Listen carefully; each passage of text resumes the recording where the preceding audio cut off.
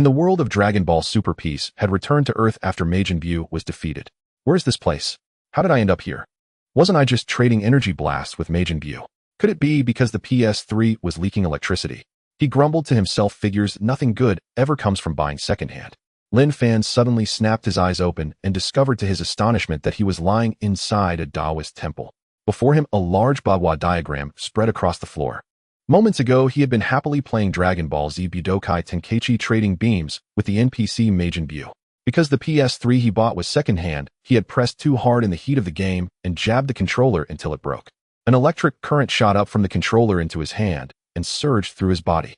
His consciousness blurred, and when he awoke, he had arrived in this place. Just as he was puzzling over where he was, a vast tide of memories poured into his mind like a surging flood. In the span of a brief moment, he understood. He had transmigrated. Just like in the novels he had read, he had crossed over into another world. Although the fact shocked him, he accepted it quickly. After reading so many web novels, he had at least in some corner of his heart been prepared for this. He stared in horror toward the outside of the temple and muttered to himself, "What? This is actually the world of Dragon Ball Super." As a devoted Dragon Ball fan, he was intimately familiar with every installment of the series. He had watched nearly each one more than 5 times, and Dragon Ball Super was naturally no exception. Damn, how am I supposed to survive in this world? He groaned. If it were some other world, I might be able to lie low and muddle through, but in this world, how am I supposed to hide? Any random villain can blow up a planet with ease. Even though the main cast is insanely strong, they constantly brush against death. That in itself is really unpleasant. Right, I'm a transmigrator, aren't I? Where's my golden cheat? He muttered under his breath. At that very moment, a mechanical chime echoed within Linfan's consciousness. Ding. Salted Fish Master System activating. Initiating binding with host. Binding progress. 10, 50, 100. Binding complete. Newbie gift pack acquired. Salted Fish Master System. Could that name possibly sound any worse? Still, ugly name aside, it actually feels pretty good. As long as I take disciples, I get rewards. Not only that, whenever my disciples increase their combat power, their master receives double their combat power in return. Linfan was overjoyed. If he could take Son Goku, Vegeta, Jiren, and the others as his disciples, wouldn't he be able to soar without even cultivating himself? Right? I just received a newbie gift pack. What's inside? Open newbie gift pack. Ding. Newbie gift pack opened successfully. Congratulations. Rewards obtained: Super Qigong Cannon Flight Technique, Tyrant Body Art, 3-eyed Celestial Lord Bloodline, and a combat power of 1 billion. Listening to the system's prompts, Linfan narrowed his eyes in a pleased smile. This newbie pack is actually pretty decent. But what exactly is this Tyrant Body Art? Description of Super Qigong Cannon. The Super Qigong Cannon is an enhanced version of the Qigong Cannon. Its power is multiplied several times over. The original technique's slow charge time has been improved, greatly increasing its charging speed. Tyrant Body Art, a potential unlocking technique tailored for humans. When activated, it allows the user to enter a tyrant body state, multiplying combat power several-fold. The exact multiplier depends on the practitioner. Its potential is without limit. 3-eyed Celestial Lord Bloodline, the highest grade bloodline of the 3-eyed star people. After use, one can open the heavenly eye, greatly amplifying latent potential, expanding perception, and gaining special effects and abilities. Linfan was not particularly surprised by the Super Qigong Cannon, but when he saw the Tyrant Body Art and the 3-eyed Celestial Lord Bloodline, his heart genuinely skipped a beat. Anyone who had watched Dragon Ball knew that humans in this world possessed abysmal talent. Even Krillin, the strongest human, often could only stand on the sidelines and watch, not daring to intervene. With the Tyrant Body Art, however, this problem was perfectly addressed. Potential without limit. It felt like it could even rival the Saiyan bloodline of Super Saiyans.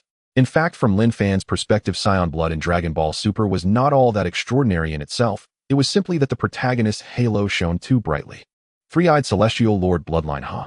Should I fuse with it? In Dragon Ball Super, the 3-eyed star people basically refer to Tenshin and right. If I fuse this bloodline a third, I will pop out on my forehead. Wouldn't that affect my handsome face? He murmured, narcissistically stroking his cheeks as he spoke. Linfan truly was quite good-looking. His features were sharply defined like a sculpture, and his skin was notably fair. Forget it, I'll pass on the 3-eyed Celestial Lord bloodline.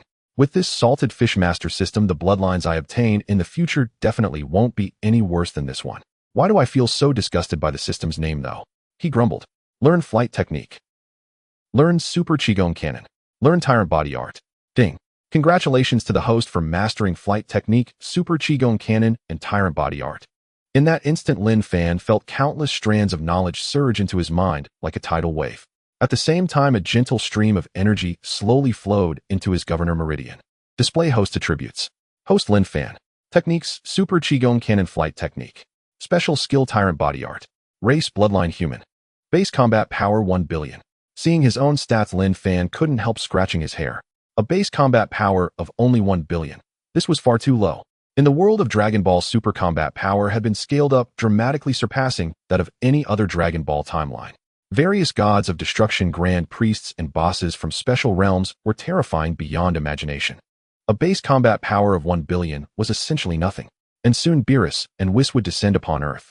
Although Son Goku would be able to resolve that crisis, it was still a catastrophe. Who could guarantee there would be no mishaps? If Beerus truly chose to destroy Earth, no one would escape. Thinking of this, Linfan's heart tightened with urgency. I need to raise my combat power, raise it fast. He stood up, preparing to go outside and see exactly where he was. Just then a questioning voice sounded from outside the door. Tenshinhan, is there really an expert here? Came a doubtful voice from outside. When Linfan first heard the voice, he did not immediately recognize who it was, but based on those words, he instantly reacted. The visitors had to be Kaiatsu and Tenshinhan. The only person who stayed by Tenshinhan's side at all times was Kaiatsu. Tenshinhan replied, yes, Kaiatsu. It was indeed those two. Recalling what they had just said, Linfan's mind spun rapidly. Tenshinhan had come seeking a lofty master. Could it be that he intended to take a teacher and learn under him? It was very likely. According to Dragon Ball Super's setting, Tenshinhan and Kaiatsu had been cultivating diligently in a hidden paradise. Their arrival here now was not strange at all. His lips curved into a subtle smile. Clearly, disciples are delivering themselves right to my door. At that moment, a deep, steady male voice sounded from outside. Junior Tenshinhan respectfully requests an audience with Senior. This Junior Tianjin fan humbly requests an audience with Senior. Linfan did not rush to answer, for he had already made up his mind to take Tianjin Fan as his disciple. Not only that, he also wanted Tianjin Fan to believe that he was precisely the reclusive master they imagined. As for whether such a hidden expert truly existed in this Taoist temple, Linfan himself had no idea. Outside the gate, Tianjin Fan exchanged a glance with Jiaozi. Jiaozi asked in confusion, Tianjin Fan, could it be that no one is here? Should we go in and take a look? Tianjin Fan hurriedly stopped him. No, Jiaozi, we came here to seek instruction. We must observe proper etiquette. Yes, Jiaozi replied obediently. This Junior Tianjin Fan has come to pay respects to Senior. Tianjin Fan called out loudly once more. Yet still no sound came in reply, and Jiaozi prepared to use his psychic precognition ability. He was about to foresee whether anyone was inside. Just then a calm voice drifted out from within the temple. Come in. Hearing this voice, Tianjin Fan and Jiaozi were instantly overjoyed and hurried into the Taoist temple. As they entered, they saw a handsome young man in Taoist robes sitting cross-legged upon a Bagua diagram, eyes closed as he cultivated in quiet repose. This man was none other than Linfan. When Tianjin Fan and his companion had been waiting outside and called out the first time, Linfan had already been thinking that since he wanted Tianjin Fan to regard him as a reclusive master, he had to put on a convincing act. So he casually found a set of Taoist robes within the temple and put them on. Tianjin Fan carefully scrutinized the handsome youth before him, examining him from head to toe. Was this man the reclusive master or merely the disciple of such a master? He once more carefully sensed the other party's aura, yet found he could not detect even the slightest trace from Linfan. He froze for a moment. Could it be that this man was the reclusive master of the temple? As a cultivator, he naturally knew that if one could not perceive another's aura, there were only two possibilities. First, the other party was an ordinary person. Second, the other party's strength far surpassed one's own, making it impossible to sense. The person before him, though young, possessed a bearing far from ordinary. He was definitely no mere mortal. He immediately pressed his palms together respectfully and greeted, Senior, this Junior Tianjin Fan has come to seek instruction. I hope Senior will accept us as disciples. At that moment, Linfan opened his obsidian bright eyes, a sharp gleam slicing through his gaze. Tianjin Fan felt that gleam and was utterly shocked. As expected, this youth was no ordinary person. He was definitely a figure of the senior generation. To still appear so young, he must have some extraordinary method of preserving his vitality. Such Taoists all placed great emphasis on methods of nourishing life, though after all, as long as they outlived those great figures, they themselves would become the great figures. Seeing the earnest, worshipful look in Tianjin Fan's eyes, Linfan knew that his goal had been achieved. Seeing how sincere you are, I can accept you, Linfan said. Tianjin Fan was overjoyed, dropping to his knees at once and kowtowing repeatedly in thanks. Thank you, master. A clear mechanical chime suddenly sounded in Linfan's mind. Ding! Congratulations to the host for taking Tianjin Fan as a disciple. Gained 1 billion combat power, super precognition, telepathic communication, and giant Don wave. Current post-combat power 2 billion. Seeing that Jiaozi beside him had not yet reacted, Tianjin Fan hurriedly shot him a meaningful look. The latter immediately understood. He promptly kowtowed. Thank you, master. Another chime echoed in Linfan's mind. Ding, congratulations on taking Jiaozi as a disciple. Gained 500 million combat power, super hyperbolic time chamber, divine chi, and ultimate kaioken. Current host combat power 2. 5 billion. Hearing the system's notifications, Linfan was inwardly wild with joy. These rewards were marvelous, especially the super hyperbolic time chamber. This super hyperbolic time chamber was definitely superior to the one from Dragon Ball. However, now was not the time to examine its effects. Looking at Tianjin Fan and Jiaozi kneeling on the ground, he said, rise. The two of them stood up, then sat cross-legged on their round meditation cushions. With a sweep of his sleeve, Linfan stirred up an inscrutable aura around him. Tianjin Fan, your strongest technique is called the Kikaho, is it not? Tianjin Fan's heart involuntarily trembled. He snapped his gaze toward Linfan, his face filled with shock. How could his master know what his strongest move was? He had never seen this master before, nor had he ever interacted with him. How could he possibly know his technique? Then Tianjin Fan suddenly came to his senses and slapped his own thigh. It must be that master had calculated it or possessed some ability of foresight. A reclusive master indeed. He truly was a reclusive master. Tianjin Fan had not come to the wrong place. In an instant, the look he directed at Linfan grew even more fervently worshipful. Yes, master, this disciple's strongest technique is indeed the Kikaho, Tianjin Fan replied respectfully with a serious nod. Linfan went on. As for the Kikaho, I am familiar with it as well. Its power is commendable, but it has one fatal flaw: it requires a very long time to charge. Tianjin Fan was greatly astonished. He had not expected his master to understand the Kikaho and even point out its shortcomings. It seemed his master not only knew of the Kikaho, but could use it himself. With these thoughts in mind, he immediately bowed deeply. Please instruct me, master. Linfan slightly nodded. The reason your Kikaho charges so slowly is that you wish to increase its power. Yet without sufficient might, it is not worthy of being called the Kikaho at all. Tianjin Fan listened intently. Linfan continued. I have mastered a move called the Super Kikaho. It is similar in nature to your Kikaho, yet its power surpasses it, and its charging time is shorter. I shall now pass it on to you. Tianjin Fan was overjoyed and once more bowed repeatedly in gratitude. Many thanks, master. Linfan began explaining to Tianjin Fan the theory and key points of the Super Kikaho. The reason the Super Kikaho surpasses the Kikaho in power while requiring less charging time lies mainly in the charging incantation. When charging the Super Kikaho, you should do this, then this, and that is all. Tianjin Fan listened as though intoxicated. After Linfan finished speaking, Tianjin Fan was still in a state of enchantment, feeling his heart open and his spirit soar, as if he had drunk a cup of rich mellow wine and was lost in the delightful aftertaste of the explanation. Seeing Tianjin Fan's state, Linfan knew he was comprehending and did not disturb him. Instead, he turned his gaze toward Jiaozi at his side. Jiaozi, I also know that your primary offensive method is the Don wave, but its power is too weak. I shall now teach you the giant Don wave. Jiaozi was not particularly interested in cultivation, simply staying at Tianjin Fan's side was his greatest satisfaction. However, since master was willing to teach him, he naturally was willing to learn. He thanked him. Thank you, master. Next, Linfan conveyed to Jiaozi the key points of the giant Don wave. Because he already had the foundation of the Don wave, Jiaozi comprehended it after only a short time. At this time, Tianjin Fan also emerged from his comprehension. Linfan looked at the two of them. Judging from your appearances, you have each grasped your respective techniques, have you not? We have, the two answered in unison. Since you have grasped them, go outside and demonstrate them for your master to see. Yes. The three arrived outside the Taoist temple.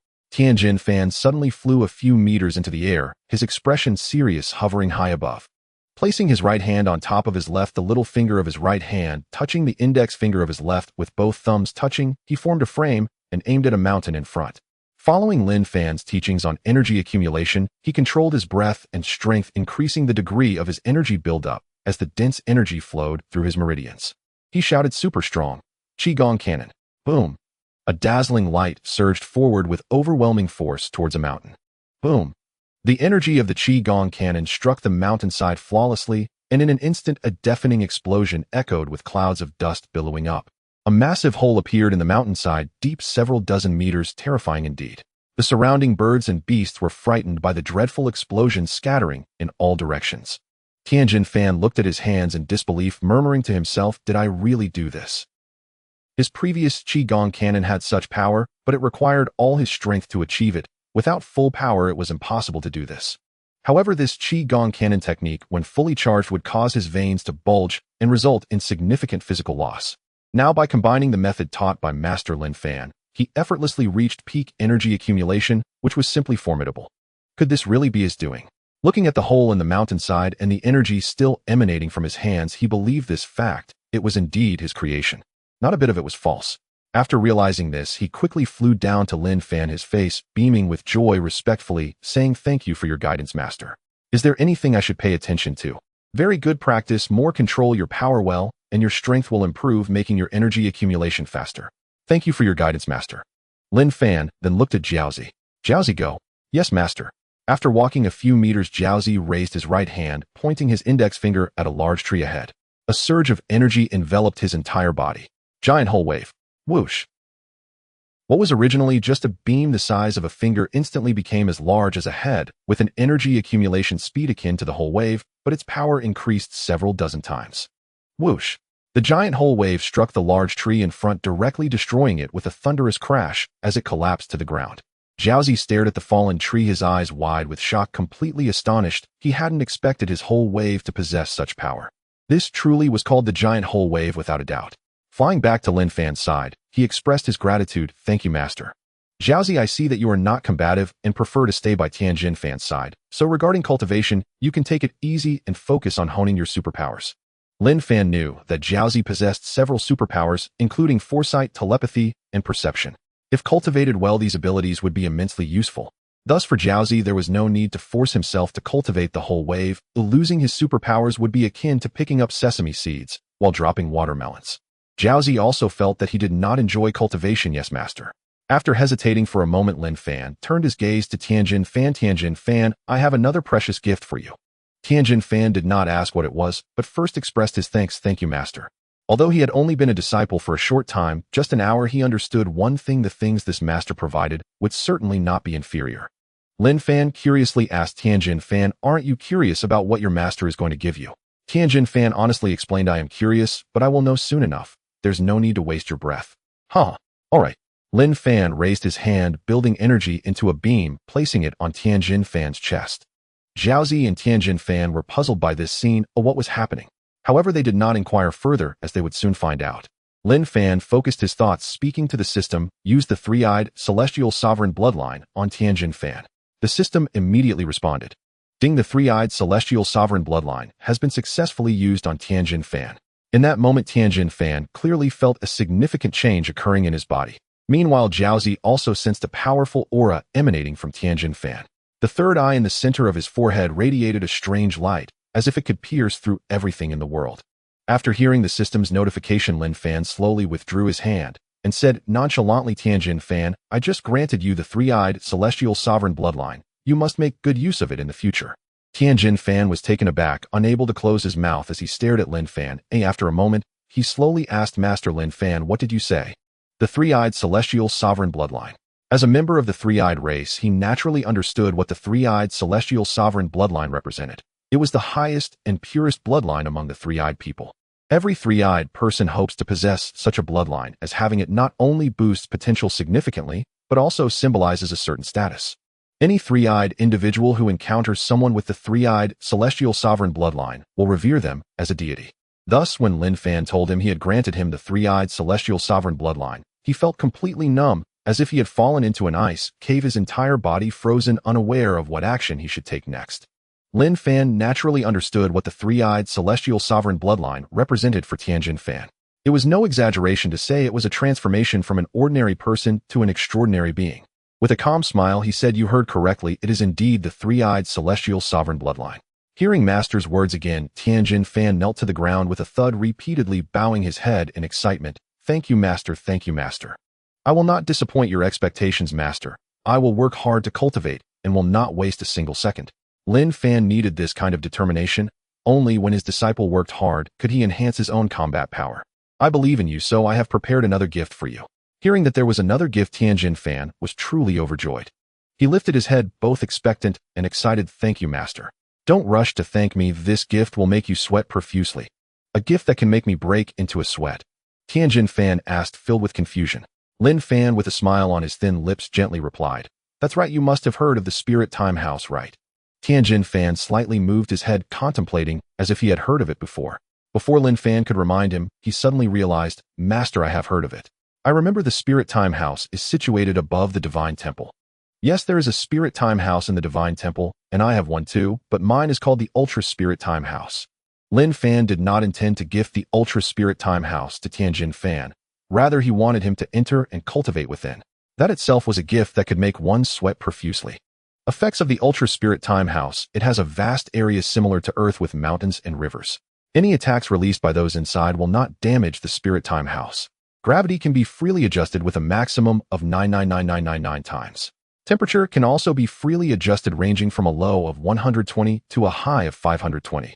Inside the Ultra Spirit Time House, staying for 10 years only equates to 1 day in the outside world, and the time spent inside will not hasten aging. However, there are limitations. One person can only enter 10 times in a lifetime, and a maximum of 10 people can enter at once. Once inside the Spirit Time House, the mental energy of the entrants will deplete. When their mental energy is completely exhausted, they will be automatically ejected. How long one can last depends entirely on their mental energy. When Linfan discovered the effects of the Ultra Spirit Time House, he exclaimed in his heart that it was impressive, far superior to the Spirit Time House atop the Divine Temple. If he remembered correctly, the Spirit Time House in the Divine Temple had many restrictions, and its effects paled in comparison to this one. Firstly, the gravity was only 10 times that of Earth. Secondly, 1 year inside equated to 1 day outside. The maximum number of people allowed inside at one time was 2, and an individual could only enter for 2 days in their lifetime, equivalent to 2 years inside. Otherwise the exit would disappear, and they would never be able to leave. These effects are completely incomparable to those of the Ultra Spirit Time House. Tianjin Fan looked bewildered and instinctively said, "Ultra Spirit Time House." "That's right, it's an upgraded version of the Spirit Time House. I will send you into the Ultra Spirit Time House now. 10 years inside will be equivalent to 1 day outside." "What?" Tianjin Fan was dumbfounded, his third eye wide open in astonishment, nearly popping out.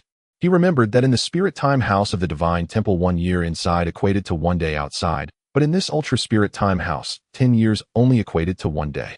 The disparity in ratio was immense. Linfan, noticing his shocked expression, was not surprised at all. It was entirely within his expectations. Calmly he said, "Don't get too excited. How long you can stay inside depends on the strength of your mental energy. When your mental energy is completely depleted, you will be ejected from the Spirit Time House. Moreover, one person can only enter 10 times in a lifetime." Linfan explained the general effects of the Ultra Spirit Time House to Tianjin Fan. Despite the limitations of 10 times in a lifetime and the mental energy constraint, Tianjin Fan was still extremely astonished, for the effects in all aspects were far beyond those of an ordinary Spirit Time House. He couldn't help but clench his fists. Now that he possessed the bloodline of the three-eyed heavenly sovereign, his potential and talent had greatly improved. If he could cultivate for 10 years inside the Ultra Spirit Time House, his strength would undoubtedly experience a qualitative leap. After thinking about this, he was filled with excitement and anticipation. Seeing his eager expression, Linfan wasted no more time and said to Tianjin Fan and Jiaozi, "Follow me." The two quickly followed Linfan. After a short while, the three arrived at a relatively flat area. Linfan waved his hand, unleashing a magnificent aura. In an instant, a Spirit Time House covering an area of 120 square meters appeared before everyone. "Go in, Tianjin Fan." Tianjin Fan stared at the Ultra Spirit Time House, unable to move or speak, feeling his heartbeat quickening, his breath becoming heavier, and his blood circulation accelerating. After he comes out, he would be considered a strong individual. Just thinking about it was exhilarating. Jiaozi looked up at Linfan with eager eyes and requested, "Master, I want to go in with Tianjin Fan too." Linfan did not refuse, as it could accommodate 10 people at once. "Go ahead, but Jiaozi, when you enter, focus on cultivating your superpowers." "Yes, Master." "Go in." At Linfan's command, the two quickly entered the Ultra Spirit Time House. Meanwhile, Linfan looked around, found a towering tree, and swiftly ascended using the sky dance technique, landing on the tree and comfortably leaning against it to sleep. Simultaneously, he was studying the rewards given by the system. Ultra Precognition, Mind Communication, Ultra Spirit Time House, Divine Aura, Ultimate King Fist. Ultra Precognition can foresee events 2 seconds into the future. Mind Communication can communicate mentally with individuals within 100 meters. Divine Aura, a special aura necessary for becoming a deity. Ultimate King Fist, the most perfected version of the King Fist, significantly reducing the pain and stamina consumption caused by the King Fist, enabling better execution of high multiplication King Fists. Seeing the effects of these skills, it would be a lie to say he wasn't excited, as each skill was extraordinarily rare. Ultra Precognition can predict the next 2 seconds. If applied in battle, it would equate to knowing the opponent's attack direction 2 seconds ahead. In a battle between experts, even a difference of 0.1 seconds can determine life or death. By the way, how does Ultra Precognition compare to Hit's time jump technique? Time jump technique jumps through time, while Ultra Precognition foresees future events. If the duration of Ultra Precognition exceeds the time of the time jump, then Ultra Precognition is superior. Conversely, if the time jump's duration exceeds Ultra Precognition's, then time jump is superior. Linfan didn't want to waste more time. He only knew one thing: he had to learn them all. Without any hesitation, he focused his mind. Learn Ultra Precognition, Mind Communication, Ultimate King Fist. Use Divine Aura. Ding! Congratulations to the host for acquiring Ultra Precognition, Mind Communication, and Ultimate King Fist. Ding! Congratulations to the host for merging Divine Aura. The techniques and mental methods entered Linfan's mind, all becoming interconnected. Before long, he felt his body beginning to change as a vast and majestic aura like golden light from the heavens continuously surged into his body. Whoosh! Divine Aura. 3 minutes later, Linfan clearly felt a special energy added to his body, which was the Divine Aura. Divine Aura is a prerequisite for becoming a deity. Only by possessing Divine Aura and reaching a certain level of cultivation can one become a god. Otherwise, no matter how high one's combat power, it is difficult to truly become a god. At most, one can only be close to godhood or possess combat power that surpasses that of a god. In the palace of the All-King, the High Priest was accompanying the All-King in a game of match 3. With each sphere eliminated, a planet would vanish from the mirror. The All-King was thoroughly enjoying himself. Suddenly, the High Priest glanced outside the palace, a ripple flickering in his eyes. Was that a vast power?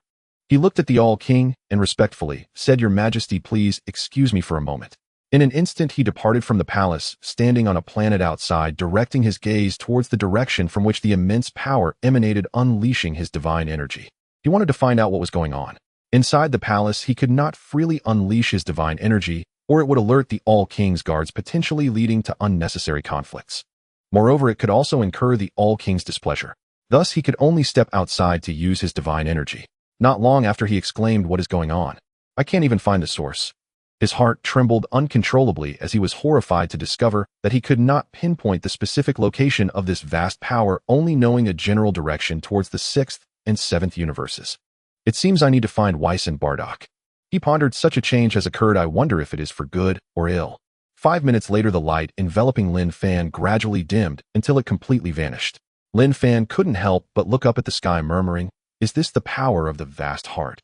After fully merging with the vast heart, Linfan felt an inexplicable connection to the 12 universes.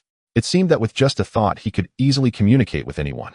However, one thing he was unaware of was that his act of merging with the vast power had already drawn the attention of the High Priest. Should I find someone to test this out? They'll learn the other skills first before trying. Using the Super Saiyan bloodline, learning the Super Saiyan God transformation, learning Ultra Ultimate Flash, learning Healing Technique, learning Super Ki Control. Ding! Congratulations to the host for merging with the Super Saiyan bloodline. Ding has learned the Super Saiyan God transformation. Ding has learned Ultra Ultimate Flash. Ding has learned Healing Technique. Ding has learned Super Ki Control. Current host status: Host Linfan. Techniques: Super Strong Ki Blast, Flight Technique, Giant, Whole Wave, Ultra Ultimate Flash.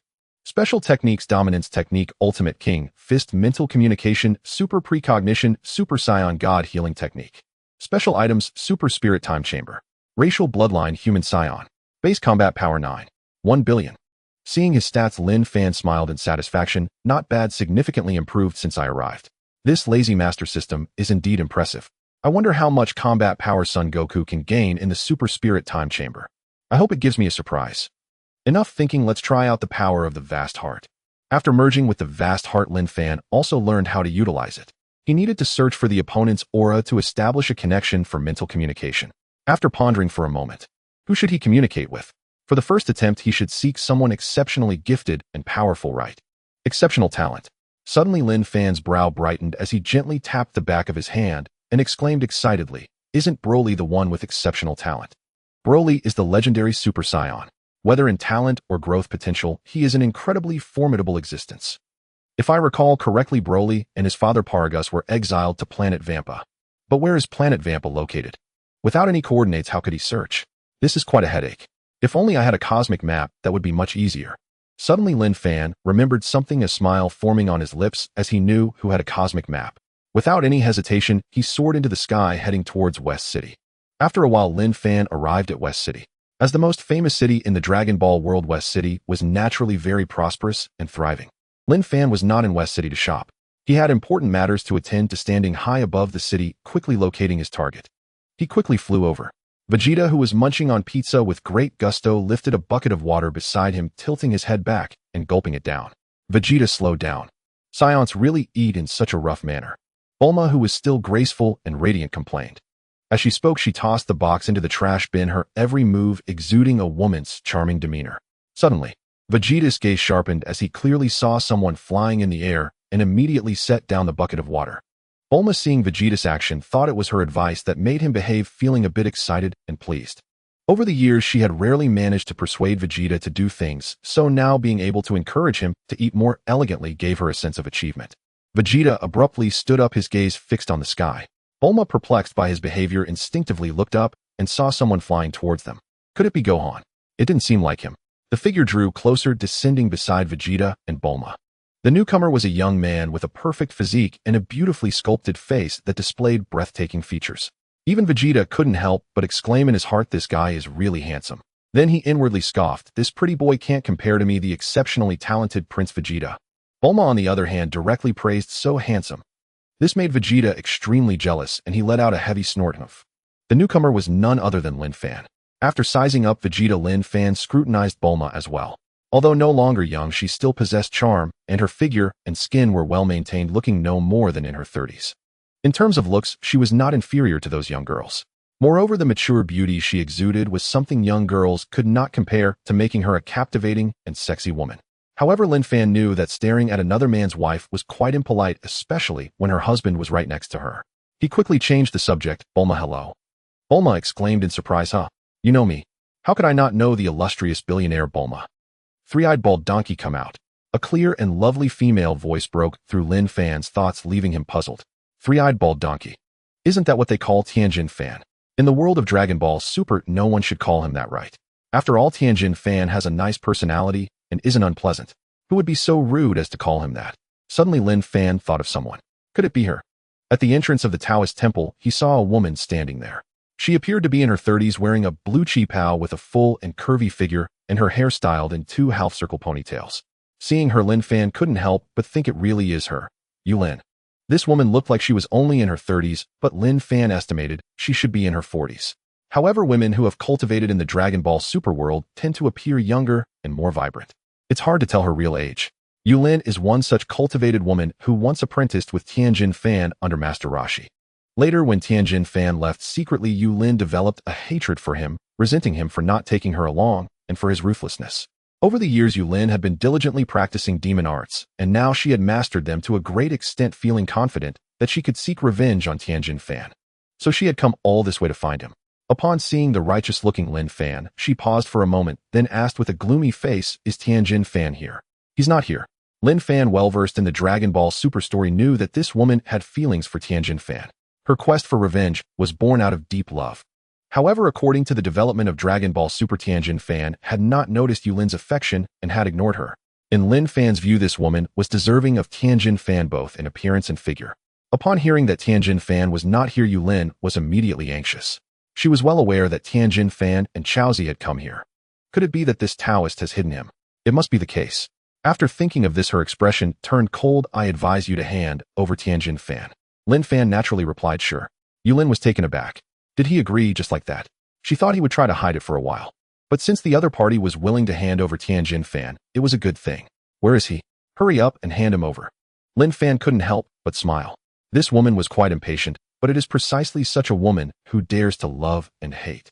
"Don't rush, I can't hand over Tianjin Fan right now. Because he has gone to a very special place and will be back shortly, but don't worry, it won't exceed one day." Linfan had already estimated in his heart that with Tianjin Fan's current spiritual energy, he could only stay in the hyperbolic time chamber for a maximum of 10 years, which is just one day in the real world. It was precisely for this reason that he spoke with such confidence. Yulin's brows furrowed slightly, her gaze fixed on Linfan. Looking into his obsidian-like bright eyes, she felt no fluctuation, unlike a lie. Where did he go that is so special? For this Linfan naturally wouldn't say I can't say right now, but in a day you will surely see him. Seeing Linfan's confident demeanor, Yulin pondered for a moment. Alright, I'll wait one day. If Tianjin Fan doesn't appear, I will question you.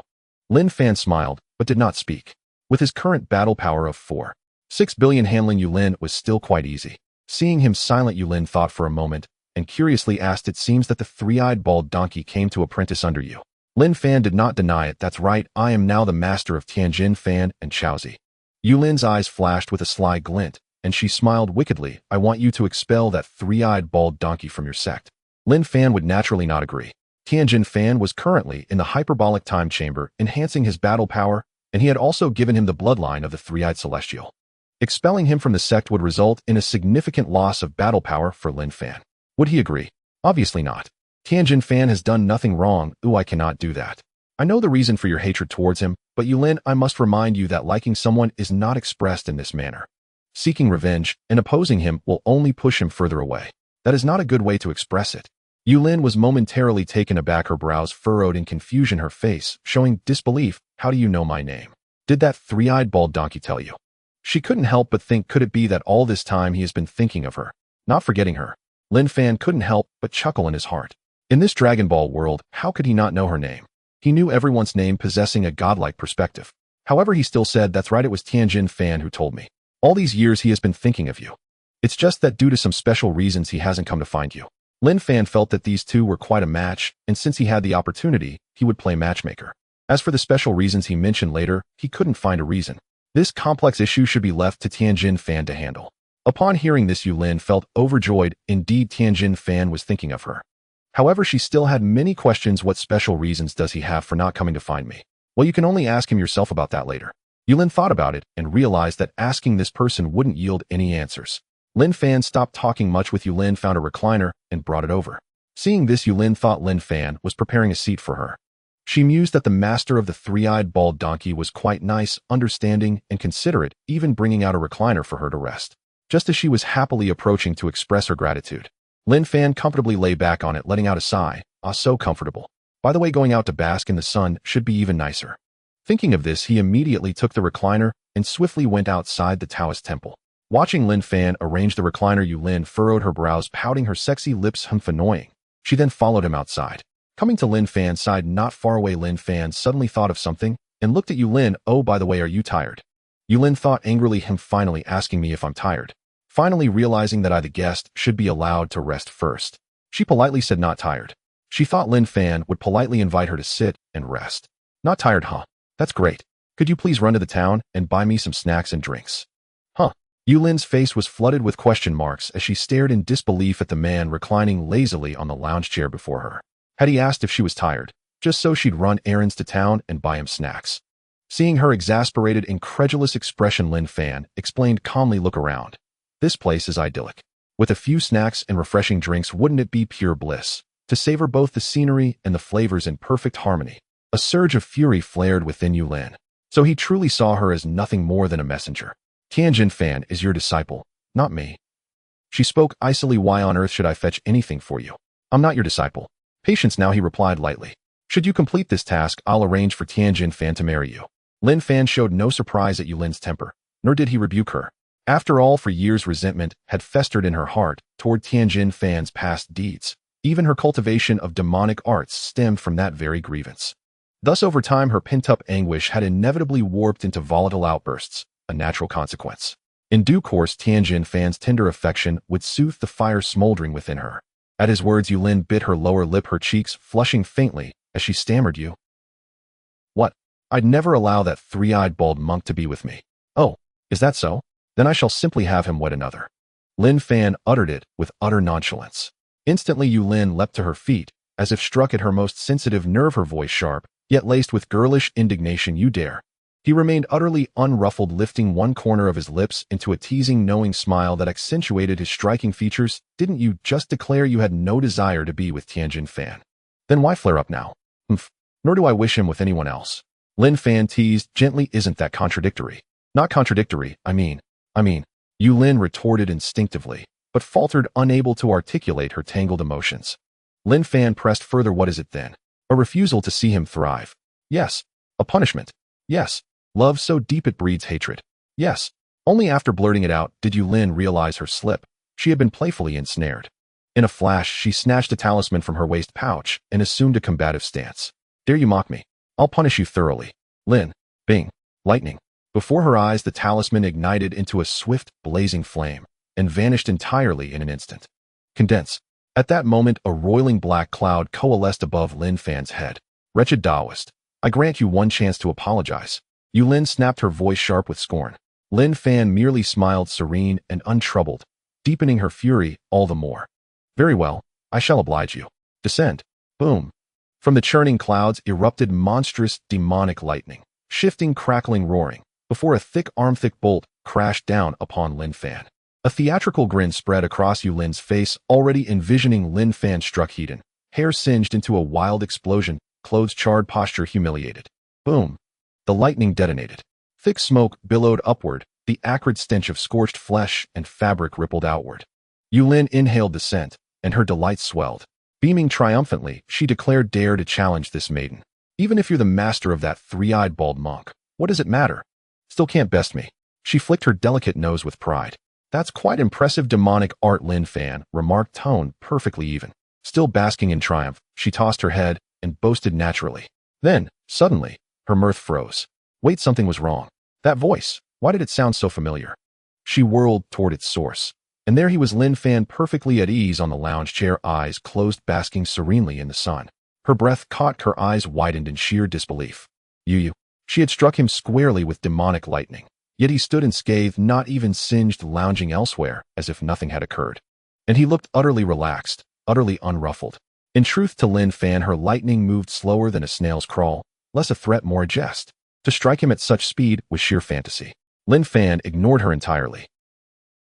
Instead, he continued calmly, Yulin, with your current strength stand no chance against Tianjin Fan. Seeking vengeance upon him is futile. Yulin scoffed, pride bristling. Humph. These past years I've devoted myself to mastering demonic arts. How could I possibly lose to that three-eyed bald monk? Don't try to frighten me. Linfan only smiled faintly, offering no rebuttal. When Yulin saw he wouldn't engage further, she opened her mouth to retort, then paused, swallowing her words. She knew deep down she couldn't match him, not even remotely. She possessed enough self-awareness for that, though she'd never admit it aloud. Meanwhile, a chime resonated within Linfan's consciousness. Beep. Disciple Tianjin Fan's base combat power increased by 300 million. Master gains double 600 million. Current host base combat power 2 billion. Oh, another 300 million already. Indeed, the Sanmu Tianzuan bloodline proves remarkably potent. Tianjin Fan, may your endurance hold. Oh, what splendid weather. Time for a proper nap. Linfan stretched languidly. 20 hours later. Next day. Afternoon. Yulin grew increasingly impatient, glaring at Linfan, who reclined on the lounge chair, leisurely snacking while admiring the view. You promised he'd appear within a day. Where is he? No need to rush. The 24 hours aren't yet complete, Linfan replied, utterly unperturbed. Beep. Disciple Tianjin Fan's base combat power increased by 400 million. Master gains double 800 million. Current host combat power 6 billion. Huff, huff. At that moment, two ragged figures descended from the sky, one tall, one small. The taller bore 3 eyes and a gleaming bald pate. The smaller, though also bald, retained a single strand of hair, lending him a comically endearing air. Yulin recognized them instantly. Her voice rang out fierce yet trembling with suppressed joy and quiet sorrow, like a secluded wife yearning for her long-absent husband, three-eyed bald monk. They were none other than Tianjin Fan and Jiaozi. Tianjin Fan was quite displeased upon hearing someone shout, three-eyed bald donkey, as it was simply an insult. The dumpling beside him also looked unhappy. To insult Tianjin Fan was equivalent to insulting oneself. Looking at Yulin, neither of them recognized her.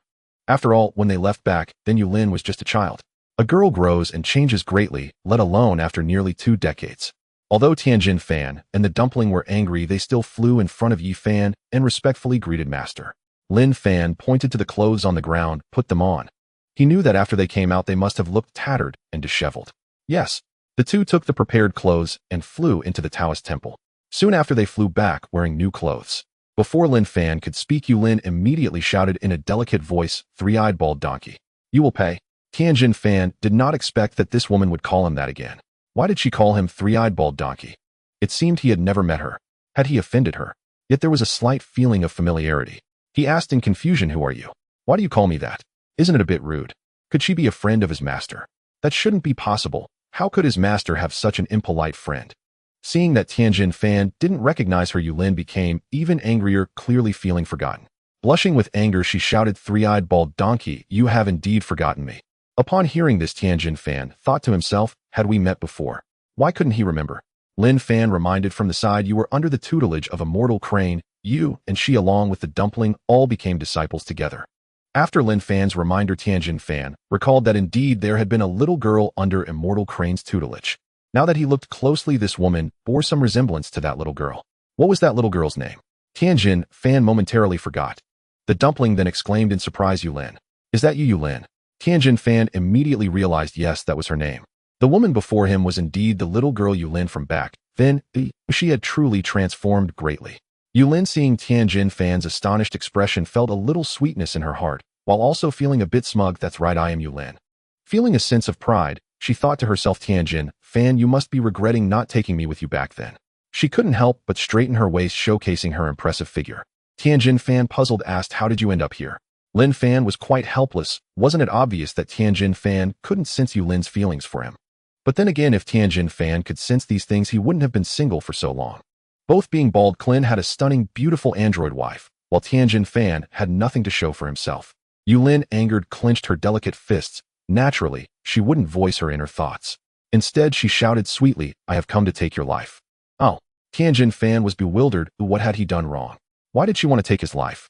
Without further ado, Yulin waved her hand, and a talisman appeared. Tianjin Fan, "Your master said, I am not your match. Today, I will show him who is stronger." On the brink of battle. Lightning. The talisman in her hand suddenly ignited, burning to ashes at a visible speed. This move was the lightning technique she had previously used against Linfan. At that moment, a dark cloud gathered above Tianjin Fan's head, rumbling ominously from within. Clearly something was brewing. Such a small trick was easily seen through by Tianjin Fan, especially since his battle power had greatly increased and he had awakened the first stage of the Three-Eyed Celestial Lord. He was no longer comparable to the previous Tianjin Fan. Seeing Tianjin Fan unfazed, Yulin thought he was intimidated by her and felt proud, believing that dealing with this three-eyed bald donkey would be effortless. Three-eyed bald donkey, just wait to be bombarded into charred remains. With a vigorous wave of her right hand, concentrate. Boom. A lightning bolt as thick as an arm gathered and struck down. Tianjin Fan raised his hand. A chi blast shot up rapidly. Boom. In an instant, the lightning was obliterated. Not only that, but the dark clouds that Yulin had gathered above were also dispersed, turning into nothingness as a gentle breeze blew by. Yulin was greatly shocked. Her heart trembled uncontrollably as she stared wide-eyed at Tianjin Fan, unable to believe that he had destroyed her lightning with a mere energy blast. Moreover, the dark clouds had also been destroyed. Tianjin Fan glanced at Yulin with a calm demeanor. Her battle power was simply too low, only a few tens of thousands. With such combat strength, could she hope to compete with him? It was simply impossible. Furthermore, he was no longer the Tianjin Fan of the previous day, but the three-eyed celestial lord Tianjin Fan. Yulin, you are not my match. Focus on your training. The lightning was one of Yulin's attack methods, and now that Tianjin Fan had easily countered it, she naturally understood that she was not his opponent. Yet she was still very unconvinced. After years of hard training, she aimed to make Tianjin Fan feel embarrassed and regret not taking her away with him. Now how could she easily concede? With that thought, she quickly pulled out a talisman from her pocket, first glancing at Linfan, then shifting her gaze to the dumpling. She rushed forward, swiftly waving the talisman, ready to stick it on the dumpling's forehead.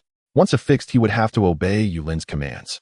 Linfan understood the effect of this talisman because in the Dragon Ball Super World, Master Roshi had once fallen victim to this trick. However, among the main cast, only Master Roshi had been caught, as he was simply too lecherous. With just a bit of visual stimulation, his defenses dropped to zero. However, Linfan did not warn the dumpling. With the dumpling's current fighting power, avoiding this move would be a piece of cake. The dumpling was perplexed as Yulin had shifted her target to him, not quite understanding why he was chosen for an attack. But regardless of her intentions, the dumpling would not allow Yulin to attack him. He used the sky dance technique to swiftly ascend and evade Yulin's assault. Yulin gazed at the dumpling in shock. If she remembered correctly, the dumpling's strength had been quite poor previously. How could he now feel stronger than her? This was illogical. Seeing the flying dumplings, Yulin tugged at her mouth, momentarily unsure of what to do. We share the same master and have no deep-seated grudges. Even if we have been apart, we can still be together now. For some reason upon hearing these words Yulin felt as if her heart was smeared with honey sweet and delightful. A blush appeared on her cheeks, and in her watery eyes there was a flicker of confusion. Her heart raced as she bit her lip and softly murmured, "Can we really be together now?" Tianjin Fan replied affirmatively, "Of course." Linfan, seeing Yulin's silence, spoke up, "Since the conflict has been resolved, Tianjin Fan, I have something I need you to do." Tianjin Fan looked at Linfan and immediately said respectfully, "Master, please instruct me." "Go challenge Sun Wukong." Tianjin Fan and the dumpling were taken aback and curiously asked, "Challenge Sun Wukong?" Linfan nodded gently. Tianjin Fan hesitated for a moment and said, "Master, although I have improved, there is still a significant gap between me and Sun Wukong." Indeed, his strength had greatly increased, but he was fully aware that challenging Sun Wukong was simply impossible. Linfan smiled. He knew that Tianjin Fan was not Sun Wukong's match. His purpose in asking Tianjin Fan to challenge Sun Wukong was not to defeat him. Rather, it served another purpose: to spark Sun Wukong's interest, to make him aware of his existence, so that he could later accept him as a disciple. Once he took Sun Wukong as a disciple and trained him in the Spirit Time Room, wouldn't his own combat power soar? Thinking of this, Lin Fan felt a surge of excitement. Your goal is not to defeat him, but to experience his combat strength. It's just a friendly spar, but I want you to give it your all. Tianjin Fan instantly understood. It was merely a spar, not a fight to the finish. Understood, Master. Meanwhile, he was also eager to see how far his current strength had come and how it compared to Sun Wukong's. With these thoughts, Tianjin Fan felt an inexplicable anticipation. You should go find Sun Wukong now. Yes, Master. After responding, Tianjin Fan immediately used the sky dance technique and flew towards the Western capital. Sun Wukong's home was not in the city of the Western capital, but rather in the outskirts, which Tianjin Fan and the others were very familiar with. The dumpling saw Tianjin Fan flying away and quickly followed suit, saying, "Master, I'll go too." Sun Wukong was not far from his home. He was operating a farming machine, steering with one hand, while complaining, It's so boring. How can it be so boring? I really want to train." He was so caught up in his complaints that he failed to notice the road ahead. With a crash, Sun Wukong and the farming machine fell off a cliff. Just a few seconds later, Sun Wukong supported the farming machine with his right hand and flew back up. "Wukong, what are you doing?" At that moment, Tianjin Fan and the dumpling, who were flying over, curiously asked after seeing Sun Wukong holding the farming machine. It's Tianjin Fan and the dumpling. After placing the farming machine on the ground, he scratched his head and said gloomily, "I accidentally drove the farming machine off the cliff just now." Tianjin Fan paused. Did someone really do that? But then he thought, isn't that just like Sun Wukong? Aside from training and eating, he was almost oblivious to everything else and never focused on it. Flying over to Sun Wukong's side, Sun Wukong asked with confusion, "Tianjin Fan, why are you here?" "I've gained quite a bit of improvement, so I wanted to challenge you to a duel," Tianjin Fan stated, directly believing that Sun Wukong would be eager to accept. Sure enough. Upon hearing Tianjin Fan's words, Sun Wukong instantly became excited, grinning from ear to ear as he rubbed his fists and exclaimed, "Really? Tianjin Fan? Fantastic." Seeing Sun Wukong's reaction, Tianjin Fan smiled, knowing that Sun Wukong would never refuse a duel. Perhaps if he hadn't suggested it, Sun Wukong would have taken the initiative to propose it himself. "I just accidentally drove the farming machine off the cliff because I was too bored. Let's go, Tianjin Fan, let's spar." Sun Wukong couldn't wait to take off into the sky, flying towards the desert mountains. He wouldn't dare to spar on his own land, otherwise if Shishi saw, he would definitely get lectured. Tianjin Fan and the dumpling followed suit. After a while, the three arrived at the desert mountains. Concerned that Sun Wukong might hurt Tianjin Fan, the dumpling reminded him, "Wukong, take it easy." Sun Wukong nodded while stretching his hand, saying, "Yeah, dumpling, don't worry." He was well aware that Tianjin Fan was not his opponent, so he had to hold back. "Come on, Tianjin Fan." Tianjin Fan's expression became serious. "Wukong, it's been a long time since we last fought." Sun Wukong's demeanor also grew serious. "Yes, I can't remember how many years it's been, only that it was during the World Martial Arts Tournament." "That's right, Wukong. Thinking back to those days, we were really weak compared to now, like ants." Although he couldn't recall how many years ago it was, Tianjin Fan clearly remembered that Sun Wukong back then couldn't even transform into a Super Saiyan. His brother Raditz hadn't invaded Earth yet. Sun Wukong couldn't help but reminisce about his training from back then, recalling, "Yes, we were really too weak. Hey, Tianjin Fan, I believe we will become even stronger. In the future, when we face our current selves, we will also feel weak."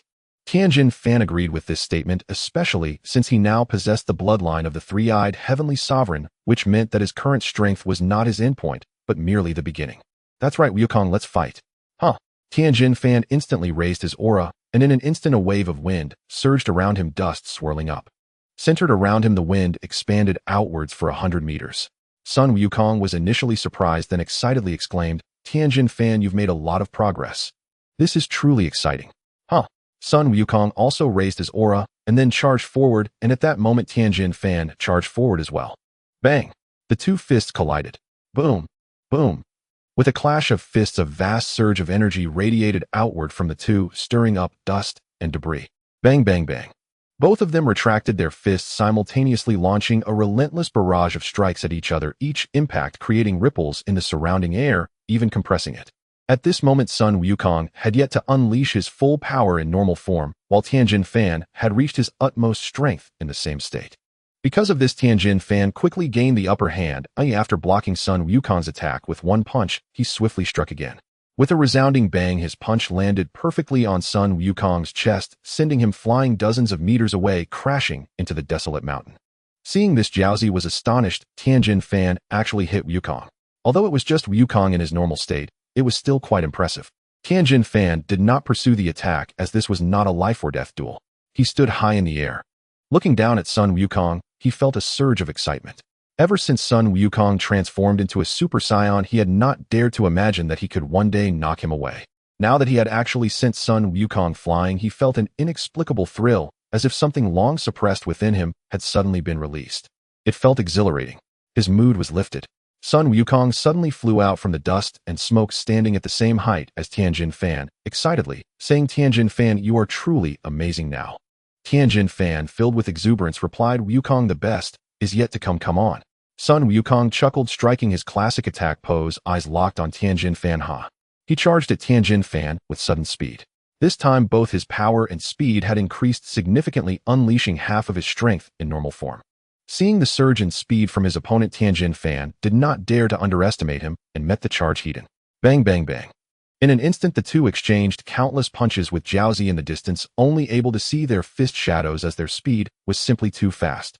Minutes later, Tianjin Fan gradually fell into a disadvantage, unable to withstand Sun Wukong's relentless assault, and his defense began to falter. Bang! Sun Wukong launched a punch, which Tianjin Fan barely managed to block. In this moment, Sun Wukong's right foot followed up, kicking Tianjin Fan off guard.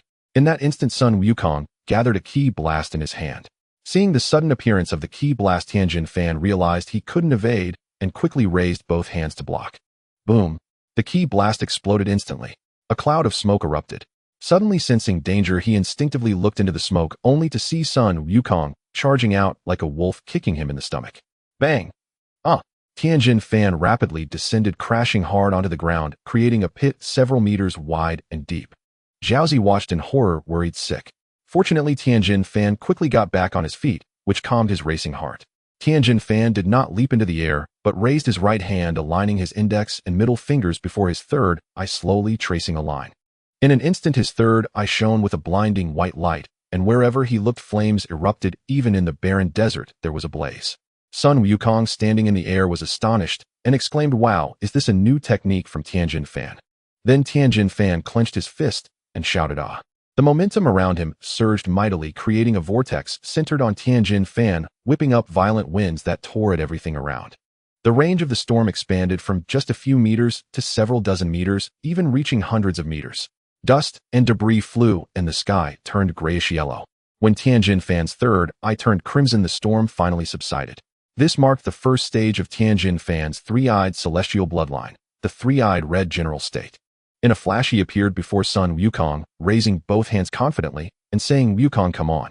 Seeing the overwhelming aura erupting from Tianjin Fan, Sun Wukong was electrified, his body responding with excitement.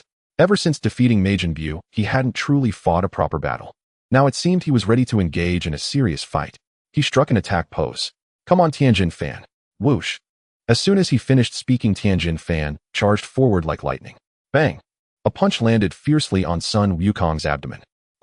Sun Wukong instinctively exhaled, but Tianjin Fan did not cease his onslaught, transforming his fist into an open palm, unleashing a ki blast that exploded before Sun Wukong. Whoosh! Boom! Tianjin Fan frowned as he sensed that the ki blast had missed its target. Using his aura, he dispersed the smoke from the ki blast, revealing Sun Wukong had created several meters of distance between them. The latter chuckled. He pushed his power to the peak of his normal state, charging swiftly. Bang! The two exchanged punches continuously, their figures flickering, leaving only trails of afterimages in the air. After half an hour of intense fighting, Tianjin Fan gradually gained the upper hand, attacking Sun Wukong's chest with the force of a storm. In an instant, clouds swirled and winds howled. Before Tianjin Fan's fist even struck Sun Wukong's chest, the surrounding air had already been vacuumed by the terrifying force. It was utterly terrifying. Bang! Sun Wukong was hit by a punch, and Tianjin Fan seized this opportunity to deliver another strike simultaneously. Another punch slammed into Sun Wukong's chest, and Tianjin Fan quickly grabbed Sun Wukong's arm, spinning him around several times before throwing him away, palm facing Sun Wukong. Boom, boom, boom. 3 key blasts were unleashed in succession, accurately striking Sun Wukong. He fell downward, but only a few meters before regaining his footing. Looking at Tianjin Fan, he exclaimed excitedly, "Tianjin Fan, you are truly too strong now. Without transforming into a Super Saiyan, I can't match you." After saying this, he clenched his fists. Huh! Sun Wukong roared, his aura surging violently, an overwhelming pressure erupting instantly. His hair turned golden. Super Saiyan 1. Though they hadn't fought yet, Tianjin Fan could already sense the terrifying aura emanating from Sun Wukong. This was his first time facing Sun Wukong in Super Saiyan 1 form. Without needing to compare, he already knew that with his current strength, he was no match for Sun Wukong. Before he could think further, Sun Wukong had already soared up, his speed increased by dozens of times compared to before. The Super Saiyan 1 form represented a 50-fold increase in power. Tianjin Fan unleashed the bloodline of the three-eyed celestial being, entering the three-eyed red general state, but could only barely defeat Sun Wukong in his normal state. Now that Sun Wukong had transformed into Super Saiyan 1, his strength increased 50-fold, leaving Tianjin Fan with no ability to retaliate. Bang! He struggled to block Sun Wukong's powerful punch, a wave of pain shooting through his hand. As Sun Wukong's second punch came crashing in, Tianjin Fan attempted to block, but he suddenly realized that the pain in his hand had not subsided. His movements were sluggish, and he couldn't keep up with Sun Wukong's rhythm. Bang! A solid punch struck his chest, sending him flying backwards several meters. Before he could stabilize himself, Sun Wukong had already appeared behind him, delivering a heavy punch to his back. Oh! Tianjin Fan instinctively let out a scream. He fell from a height, like a meteor, plummeting, breaking the silence of the sky, and crashing down with a thunderous sound. In an instant, a pit several meters deep appeared with clouds of dust rising. Dumpling, witnessing this scene, wasted no time and flew towards the pit, calling out in worry, "Tianjin Fan." Sun Wukong looked at the dust billowing up from the ground and couldn't help but mutter, "Did I hit a bit too hard?" With that thought, he immediately flew down and waved his hand to disperse the smoke. He saw Tianjin Fan standing in the deep pit, his clothes in tatters and his face covered in dust, which instantly brought joy to both Dumpling and Sun Wukong. Dumpling flew down and excitedly asked, "Tianjin Fan, are you okay?" "No need to worry about me, Dumpling, I'm fine," Tianjin Fan replied with a smile. In reality, he was suffering from immense pressure and pain, with a constant sense of oppression in his chest. However, he knew he couldn't fall down, it would be too embarrassing. Seeing that Tianjin Fan was okay, Sun Wukong was overjoyed, saying, "That's great. I thought I had gone too hard. Let's continue our match." Tianjin Fan felt a mix of emotions, truly wanting to say, "Wukong, your blows are not light at all." He repeatedly said, "Wukong, let's not compete for now. I'm not your opponent. Ooh, I still need to train more, and we can compete later." He was acutely aware that he was merely hanging on, and after Sun Wukong transformed into Super Saiyan 1, he couldn't even perceive his opponent's figure. In such a state, how could he possibly be a match for Sun Wukong? Hearing him say this, Sun Wukong felt a bit disappointed, but still reverted from his Super Saiyan state. "All right, Tianjin Fan," he said. "Next time you must remember to challenge me. I'm so bored." Sun Wukong scratched his head, a hint of complaint in his tone. Tianjin Fan nodded, saying sure. He then added, "By the way, Tianjin Fan, how did you improve so quickly all of a sudden?" Sun Wukong asked with confusion.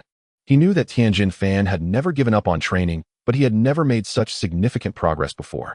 In his normal state, he couldn't even match Tianjin Fan, only able to suppress him by becoming a Super Saiyan. Speaking of this matter, Tianjin Fan felt a sense of pride, smiling as he said, "Wukong, Dumpling, and I have recently become disciples of a legendary master. Both Dumpling and I have made significant improvements." He couldn't help but think, "I wonder how my master compares to Wukong. Perhaps my master is even stronger. After all, he was able to help me increase my combat power so much in such a short time. He must be remarkable. However, Wukong is also very strong. Just in the Super Saiyan 1 phase, he can easily crush me. If he transforms into Super Saiyan 2 or 3, then even just his aura might make it impossible for me to resist." Unknowingly, he felt a bit excited. If Wukong and his master were to have a duel, who would win? Sun Wukong suddenly froze, scratching his head in surprise, and said, "Oh, there are legendary masters. Where are they?" "In the Ridge Mountains," Tianjin Fan replied, honestly feeling that Master Linfan wouldn't mind him revealing his location. Sun Wukong instantly became excited as if he had been injected with adrenaline, saying, "Tianjin Fan, can you take me to meet your master?" Without Sun Wukong needing to say it directly, Tianjin Fan understood Wukong's thoughts. "Wukong, you want to challenge my master, right?" Tianjin Fan spoke his mind, and Wukong chuckled, "Hee Tianjin Fan, I just can't resist when I hear about a master." Tianjin Fan felt a mix of amusement and exasperation. Wukong was still the same Wukong he knew, an unrepentant martial arts fanatic. Before Tianjin Fan could respond, Sun Wukong eagerly said, "Tianjin Fan, let's hurry and go." "All right, Wukong. Dumpling, let's go." The three flew towards the Ridge Mountains. After Linfan put away the time-defying spirit house, he returned to the entrance of the Taoist temple, lying on a chair and enjoying the gentle sunlight. Though his eyes were closed in rest, he knew that Sun Wukong was about to arrive and his future capable disciple was coming. Thinking of this made his heart flutter with excitement. At this moment, Yulin walked out of the Taoist temple looking at Linfan lounging in the chair and curiously asked, "Are you a real Taoist?" Linfan involuntarily opened his eyes. "What do you mean? You as a Taoist just lie on the chair all day resting. I've never seen you meditate or practice. I suspect you're a fake Taoist." Yulin expressed her thoughts. It was the first time she had seen such a Taoist not practicing, just eating, drinking, and enjoying the scenery. Linfan closed his eyes again, unconcerned. He was indeed a fake, and there was nothing to dispute about that. However, he wouldn't admit he was fake, and casually made up a few words. Practicing Taoism emphasizes being spontaneous and acting freely, allowing nature to take its course, which is the ultimate path. Yulin was momentarily stunned. "I was wrong. He is a real Taoist. Although I didn't understand a word, he seems very profound. Should I also worship him as my master? Then I could have the same master as the three-eyed bald donkey." While she considered this, Linfan opened his eyes and gazed at the sky ahead. "They're coming. Faster than I expected. Looks like this monkey can't wait." In less than a minute's time, Sun Wukong, Tianjin Fan, and Zhaozi arrived before Linfan, who remained comfortably reclined in his chair undisturbed. Tianjin Fan and Zhaozi respectfully greeted, "Master." Sun Wukong stood to the side, carefully observing Linfan, a handsome man of imposing presence and righteousness. However, he soon scratched his head, pondering, "What's going on? Why can't I sense his aura? It's as if he's an ordinary person, yet he is Tianjin Fan's master. How could he possibly be ordinary? It must be something profound and unfathomable, hence I cannot perceive it." Sun Wukong's inability to sense Linfan's aura was primarily because Linfan had absorbed divine energy. Only beings of divine status could perceive such a presence, while others could not. Although Sun Wukong's combat power exceeded that of many gods, he himself was not a god. Linfan, while not officially designated as one, had absorbed divine energy, making him almost equivalent to a god. One only needed to reach a certain level of power or receive a designation to become a true god. Thus, Sun Wukong naturally could not sense his true strength. Linfan opened his eyes and looked at Sun Wukong and the others. He then stood up. Sun Wukong. Indeed, this Sun Wukong was exactly as he appeared in the comics, with no difference at all. Even the lines on his face were identical. Upon realizing that Linfan recognized him, Sun Wukong felt delighted, yet somewhat shy. However, thinking of Linfan's unfathomable strength, he cast aside his embarrassment entirely. Excitedly, he exclaimed, "You're truly impressive to have enhanced Tianjin Fan's strength in such a short time."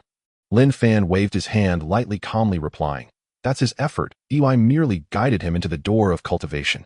Sun Wukong was filled with confusion, not fully understanding what it meant to guide someone into the door.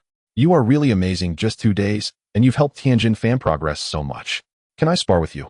Linfan had anticipated Sun Wukong's request, but he certainly would not agree to it now. His combat power was still no match for Sun Wukong. If he were defeated by him, it would complicate his plans to take on disciples in the future. Especially with Vegeta, there was no way he could be accepted as a disciple. The proud prince's pride was no joke. He chuckled and said, "Wukong, I cannot spar with you right now." This left Sun Wukong quite bewildered, unsure of the reason. "Huh, why not? Why can't you spar with me?" While Tianjin Fan went to challenge Sun Wukong, Linfan had already thought of a reason. "Wukong, let me ask you, can you sense my energy aura?" Sun Wukong, not understanding why he was being asked this, honestly replied, "I can't tell." "Can you sense the aura of the East Kai?" Linfan continued to inquire. "I can't tell," Sun Wukong responded, still puzzled, but Tianjin Fan and Yulin seemed to realize something. Looking at Linfan in shock, though they were still somewhat uncertain. They gazed intently at Linfan, seeking his explicit acknowledgement. Wukong, actually, I am almost the same as the East Kai. We are both gods, which is why you cannot perceive our auras. Sun Wukong was suddenly taken aback. You're also a god. That's right, I am also a god, and you are just an ordinary person right now, yet you have protected the earth and the universe. Therefore, I cannot act rashly against you, otherwise I would face punishment.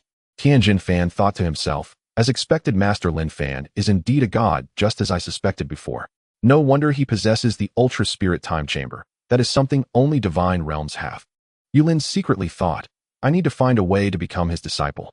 Since he is a god, he must have many abilities. Perhaps I will be able to defeat the three-eyed Baldy one day. Initially, she only wished to be on the same level as Linfan, but now she sincerely wanted to learn the skills that Linfan possessed. Linfan spoke with a straight face, telling a white lie, not showing any signs of embarrassment, and his acting was perfectly on point. He thought to himself, this is a kind-hearted lie that leaves Wukong with a glimmer of hope. Sun Wukong felt a bit downcast, but still raised his right hand, making a small gesture. Then let's spar just a little, this way you won't face punishment. Linfan thought to himself, I don't believe you. Once I engage with you, a martial fanatic, it won't be just a little issue, it's a matter of victory or defeat. Though he thought this, he still smiled and shook his head. Seeing that Sun Wukong was still not ready to speak, Linfan immediately advised, Wukong, since Master cannot fight, then let it go. We cannot let Master be punished for a spar. Sun Wukong pondered for a moment and regretfully said, alas, it's such a pity not to be able to spar with such a powerful expert. Although he was a martial fanatic, he wouldn't want others to face punishment just for sparring with him. Linfan, seeing Sun Wukong's disappointed demeanor, wore a satisfied smile. This was precisely the effect he wanted. Wukong, I know you cannot spar with me. You feel disappointed. Actually, I feel the same way. I want to spar with you to see your Super Saiyan 3 power. Sun Wukong paused, astonished, as he asked, you know I can transform into Super Saiyan 3. Linfan smiled. I not only know you can transform into Super Saiyan 3, but I also know the strengths and weaknesses of your trump card, the Kaioken. Sun Wukong's eyes widened in shock, almost unable to believe it. The Kaioken was a technique that the North Kai taught himself, and yet Linfan knew of it. Linfan, witnessing his reaction, felt even more satisfied, clearly sensing that Sun Wukong was gradually moving towards his embrace. Although the Kaioken is a technique created by the North Kai, I can also create my own. Moreover, my self-created Kaioken can be called the ultimate version, significantly reducing the pain and physical exhaustion brought by the Kaioken, allowing for a better execution of the high multipliers.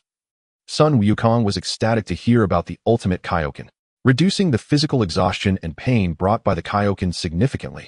As long as these two aspects are reduced, he could easily execute a 20x Kaioken or even 25x, 30x, or higher. Thinking about this, Sun Wukong could hardly contain his excitement. He pressed his palms together. He bowed to Linfan, just about to inquire, but found he didn't even know the other's name, feeling quite embarrassed as he asked, I forgot to ask your name. Linfan. Linfan, may I become your disciple? Linfan had been carefully maneuvering the conversation all along, waiting precisely for this one statement from Sun Wukong. Without hesitation, he nodded in agreement. Very well. I too am eager to witness the extraordinary result of combining Super Saiyan Level 3 with the ultimate Kaioken. Sun Wukong's face lit up with joy. He quickly clasped his hands together and bowed respectfully, Master Linfan. To encourage diligent cultivation, Linfan paused thoughtfully before speaking. Wukong, it is not impossible for you to spar with me, but certain conditions must first be met. Hearing the word sparring, Sun Wukong instantly grew intrigued and eagerly asked, Master Linfan, may we begin our match right now? But didn't you say you'd be punished? As he spoke, he rubbed his fists together, brimming with restless anticipation. Wukong, you've misunderstood. We still cannot spar. Not yet. But once you attain a realm equal to that of a god, then it shall be permissible. Linfan said this with a gentle smile. Sun Wukong looked puzzled, and so did the others. A realm equal to a god. What does that mean? Does it mean becoming a god oneself? Shenron and the others harbored the same thought, but dismissed it as impossible. How could they ever become gods? Seeing their disbelief, Linfan knew the moment had come to paint an ambitious vision. Indeed, it means becoming a god. Only upon attaining godhood may we truly test our strength against one another. Sun Wukong scratched the back of his head in astonishment. Becoming a god. But how does one even achieve that? He sighed softly. Surely it must be unimaginably difficult. Inwardly, however, he reasoned that, if divine power were measured purely by strength, he might already qualify. After all, every deity he had ever encountered paled before his own might. Shenron and the others likewise deemed it nearly unattainable. Linfan merely smiled and expanded the vision further. Wukong, since you wish to become my disciple, I shall teach you the path to godhood. Though Sun Wukong held no particular desire to become a god, his sole ambition was to spar with Linfan. His face flushed with excitement. Before he could even speak, Linfan continued smoothly. Not only will I guide you to godhood, I will amplify your power beyond measure, enabling you to transform into a Super Saiyan god. With crimson hair. It was the first time Sun Wukong or Tien Shinhan had ever heard the term Super Saiyan god. Super Saiyan god. What is that? It sounds even more formidable than my Super Saiyan level 3. Linfan smiled faintly. In truth, Super Saiyan level 3 is but a modest milestone. Within this universe you may fare well, but even now there are numerous beings who could effortlessly defeat you. Tien Shinhan and Kairatsu stared in stunned silence, their eyes wide with shock.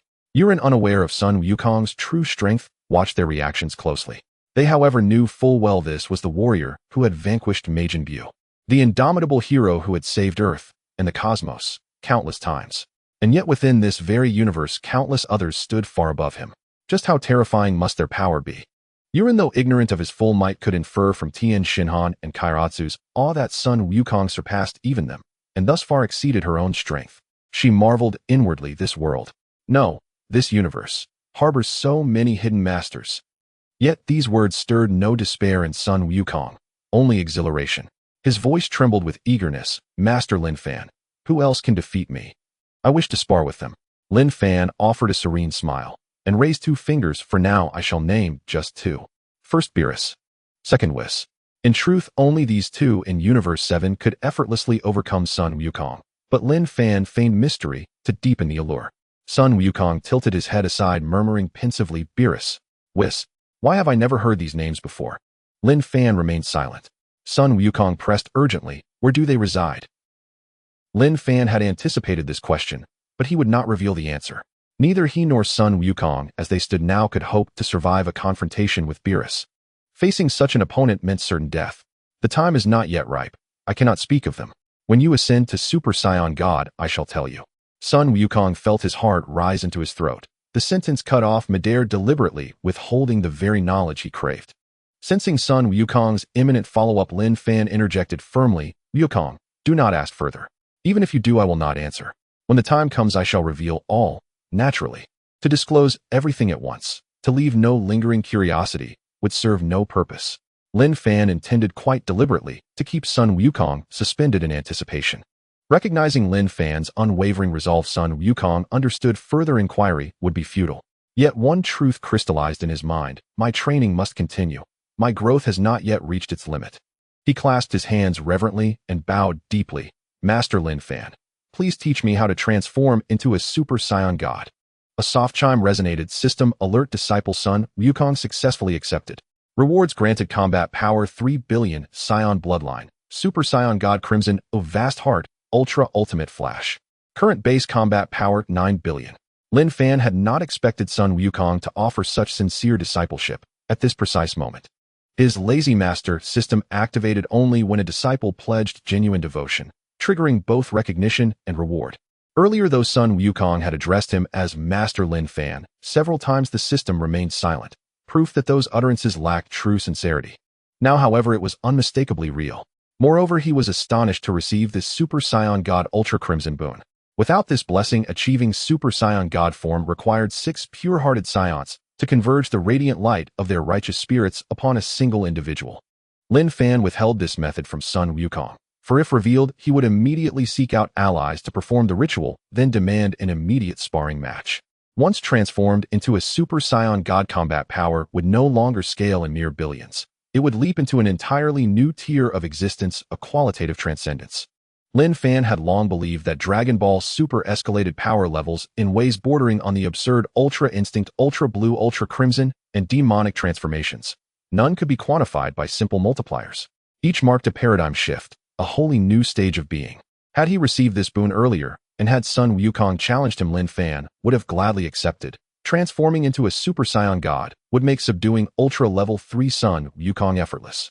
Yet now, having already declared that no match would occur until Sun Wukong mastered the transformation, Linfan would honor his word. To renege would betray integrity, and reduce him to a man of capricious, contradictory promises. Master, please teach me how to transform into a Super Saiyan God. I beg you. Sun Wukong watched Linfan fall silent and assumed he was deep in thought. Linfan regained his composure and smiled. Wukong, mastering the Super Saiyan God transformation can wait. It's premature for now. Given your current cultivation level, you wouldn't be able to sustain that form for long. This was no exaggeration. The Super Saiyan God form consumed immense spiritual energy and physical stamina, its toll rivaling even that of the Kaioken. For now I shall teach you the ultimate Kaioken. Upon hearing this, Sun Wukong's face lit up with exhilaration. His heart blazed like a furnace, radiant and fiercely warm. He had long cherished the Kaioken as his signature technique, and now learning its ultimate refinement filled him with uncontainable joy. Yes, master, let us begin at once. At that moment Yulin stepped forward. I wish to become your disciple as well. Linfan glanced at Yulin unsurprised. She admired Tianzhenfen, and since Tianzhenfen had already sworn fealty to him, it was only natural she would seek discipleship under him too. It was merely a matter of time. What did surprise him, however, was how swiftly she had reached this decision. Sun Wukong turned toward Yulin startled. Ah, you're already Master Linfan's disciple.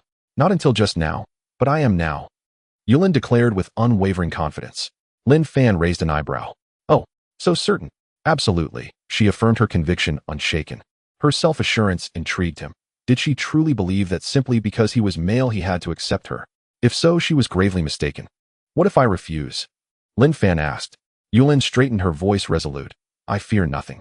Should you decline, I shall kneel before you, unmoving, until you relent. And when others see me kneeling at your feet, they'll accuse you of bullying a woman. As a divine tier cultivator, surely you'd wish to avoid such a reputation.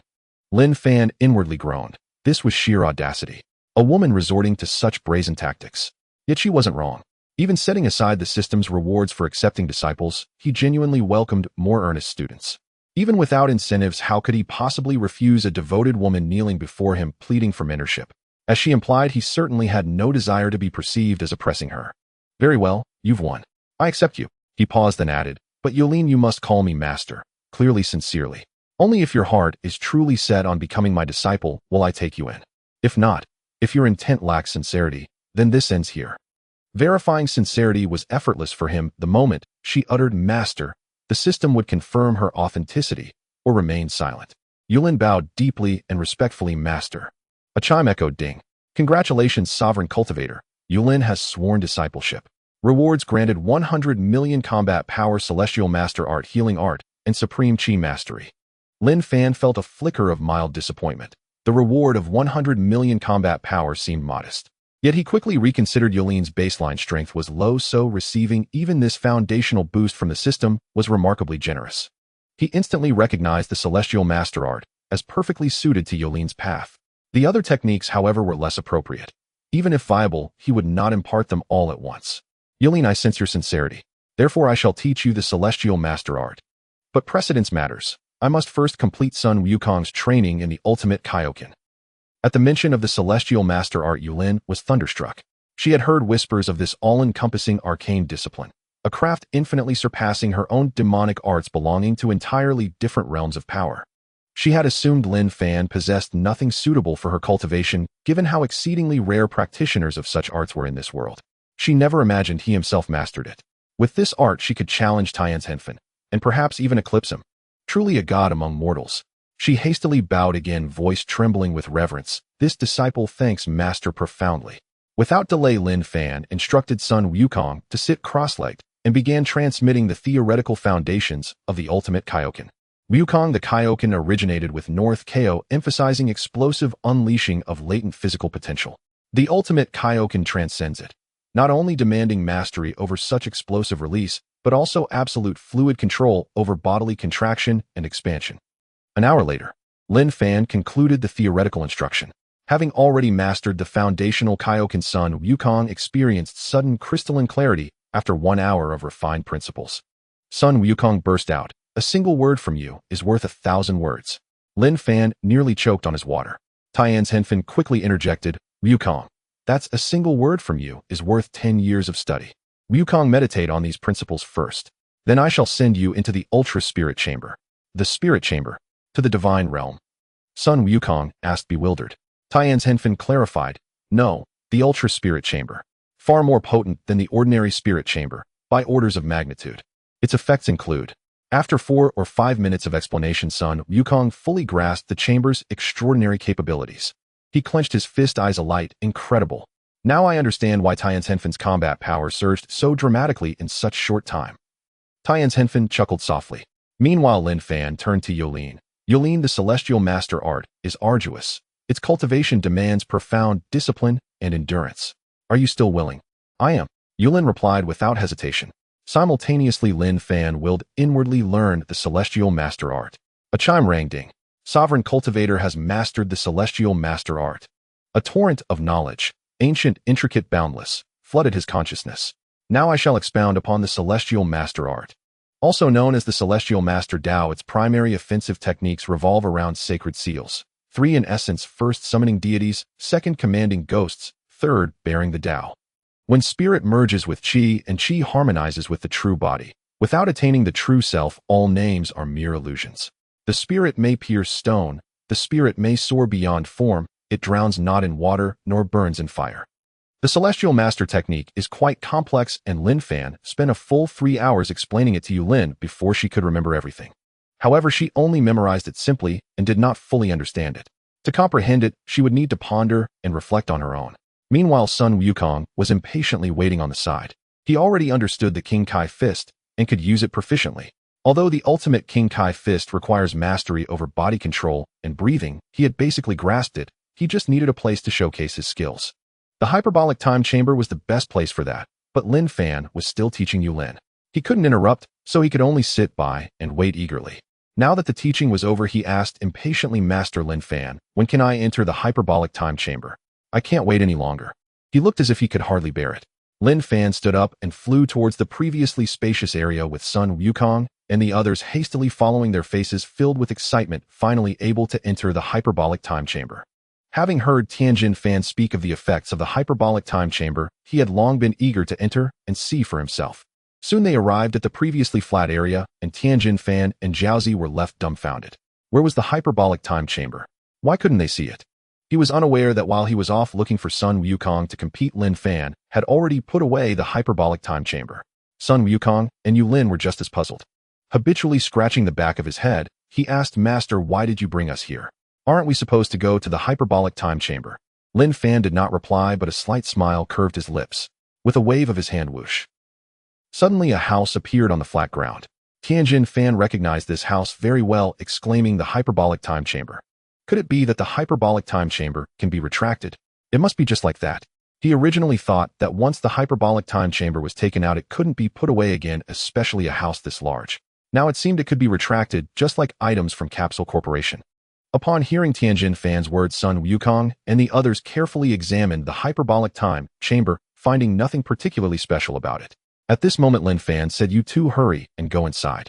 Once your spiritual energy is completely depleted, the hyperbolic time chamber will automatically eject you. Sun Wukong could no longer contain his excitement and rubbed his fists together. Yes. In an instant, he flew into the hyperbolic time chamber. Yulin hesitated, no longer glanced at Fan, and quickly followed Sun Wukong inside. Linfan looked at Fan and Jiaozi. Do you two want to go in as well? Each person has 10 opportunities in their lifetime. Fan thought for a moment. Although each person has 10 opportunities in their lifetime, they shouldn't be wasted casually. He decided to wait until his spiritual energy was stronger before entering. Shaking his head, he said, Master, we won't go in for now. I want to consolidate my strength first. Linfan also did not suggest that Fan enter, as stabilizing his strength was indeed more important. There was no need to waste opportunities. All right, you go consolidate then.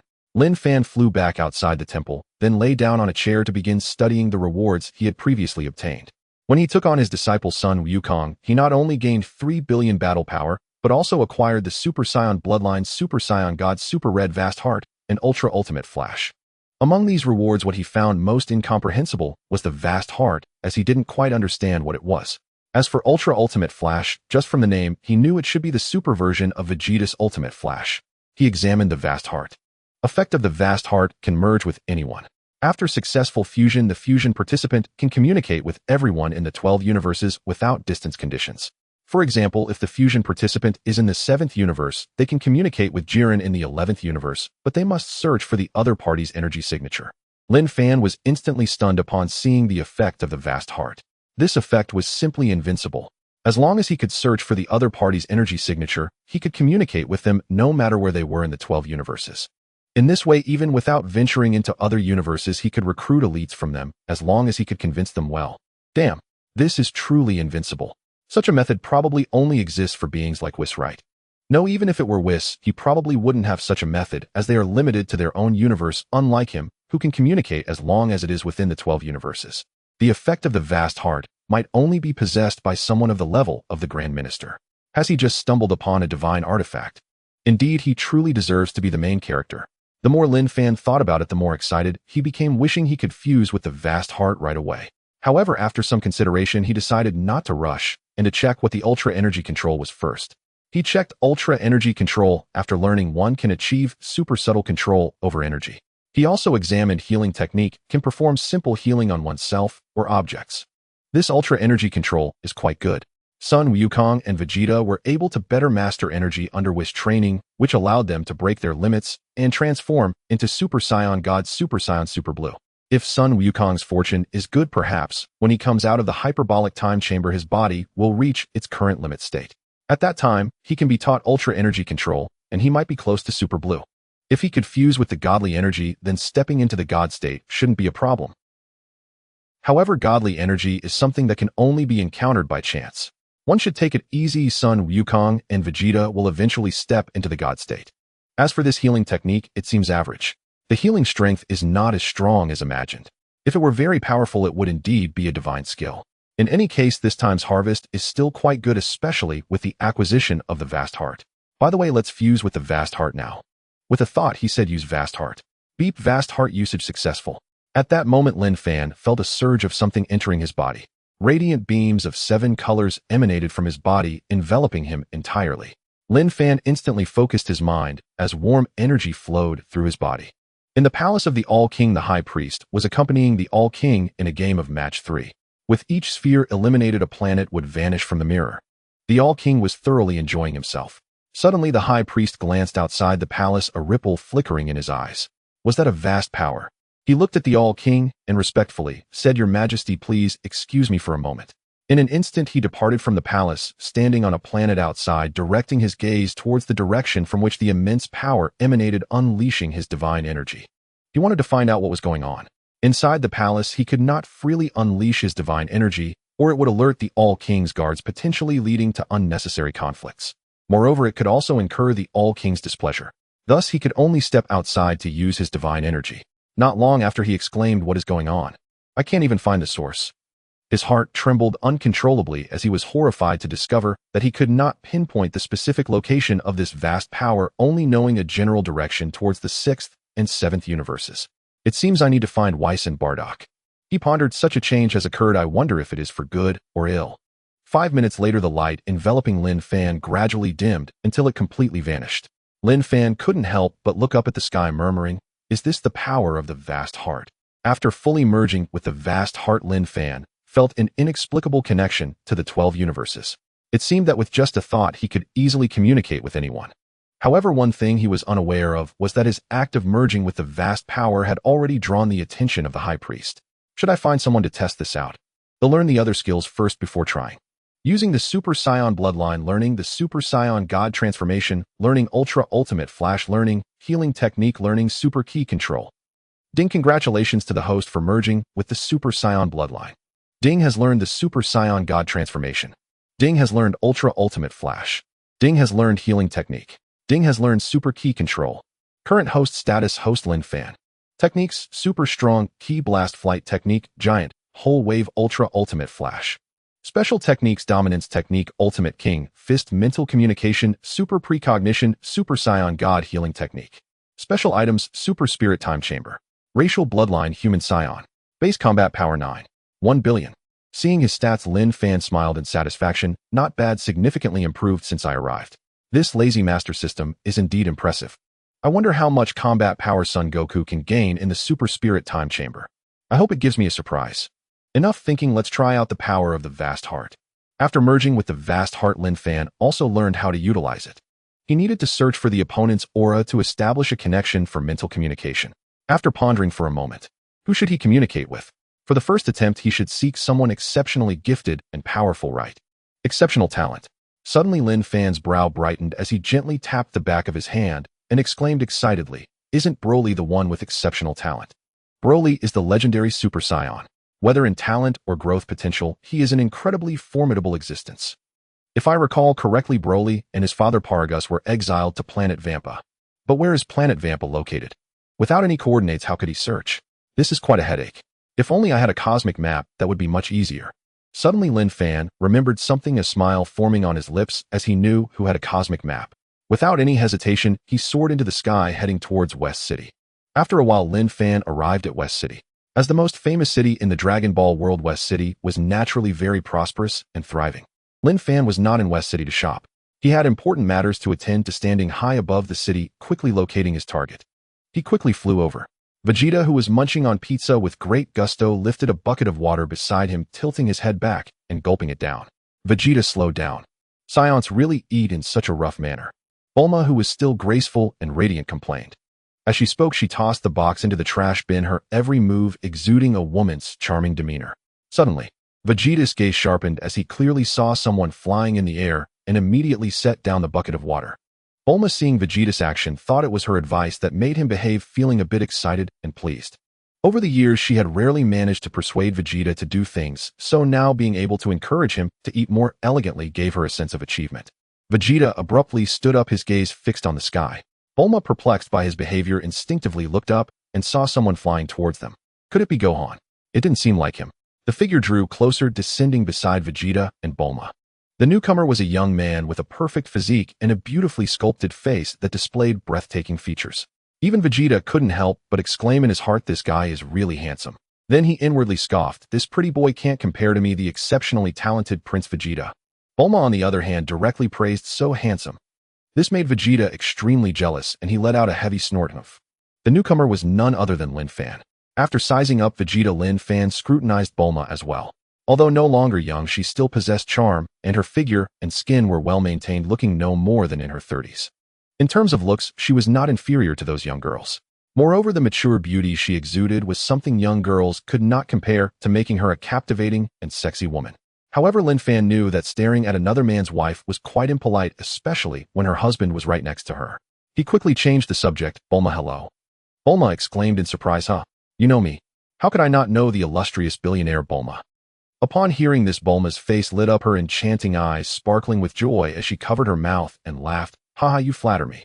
Vegeta, however, was quite displeased. Aside from Son Wukong, no one dared to make his wife laugh like that. "What do you think you are? Sweet talk, who are you, and what are you doing here?" Vegeta questioned, irritated. Linfan, understanding Vegeta's temperament, remained unfazed and calmly said, "Hello, my name is Linfan. I'm here to find Bulma, to borrow a cosmic map." A cosmic map? Both Vegeta and Bulma were momentarily taken aback. Linfan gently nodded his head. Bulma apologized, saying, "I'm sorry, I don't have a cosmic map." Vegeta crossed his arms and coldly shouted, "Did you hear that? You can leave now." Linfan frowned, aware of Vegeta's pride and possessiveness. However, this jealousy seemed excessive. Just as he was about to speak, Bulma immediately scolded Vegeta. "Vegeta, how can you be so rude? Hurry and apologize to Linfan." The proud Prince Vegeta would never apologize to anyone. He snorted disdainfully through his nose. Seeing her husband's behavior, Bulma looked apologetically at Linfan, saying, "Linfan, I'm really sorry, he's just like that. Please forgive him." If Bulma hadn't spoken, Linfan would have certainly questioned Vegeta. But now that Bulma had apologized on his behalf, he felt it inappropriate to say anything more, especially since he needed Bulma's help. In reality, Linfan knew that Bulma likely didn't have a cosmic map, as she seemed uninterested in studying the universe. Asking her was merely a casual inquiry. He had come here primarily to ask her to contact Jack. Jack was a galactic patrolman who roamed the universe and surely had a cosmic map. "It's fine, Bulma. Can you help me contact Jack?" "Jack?" Bulma was slightly taken aback. If Linfan hadn't mentioned it, she would have almost forgotten about him, a galactic patrolman who looked like Ultraman. However, she was curious how this person knew that she was acquainted with Jack. She hadn't even told Vegeta and the others about Jack's existence. "How do you know I know Jack?" Linfan anticipated she might ask that, smiled slightly, and said, "I predicted it. In this world, there are fortune tellers, and since Bulma knew a fortune teller, she wouldn't be too skeptical about his claim." Bulma was somewhat incredulous. "I don't believe you. If you predicted it, what else have you foreseen?" As a diehard Dragon Ball fan, it was too easy to fool the people here. Since she didn't believe him, he decided to elaborate.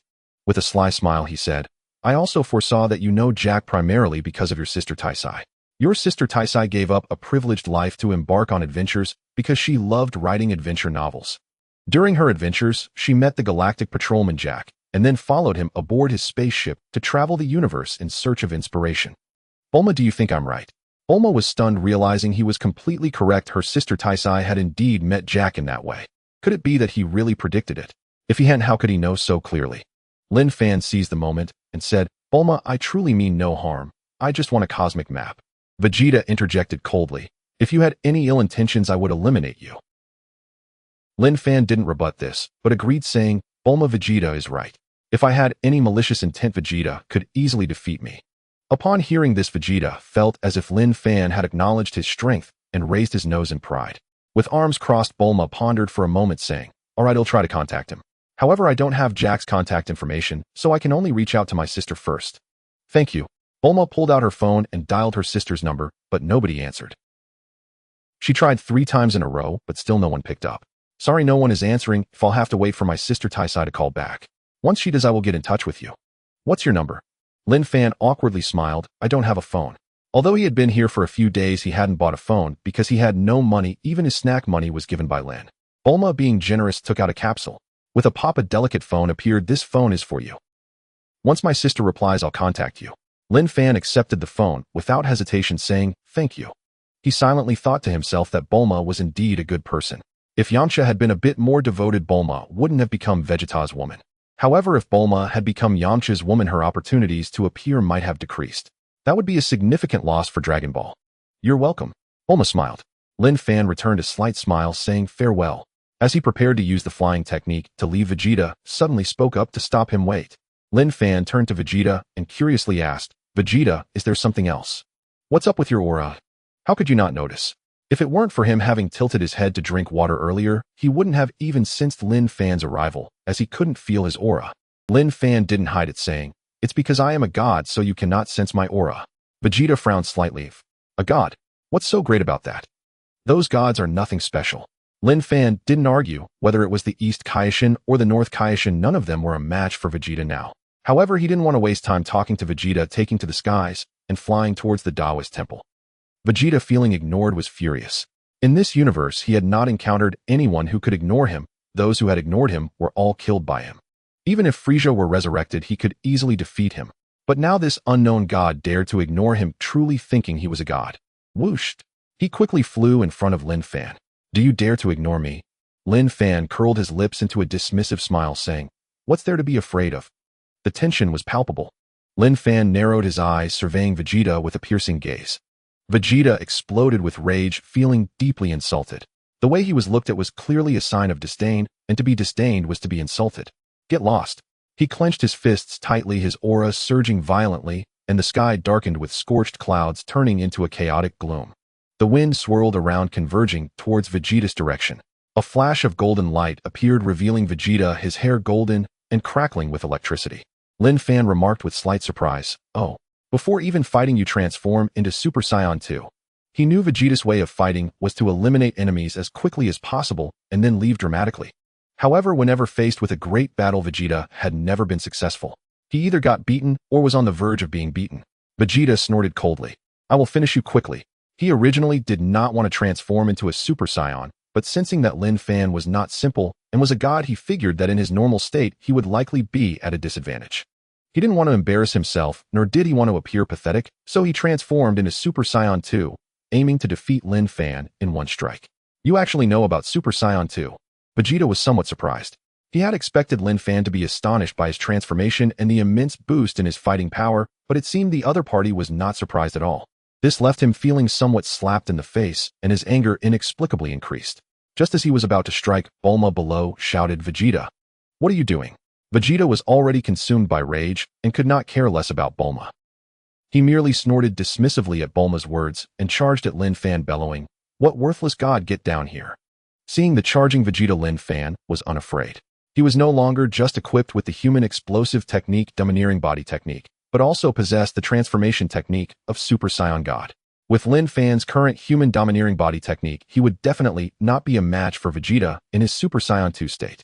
However, Linfan did not intend to transform into domineering body technique, but rather chose Super Saiyan God. He was eager to see how much his fighting power would increase after transforming, or rather what entirely new phase he would enter. After all, Super Saiyan God could not be calculated with ordinary battle power. It represented a qualitative leap. Super Saiyan. Sorry, I can also be considered one. The approaching Vegeta found this laughable. How could Linfan, a mere human, claim to be a Super Saiyan, while he, the Prince of Saiyans, could not tell? It was truly ridiculous. Ridiculously so. Linfan tightened his fists and bellowed, "Ah!" In an instant, the surrounding air became turbulent, the wind howling. The black clouds hanging in the sky were blown away, dissolving into air. Boom! A deafening thunderclap echoed, and a massive flash of lightning tore through the darkness, causing the ground to tremble violently. Boom! Another thunder roared from the vast expanse of space, surging forth like a mountain collapsing and the earth splitting apart. Then, visibly merging together, Linfan emanated streams of red light from his body, and a golden-red beam of light descended from above, enveloping him. It was as if he were the light of ascension. Vegeta halted, his face filled with shock. What was happening? This transformation scene was something he had never seen before, and the commotion was extraordinary. Not just him, but everyone else was stunned, looking up at the sky. What on earth was happening? How did the sky change so dramatically in an instant? Krillin, Android 18, and Master Roshi, Yamcha, Gohan, Goten, Trunks. The main cast all turned their gazes toward this direction. That's the direction of Bulma's house. What happened? They hurriedly flew toward Bulma's house using their flight technique. At this moment, the sky above seemed to connect directly to the universe. It was no longer the sky, but a cosmic scene.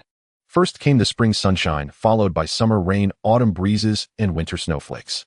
In just 1 minute, all 4 seasons passed by, and the red light enveloping Linfan grew increasingly intense, rapidly spreading outward. Those who noticed this scene were not just people on Earth, but also North Kai, the Old Kai from the Kaishin realm, and East Kai. The Old Kai, putting down the beauty magazine in his hands, clasped his hands behind his back, looking toward Earth with disbelief. A god has actually appeared on Earth. East Kai sensed Linfan's aura and respectfully remarked, "Yes, this person is Linfan, who has fused with divine energy." But what exactly is this transformation? When we became gods, it didn't seem like this would happen. His words had barely left his mouth. Above the universe of Earth, beautiful music began to play. The Old Kai's once sunken eyes suddenly popped out, his gaze dazed as he murmured, This is the universe gospel."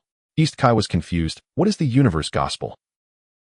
The Old Kai directly punched East Kai on the head, scolding, "You should read more divine texts. You don't care, and only read those boring beauty magazines."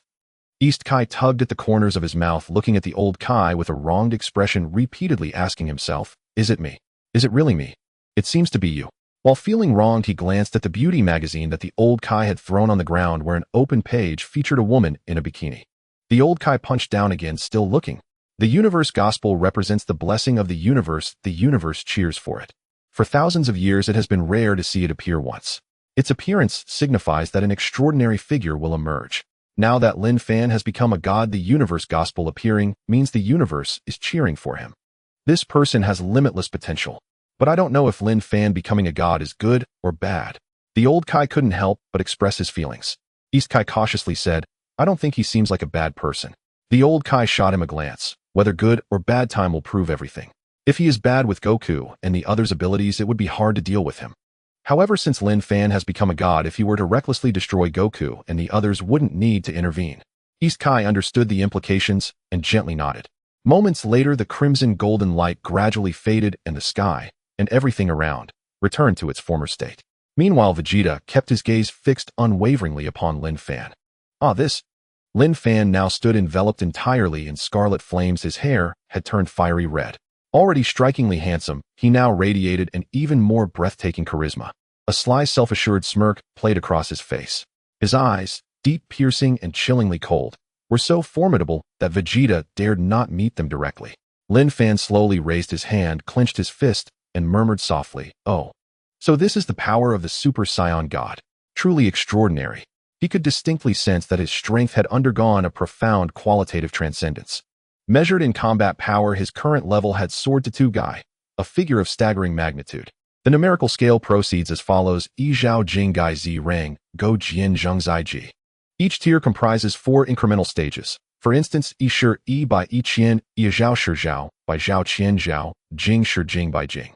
The transformations in Dragon Ball Super differ fundamentally from those in the original Dragon Ball series. Here, nearly all forms are divine tier.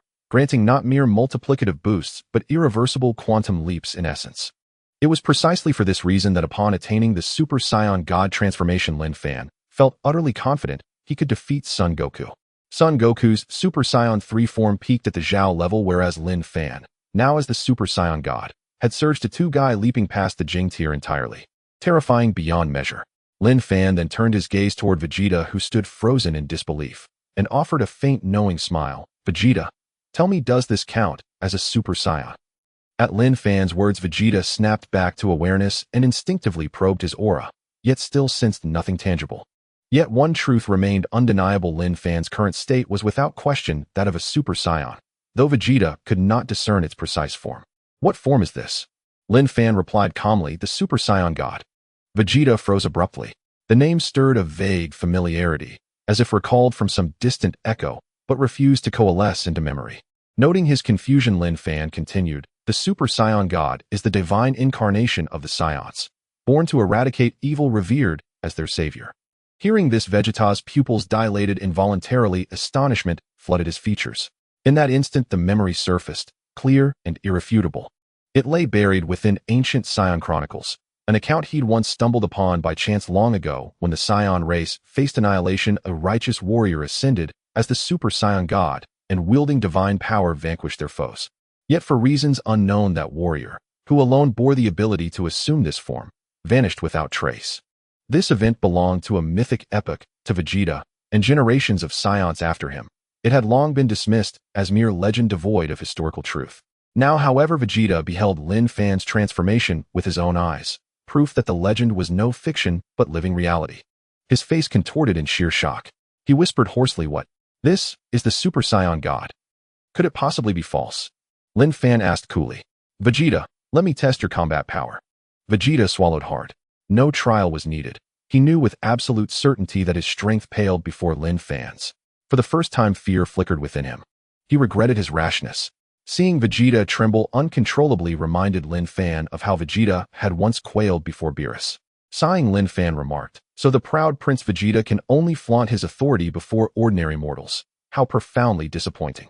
He spoke deliberately to provoke, to goad Vegeta into action. Though Linfan already knew his present state rendered victory over Vegeta effortless, he wished to gauge the true extent of his Two-Guy power. Vegeta lifted his head, locking eyes with Linfan, his lips twitching violently. He was being insulted. Insulted.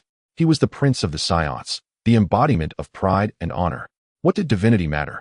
Even if Linfan were a god of the Saiyans, what did that truly signify? Fueled by fury, Vegeta roared, Ea. Like a streak of radiant aurora, he lunged toward Linfan, fist drawn back for a devastating strike. What of it, that you're the Super Saiyan God? What of it, that you're a god of the Saiyans? Before this prince, you shall all be cast aside. Whoosh! His massive fist hurtled toward Linfan's head, but to Linfan's perception, it moved with agonizing slowness. Slowness incarnate. With effortless grace, Linfan sidestepped, evading the blow entirely.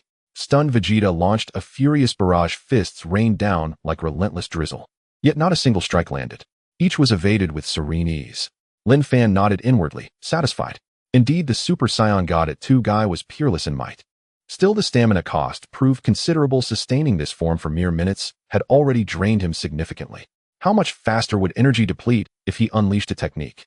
No wonder Son Goku rarely assumed the Ultra Instinct, red form in Dragon Ball Super, favoring instead the stable, energy-efficient Ultra Instinct, blue, which offered both greater endurance and superior power amplification. Watching Vegeta flail wildly, fists flying yet never connecting, Linfan raised a finger and flicked it lightly toward Vegeta's forehead. Bang! Ah! A shriek tore from Vegeta's throat as his body rocketed backward thousands of meters. Clutching his head in agony, he crashed violently onto the earth. Bulma, standing grounded below, saw only Vegeta's sudden flight, not its distance, and cried out in alarm, Vegeta. Linfan glanced toward Bulma and said reassuringly, don't worry, I harmed him not, merely delivered a lesson. At that moment, Master Roshi Krillin and others arrived. They witnessed clearly how Linfan, merely with a single flick of his finger, had sent Vegeta hurtling through the air.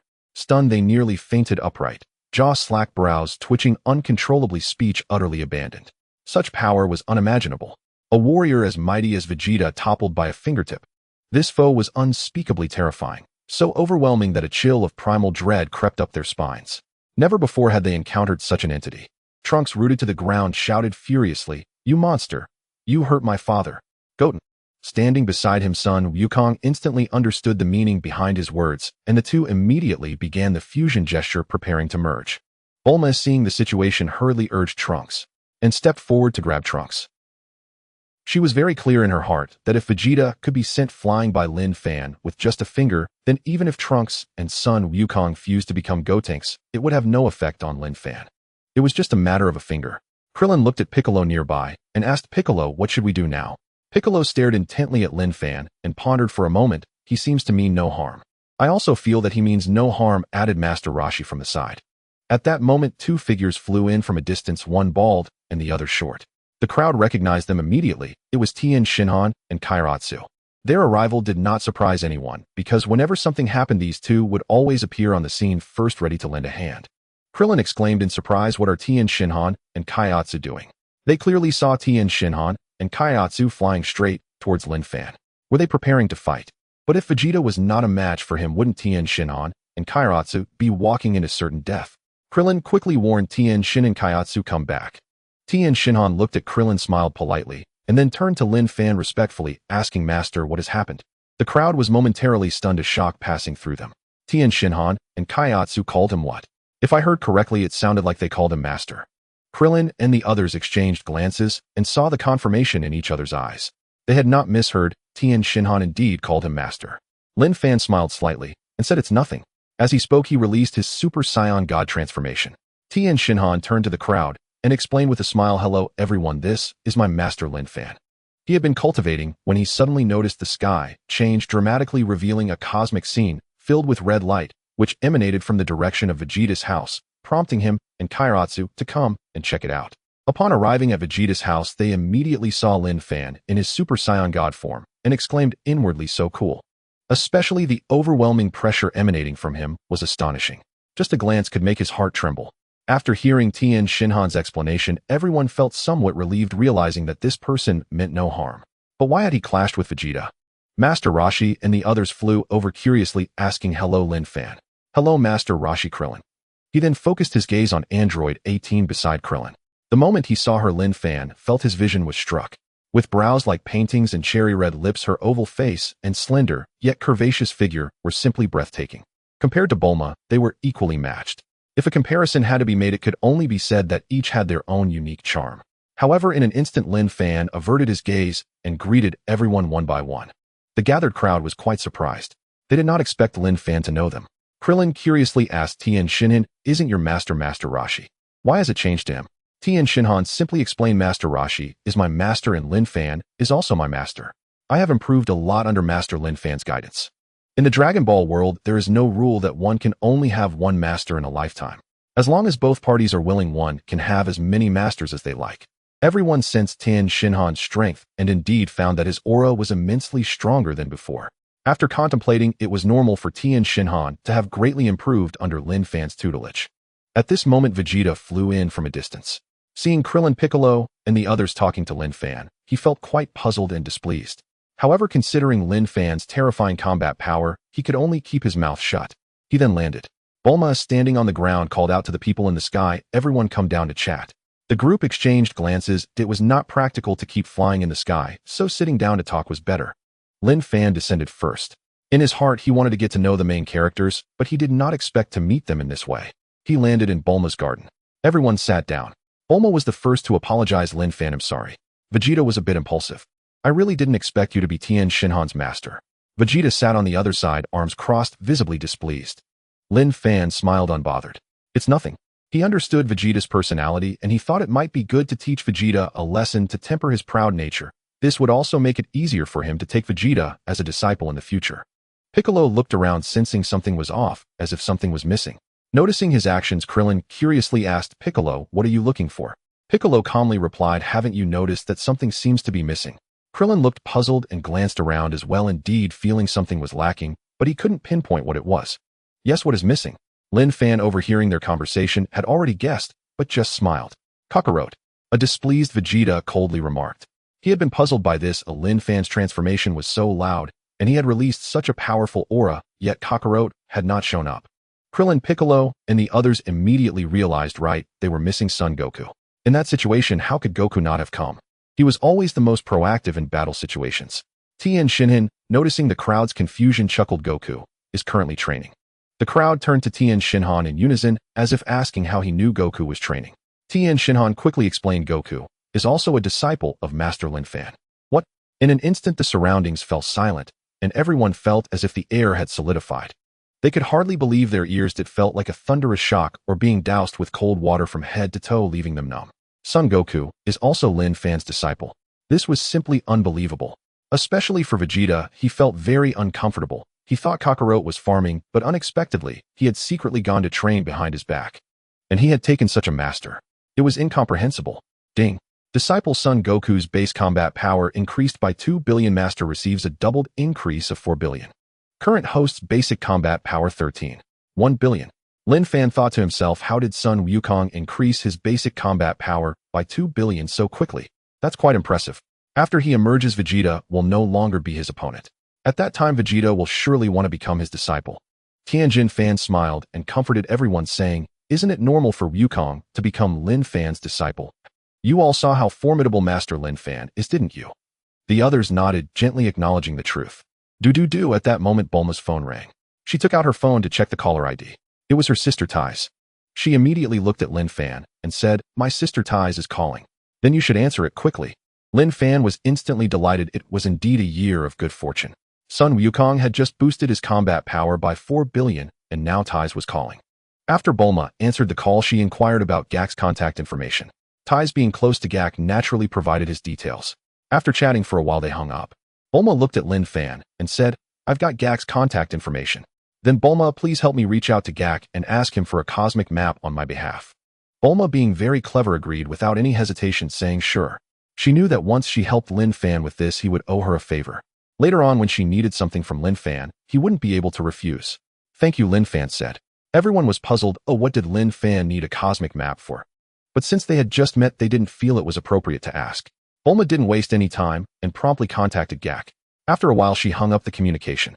She looked at Linfan and said, I've already contacted him. He said he would come to Earth in the next few days and will bring the cosmic map for me. All right, Bulma, thank you so much. It's nothing. You're Wukong's master, so you're our friend. We should help each other out. Bulma smiled. Linfan nodded yes. Meanwhile, he thought to himself, Vegeta truly has struck gold, ending up with such a wonderful wife. As the saying goes, with a wife like this, what more could a man want? She's not only beautiful, but also makes money, and she helps maintain relationships, managing both the household and social events. In Dragon Ball Super, Vegeta treats Bulma quite well. He bravely confronted the terrifying Beerus for her sake, which shows that deep down, he fears Beerus. However, for Bulma, he stood up courageously, proving that she holds a significant place in his heart.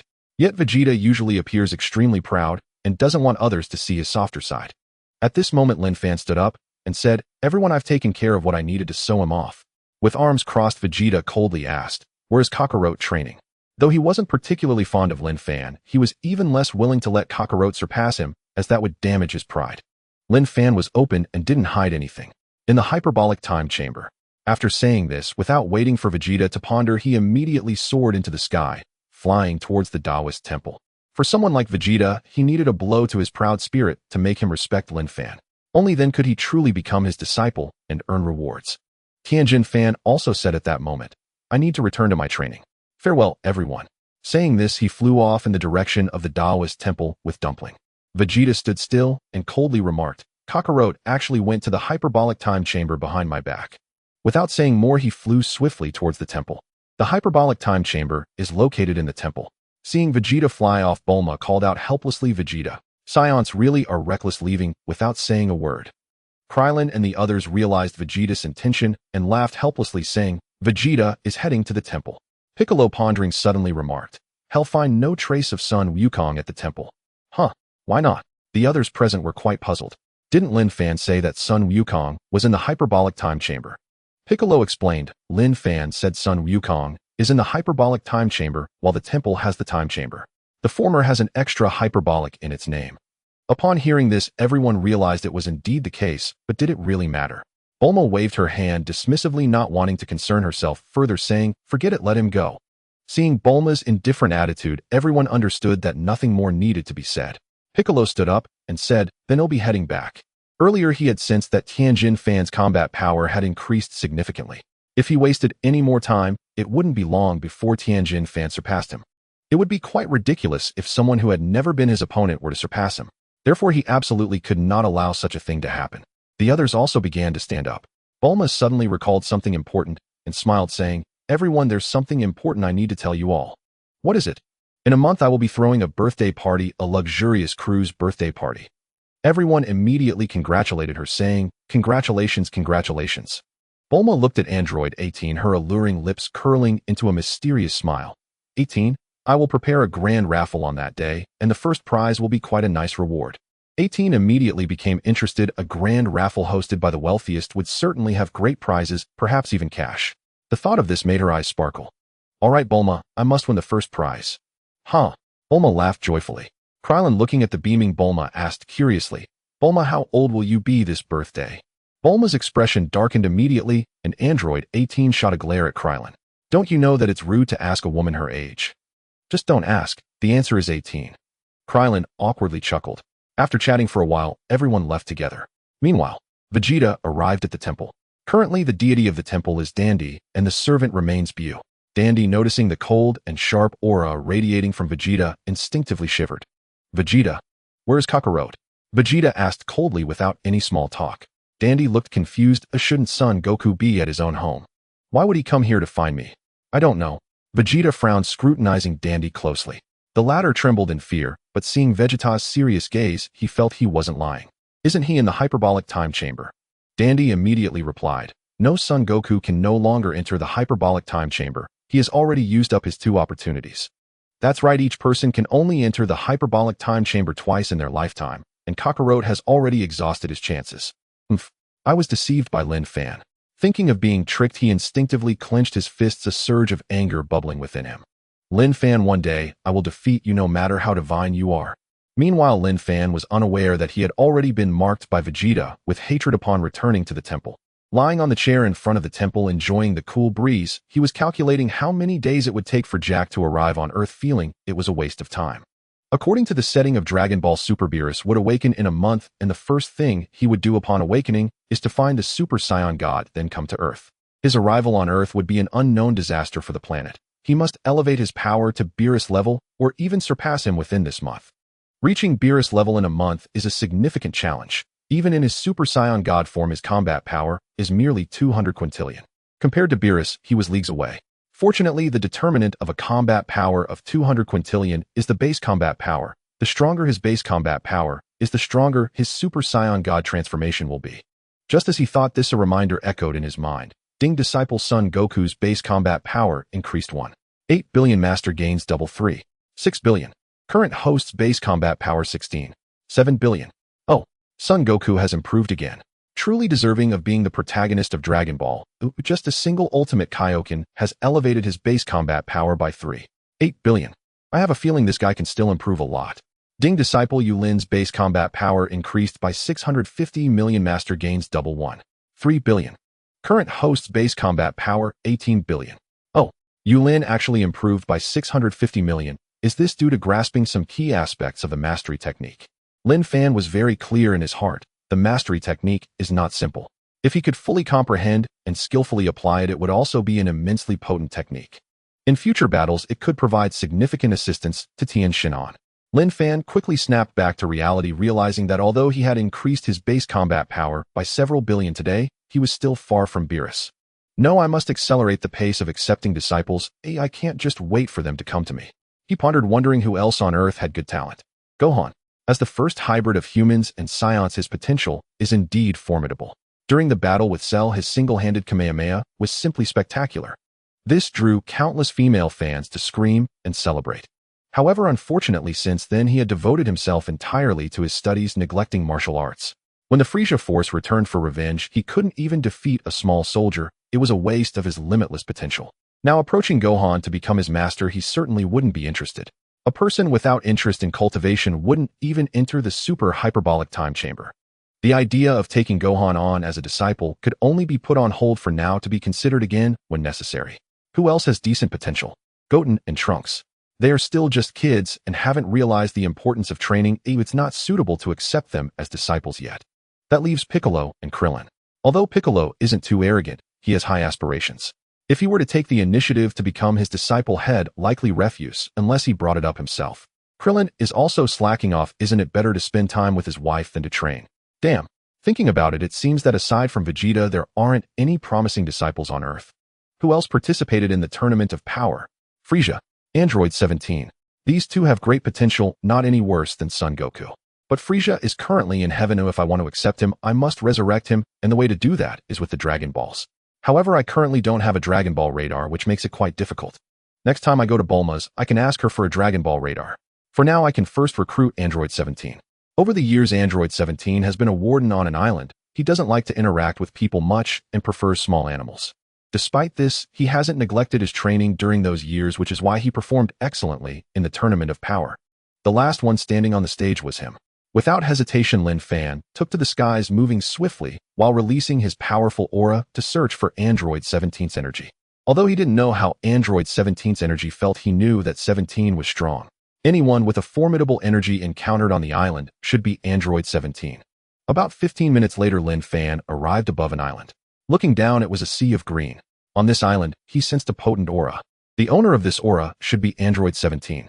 Linfan descended. The island was strewn with rocks shaped by the wind and sun into various forms. Flowers, human shapes, and paper cranes.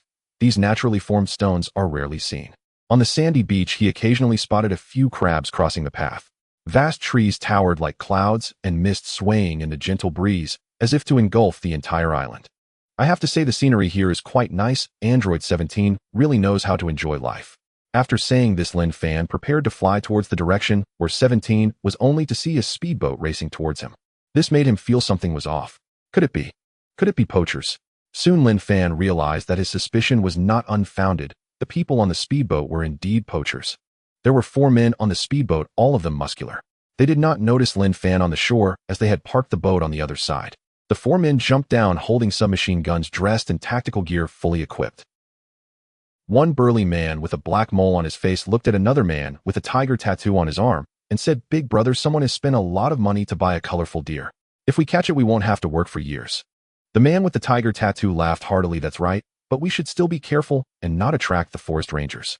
The other 3 scoffed, "Big brother, you're being overly cautious. There's no way there are forest rangers here. Even if there are, what can they do? Our weapons are no joke." Upon hearing this, the tattooed man realized it was true. Even if there were forest rangers, what could they do? They had done this before and had encountered forest rangers multiple times, all of whom they had easily overpowered. The 4 men took out a device that resembled a compass, but it was actually a tracker for the colorful deer. The device contained the scent of the colorful deer, allowing them to locate it quickly. This device is known as a scent tracker, a favorite tool among poachers. The device showed 2 red dots blinking. Seeing this, the 4 poachers were ecstatic. "Big brother, this is great news.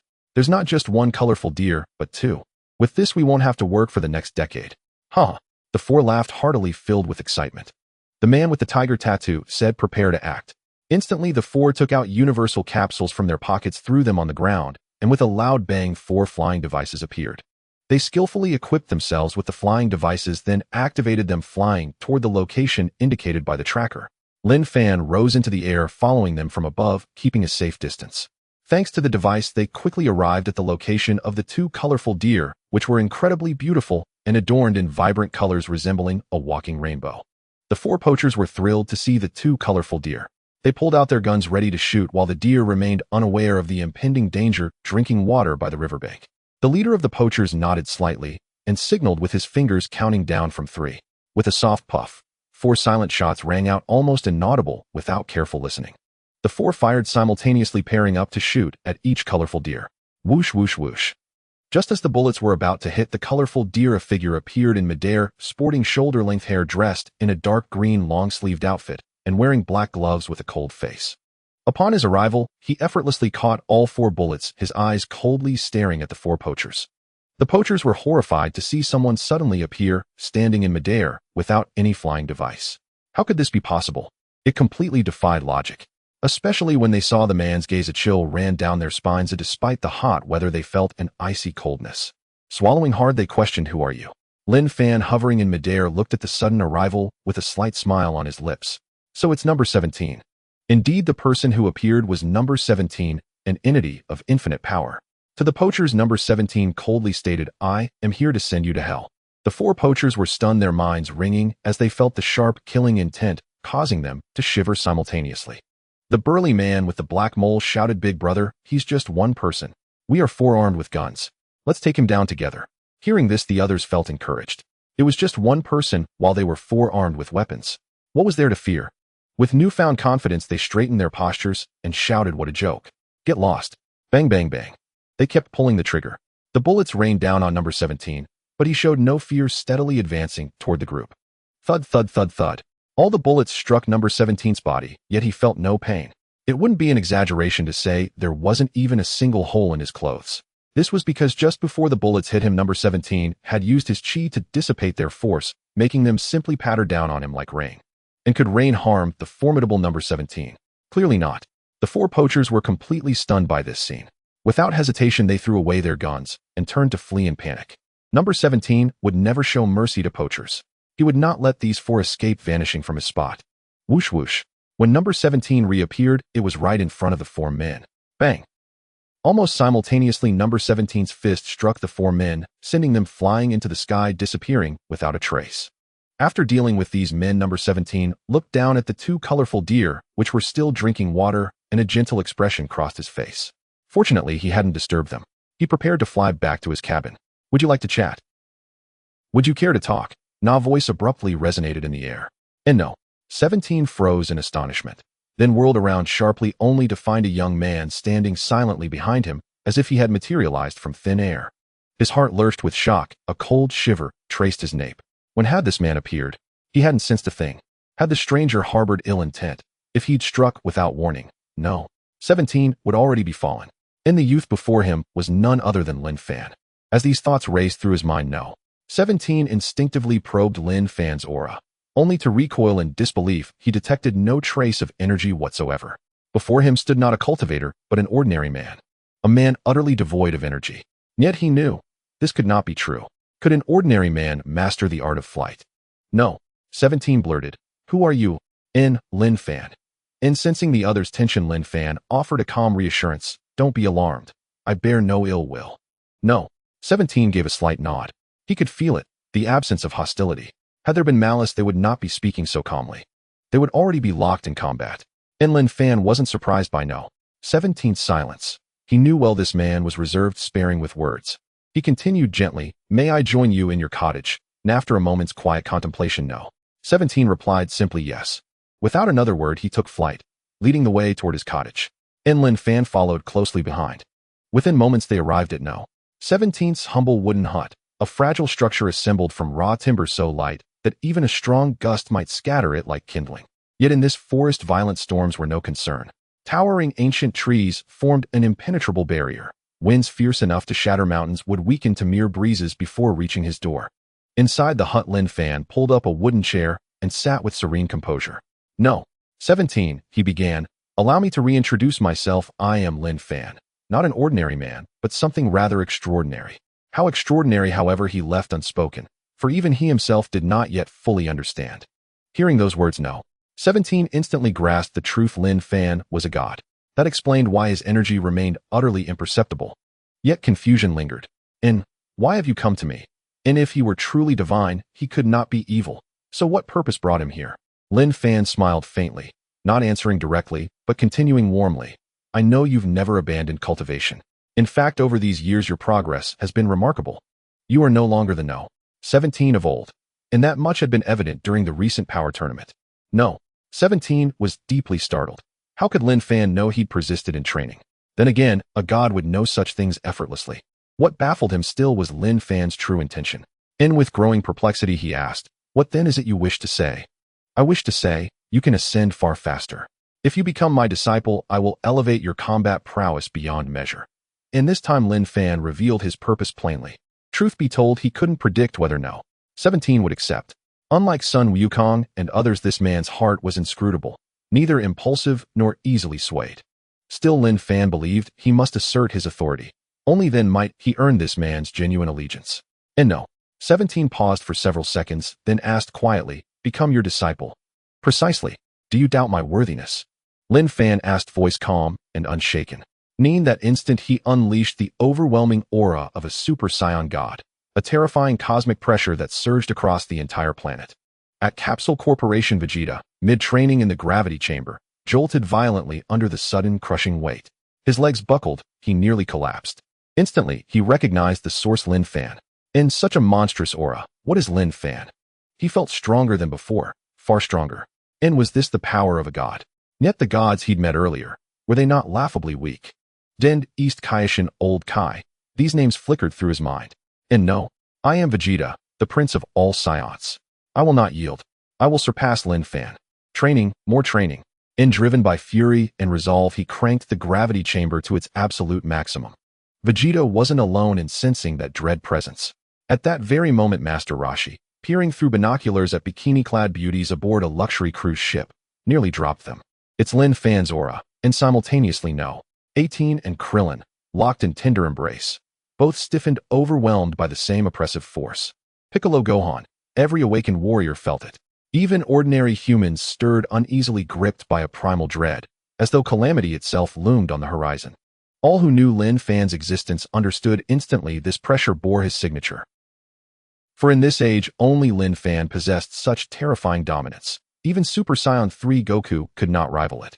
At that precise moment, Linfan gazed unblinkingly at No. 17, eyes glinting with chilling, unfathomable depth. His battle power had soared to 18 billion, amplified further by the divine essence of a Super Saiyan god, rendering his presence utterly overwhelming. That was why Vegeta and the others trembled. No. 17, who stood closest, endured it most acutely. Sweat drenched his body. Desperately, he channeled every ounce of his own energy upward, to shield himself, to endure. When Linfan judged the moment ripe, he retracted his aura. Instantly, the entire planet exhaled, a wave of profound relief washing over every living being. No. 17, have you reached your decision? Accept, and I shall forge you into something greater. Refuse, and I shall ask no more. No. 17 did not answer immediately. He fell deep into silent reflection. Number 17 fell into deep thought for a moment, and to be honest, he was indeed tempted by the prospect of becoming stronger. With the strength Linfan had displayed, he believed that Linfan had the absolute capability to teach him. However, at present he was unclear about Linfan's intentions, so he did not dare to readily agree, fearing that he might fall into Linfan's trap. Linfan noticed his silence and smiled slightly. If you have any doubts, feel free to ask. I want to know, why do you want to take me as your disciple? What is your purpose? What do you want to gain? Number 17 questioned. Linfan understood that number 17 was a smart person, not an absolute martial fanatic like Wukong. As long as he could enhance his strength, he wouldn't consider these questions at all.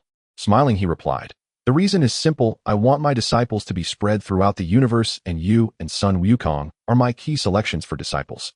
Number 17 was taken aback and asked in surprise, Son Wukong is also your disciple? That's right. He is currently cultivating in the hyperbolic time chamber, and when he comes out, he will have a brand new enhancement. If you are still worried, you can wait for Son Wukong to come out from the hyperbolic time chamber and ask him. Number 17 pondered for a while. No need to ask, I believe you.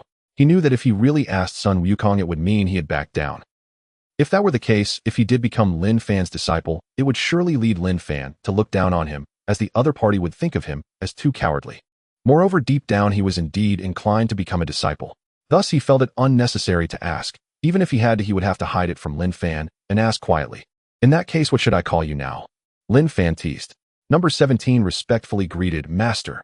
Ding, congratulations to the host for accepting disciple number 17. Gaining 2 billion basic combat power, 8 directions, energy absorption, regenerative mechanical cells, godly energy 1. Currently, the host's basic combat power 20 billion. Linfan was slightly surprised. He had unexpectedly gained godly energy again. What were 8 directions, energy absorption, and regenerative mechanical cells? 8 directions energy absorption, a special skill of the android, creating an energy shield with both hands to protect oneself. The energy shield can absorb energy from all directions and can move during the absorption process. Regenerative mechanical cells, special cells of the android implanted within the android's body, allowing for regeneration and possessing super high survival capabilities.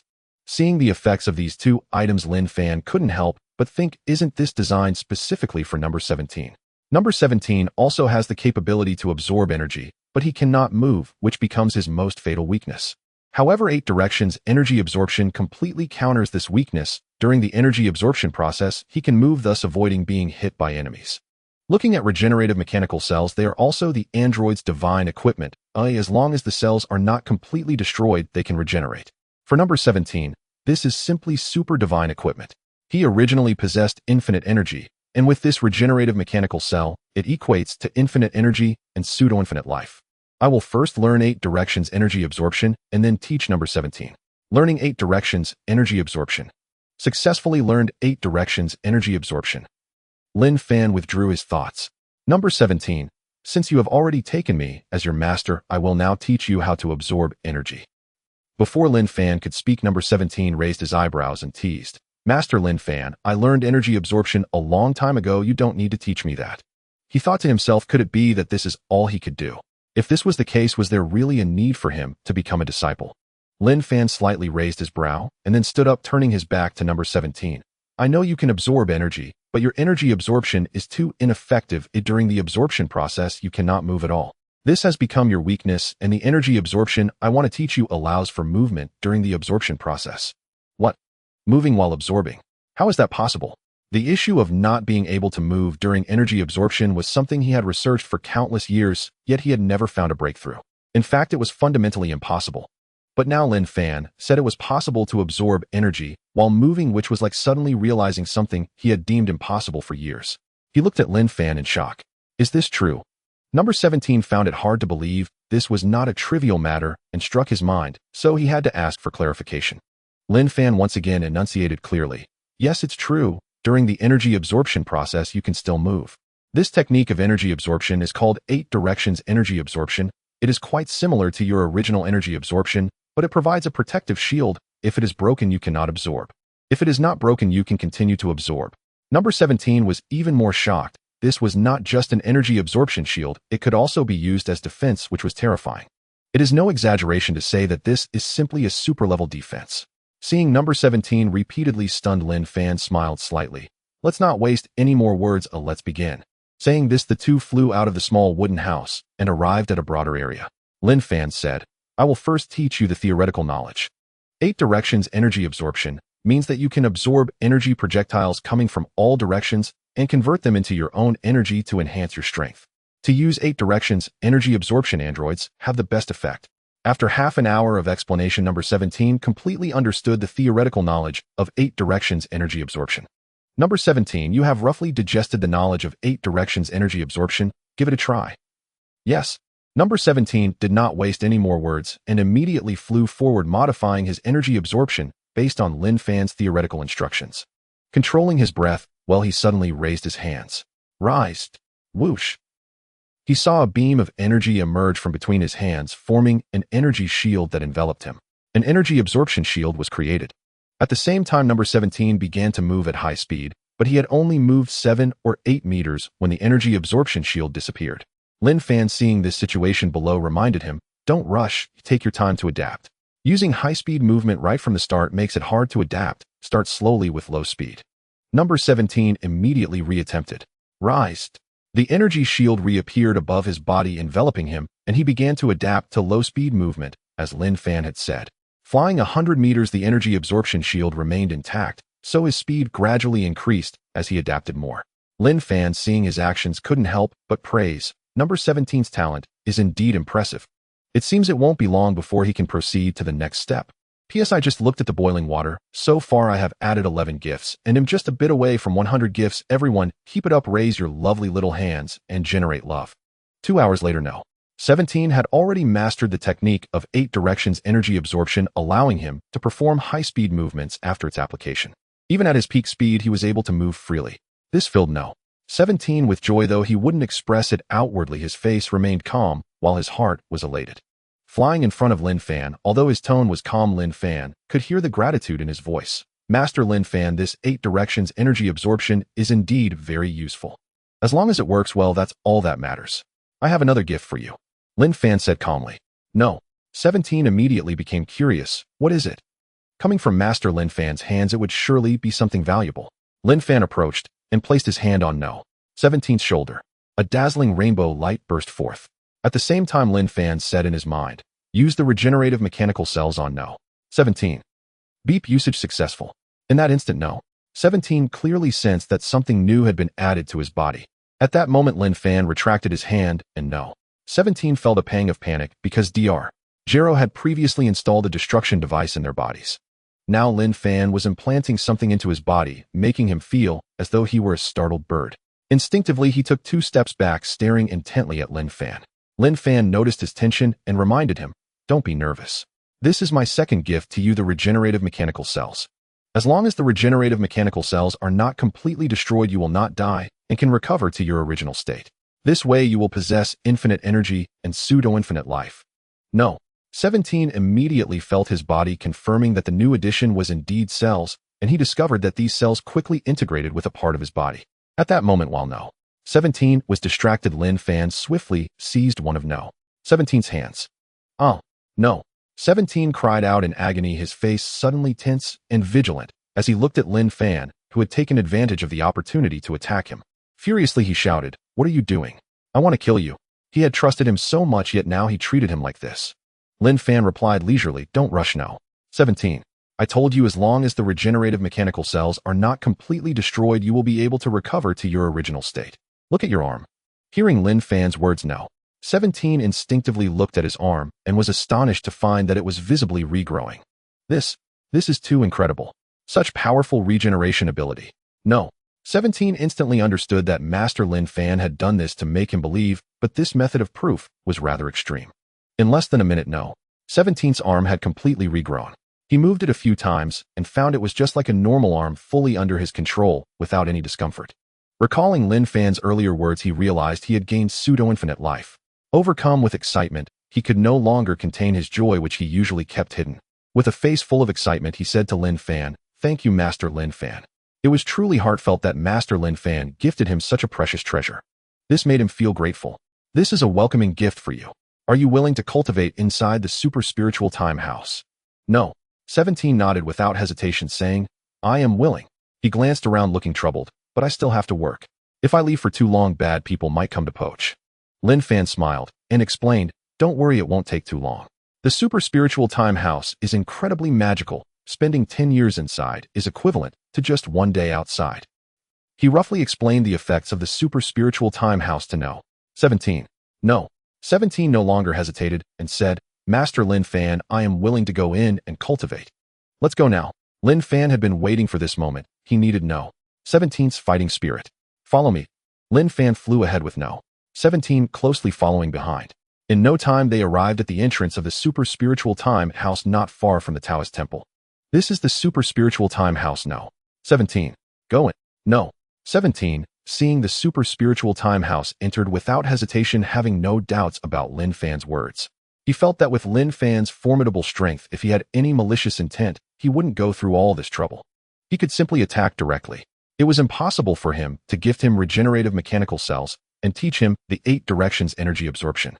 Seeing No. 17 enter, Linfan's lips curled into a satisfied smile. "No. 17, I look forward to your performance." Inside the super spiritual time house. As soon as No. 17 entered the super spiritual time house, he saw Sun Wukong practicing punches in midair. At that moment, Sun Wukong sensed a powerful aura entering the super spiritual time house. He stopped practicing and looked toward the entrance. Spotting No. 17 surprised him, so he flew in front of No. 17 and asked in astonishment, "No. 17, what are you doing here?" Seeing Sun Wukong here surprised No. 17, but then he realized that Sun Wukong was also Master Linfan's disciple, so his presence here was quite normal. "Sun Wukong, you're here too." Sun Wukong scratched his head and replied, "Yeah, Master Linfan taught me the ultimate King Fist, so I came in to cultivate." "Ultimate King Fist?" No. 17 muttered in response, knowing about the King Fist, but what in the world was the ultimate King Fist? Seeing No. 17's confusion, Sun Wukong generously explained, "The ultimate King Fist is the ultimate version of the King Fist, which reduces stamina consumption and the pain effects on the body. It allows for a better execution of multiple King Fists." No. 17 was instantly astonished. The King Fist was already powerful, and the ultimate King Fist had such effects which meant it greatly enhanced the King Fist. Master Linfan not only understood the 8 directions energy absorption, but also grasped the ultimate King Fist. What kind of existence was he? No. 17, quickly tell me how you also got in here. You haven't become Master Linfan's disciple too, have you? Sun Wukong asked with curiosity, his eyes filled with a hint of expectation. Yes, I am now also Master Linfan's disciple. Disciple no. 17 explained. Sun Wukong's face instantly lit up with eager excitement. Oh, you've truly become Master Linfan's disciple. That's truly wonderful. Master Linfan is extraordinarily powerful. Disciple no. 17 nodded in agreement. What Sun Wukong did not know was that Disciple no. 17 had experienced it firsthand, whereas Sun Wukong himself held only a fantasy, or rather a firm conviction. A conviction that Linfan was immensely strong. Oh, someone's entered. At that very moment, a woman clad in a qipao sword in, her figure voluptuous and gracefully curved. Upon seeing her, Sun Wukong greeted her warmly. Yes, Yulin, this is Disciple no. 17, an exceptionally formidable individual. Disciple no. 17 sized up the newcomer at a glance and immediately perceived her cultivation level as modest, at least by his own standards. Yet she possessed tremendous latent potential. With unwavering dedication to cultivation, her future prospects were undeniably bright. He felt he had glimpsed the essence of Master Linfan's disciples' election principle. Only those with extraordinary potential were accepted. Sun Wukong's potential was immense, though this woman's fell short of his, it remained commendable. In truth, Disciple no. 17 judged Yulin's potential favorably because she had already mastered the Celestial Master Art up to its 4th layer, thereby unlocking profound latent capacities within her body. The Celestial Master Art comprised 12 layers in total, each layer conferring terrifying growth potential. Reaching the 12th would undoubtedly mark one as extraordinary. Disciple no. 17 greetings, I am Yulin. Yulin extended her greeting with effortless grace. Disciple no. 17, though reserved in social interaction, could hardly rebuff such courtesy, and thus replied simply and calmly hello. Yulin frowned, slightly puzzled by his aloof demeanor. Just as she prepared to inquire further, a wave of mental fatigue washed over her. She instantly realized her spiritual energy had been completely depleted. Turning towards Sun Wukong and Disciple no. 17, she said, my spiritual energy is exhausted. You too continue your cultivation. Whoosh. The moment she spoke, Yulin vanished in an instant. Outside the hyper-spiritual time chamber, Linfan had just begun flying back toward the Taoist monastery when he spotted Yulin emerging. Seeing Linfan, Yulin's face blossomed with delight. She darted forward swiftly and exclaimed joyfully, Master. Her recent surge in combat prowess had made her acutely aware. This master before her was truly peerless, far surpassing any master she had known before. Faithfully cultivating under him would assuredly elevate her future strength to extraordinary heights. How was your training? Linfan asked with a gentle smile. In truth, he knew precisely how much her combat strength had increased. At the mention of her progress, Yulin beamed with genuine elation. My gains have been exceptional. Thank you, Master, for your guidance. Linfan gave a slight nod. Continue striving diligently. Once your spiritual energy strengthens, further re-enter the hyper-spiritual time chamber for cultivation. Do not squander such rare opportunity. Understood, Master. By the way, Master, Disciple no. 17, who entered afterward, is also your disciple, correct? He seems rather aloof. Recalling Disciple no. 17's icy composure, Yulin felt a faint flicker of displeasure. Linfan smiled knowingly and explained, it's quite natural. He's simply of that disposition. You'll grow accustomed to it. You've met him then. Hearing her master's words, Yulin let the matter drop.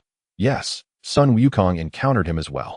A faint satisfied smile curled at the corners of Linfan's lips as he turned and flew toward the monastery. The meeting between Sun Wukong and Disciple no. 17 would inevitably ignite a fierce spark. Neither Sun Wukong nor Disciple no. 17 could significantly advance their combat strength through routine training alone. Only intense high-stakes sparring could catalyze true breakthroughs. They both understood this truth intimately. As each pushed the other to greater heights, their mutual growth would amplify, doubling their collective advancement. A most gratifying prospect. Inside the hyper-spiritual time chamber, after a brief exchange, Sun Wukong gazed upon Disciple no. 17 with fervent intensity. Disciple no. 17, we haven't sparred in ages. How about a proper duel? Disciple no. 17, now endowed with regenerative mechanical cells and omnidirectional energy absorption, eagerly sought a worthy test subject. Sun Wukong stood as the ideal opponent. Even had he not proposed it, Disciple no. 17 likely would have. Agreed. Hearing Disciple no. 17's assent, Sun Wukong erupted with jubilation. Excellent. Finally, no more tedium. Instantly, he activated his flight art, soaring skyward, while Disciple no. 17 rose beside him with equal grace. They hovered midair, perfectly aligned at the same altitude. Disciple no. 17, Are you ready? Sun Wukong declared, brimming with exhilaration. Disciple no. 17 remained serene, then gave a subtle, beckoning gesture with his hand. In that moment, Sun Wukong was reminded of the rampaging androids of old. Yeah. Whoosh whoosh. He lunged forward, first launching a thunderous punch. Boom. Disciple no. 17 stood motionless, effortlessly blocking the blow, and remarked coolly, Sun Wukong, transform into a Super Saiyan. At your base form you stand no chance against me. Wasting time like this yields no meaningful growth for either of us. Very well. A gleam of fierce excitement flashed across Sun Wukong's lips. He craved precisely such a formidable adversary. After creating distance, he clenched his fists tightly and roared, "Ha!" Instantly, golden radiance erupted from his body, blazing brilliantly, illuminating the entire chamber in shimmering light. Within seconds, the brilliance subsided, revealing Sun Wukong transformed into a Super Saiyan level 3 golden hair, cascading down to his waist, his entire frame wreathed in blazing golden aura. Sun Wukong tightened his fist and declared exultantly, "This is Super Saiyan level 3. A power transcending Super Saiyan level 2 beyond measure." Disciple no. 17's expression remained placid. He acknowledged the awe-inspiring might of Super Saiyan level 3, but he harbored no inferiority. Clenching his fists, he bellowed, "Ha!" Whoosh. His battle aura surged violently, stirring tempests in the surrounding air as pressure waves spiraled outward. The gales whipped the forest below into roaring chaos. Sensing Disciple no. 17's aura rivaling his own, Sun Wukong exclaimed in astonishment, "Disciple no. 17, you are astonishingly strong. It appears you've never ceased your cultivation these years." Disciple no. 17 offered a quiet, knowing smile, "Nor have you." Whoosh whoosh. The moment the words left his lips, both figures blurred, two phantom silhouettes streaking across the void before materializing face-to-face, fists colliding in perfect unison. Boom! An unprecedented clash of fists detonated, a torrent of raw energy bursting outward in all directions. Everywhere the shockwave passed, visible ripples rolled outward like ocean swells. Neither halted their assault. Punch after punch crashed together with relentless fury. Thud thud thud. In mere seconds, hundreds of blows had been exchanged, yet neither landed a single damaging strike upon the other. Boom! Another titanic collision sent both warriors recoiling backward over 10 meters. Sun Wukong thrust out his right hand, launching several ki blasts in rapid succession. Whoosh whoosh whoosh. Just as the energy blast was about to strike number 17, a shimmering green barrier enveloped him. The blast struck the barrier and vanished instantly, absorbed then converted into energy that surged into number 17's body. Sun Wukong watched impassively. He had expected no less. He knew full well that number 17 possessed this ability. Moreover, he knew it was precisely this ability that exposed number 17's greatest vulnerability. Seeing the barrier flare into existence, a fierce triumph ignited in his heart. He roared, "Number 17, you've fallen for it." Shoo! His figure dissolved into thin air. When he reappeared, he stood face-to-face with number 17, fist drawn back ready to deliver a fatal blow. Whoosh! Yet, Sun Wukong's punch struck only empty air. He blinked, scanning frantically, only to find number 17 already repositioned several meters away. A flicker of doubt crossed his mind. Had he dispelled the barrier in an instant? Sun Wukong knew well that while number 17 activated his energy absorption field, he could not move. A critical weakness Sun Wukong had deliberately exploited by launching successive ki blasts, luring his opponent into overconfidence and seizing the opening. But just as Sun Wukong assumed number 17 had instantly deactivated the barrier, he saw it still shimmering, intact, unbroken, around his foe. How is this possible? Before the question could fully form in his mind, number 17's fist crashed into his abdomen with thunderous force. Boom! The impact hurled Sun Wukong hundreds of meters through the air. Before he could even stabilize his flight, number 17 shot forward like a guided missile, reappearing behind him in a blur. A sweeping kick slammed into Sun Wukong's back. Then, gripping his arm with iron precision, number 17 executed a flawless shoulder throw, hurling him skyward. He spread his palms wide, locking onto his airborne target. With a guttural bellow, he unleashed his assault, continuous energy barrage. Dozens of blazing ki blasts streaked towards Sun Wukong in rapid succession. Crocra crocra. Every single blast detonated upon contact, engulfing Sun Wukong in a churning maelstrom of smoke and flame. The sky darkened, choked with ash-gray haze, as if the heavens themselves had been swallowed by the inferno. Number 17 hovered motionless in the smog-choked air, eyes fixed ahead, senses straining to trace Sun Wukong's fading aura. Suddenly, shoo-shoo, a surge of overwhelming power surged toward him. From the smoke burst Sun Wukong. Fists clenched, momentum coiled like a spring, launching a devastating straight punch directly at number 17. But number 17 was prepared. He knew Sun Wukong's vitality was legendary, unyielding, indomitable like an immortal cockroach. He had never imagined such a barrage alone would be enough to fell him. Boom! Their fists collided midair. The shockwave sent both warriors spinning backward before they landed, feet planted firm on the void. Sun Wukong's GI hung in tatters, charred edges curling upward with faint wisps of smoke, clear testament to the barrage's ferocity. Yet his body bore no visible wound. Stunned, Sun Wukong gasped, "Whoa, number 17. You've grown astonishingly strong. But when you absorb energy, shouldn't you be unable to move?" Number 17 remained serene, calm as still water. "I forgot to mention, it's one of Master Linfan's techniques, octagonal energy absorption."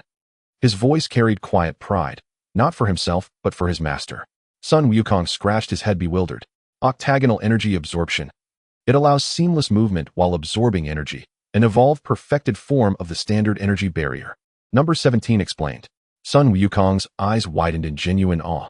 "Whoa, amazing. Master Linfan knows so many extraordinary techniques." A subtle, knowing smile curved number 17's lips, silent, yet deeply affirming. Master Linfan's mastery extended far beyond techniques. He possessed countless treasures.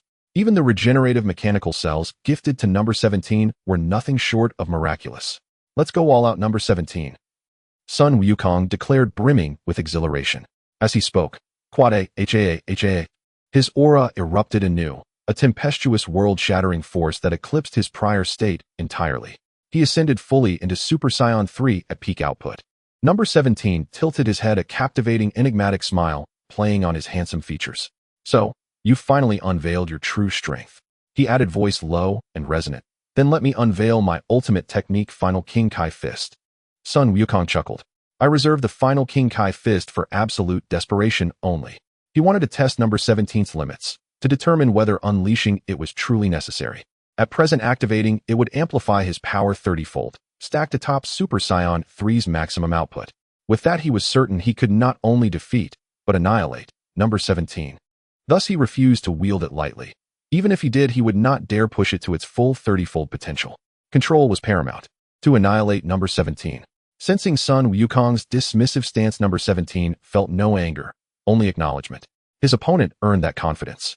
Nor was he the sort to let another dictate his inner calm, except perhaps where family was concerned. They assumed battle stances, coiled ready. Shoo! Both vanished from sight, reappearing moments later high above the battlefield, suspended amidst the clouds. Boom! Boom! Boom! Their fists met again and again, each collision unleashing cataclysmic shockwaves that made the heavens tremble and the earth convulse. Violent gales spiraled outward, scouring the land, the sky dimmed, bleeding into twilight. The ground fractured relentlessly. Within moments, the entire landscape resembled a volcanic eruption zone, molten fissures billowing, ash-searing heat. Yet neither ceased their assault. Before entering, Master Linfan had assured them, "Ravage freely. Within this chamber, destruction carries no consequence. All will restore itself within 1 hour." There was no need to fear shattering the hyperbolic time chamber. Its structure was inviolable, impervious even to their godlike might. Outside the hyperbolic time chamber, beep. Disciple Sun Wukong's base combat power increased by 2 billion. Master receives double 4 billion. Current host combat power 24 billion. Beep. Disciple number 17's base combat power increased by 3 billion. Master receives double 6 billion. Current host combat power 30 billion. Hearing the notification resonate in his consciousness, Linfan felt a warm, sweet satisfaction. His long hours of mentorship had finally borne fruit. Were others privy to Linfan's thoughts, they'd surely retort, "Is that truly exhausting? You trained each disciple for mere hours." Indeed, Linfan's pedagogical method was anything but arduous. It was profoundly laid back. He intended to instruct each disciple only once or twice, then promptly deposit them inside the hyperbolic time chamber. Daily instruction. Unthinkable. Not out of fear they'd steal his secrets, but sheer aversion to fatigue. Were it not for the necessity of recruiting disciples, he'd have long since embraced total blissful inertia. Inside the hyperbolic time chamber. At the beginning, Sun Wukong in his Super Saiyan 3 full power form was able to match Android 17, but as time went on, Android 17's combat power gradually surpassed Sun Wukong's, overpowering him, as he was an artificial human with unlimited energy capable of continuously using energy blasts. In contrast, Sun Wukong had limited energy and could not use energy blasts because Android 17 could absorb his energy attacks. Even the Kamehameha wave was previously absorbed by Android 17, leading to a certain situation. Android 17 primarily relied on energy blasts while evading, occasionally engaging in close combat with Sun Wukong, but not getting entangled for too long. This left Sun Wukong feeling exhausted, as if he had strength, but couldn't exert it, constantly being toyed with. Tap, tap, tap. Another series of energy blasts came crashing in, and Sun Wukong crossed his arms, the continuous energy blasts bombarding his hands. He felt quite frustrated. He felt very fatigued. In his heart, he thought that Android 17 was far too cunning, using unlimited energy to continuously attack with energy blasts which would eventually wear him down. Only by surpassing him in speed could he better engage in close combat, thus he had no choice but to use the ultimate Kaioken. Considering this, Sun Wukong no longer hesitated, clenched his fists, and shouted, "Aha! Ultimate Kaioken!" Whoosh, whoosh, whoosh. In an instant, a surge of red radiance erupted from Sun Wukong, with every bit of his aura shooting out sharp glints, confronting directly. 10 times. In an instant, Sun Wukong's aura surged again, instantly rising to 10 times the full power of Super Saiyan 3. Android 17, standing before him, felt a sense of urgency. He couldn't help but mumble to himself, the ultimate Kaioken is indeed powerful. Sun Wukong has said he can unleash a 30 times ultimate Kaioken, and if 10 times can have such an effect, then 30 times would be. Android 17 realized that if Sun Wukong truly unleashed 30 times the Kaioken, he would not stand a chance. But 10 times. He had enough confidence to win. Clenching his fists, he also shouted, "Ha! Ah!" Android 17's aura also surged again, greatly enhancing his combat power. At this moment, Sun Wukong had stabilized with 2 auras surrounding him, the red Kaioken aura, enveloping the golden Super Saiyan 3 aura. He looked at Android 17's rapidly increasing combat power with slight surprise, but more so with excitement. Android 17, you really have hidden your strength. Soon after, Android 17's combat power reached Sun Wukong's current level. The two once again vanished into the air. Fists clashed continuously. Then energy erupted throughout the hyperbolic time chamber, the pressure overwhelming, causing volcanic eruptions and tsunamis. In less than a moment, the entire world was engulfed in flames. Everywhere was fire, and even in places with seawater, it was a fiery red, with volcanoes merging with the ocean, creating a true sea of fire. Apocalypse. The two fists collided simultaneously, with Android 17 gripping Sun Wukong's fist, the two struggling against each other. Sun Wukong, the 10 times Kaioken cannot defeat me, push further. Bang. Both kicked out simultaneously, and Sun Wukong was sent flying 7 or 8 meters by Android 17. Sun Wukong said excitedly, "I'm getting more and more thrilled." Since defeating Majin Buu, he hadn't experienced such an intense battle. Although he had fought with Tenshinhan a while ago, compared to the intensity of the current battle, it hardly counted. Not at all satisfying.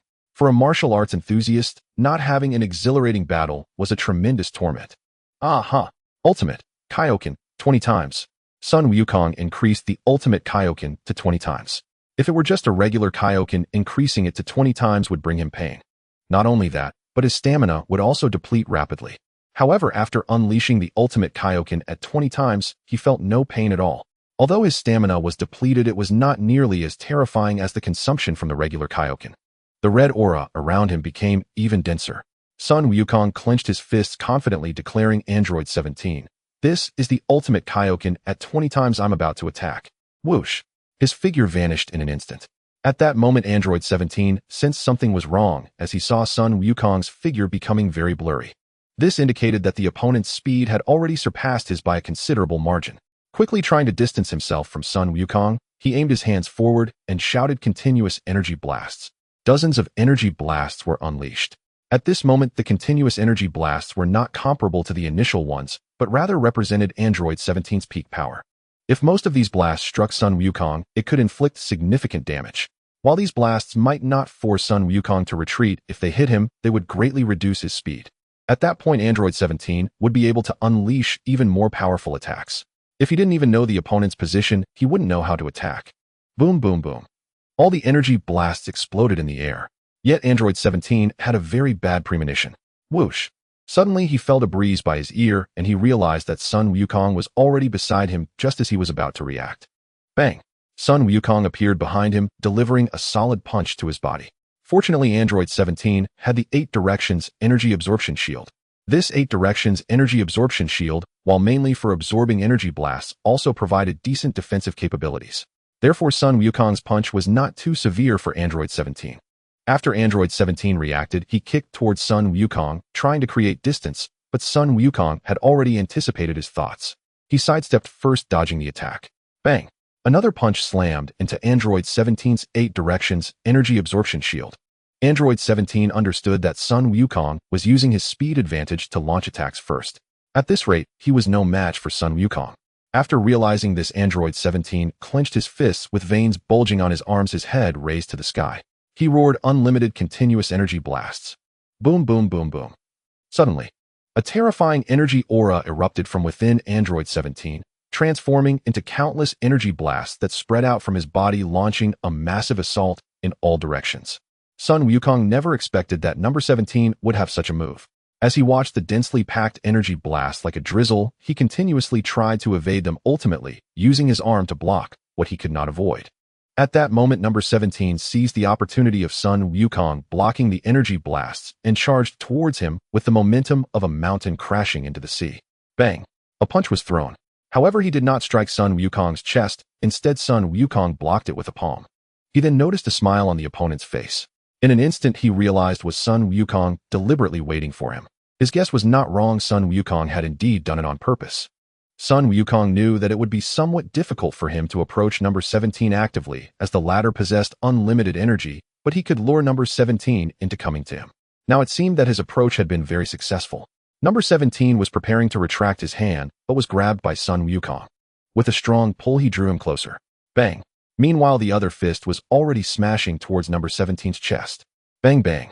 In an instant, dozens of punches were thrown, and the energy absorption shield around them crackled with sounds of explosions. Sun Wukong raised his fist high. Gathering all his strength, he unleashed a devastating punch upon number 17's energy absorption shield. Smash! The energy absorption shield shattered instantly, and Sun Wukong's punch landed directly on number 17's chest. In that moment, Sun Wukong released his grip on number 17, placing his hands on his waist. Kamehameha. A tremendous surge of energy coalesced into a Kamehameha wave, roaring towards number 17 with a terrifying force. Boom, boom, boom. An immense energy struck number 17, causing clouds of smoke to erupt, and his body rapidly began to fall. Seeing this scene, Sun Wukong instantly reacted, feeling quite embarrassed. It seems I didn't control my strength well. He quickly flew up, wrapping his arms around number 17 to prevent him from falling into the volcano, reverting to his normal state. Hastily, he apologized to the disheveled number 17, saying, "I'm sorry, number 17, I just couldn't control myself back there." Number 17 forced a smile. "It's fine." At the same time, he realized that he still had a significant gap compared to Sun Wukong. He had originally thought that he was merely outmatched by 30 times the power of the Ultimate King Fist. Now, even at just 20 times, he could barely withstand it. He needed to train with all his might. However, after this battle, his combat strength had significantly improved. Sun Wukong, seeing number 17's bloodied face and the large wound on his chest, asked again, "Are you really all right?" Number 17 felt like cursing Sun Wukong for being such a dimwit. He was in this state, and yet Sun Wukong still asked if he was fine. Of course he wasn't. But could he admit that he was hurt? Obviously not, otherwise where would his dignity go? "I'm fine." Sun Wukong clearly saw that the wound on number 17's chest was healing at a visible rate. In shock, he asked, "Wow, number 17, how is your wound healing by itself?" Number 17 merely smiled. It was the ability of regenerative mechanical cells, but he did not tell Sun Wukong, as it was his trump card. If he revealed his trump card to others, wouldn't that put him in a dangerous position? Sun Wukong, seeing that number 17 only smiled and did not answer, became even more curious. Just as he was about to ask further, he felt his body becoming unsteady.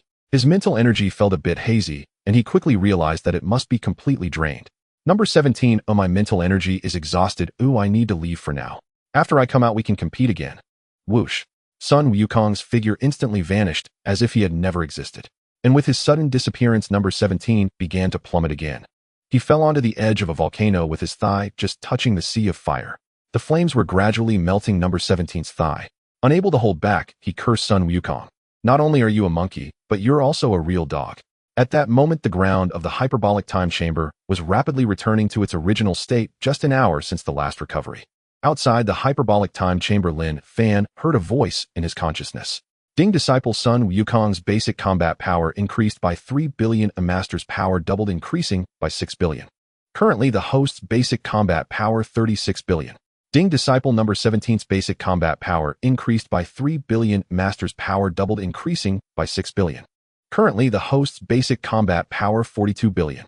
Linfan suddenly heard the system's notification, again his mood soaring like a roaring fire. Fantastic. He had gained another 12 billion. It certainly did not disappoint me. Combat is indeed more effective than tedious training. If I take on more apprentices in the future, should I have them compete together?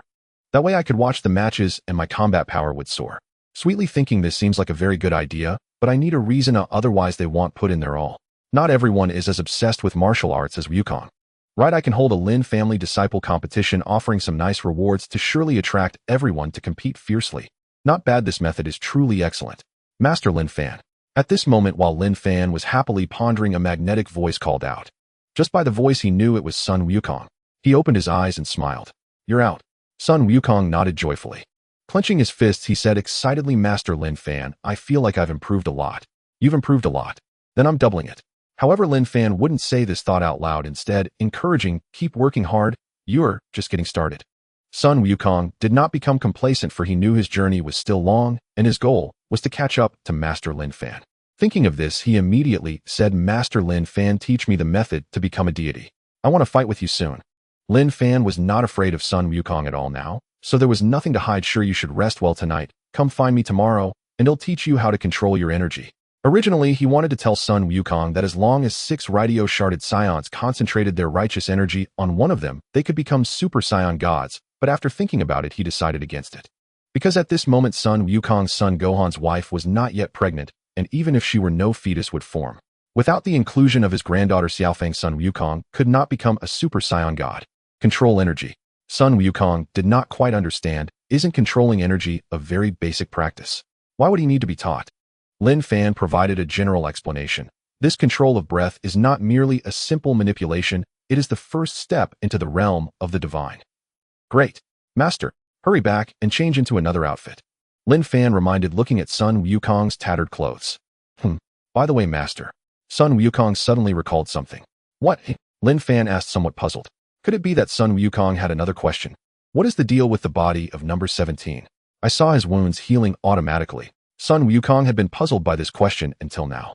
He clearly remembered that during their battle with number 17 back, then number 17 did not possess such abilities. Could it be something he cultivated over the years?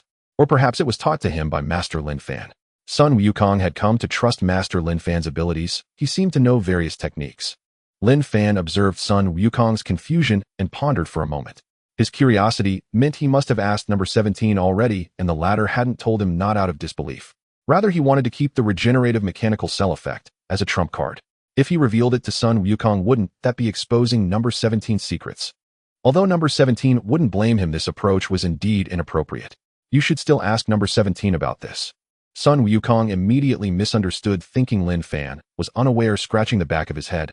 Oh, so Master Linfan doesn't know either. Linfan simply smiled and said, hurry back and change your clothes. Yes.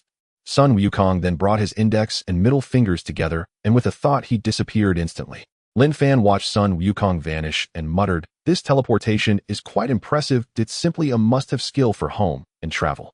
I wonder when the system will reward me with one. He yawned. Feeling a bit sleepy, I should go back and rest. He stood up, preparing to return to the temple for some rest. Do. At that moment his phone suddenly rang. Linfan jolted. This phone was given to him by Bulma, and the only person who should know this number was Bulma herself. Even he didn't know his own number. Could it be that Goku was calling? Thinking this, he answered the phone. Hello. Mr. Linfan, it's me, Bulma. A crisp voice came from the other end. Linfan immediately recognized it was indeed Bulma. He asked with curiosity, Bulma, is there something going on that you called so late? Mr. Linfan, a month from now I will be holding a birthday party and would like to invite you. Sure, I'll come a month from now. Linfan agreed, without hesitation, feeling a bit disappointed, thinking it was Goku calling. Bulma didn't expect Linfan to agree so readily. She thought it would take more convincing. By the way, Mr. Linfan, Goku just called. He said he will arrive on Earth tomorrow at noon. Come to my house then. Linfan, who felt slightly dejected upon hearing this, suddenly felt his mood lift. All right. After chatting a bit, they hung up. Holding the phone, he exclaimed joyfully, I didn't expect Goku is really coming. This way I'll have the cosmic map, and I can contact Broly. Thinking about how he would soon take on Broly as a disciple, he couldn't contain his excitement. Wait, Bulma just said that a month from now is her birthday party. Linfan suddenly realized. If that's the case, in just a month Beerus and Whis will descend upon Earth. He vividly remembered that Beerus and Whis arrived on Earth during Bulma's birthday party, first encountering Sun Wukong, and then appearing on Bulma's luxurious ship. They encountered Vegeta. Vegeta was nearly scared out of his wits upon seeing him. Because Beerus was the shadow of Vegeta's childhood, he had witnessed his father King Vegeta being trampled underfoot by Beerus, unable to move at all. The humiliation was profound. The more he thought about it, the more he felt time was of the essence. No, I must hasten the pace of taking on disciples, he said, flying back to the temple, lounging on his bed casually, playing on his phone, planning to take a nap. While the pace of taking on disciples needed to be accelerated, he still had to rest. After all, he was just a lazy fish. To expect him to actively take on disciples was unrealistic. Lounging was the only path for a traveler like him. The next day, just awakening, he heard the system's notification sound. Ding, disciple number 17's base combat power increased to 5 billion. Master receives double increase 5 billion. Current host combat power 47 billion. Linfan stretched lazily. Not bad at all. Waking up from a nap increased my combat power by 5 billion. It seems being a lazy fish suits me. Disciples, you must work hard. If you don't diligently cultivate, how can Master surpass Beerus? He muttered as he walked out of the room. As he stepped out, he saw Yulin coming towards him with a smile. Master, breakfast is ready. Oh, is it really that nice? Linfan was quite surprised. Among the disciples he had taken on, this was the first time someone had prepared breakfast for him and invited him to eat. Yulin smiled and explained, it's only right for disciples to show filial piety to their master. Indeed, this female disciple was worthy. It seemed he could consider taking a few more female disciples, even if their talents were a bit lacking. Not for any other reason, just for the chance to have breakfast and drink fresh milk later. Wait, female disciples. Isn't Angel Beerus female? If he could take Angel Beerus as a female disciple in the future, that would be quite wonderful. Not only would she have exceptional talent, but her appearance would also be top-notch. Her background is also quite impressive. The daughter of the Grand Priest. This identity could surely grant him a certain standing in the universe. If he became her master, even if his strength were average, he would still be able to maneuver with ease in the universe. Thinking about it brought a certain charm to his imagination. However, it also felt a bit like daydreaming. The master and disciple arrived at the dining area of the temple, where breakfast was ready. Bread and milk, dumplings, and Tianjin rice were also present. When the two saw Linfan arrive, they immediately stood up respectfully and greeted Master. Let's sit down and eat. Yes. The three of them sat down in an orderly manner. Just as they settled in, Sun Wukong suddenly appeared with a whoosh, immediately looking towards Linfan. Master Linfan, I'm here. Yulin, seeing Sun Wukong suddenly appear, was extremely surprised and asked in confusion, could this be the soul leaving the body? This is not the soul projection technique from your Taoist master arts. It is instant transmission. Linfan explained. Moreover, soul projection does not function in this manner. Soul projection occurs while remaining physically in place. The soul departs the body, whereas instant transmission transports the entire body to another location, unlike Sun Wukong's abrupt relocation. Yulin had never heard of instant transmission before, yet even its name alone suggested extraordinary practicality. She turned to Linfan and playfully asked, Master Linfan, could you teach me instant transmission? Tianjin Fan, Sun Wukong, and the others exchanged faint, startled glances. Instant transmission was exceedingly rare. Among everyone they knew, only Sun Wukong possessed it. Could it be that Master Linfan also commanded this ability? Truthfully, if Linfan claimed he did, none of them would harbor the slightest doubt, especially Tianjin Fan. He believed it all the more, for Linfan had already integrated the sacred bloodline of the three-eyed celestial sovereign into his very being. Mastering a mere technique like instant transmission would pose no insurmountable challenge. Linfan felt a quiet embarrassment. He did not yet possess instant transmission, yet he trusted implicitly that the system would grant it to him in due time. Yulin, I do not teach whatever you wish to learn, nor is every technique suited to your cultivation path. Given your innate talent, the Taoist master arts, and particularly soul projection, are your true calling. Instant transmission is fundamentally incompatible with your constitution. Upon hearing these words, Yulin immediately nodded, humbly accepting. Understood, Master. Tianjin Fan and the others exchanged thoughtful glances. Could it be that their master truly wielded instant transmission? Sun Wukong gave no such deliberation. His sole preoccupation was learning Linfan's breath control method. Master Linfan, please teach me the breath control method at once. Wukong, no need to rush. Let us first break our fast. Linfan observed Sun Wukong's frantic eagerness and mused inwardly, truly a monkey, impulsive to the core. Sun Wukong gazed upon the bread and milk laid out on the table. After a moment's hesitation, he sat down, seized several loaves, and devoured them with loud, rhythmic chewing. then gulped down glass after glass of milk. A sudden realization struck Linfan's son Wukong's appetite was monstrous. By the time son Wukong had polished off 7 buns and 5 glasses of milk, Yulin's expression had darkened. At this rate, there'll be nothing left for Master. How can you eat so voraciously when Master hasn't even taken a proper bite yet? Yulin scolded sharply. Linfan, whose own appetite was modest, merely waved it off. No matter. Let him eat. Son Wukong scratched his head sheepishly while continuing to chew. It's simply too delicious. I cannot restrain myself. All present save Yulin stifled laughter torn between amusement and exasperation. Tianjin Fan could no longer hold back. Wukong, for you anything edible is inherently delectable. Son Wukong offered an awkward grin. He truly held no preferences, believing that sustenance itself was the highest pleasure. To him, the very notion of delicious or undelicious held no meaning. After breakfast concluded, Linfan led them into the main hall of the Taoist temple and seated himself cross-legged upon the central dais. Below him sat Tianjin Fan's son Wukong, Yulin, and Jiaozi. Today I shall instruct you in breath control. My method differs from yours entirely. It is called Supreme Breath Mastery. It is an exquisitely refined art of breath manipulation. Should you master it, your combat prowess will ascend to unprecedented heights. To achieve true breath control, one must harmonize 3 essential elements: breath regulation, bodily alignment, and mental focus. The foundational principle demands inner stillness, purging desire, dispelling distractions, and attaining a state where breath, body, and mind unite as one. An hour later, Linfan rose and addressed his 4 disciples seated upon the floor. Each of you now begins solitary cultivation. Avoid mutual interference. Yes, Master. They stood in unison and soared out of the temple, dispersing to begin their practice. Once they had departed, Linfan vanished in an instant, reappearing outside the temple grounds. Gazing upward, he murmured, "It is time to visit Bulma's residence." Activating his flight technique, he ascended into the sky and sped toward Bulma's home. Within moments, he hovered above Capsule Corporation. He descended swiftly. In the garden below, 2 children played, son Goten and Trunks. Both looked up as Linfan arrived. Their reception was far from warm, especially Trunks, who still vividly recalled Linfan flicking his father away with a single finger. Trunks demanded, "Hey, what are you doing here?" Linfan replied without evasion, "Your mother invited me." The moment the words left his lips, he sensed their ambiguity and hastily amended, "I have matters to discuss with your mother."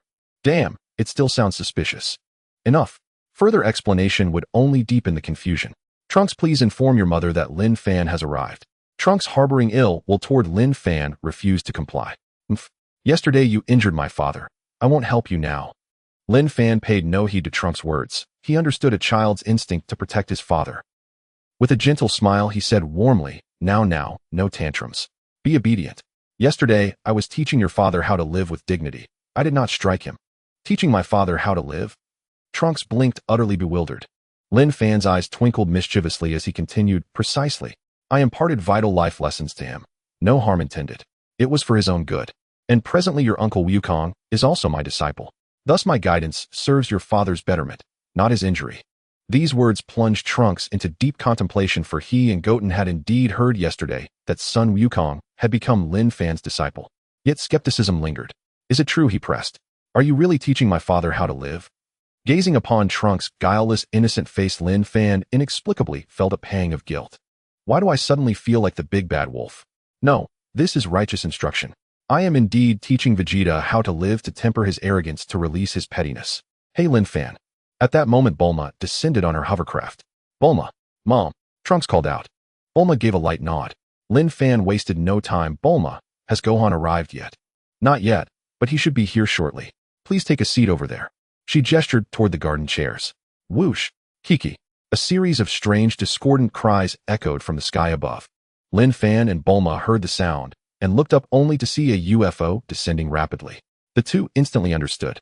Jayak came. Linfan thought to himself timing couldn't be better, as he didn't have to wait long. At this moment, Trunks and Goten also noticed the arrival of the spaceship. They immediately came over to watch. After the spaceship landed, Linfan and Bulma walked over. At that moment, the spaceship opened, revealing an alien who resembled Ultraman.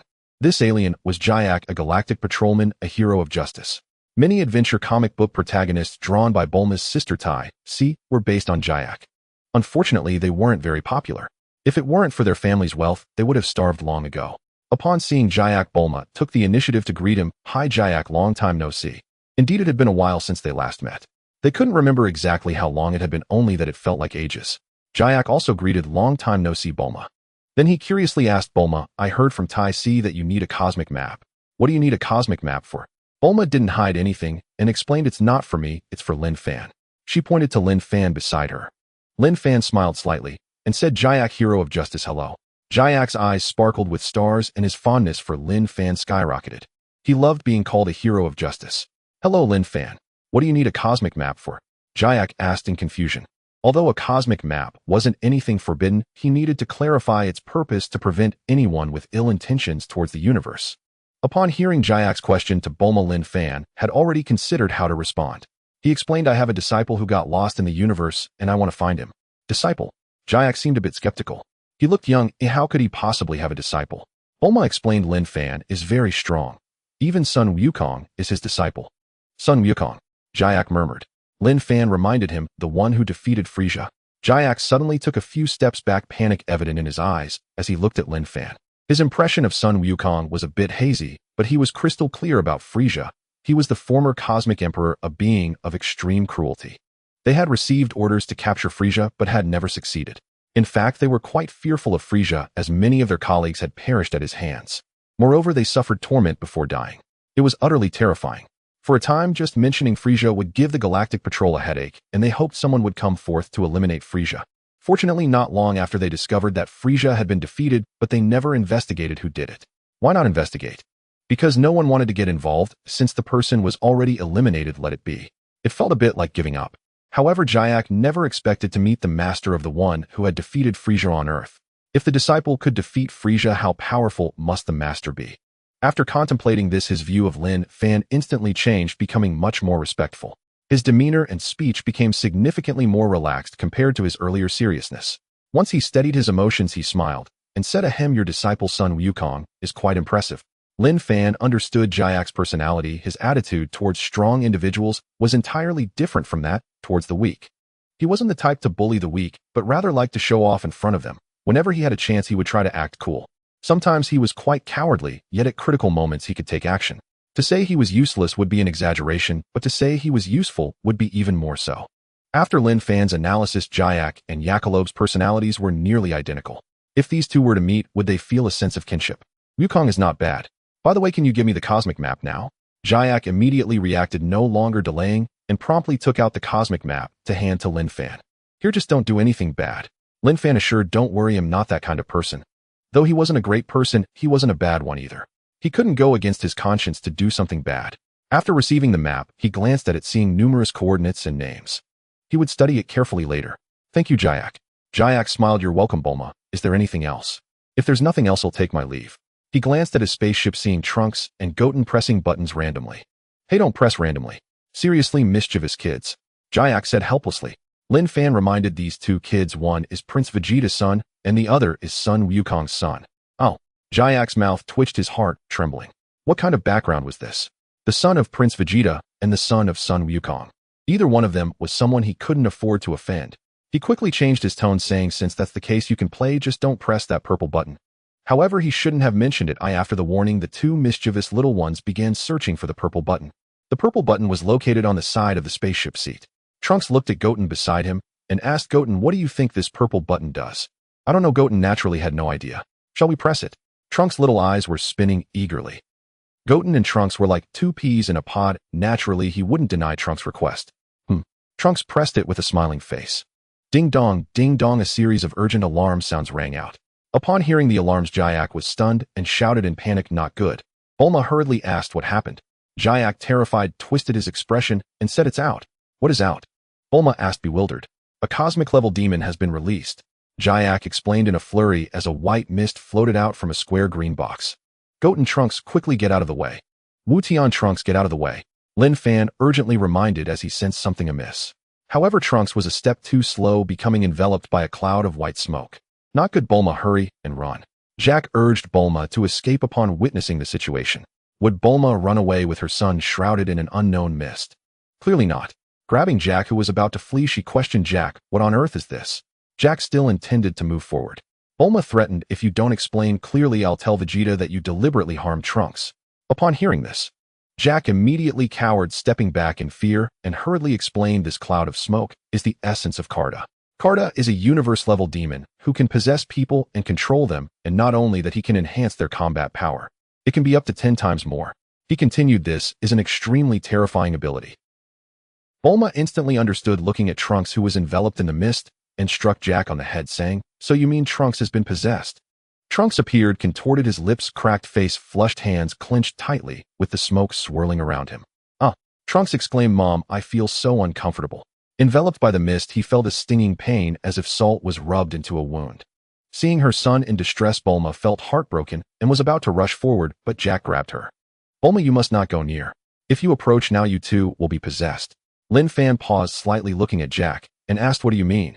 Are you saying that this Karda can possess more than one person at a time?" To be honest, he had never heard of this universe-level demon Karda and had no impression of him at all. However, he didn't find it strange. The universe was vast, and it was normal to have all kinds of demons.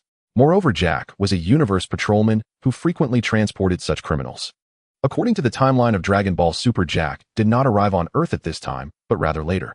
His rapid arrival was mainly due to Linfan contacting him. Had Linfan not contacted him, he might have sent Karda directly for incarceration or judgment. Jack nodded, saying, "That's right, he can possess many people. At most, he can possess 5 people at once. It seems Karda's special ability is quite impressive." Linfan said calmly, "I'll go notify Vegeta to control Trunks," Bulma said nervously.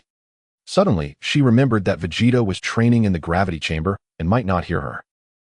She couldn't help but complain, "Ugh, why is Vegeta training at this time?" Jack glanced at Linfan and said, "Isn't he Goku's master? With him here, wouldn't that be better?" Bulma realized, "Oh right. Linfan, you must save Trunks." Linfan gently nodded. Without Bulma saying it, he would also step in to save him. Not for any other reason, but simply because he was still a child and Linfan couldn't bear to let him die. Whoosh. At that moment, Trunks shouted and his clothes instantly exploded, his aura surging. His combat power surged dramatically, 10 times greater than normal.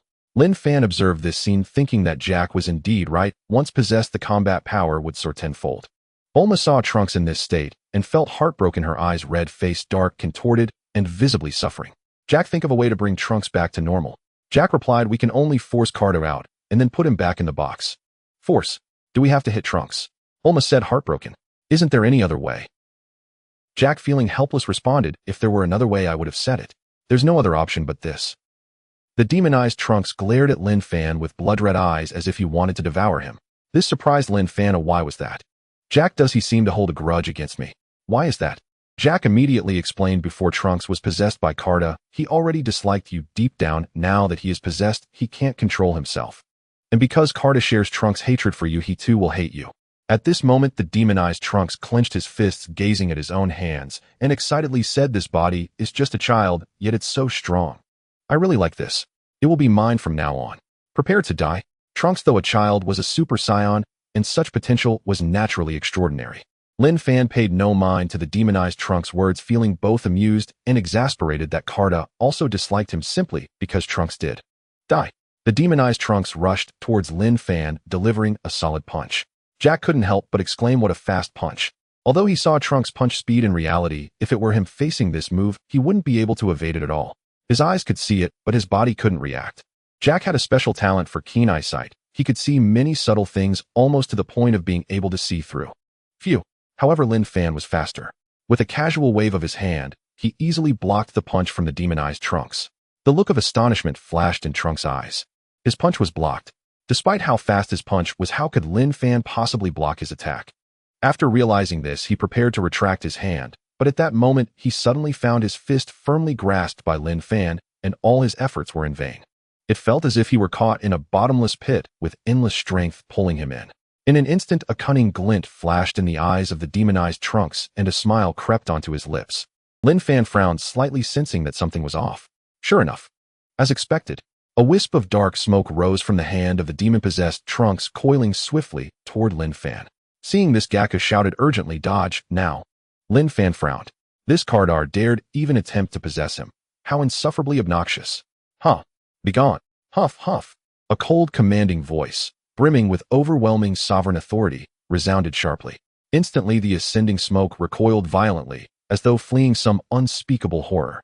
Gaku staggered backward a step, right leg raised and arms crossed tightly before him, his face frozen in utter shock. Just one shout, and Kardar retreated. That's utterly extraordinary. Though Bulma had no precise knowledge of Kardar's true power, Gaku's stunned reaction, and the fact that Trunks had already fallen under Kardar's control, told her plainly this entity was formidable. Yet such a fearsome being had been cowed into retreat by nothing more than a single stern command from Linfan. His voice rang out again, authoritative, unyielding. Vacate Trunks' body. Return to your box, immediately, or be reduced to ash and oblivion. All present stared at Linfan, jaws, slack brows twitching. He'd already driven Kardar back. Now he was ordering him to vacate Trunks' body and return to the box. Would Kardar obey? Certainly not. If he were willing, he wouldn't have launched that attack in the first place. Just as this thought crossed their minds, Kardar's smoky form withdrew entirely from Trunks' body and obediently flowed back into Gaku's sealed box. In that instant, Gaku and the others stood paralyzed, eyes wide, faces blank with disbelief. Gaku himself remained utterly motionless, speechless, mind reeling. Bulma snapped back to awareness, saw Gaku still frozen, and delivered a sharp, exasperated thump to his head. Snap out of it. Close the box now. Gaku jolted awake and slammed the lid shut. Bulma opened her mouth to speak, just as Trunks crumpled limply to the ground. Trunks! Bulma cried out, rushing forward and gathering him tenderly into her arms. Linfan offered calmly, he's unharmed, merely exhausted. Kardar's abrupt departure drained his vitality, causing temporary collapse. Oh, I see. Bulma immediately relaxed. Cradling the box containing Kardar, Gaku gazed at Linfan bewildered. How did you make him obey you so absolutely? He returned to the box the moment you commanded it. Linfan gave a faint, knowing smile. Was it obedience, or merely the immutable law of power? With a flick of his wrist, he could erase Kardar utterly. To Gaku and the others, Linfan's shout had seemed ordinary, yet it carried a terrifying, soul-crushing aura of dominion. That single seemingly offhand word, begone, had struck Kardar like a detonation in his chest. Possessing Trunks' gifted vessel, he now understood irrevocably they existed on entirely different planes of existence. Even Trunks' prodigious potential paled before Linfan's might. With sober clarity, Kardar relinquished the body and retreated to his confinement. Within the box, survival remained possible. Should Linfan truly unleash his wrath, then extinction would be absolute. Still, Gaku's question deserved an answer. Have you considered one possibility, that I am simply too strong for him to defies? Gaku found it scarcely believable. Kardar was a cosmic tier demon. Capturing him had demanded immense effort. Yet Linfan spoke of him with such effortless nonchalance. It was as if describing a passing breeze. Granted, Linfan was Son Goku's master. Perhaps his strength was incomprehensible. But fear to this degree, it defied reason. He regarded Linfan with wary skepticism, then fell silent. Clutching the box, he leapt aboard his ship and turned to Bulma. Bulma, I'll return to report now. He dared not risk further complications. Go ahead, visit Earth anytime. Bulma waved farewell. Gaku sealed the hatch, ignited his engines, and shot skyward in a streak of light, vanishing into the stars. Linfan had secured the star chart and achieved his purpose. He bowed slightly. Bulma, I shall take my leave now. Farewell, Master Linfan. Linfan ascended via flight technique, soaring swiftly back to the Taoist temple. Upon arrival, Sun Wukong approached, his expression clouded with quiet curiosity. Master Linfan, where did you go? Linfan walked calmly into the temple courtyard, nowhere of consequence. Merely paid a brief visit to Bulma's residence. Is something amiss? Bulma's residence. Training, yes, but just now Gohan came seeking me. Shishi has urgent matters to discuss. I must return home immediately. Linfan nodded. Very well, go ahead. Breath control cultivation may be practiced even within your own home. A thought stirred, a method to deepen Sun Wukong's resolve. Here's an idea, return and train diligently. Come back only when you've mastered the breath regulation technique I taught you, flawlessly. Until then, you are not to seek me out. Sun Wukong blinked, stunned. Oh, why? Could Linfan confess the truth, that he knew Sun Wukong's passion for martial cultivation ran deep, that this deliberate distance was designed to ignite fiercer dedication? Of course not. No reason. If you cannot surmount even this modest trial, then you are unworthy of standing as my disciple. Sun Wukong instantly grasped that this was a test. For a fleeting moment he'd erred gravely. He'd endured countless trials before, especially under Master Roshi alongside Krillin. Memories surged. The boy he'd been, Krillin beside him, sweat-drenched and grinning through exhaustion. A gentle nostalgia warmed him, before he firmly stilled his thoughts. His eyes blazed with renewed conviction. Yes, Master Linfan, I will train without rest. I'll return soon, sooner than you expect. Linfan gave a quiet, approving nod. Go forth. Whoosh! Sun Wukong vanished, teleported into the void. After Sun Wukong departed, Linfan turned toward his chamber, then paused. Though free of Sun Wukong's presence, three others remained: Tien, Shinin, Yulin, and Kairatsu. Tien and Kairatsu were unlikely to intrude, but Yulin, her unpredictability made silence uncertain. Better he decided to seek solitude. With that, he soared from the temple grounds, gliding on the wind, until he found a secluded, tranquil grove, still and hushed beneath the open sky. Beep. Disciple 17 has increased base combat power by 3 billion. Master receives double enhancement 6 billion. Current host combat power 53 billion. Linfan heard the system's notification and couldn't help but exclaim, "I've finally broken through the 50 billion battle power barrier. Now that I have transformed into a Super Saiyan god, my combat power is bound to soar. I've also closed the distance to Beerus by a small step. I must quickly recruit Broly, as this guy is the one with the explosive battle power. Calling him a bug wouldn't be an exaggeration." Linfan sat cross-legged on the ground. He took out the universe map and began searching for the exiled planet Wampa Star.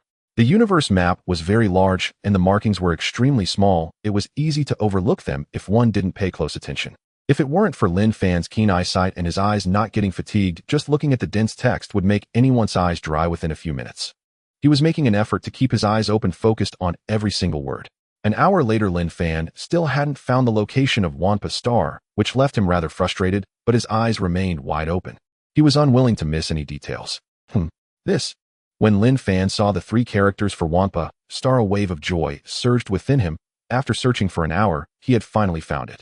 Heaven rewards those who work hard. After locating Earth, he also found the position of Wampa Star and roughly memorized the positions of the planets between them. He began to activate the effect of Vast Heart.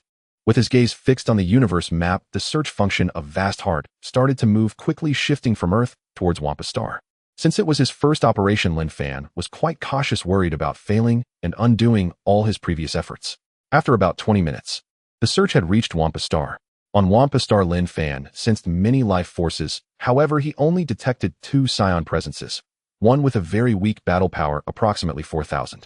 The other one's battle power was undetectable because the surface battle power didn't reflect their actual strength, giving off a feeling of potential for an explosive outburst. Linfan knew this surge of battle power belonged to Broly, while the other one surely belonged to Broly's father Paragus. At this moment on Wampa Star, Broly was walking alone, looking dejected and vacant, clearly burdened with heavy thoughts. The reason for his mood was that his good friends had all avoided him and no longer played with him. His friends were not human, but animals. On this Wampa Star, there were only 2 beings, his father Paragus and himself. So aside from befriending animals, he had no other companions. However, recently his good friends had stopped playing with him. They avoided him as if they had seen something terrifying.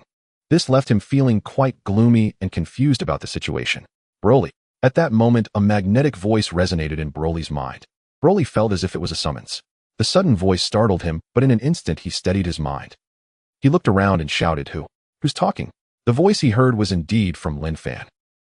"Allow me to introduce myself. I am Linfan, considered a deity. I have come to help you." Linfan revealed his name to Broly because to take him as a disciple, he needed him to know who he was. Only then could Broly truly express his sincere intentions in becoming a disciple. Broly murmured, "Linfan, a god." Linfan felt a strange sensation in their conversation. It was as if he were the godly grandpa in a novel from his past life, communicating with the protagonist and preparing to teach him cultivation, helping him soar to greatness. And now Broly was the protagonist of that story, while he himself was the godly grandpa. The more he thought about it, the more it felt like that. However, he didn't dwell on it too much, as taking Broly as a disciple was the real task at hand. Broly continued, "Since you are a god, can you tell me why my friends are ignoring me? They seem to fear me when they see me. Why is that? Did I offend them?" Linfan silently pondered his friends. What friends did he have? Wasn't it just him and his father on Wampa Star? Oh right, he was referring to those animals, wasn't he? After careful consideration, according to the plot in Dragon Ball Super, it wasn't Broly who offended those animals, but his father. "You haven't offended them, it's your father Paragus." Broly was momentarily stunned, incredulously replying, "Impossible, it can't be my father, he doesn't even know them. How could he offend them? Is it because I lost control and went berserk?" Linfan explained, "No, you have your father's specially made controller on your neck. If you went berserk, your father would know. Moreover, you get along well with those little animals. They haven't offended you, so how could you possibly lose control?" Broly thought for a moment and realized it was true. He only went berserk when he was angry, and he had been getting along splendidly with those little animals, never feeling angry. So how could he possibly lose control? Could it really be his father? Unable to suppress his curiosity, he asked Linfan, "No god, how could my father offend my friends?" Linfan revealed without hesitation, because your father doesn't want you to play with those animals. So he disguises himself as you and attacks those animals, causing them to fear you when they see you. Broly shook his head vigorously. Impossible, that can't be true. My father would never harm my friends. Broly, if you don't believe me, go check the lake you often play in. There are several animal corpses lying there. Linfan's words struck Broly's mind like a thunderbolt, causing his pupils to dilate, and his head shook violently a few times. However, he still did not lose control. He quickly flew to the edge of the lake, where he usually played. There was nothing there, and with a splash he jumped in. He dove to the bottom of the lake. Soon he saw 3 corpses at the bottom of the lake, and at a glance he recognized them as the bodies of his 3 good friends. No wonder he hadn't seen his friends in so long. It turned out they were already dead at the bottom of the lake. And the culprit behind it all was none other than his father Paragus. He couldn't believe it, but with the corpses before him, he had no choice but to accept the reality. He clenched his fists, filled with rage as he thought about everything. Suddenly his heart raced, pounding against his chest. He raised his eyes, gritting his teeth as his expression began to contort, the muscles in his face swelling. It was terrifying. With an angry roar, Broly instantly entered a berserk state. Broly flew out of the lake, and due to the terrifying aura surrounding him, the lake water was instantly whipped up to great heights. The entire lake was drained, allowing a clear view of the bottom. This terrified some small creatures lurking in the shadows, making them even more afraid of Broly. From now on, it would be truly difficult for him to have these small animal friends on the planet Wampa.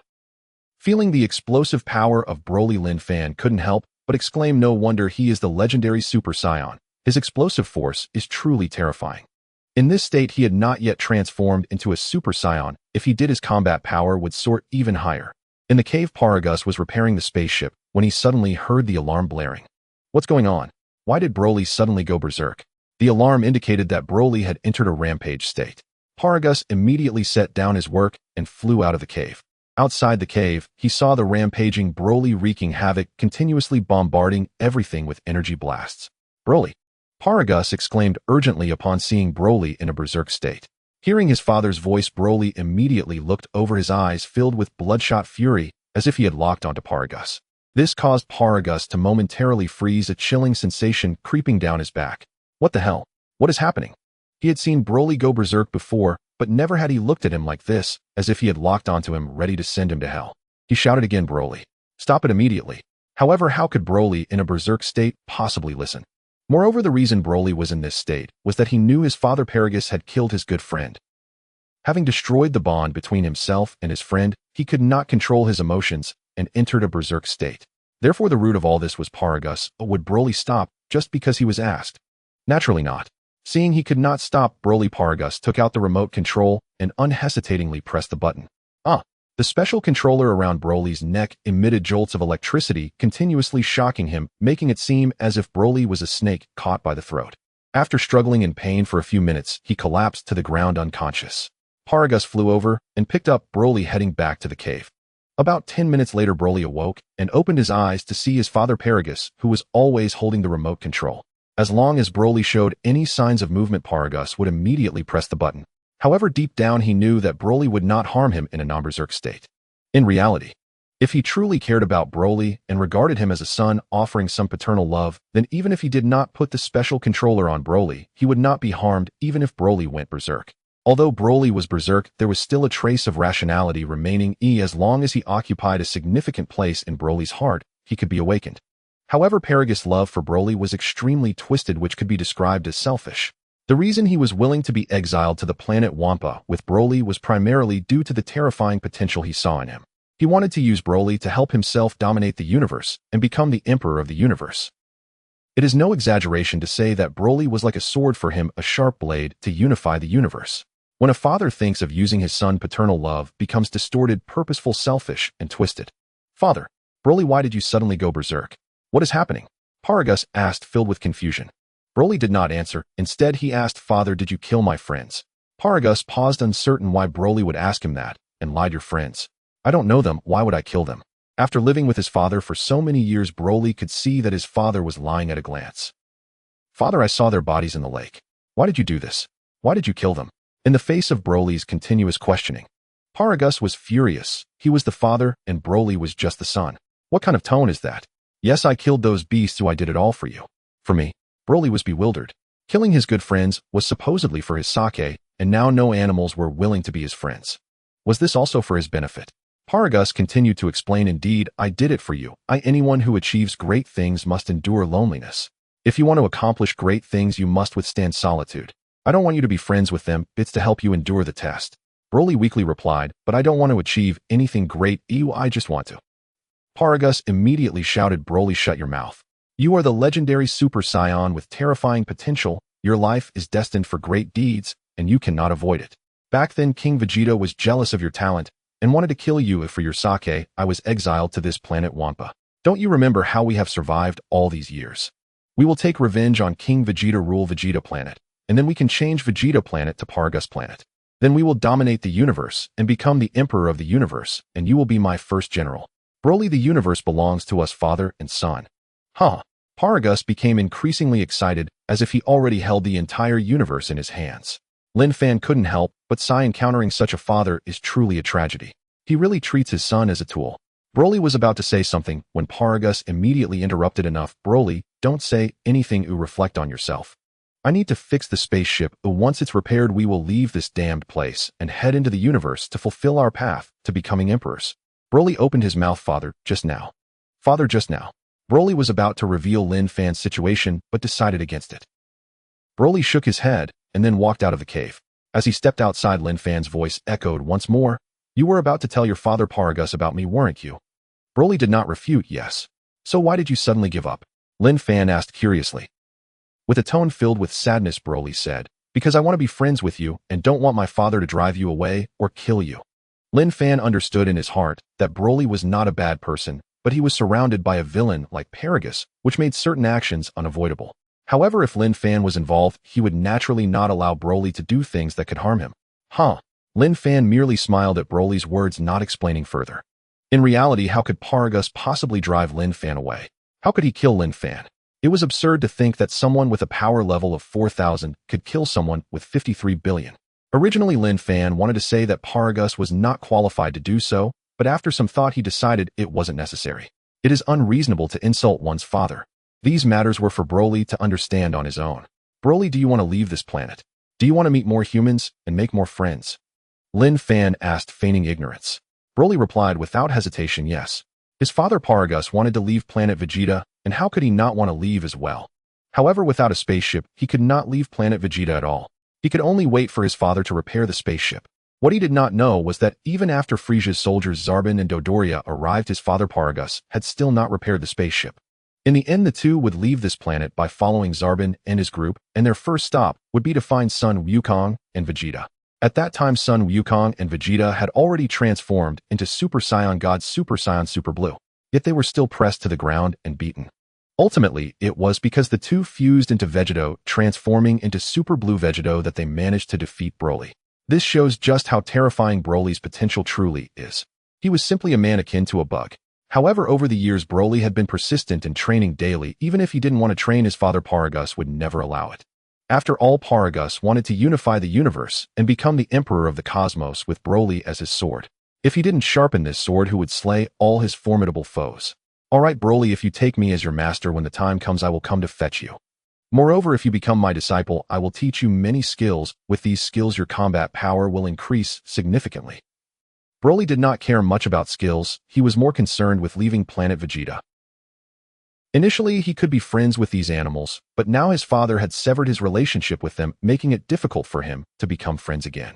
One reason was his sense of indebtedness, and the other was that these animals might not forgive him.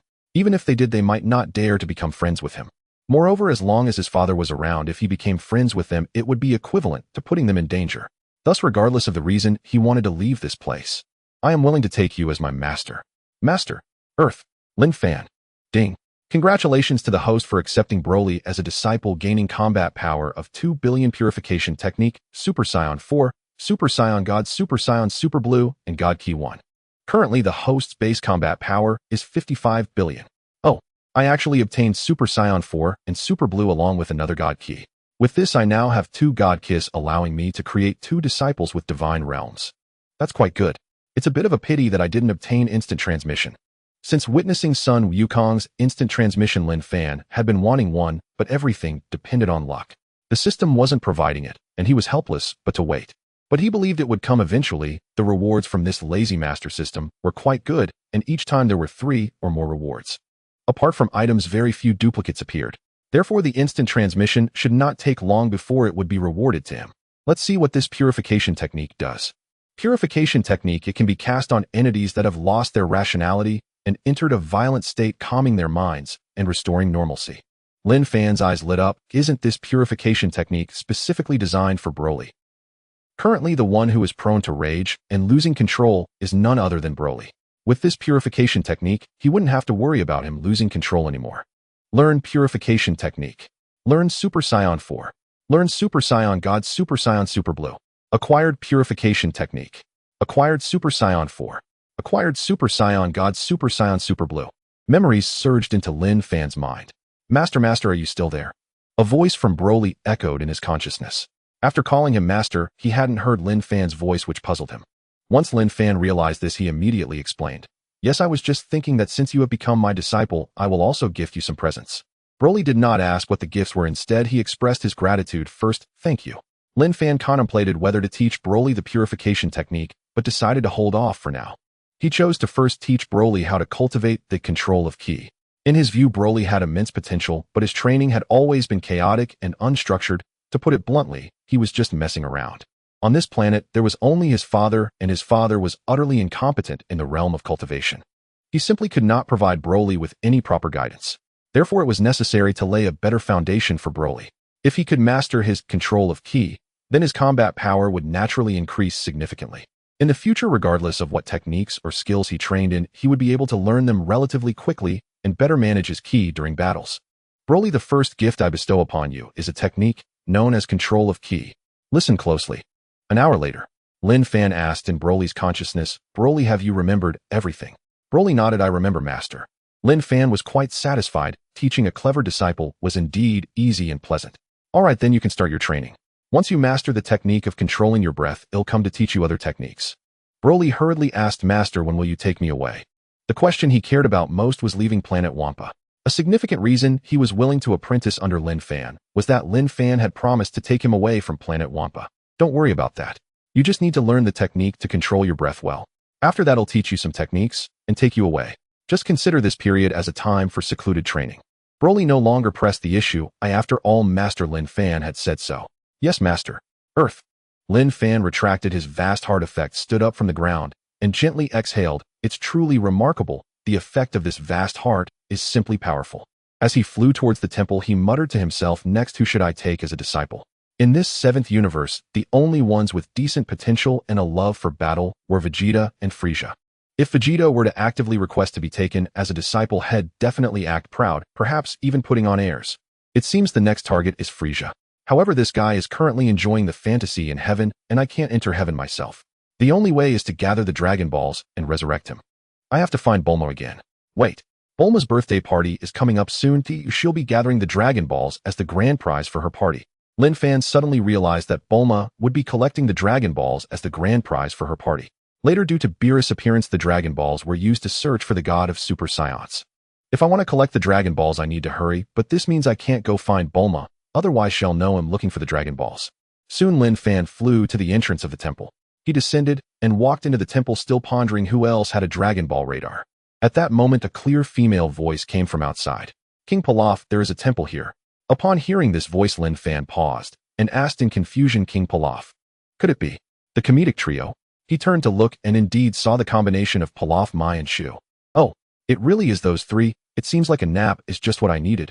Linfan knew they must have a Dragon Ball radar, as they had been tirelessly searching for the Dragon Balls to fulfill their great wish. Pilaf's trio also spotted Linfan. The moment Mai saw Linfan, her eyes sparkled with excitement, and she couldn't help but exclaim, so handsome. With a sculpted face, distinct features, fair skin, and a perfect figure. Pilaf shot her a glare. Hey, stop daydreaming, and let's go inside for a meal. Shu immediately agreed, saying, yes, let's eat. We haven't had a meal in 3 days. Following King Pilaf means going hungry 9 times a day. Pilaf shouted with his hands on his hips, shut up. I'm training your willpower. Look at me, I don't feel hungry at all. After saying this, his stomach growled. Mai and Shu exchanged glances which made Pilaf blush, and he hurriedly changed the subject. Let's go inside the temple and find something to eat. Arriving at the temple entrance, Linfan did not let them in because he knew Pilaf's character. He couldn't be too kind to this guy. He needed a mix of kindness and severity. This was the only way to get the Dragon Ball radar. Pilaf saw Linfan blocking the way for his trio and questioned, "What are you doing?" Linfan smiled lightly, "Nothing much, I just don't want you to go in." "Oh." Shu immediately looked pitiful, wagging his tail as he said, "We haven't eaten for several days, you just let us in." Mai chimed in, "Yes, we've gone several days without food. Have some compassion for us." Linfan looked at the pitiful expressions of Mai and Shu and couldn't help but feel that these two were really in a tough spot. Following such a hopeless king, they had meals here and there, yet Linfan still admired their loyalty.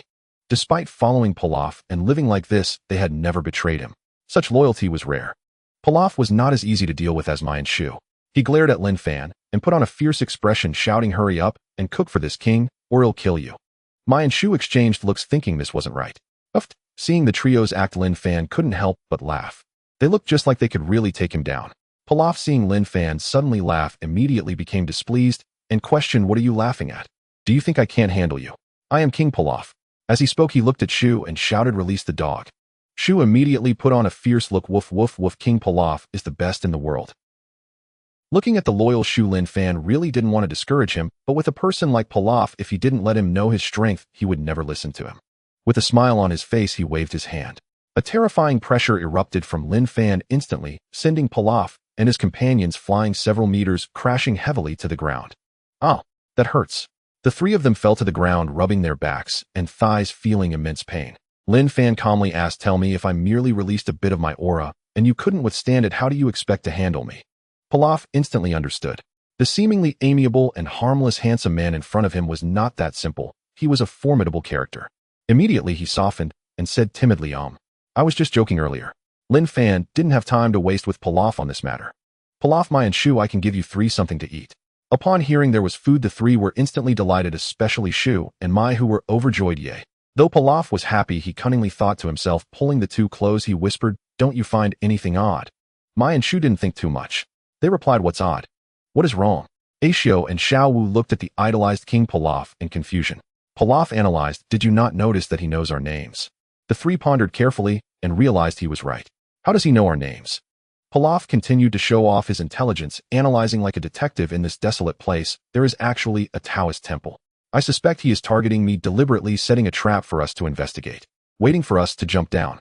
Linfan noticed Pilaf whispering to the two and knew that Pilaf was showing off. "Let me ask you, do you want to eat? Are you planning to starve?"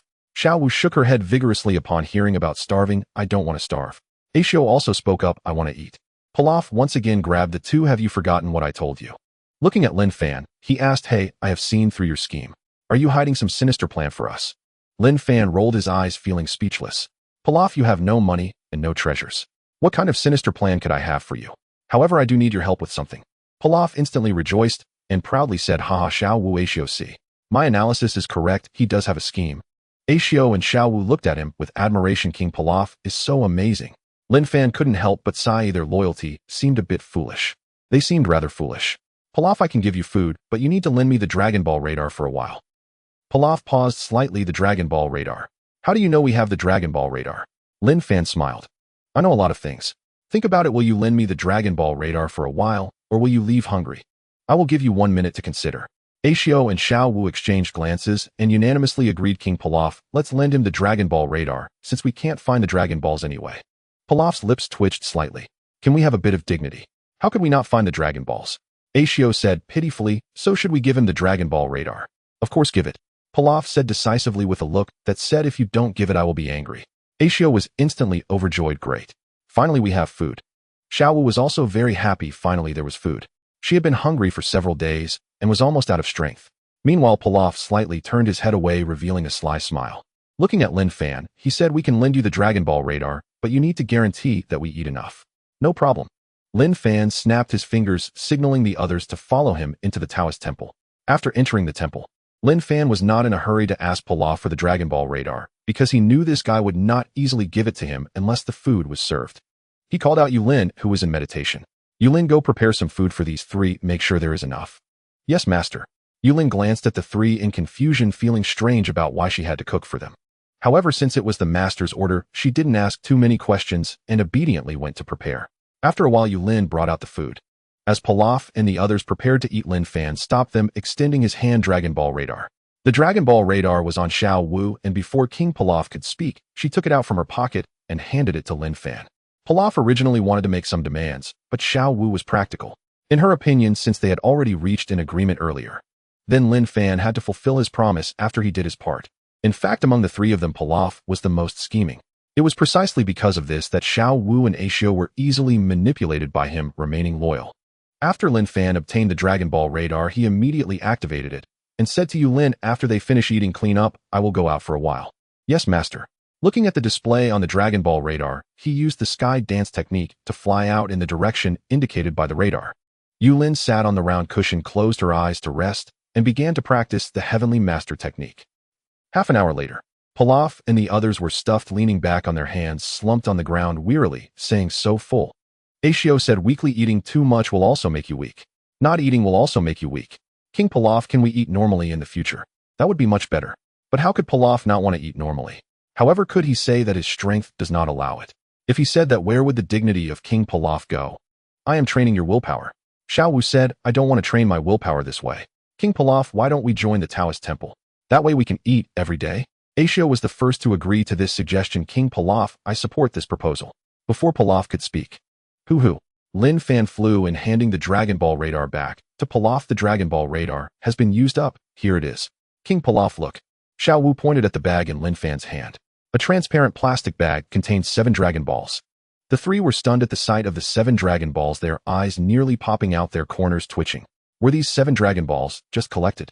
They had spent so long struggling and hadn't even collected one, but now Linfan had collected 7 Dragon Balls in half an hour, which was truly unbelievable.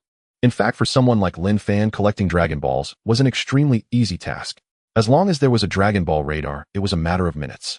If it wasn't Linfan's first time using the Dragon Ball radar, he could have searched even faster, and during the search for the Dragon Balls, he also rescued a winged dragon using healing techniques. That's why it took half an hour. If he hadn't rescued the winged dragon by the time he returned, Pilaf and the others would not have finished eating. Pilaf took the Dragon Ball radar, steadying his mind, while a cunning glint flashed in his eyes.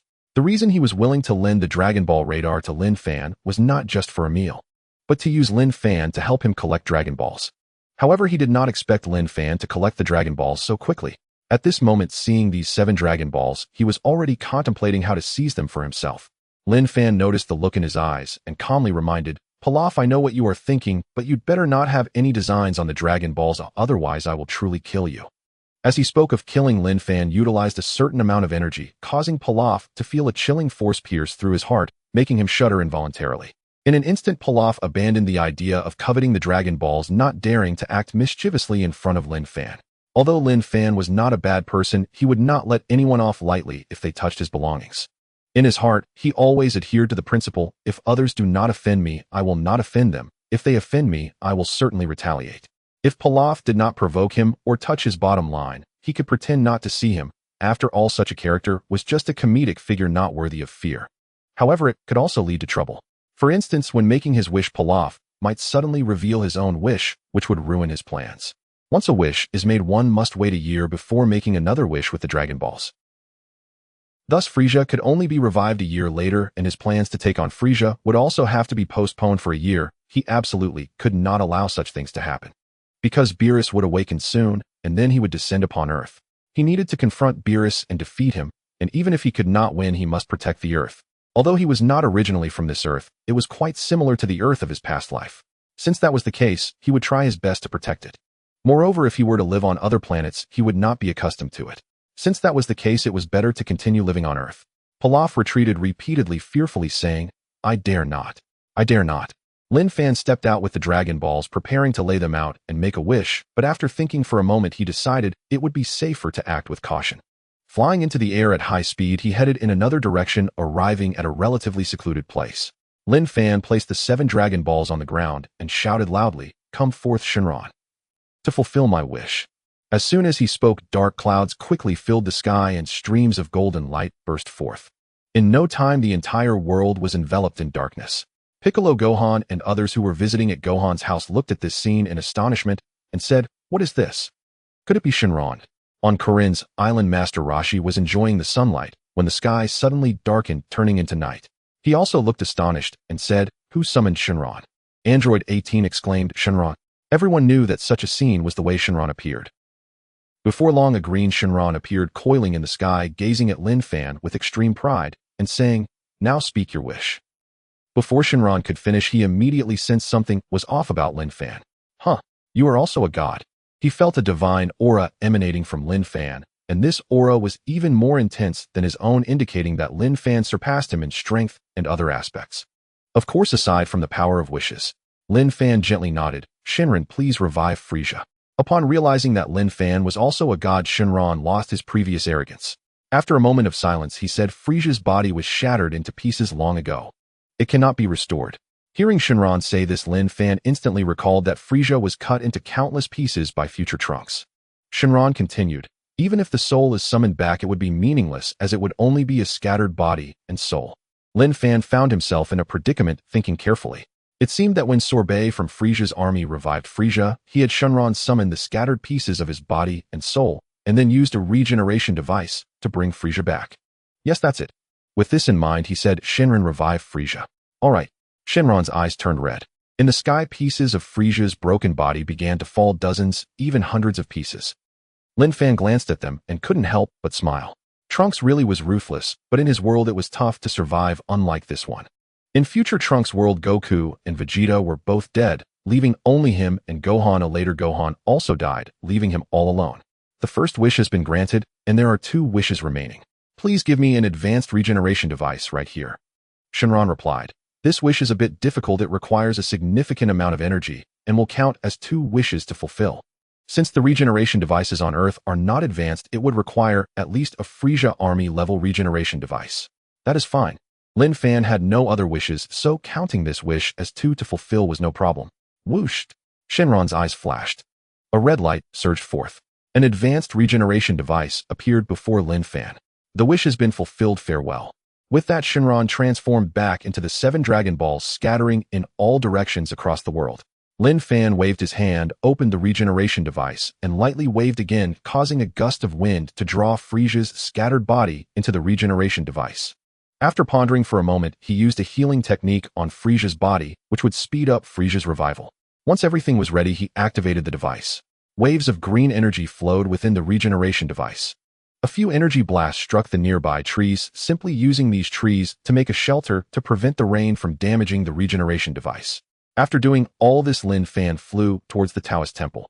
Just as he returned, he saw Android 17 flying in with tattered clothes. Seeing Linfan, Android 17 respectfully greeted him, "Master." After this experience, 17 had gained a lot and was quite happy, showing much more respect towards Linfan than before. "How do you feel, 17? Linfan asked with a smile. "I feel great. I can now proficiently use the 8 directions energy absorption and have comprehended a special technique." "That's wonderful," said Linfan approvingly. Linfan chatted with number 17 for a while before sending him back to change into another outfit, telling him to come back later so he could teach him other techniques. As for the special technique that number 17 had comprehended, Linfan did not inquire, as he did not want to put number 17 in a difficult position. Since it was a special technique, it must be one of his trump cards. Asking about someone else's trump card is akin to probing into their secrets.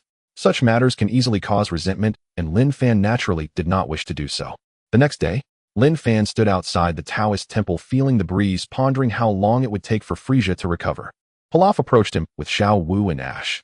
After dining together yesterday, the 3 of them did not leave, as they originally intended to collect the Dragon Balls, but now the Dragon Balls had been used by Linfan.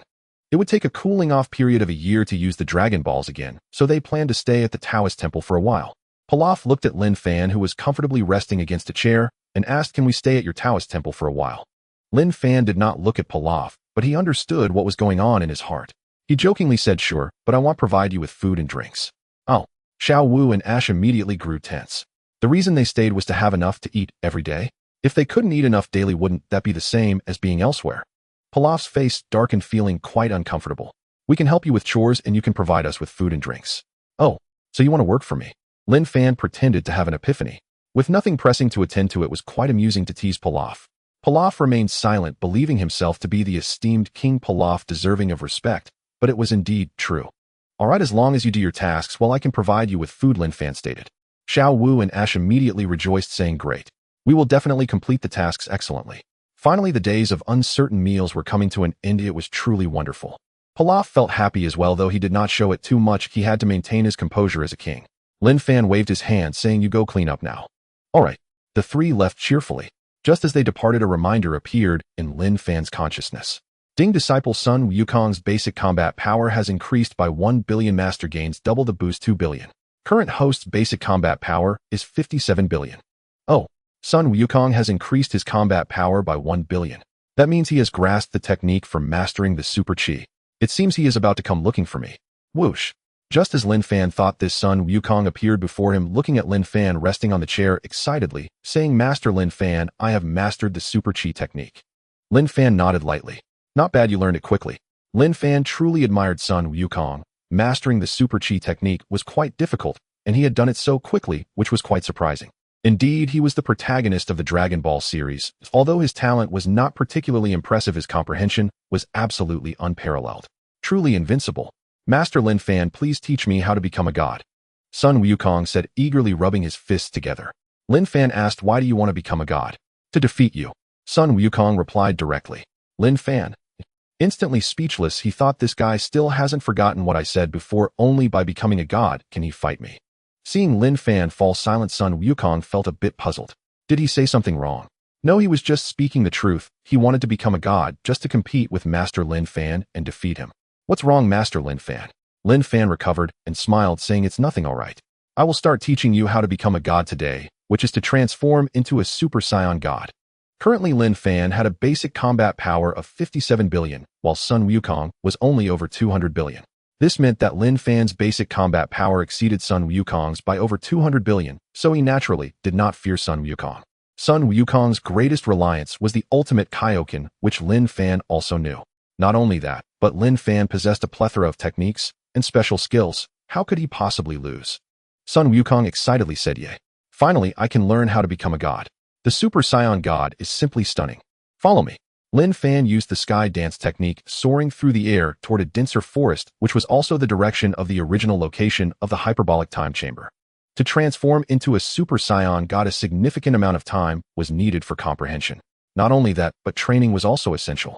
All of this could only be done inside the hyperbolic time chamber. Of course, Linfan would not enter, as one could only enter the chamber 10 times in their lifetime. He needed to wait for the right moment to enter. Going in now would be a waste. Moreover, Linfan did not want to move. He didn't want to engage in intense training. He just wanted to relax. Lying down was the most comfortable. Arriving in front of the hyperbolic time chamber, the two sat cross-legged on the ground, starting to explain to Sun Wukong how to become a Super Saiyan god. To become a god, there are 2 methods. First, absorb divine energy, master the Super Chi technique I taught you, and undergo intense gravity training to become a Super Saiyan god. Second, the simplest method is to have 6 radio-sharded Saiyans transfer their kind intentions to one of them, allowing that one to become a Super Saiyan god. Sun Wukong exclaimed, "Wow, it can be done this way." Then he started counting on his fingers. 6 Saiyans. Me, Gohan, Goten, Vegeta, Trunks. Don't count, there's not enough of you. Linfan knew there weren't enough, and if there were, he wouldn't need to rely on the Saiyans in Dilly's belly. Moreover, using the second method to become a Super Saiyan god requires a lot of time to stabilize, otherwise it would be extremely unstable, so the first method is still necessary. Sun Wukong nodded happily, and as long as he could become a Super Saiyan god, he was willing to use any method. "In a while, I will give you divine energy, and then you will enter the hyperbolic time chamber to fuse it. This time you enter the hyperbolic time chamber, I will set the gravity multiplier to 1 million times. You need to train inside and transform into a Super Saiyan god. Note the maximum gravity in the hyperbolic time chamber is 9999999 times. I remind you, if you use the Super Chi technique I taught you, it will be much easier. Also, you need to. Have you memorized everything I entrusted to you?" Linfan asked. After half an hour, he had already taught Sun Wukong the method of ascending to the divine state of a Super Saiyan god. Sun Wukong nodded solemnly and replied, "Yes, Master Linfan. Good. Now I shall infuse the divine chi directly into your body." With a flick of his wrist, Linfan summoned a radiant orb of prismatic energy in his palm. Upon seeing it, Sun Wukong's spirit trembled, an unprecedented sensation he had never experienced before. "So this is divine chi, truly extraordinary," he exclaimed in awe. Linfan flipped his wrist and pressed his palm firmly against Sun Wukong's chest. The divine chi surged into Sun Wukong's body. In that instant, he felt a warm, luminous energy awaken within him, swiftly coursing through his limbs, veins, and marrow. It unfolded gradually, seamlessly integrating with his entire being, merging as one with his flesh, blood, and soul. Wukong, enter now, Linfan commanded. Yes, master. Sun Wukong shot swiftly into the hyperbolic time chamber. The moment he crossed its threshold, Linfan raised his hand and adjusted the gravitational field to 1,000,000 times Earth standard. Wukong, I believe in you, Linfan murmured softly, then turned and soared away toward Frieza's location. He wished to see whether Frieza had made any progress. Logically speaking, with the advanced regeneration chamber, Linfan's own healing arts, Frieza's tenacious vitality, unparalleled physical resilience, and intact soul, revival within 1 or 2 days posed no difficulty. Shortly thereafter, Linfan arrived at the regeneration chamber, housing Frieza's body. The moment he arrived, Linfan flinched slightly. He clearly saw Frieza inside the chamber twitch his head. Then, eyes snapped open. A piercing light blazed forth from his gaze. His fists lashed out violently. Boom! Crash! Crash! The regeneration chamber exploded into countless fragments. Linfan's lips twitched. In a flash, he appeared before Frieza. Slap! You reckless fool! He struck Frieza across the face. Ah! Frieza was hurled dozens of meters, crashing hard onto the ground. Linfan gazed at the shattered remains of the regeneration chamber, his expression pained. This device had been granted by Shenron's wish. An exceptionally advanced regeneration apparatus, potentially useful again in the future, now reduced to rubble by this prodigal tyrant. Frieza staggered upright, dazed, his eyes locked fiercely upon Linfan. Though bewildered, fury burned in his heart. How dare this mortal strike the cosmic emperor across the face? Such insolence defied all cosmic hierarchy. Yeah, huh? Instantly, he lunged toward Linfan, launching a devastating fist straight at his skull.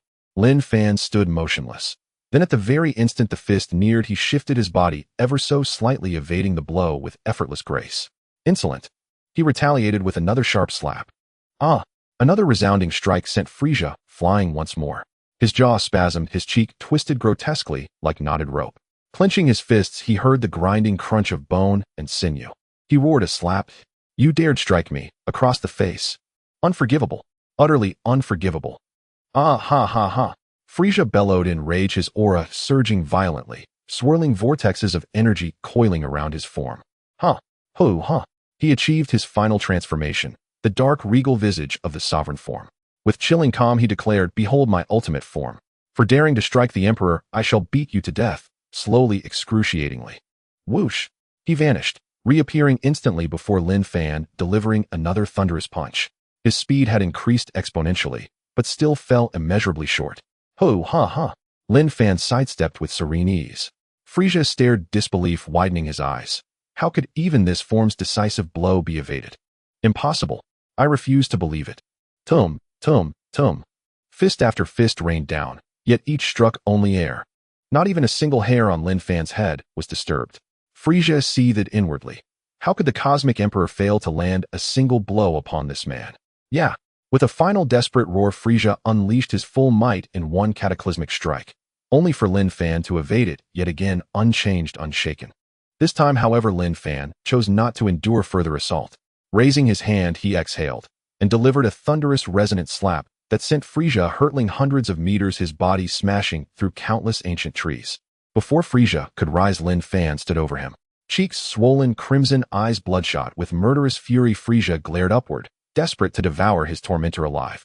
He tensed his legs, preparing to launch another assault, when Linfan spoke. If you continue attacking like a rabid dog, I shall send you straight to paradise. To hear the little fairies sing once more. Frieza's face paled. He swallowed hard. Suddenly his mind cleared sharply. Staring at the man before him, he realized the truth. He was utterly outmatched. Even in his sovereign form, Linfan hadn't exerted the slightest effort. What manner of terrifying existence was this? Instinctively, he probed Linfan's energy, yet found nothing. Not a trace. As if confronting an ordinary mortal. An ordinary mortal. Preposterous. No mere mortal possessed such power. Then, suddenly, it struck him. Decades ago, he'd encountered someone just like this. Someone whose presence emitted no detectable energy, yet whose strength was incalculable, unfathomable. That being was none other than Beerus, the god of destruction. When Beerus first appeared before him, he commanded Frieza to annihilate planet Vegeta. Frieza, unfamiliar with the deity, bristled at the imperious tone, ready to challenge him outright. Yet Beerus responded with several swift, stinging slaps, exactly as Linfan had just done. In that moment, Frieza surrendered, not out of cowardice but cold certainty. Resistance meant certain annihilation. From that day forward, the name Beerus haunted his dreams. The person before him appeared to be an existence akin to Beerus. Who are you? Frieza asked cautiously. Linfan. Linfan did not hide the truth. Frieza, you should know that it was I who resurrected you. Frieza, even if he didn't know before, now understood, yet he was perplexed as to why Linfan had chosen to resurrect him. Why did you bring me back to life? Linfan did not conceal his intentions. It's simple, I see potential in you. You have achieved considerable power without any training, so with training you will undoubtedly become even stronger.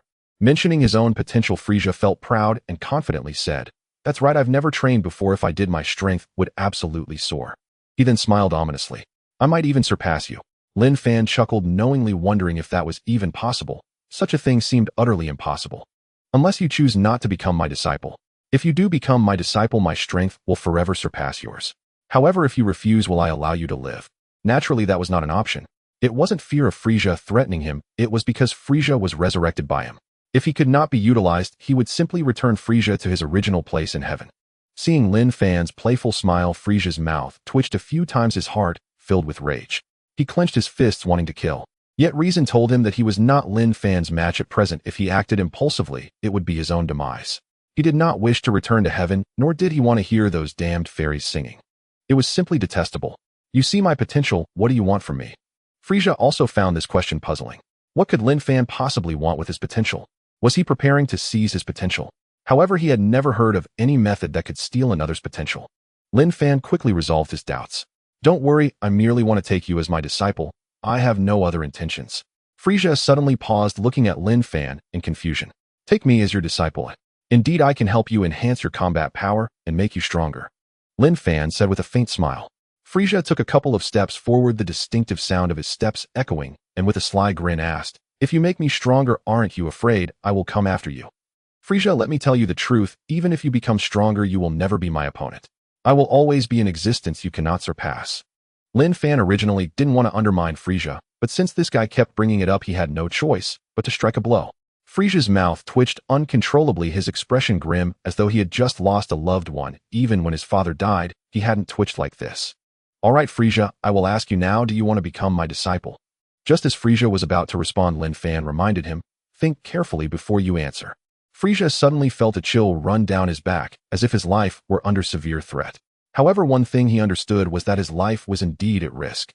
If he answered negatively or refused to become a disciple, he would undoubtedly be sent back to heaven by Linfan before him.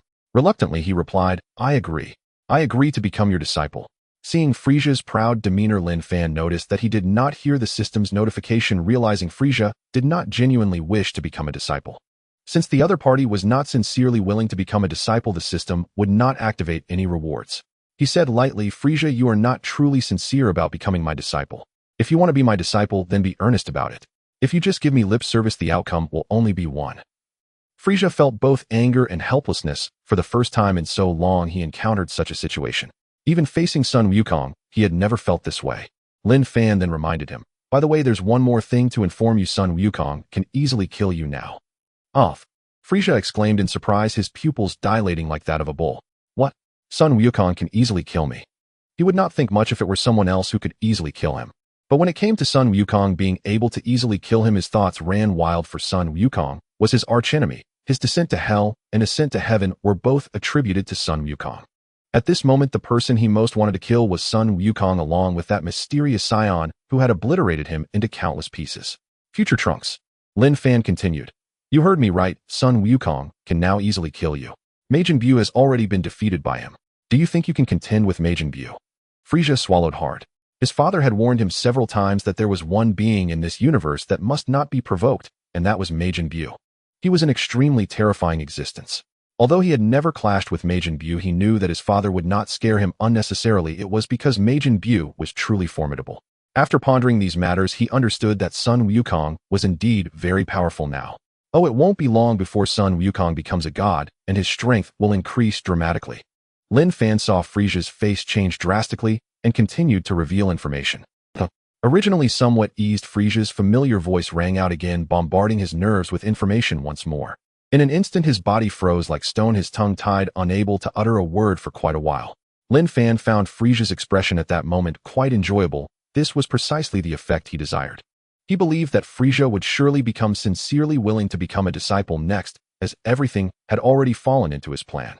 About 2 minutes later, Frieza regained his composure, his brain restored to its capacity for thought. He asked suspiciously, "Do you have a grudge against Sun Wukong? Do you want to use me to eliminate him? Is that why you want to take me as your disciple?" His question was precisely what Linfan had anticipated. Earlier, he had revealed so much, knowing that Frieza would surely ask such a question once he regained consciousness. Once this question was asked, it was essentially a done deal with Frieza. "You think too highly of yourself. I can tell you Sun Wukong is also my disciple, and the way to become a god is something I taught him. I can tell you that Sun Wukong is also my disciple, and the method of attaining divinity is something I taught him." Frieza was once again astonished, his expression one of numbness, but this time he quickly regained his composure. It seemed that he had endured too many shocks and disappointments. Now, with yet another revelation, he had developed a sort of immunity. But he began to analyze the situation carefully. It wasn't that Sun Wukong was formidable, but rather that Linfan before him was exceptional, capable of teaching Sun Wukong how to become a deity. How terrifying was that? If Sun Wukong became a god, then surpassing him would be exceedingly difficult. After contemplating this, he immediately said, "Although I do not know your intentions, I hereby formally take you as my master." Master. Up until now, Frieza still did not understand Linfan's purpose, but regardless of what it was, he no longer cared. As long as he could become stronger, surpass Sun Wukong, and kill him, that was all that mattered. Ding. Congratulations on accepting Frieza as a disciple, gaining a combat power of 3 billion, an immortal body, ultra-freezing demon enhancement, liquid instant transmission, and indestructible body skills. Currently hosts combat power 60 billion. Seeing these rewards, Linfan was quite excited. He had finally unlocked instant transmission along with an immortal body and indestructible body skills. This reward was truly explosively lucky. Truly, it was worth the half hour he painstakingly spent collecting the Dragon Balls. He checked the effects of the immortal body. Immortal body. After obtaining the immortal body, one becomes immune to death, achieving an immortal and indestructible state, except against destructive forces. Ultra-freezing demon enhancement, liquid. This can enhance the bloodline of the freezing demon clan, increasing potential by countless times. The exact multiplier depends on the overall qualities of the recipient. Indestructible body skills. This can greatly enhance physical strength, even to the point of becoming unbreakable.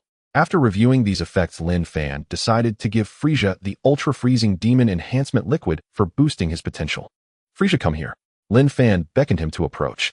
Frieza pondered for a few seconds and obediently walked over, feeling like a powerless little mouse before Linfan. Should he wait for the other party to come to him? Wouldn't that just provoke their displeasure? Moreover, he felt that Linfan would not harm him. After all, if he truly wanted to harm him, there would have been no need to beat around the bush for so long. He approached Linfan. Linfan stretched out his hand, revealing a small bottle of green liquid no larger than his thumb.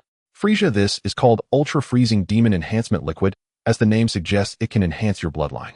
It will increase your potential by several times, and the exact amount depends on your physical qualities, including your mental strength and everything else. Do you dare to take it?" Frieza looked at the bottle of enhancement liquid, hesitating, as he had never heard of such a thing. Furthermore, he was worried that it might be some kind of control mechanism created by Linfan. Or perhaps it was something harmful, putting him in danger. But then he thought, if the other party truly wanted to harm him, would it be necessary to go to such lengths? Moreover, if he did not take it, could he still ensure his own safety? Certainly not. After considering these points, Frieza reached out and took the bottle of ultra-freezing demon enhancement liquid. "I dare." Without any hesitation, he downed the entire bottle. Linfan smiled. Frieza understood the situation well and showed considerable courage, which was the demeanor of a cosmic emperor. After about 3 minutes, Frieza began to feel a reaction in his body. A warm sensation spread from his abdomen, quite comfortable. Warm and pleasant, this feels great. Linfan remained silent, feeling that the main event was yet to come, as since this was an enhancement liquid, it would surely refine his body. And the process of refinement would undoubtedly be extremely uncomfortable. Hoo-hoo. As expected. Before long, Frieza felt waves of pain coursing through his body. This pain originated deep within his bones. And it was intensifying. Within 10 seconds, it felt as though 30,000 ants were biting him all over, while simultaneously being roasted over a flame. The piercing pain made Frieza unable to suppress a scream, feeling as if his head was swelling to an incomprehensible degree, his eyes instinctively bulging to the maximum. "Endure, and you shall reach the peak. Do not let me look down upon you," Linfan said calmly, and in an instant Frieza closed his mouth. As a dignified cosmic emperor, he certainly would not allow himself to be looked down upon. Frieza gritted his teeth and endured, shouting, "Impossible. You cannot defeat me. Absolutely impossible." Thus he endured for a full 10 minutes before the pain in his body finally dissipated and Frieza gasped for breath. Hoo-hoo-hoo. Ding. Disciple Frieza's base combat power increased by 500 million. Master receives double enhancement 1 billion. Currently hosts combat power 61 billion. Linfan praised, saying, "Not bad, you made it through. Your potential has significantly improved." After resting for a few seconds, Frieza sensed his physical condition and was astonished to find that his physical attributes and overall abilities had indeed become much stronger. Not only that, he felt that his potential and talent had received a considerable boost, though he could not quantify how much, because he had yet to test it. However, he had enough confidence that as long as he was given sufficient time to train, even gods would not be able to defeat him. Thinking about being able to contend with gods, he raised his head to look at Linfan. He too could surpass. Previously, without such potential, he lacked sufficient confidence, but now possessing such potential, he was filled with immense confidence. A mysterious confidence. He. Although I still do not understand why you are helping me like this, I can at least say thank you. He had never said thank you to anyone. A Linfan was the first. Once when Sun Wukong had given him a surge of energy hoping he could escape from a planet about to explode, he had not thanked Sun Wukong, but rather used his last ounce of energy to ambush him. Now he truly felt grateful. This was primarily because he understood that Linfan was stronger than him, and when he had previously seen Sun Wukong, he had merely regarded him as an ant, yet that ant had managed to defeat him, a fact he could hardly believe. Therefore, no matter how good Sun Wukong was to him, he would not express gratitude.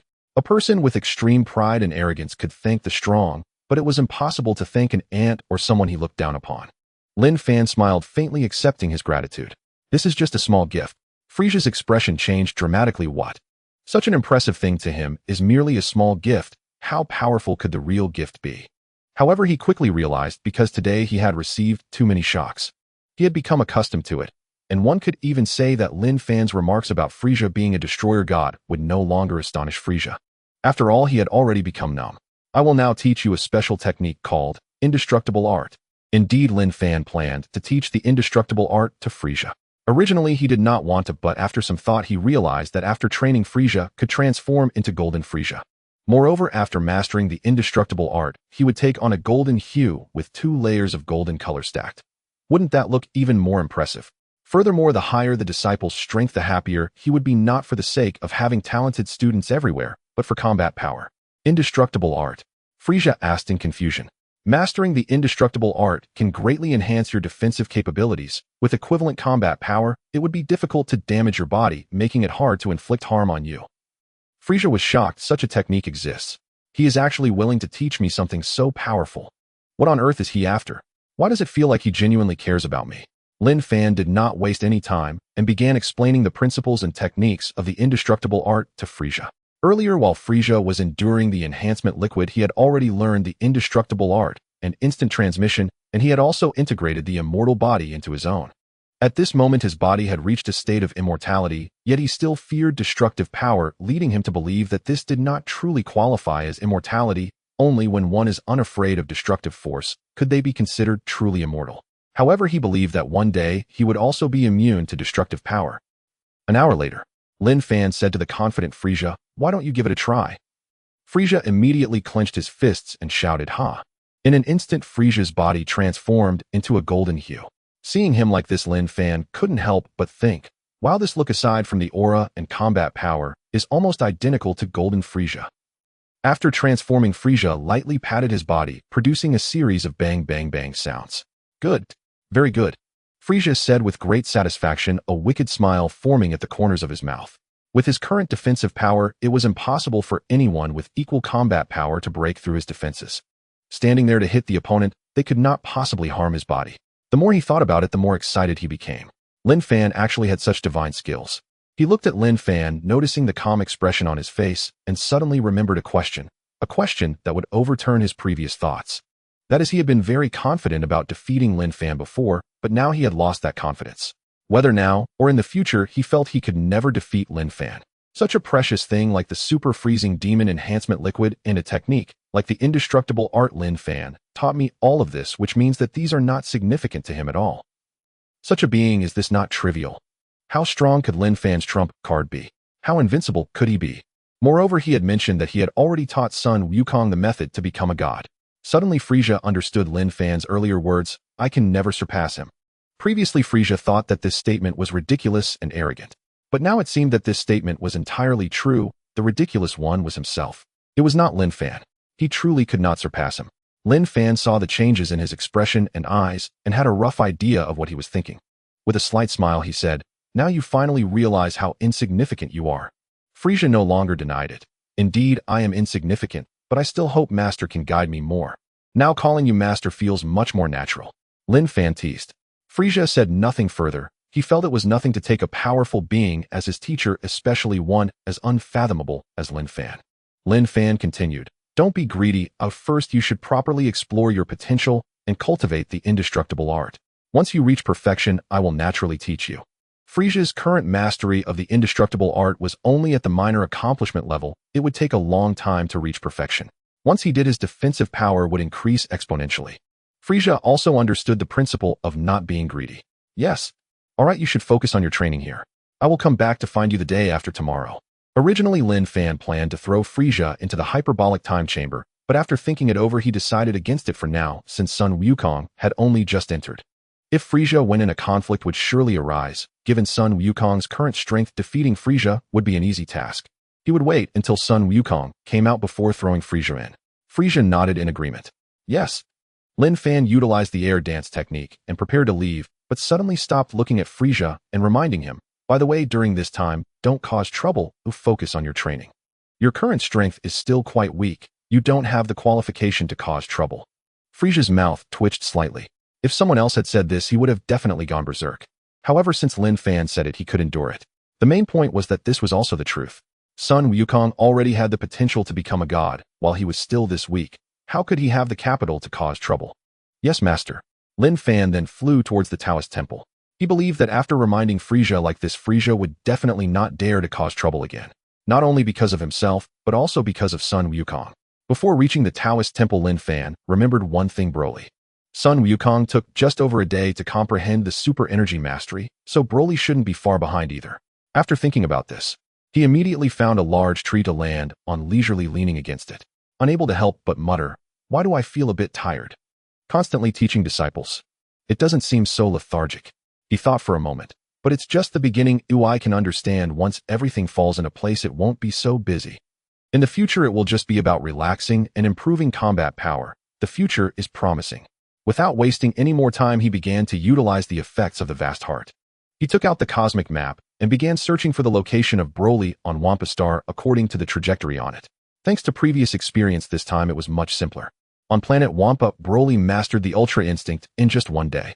At this moment, he was seated cross-legged at the peak of a mountain. "Didn't Master Linfan say that he would teach me other techniques once I learned the Ultra Instinct?" Could he have forgotten? Just as Broly was puzzled, a magnetic voice resonated in his consciousness. "Of course I haven't forgotten." Hearing this voice, Broly felt a surge of joy. He hurriedly greeted in his mind, "Master Linfan." As soon as he did so, suddenly, he felt the air around him stir. A handsome young man appeared before him, which startled Broly immensely. He instinctively took a cautious step back, his eyes fixed on the suddenly appearing young man. "Who are you?" "Linfan." Linfan replied with a smile. Upon hearing this voice, Broly immediately realized that the person before him was indeed Master Linfan. Without a shred of doubt, he joyfully greeted, "Master Linfan." The reason he had no doubts was that the name Linfan was known only to him and Master Linfan. Furthermore, this sudden appearance could only be attributed to Master Linfan. It should be noted that on this planet Wampa, for countless years apart from him and his father, no one else had arrived, not even a single alien tourist. Thus, the person before him, aside from his master, he truly could not think of anyone else. So when the other party said it was Linfan, he had no hesitation. Linfan's sudden arrival here was due to his instant transmission ability. The effect of instant transmission allows one to teleport to their target's location as long as they can sense the target's aura. Moreover, the effect of vast heart also requires one to sense the aura of the other person and establish a connection through it. Therefore, having sensed Broly's aura, Linfan could naturally use instant transmission to arrive. Through this experience, Linfan realized that he could traverse the universe. Even if he did not know the person, as long as he could use vast heart to find their aura and establish a connection, he could teleport to them. This was simply an essential skill for home and travel.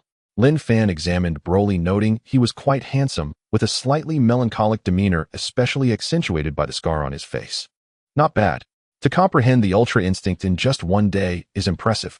Although, to be precise, it wasn't even a full day, indeed very impressive. Broly felt elated upon hearing Linfan's praise. "Thank you for your acknowledgement, Master." Linfan smiled slightly. Broly, I will now teach you a special technique called Purification Art. Purification Art?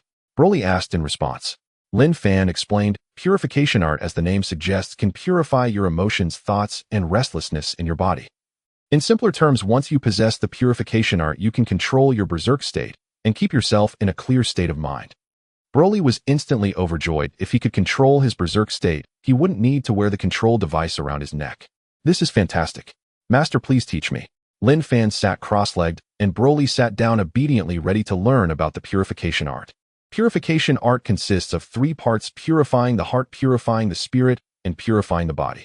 An hour later, Linfan looked at Broly and asked, "Did you remember everything I mentioned?" Broly nodded seriously. "I remember everything, but there are some things I still don't fully understand. You can ask about anything you're unclear on, and I will explain it to you, my disciple," Linfan said with a smile. He thought to himself that once Broly comprehended the Purification Art, he would be able to control his berserk state. In the past, Broly had no rationality when in a berserk state. Once he gained reason, there would undoubtedly be significant changes. His combat power would surely increase significantly, and his fighting style would no longer be reckless slaughter. Broly immediately asked, "Master, in purifying the body, what does it mean to control the berserk body with the power of purification and not enter the mundane realm?" Linfan smiled and explained, "You don't know what it means to not enter the mundane realm, do you?" "No, Master. Not entering the mundane realm means not stepping into a normal state. It means you must control not only your body, but also the power state after going berserk, possessing both intelligence and attack power.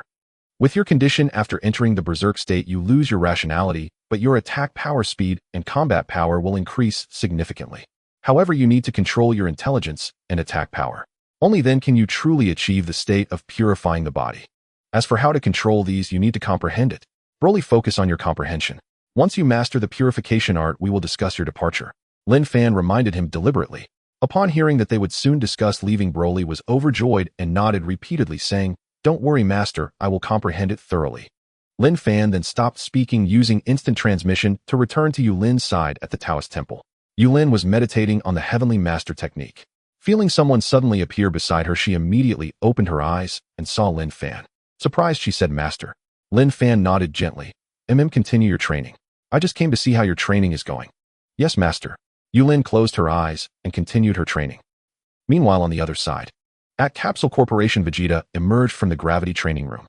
This time he had gained a slight improvement, but he was not satisfied. At the same time, an unsettling feeling brewed within him, leading to a sense of restlessness. He decided to take a cold shower first. After coming out of the bathroom, he saw Bulma walk in to grab something. Today, Bulma was wearing a pair of jeans that showcased her alluring curves. She truly retained her charm. Seeing Bulma after many days, Vegeta's body immediately reacted, and a mischievous glint appeared in his eyes. Bulma noticed his change and immediately understood his thoughts, walking over to the side of the bed. Moments later, the two began playing mahjong. An hour later, Bulma complained, "Saiyans really or something? They don't even know how to get tired in broad daylight."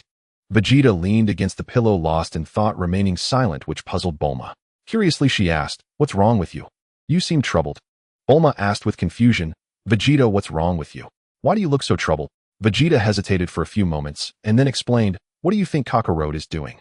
Bulma paused slightly, not quite understanding what Vegeta meant, and then gently squeezed his arm. She pouted and said, "Vegeta, what are you thinking?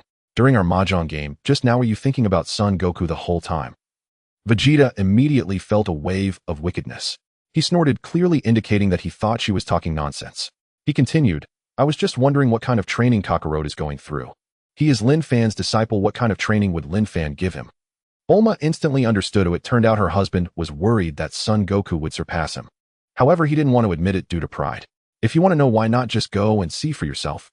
Vegeta immediately looked at Bulma with an arrogant gaze. Do I, Prince Vegeta, really need to go see?" This made Bulma's mouth twitch a few times. This scion at home really was stubborn. Clearly he wanted to know, but he just wouldn't admit it.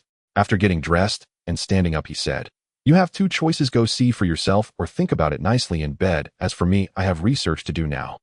Having said that, he ignored Vegeta and left the room alone. Vegeta pondered for a few seconds, feeling restless. He thought it would be better to go take a look, as he didn't want Kakarot to surpass him inexplicably. He quickly got dressed and prepared to fly to Linfan's Taoist temple, but he overlooked one issue. He didn't know where Linfan's temple was located. So after asking Bulma for the address, he flew towards the temple. Just as he reached above the temple, Linfan, who was lying on a recliner, and playing with his phone instantly sensed it, but he did not look up. Instead, he muttered in confusion, "Oh, Vegeta? Why has he suddenly come here?" Vegeta, standing in the high sky, also saw Linfan lying on the chair playing with his phone. However, he did not fly down, but was observing his surroundings. Within the temple, he sensed a somewhat pleasant aura. But he was sure that this aura was not Kakarot's. It was somewhat unique and did not resemble the energy they usually cultivated. The energy he sensed was that of Lin, who practiced the Heavenly Master technique, which certainly wasn't their usual cultivation energy. So he continued to search. Soon, not far away, he sensed two auras, one of which was even stronger than Lin's. However, he felt that this still wasn't Kakarot. Yet he could not sense Kakarot's energy. After thinking about this, he immediately flew towards the direction of these two auras. Before long, he arrived above the two auras and stood in the sky looking down to see two individuals sitting cross-legged on the ground cultivating. One was bald and the other looked like a child. These two were Tien Shinhan and Kaiatsu. Vegeta pondered for a moment, then flew down, landing in front of Tien Shinhan. Tien Shinhan sensed someone and immediately opened his eyes, seeing Vegeta standing in front of him, asking in confusion, "Vegeta?" Vegeta coldly responded with an acknowledgement. Before Tien Shinhan could ask further, Vegeta took the initiative to coldly ask, "Where's Kakarot?" Tien Shinhan and Kaiatsu knew Vegeta's temperament, so they didn't mind his cold question. "Goku. It seems Goku has entered the hyperbolic time chamber." Tien Shinhan recalled that Linfan's master had previously said that after mastering the Super Saiyan technique, Son Goku would once again enter the hyperbolic time chamber. This was not the first time Vegeta had heard of the hyperbolic time chamber. The first time he heard about it, he thought it was the same as the God Temple's time chamber. So he ran to the God Temple only to find out it wasn't. At that time, he felt Linfan was deliberately playing tricks on him, but later he thought carefully and realized Linfan probably had no need to deceive him. Therefore, he figured there must be a hyperbolic time chamber in addition to the time chamber. But he didn't know where this hyperbolic time chamber was. Now encountering Tien Shinhan and with the other party mentioning the hyperbolic time chamber again, he decided to ask where it was. "Where is the hyperbolic time chamber?" Tien Shinhan pondered for a moment. Should he tell him? Forget it, without his master's permission, he couldn't say. After thinking this, he apologetically said, "Sorry, Vegeta, I can't say without my master's permission. If you really want to know, you can ask Master Linfan." Upon hearing Tien Shinhan's words, Vegeta immediately became furious that he wouldn't tell him. Where was his dignity? He coldly shouted, "You're asking for death." His figure flashed and instantly appeared in front of Tien Shinhan. A punch whistled through the air. Whoosh, whoosh, a punch missed. Vegeta looked at Tien Shinhan in surprise, his face filled with disbelief. How was this possible? Tien Shinhan was just a weakling, yet he could evade his punch. "Vegeta, what are you doing?" Tien Shinhan questioned sternly, his third eye slightly lowering. Kaiatsu also stared at Vegeta, ready to assist Tien Shinhan if Vegeta attacked again. In his view, anyone who harmed Tien Shinhan would be his enemy. Vegeta did not respond to Tien Shinhan. He merely snorted coldly. "Oomph." He charged towards Tien Shinhan again. To be honest, missing that punch made him quite angry, because to him Tien Shinhan was nothing. In fact, he thought a casual punch from him could send Tien Shinhan to hell. However, everything exceeded his expectations. How could this not infuriate him? Tien Shinhan saw Vegeta charging at him again, and Kaiatsu prepared to act, but Tien Shinhan stopped him. Kaiatsu fell back. Kaiatsu hesitated for a few seconds, then quickly retreated and flew towards the temple. Tien Shinhan looked at Vegeta, seriously dodging Vegeta's attacks, while urging Vegeta stop it now. Vegeta did not stop, continuing to attack relentlessly. Tien Shinhan was becoming more and more passive and at a disadvantage. He quickly opened up distance from Vegeta, aligning his index and middle fingers in front of his third eye. He shouted, "Ah! Huh!" Vortexes of spiraling energy swirled around Tianjin Fan, shaking the surrounding tree branches violently. As his third eye blazed crimson, the vortexes gradually dissipated. His combat power surged exponentially. This was the first stage of Tianjin Fan's Sanmu Tianzuan bloodline, the crimson-eyed general form. Vegeta stared in astonishment. Since when did that three-eyed warrior possess such a technique? Even before battle commenced, he already sensed it clearly. In his base state, he stood no chance against Tianjin Fan. Yet he would not like Son Goku engage in drawn-out sparring. Clenching both fists tightly, he gathered every ounce of his power. A terrifying surge of energy erupted instantly, howling winds shrieking across the battlefield as he ascended. Super Saiyan 2. Tianjin Fan's lips twitched. He had never anticipated Vegeta would immediately transform into Super Saiyan 2. Against this overwhelming might, his current strength stood utterly outmatched. A faint mocking smile curled at Vegeta's lips as he raised his fist. "Come, let's see what makes you different." The words had barely left his mouth. A piercing sonic shriek split the air. Tianjin Fan caught only fragmented afterimages. Then, boom. Ah! Before Tianjin Fan could even react, Vegeta materialized before him and drove a devastating blow straight into his abdomen. Boom. The impact shattered his crimson-eyed general form, reverting him instantly to his base state. Oh! Staggering for several seconds, Tianjin Fan was hurled backward, slamming hard onto the ground. Instantly, a metallic tang flooded his throat, something rising unbidden. Instinctively, he opened his mouth, too, and spat a gout of crimson blood. It splattered across the earth. Yet Tianjin Fan forced himself upright, gasping raggedly, his thoughts grim. Against Vegeta's Super Saiyan 2 form, he remained far too weak. Against Vegeta's movements, he perceived only indistinct silhouettes, blurred, elusive, nearly imperceptible. Still, there was progress. Just days earlier, facing Son Goku's Super Saiyan 1 form, he had seen nothing but hazy, formless shadows. Now confronting Super Saiyan 2, those same shadows retained shape, even if blurred, proof that his perception and cultivation had advanced significantly. Granted, one opponent was Son Goku in Super Saiyan 1, the other Vegeta in Super Saiyan 2, different warriors, but their respective powers were closely matched. Yet Tianjin Fan suddenly recalled, though their strengths had once been comparable, Vegeta now unquestionably fell short of Son Goku's current level. Vegeta glared at the risen Tianjin Fan and demanded once more, "Where is the hyperbolic time chamber?" Without hesitation, Tianjin Fan replied, "Vegeta, if you truly wish to know, ask my master. Without his explicit permission, I will not speak of it." Vegeta's lips tightened. "You truly seek death." Raising his right hand, he began charging a devastating energy sphere. "Dare you lay a hand on my disciple?" Suddenly, a voice rang out, cold, commanding, suffused with sovereign authority. At its resonance, Tianjin Fan knew instantly Master Linfan had arrived. Vegeta looked up to see two figures hovering midair. One wore pristine white robes exuding elegance and grace. His fair, finely chiseled features radiated unwavering righteousness, like a celestial immortal standing apart from the mortal realm. At the sight, Vegeta recognized him instantly. Linfan. Indeed, it was Linfan. Beside him floated Jiaozi. Earlier, Jiaozi had flown to the Taoist temple solely to locate Master Linfan, knowing full well that only Linfan, and perhaps Son Goku, could stand against Vegeta. But Son Goku was currently training inside the hyperbolic time chamber, leaving Linfan as the sole recourse. And perhaps it was for the best. Gazing upward at Linfan's towering presence, Vegeta burned with fury, yet he knew with chilling certainty that he stood no chance against him. He suppressed his rage. That restraint, however, did not extend to his tongue. Glancing dismissively at Tianjin Fan, he sneered, "You actually took this weakling as your disciple." Linfan descended silently, his deep eyes locking onto Vegeta. Within their depths, infinite divine power churned, piercing through veils of reality, revealing truths beyond time and space, striking awe into the soul. Vegeta's heart trembled, then hammered wildly. How is it possible? Linfan's power has multiplied many-fold since last we met. His intuition was flawless during their first confrontation. Linfan's base combat power had hovered near 10 billion. Now it soared to 61 billion. And should he ascend to Super Saiyan God, his power would effortlessly surpass 12 Kai. 12 trillion trillion. With merely 2 Kai, a single fingertip could send a full-power Super Saiyan 2 Vegeta hurtling away like a pebble. 12 Kai defied comprehension. Linfan's thin lips parted. "Cold, precise, final, are you instructing me?" Vegeta froze speechless, his face blazing crimson. Shuffling awkwardly in his battle boots, he stared helplessly at Linfan, unable to utter a single word. Fury raged within him. No one dared address him so. Yet Linfan showed no deference, no compromise, speaking truth without filter. But what good was fury?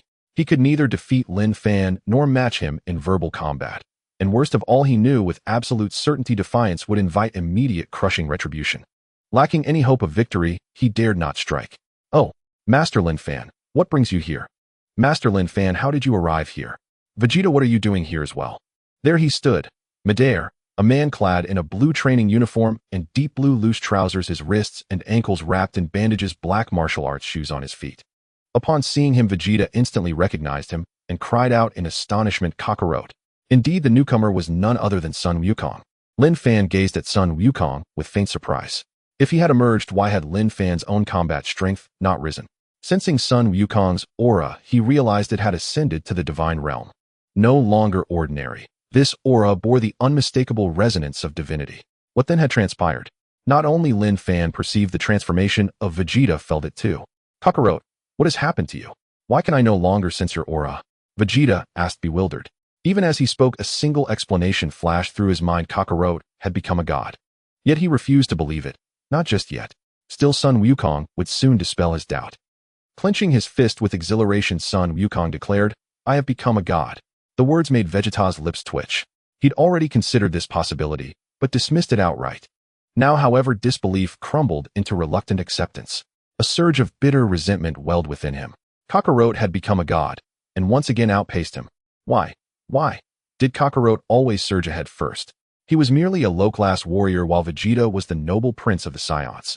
Prince Vegeta, the prodigiously gifted, the peerless sovereign whose innate talent dwarfed Kakarot's by an incalculable margin, yet perpetually lagged behind in every trial. The injustice gnawed deeper. Even if Kakarot had attained godhood, so what? The exalted Prince Vegeta would still surpass him. With that thought, his eyes locked on his son Wukong, cold and unyielding as he demanded, "Kakarot, if you are truly a god, then let us fight." Before Sun Wukong could reply, Vegeta vanished, then reappeared in a storm of furious momentum, launching a devastating punch. Sun Wukong instantly transformed into Super Saiyan 3rd grade and evaded Vegeta's assault. Vegeta paused, just slightly, astonished that Kakarot had dodged so effortlessly.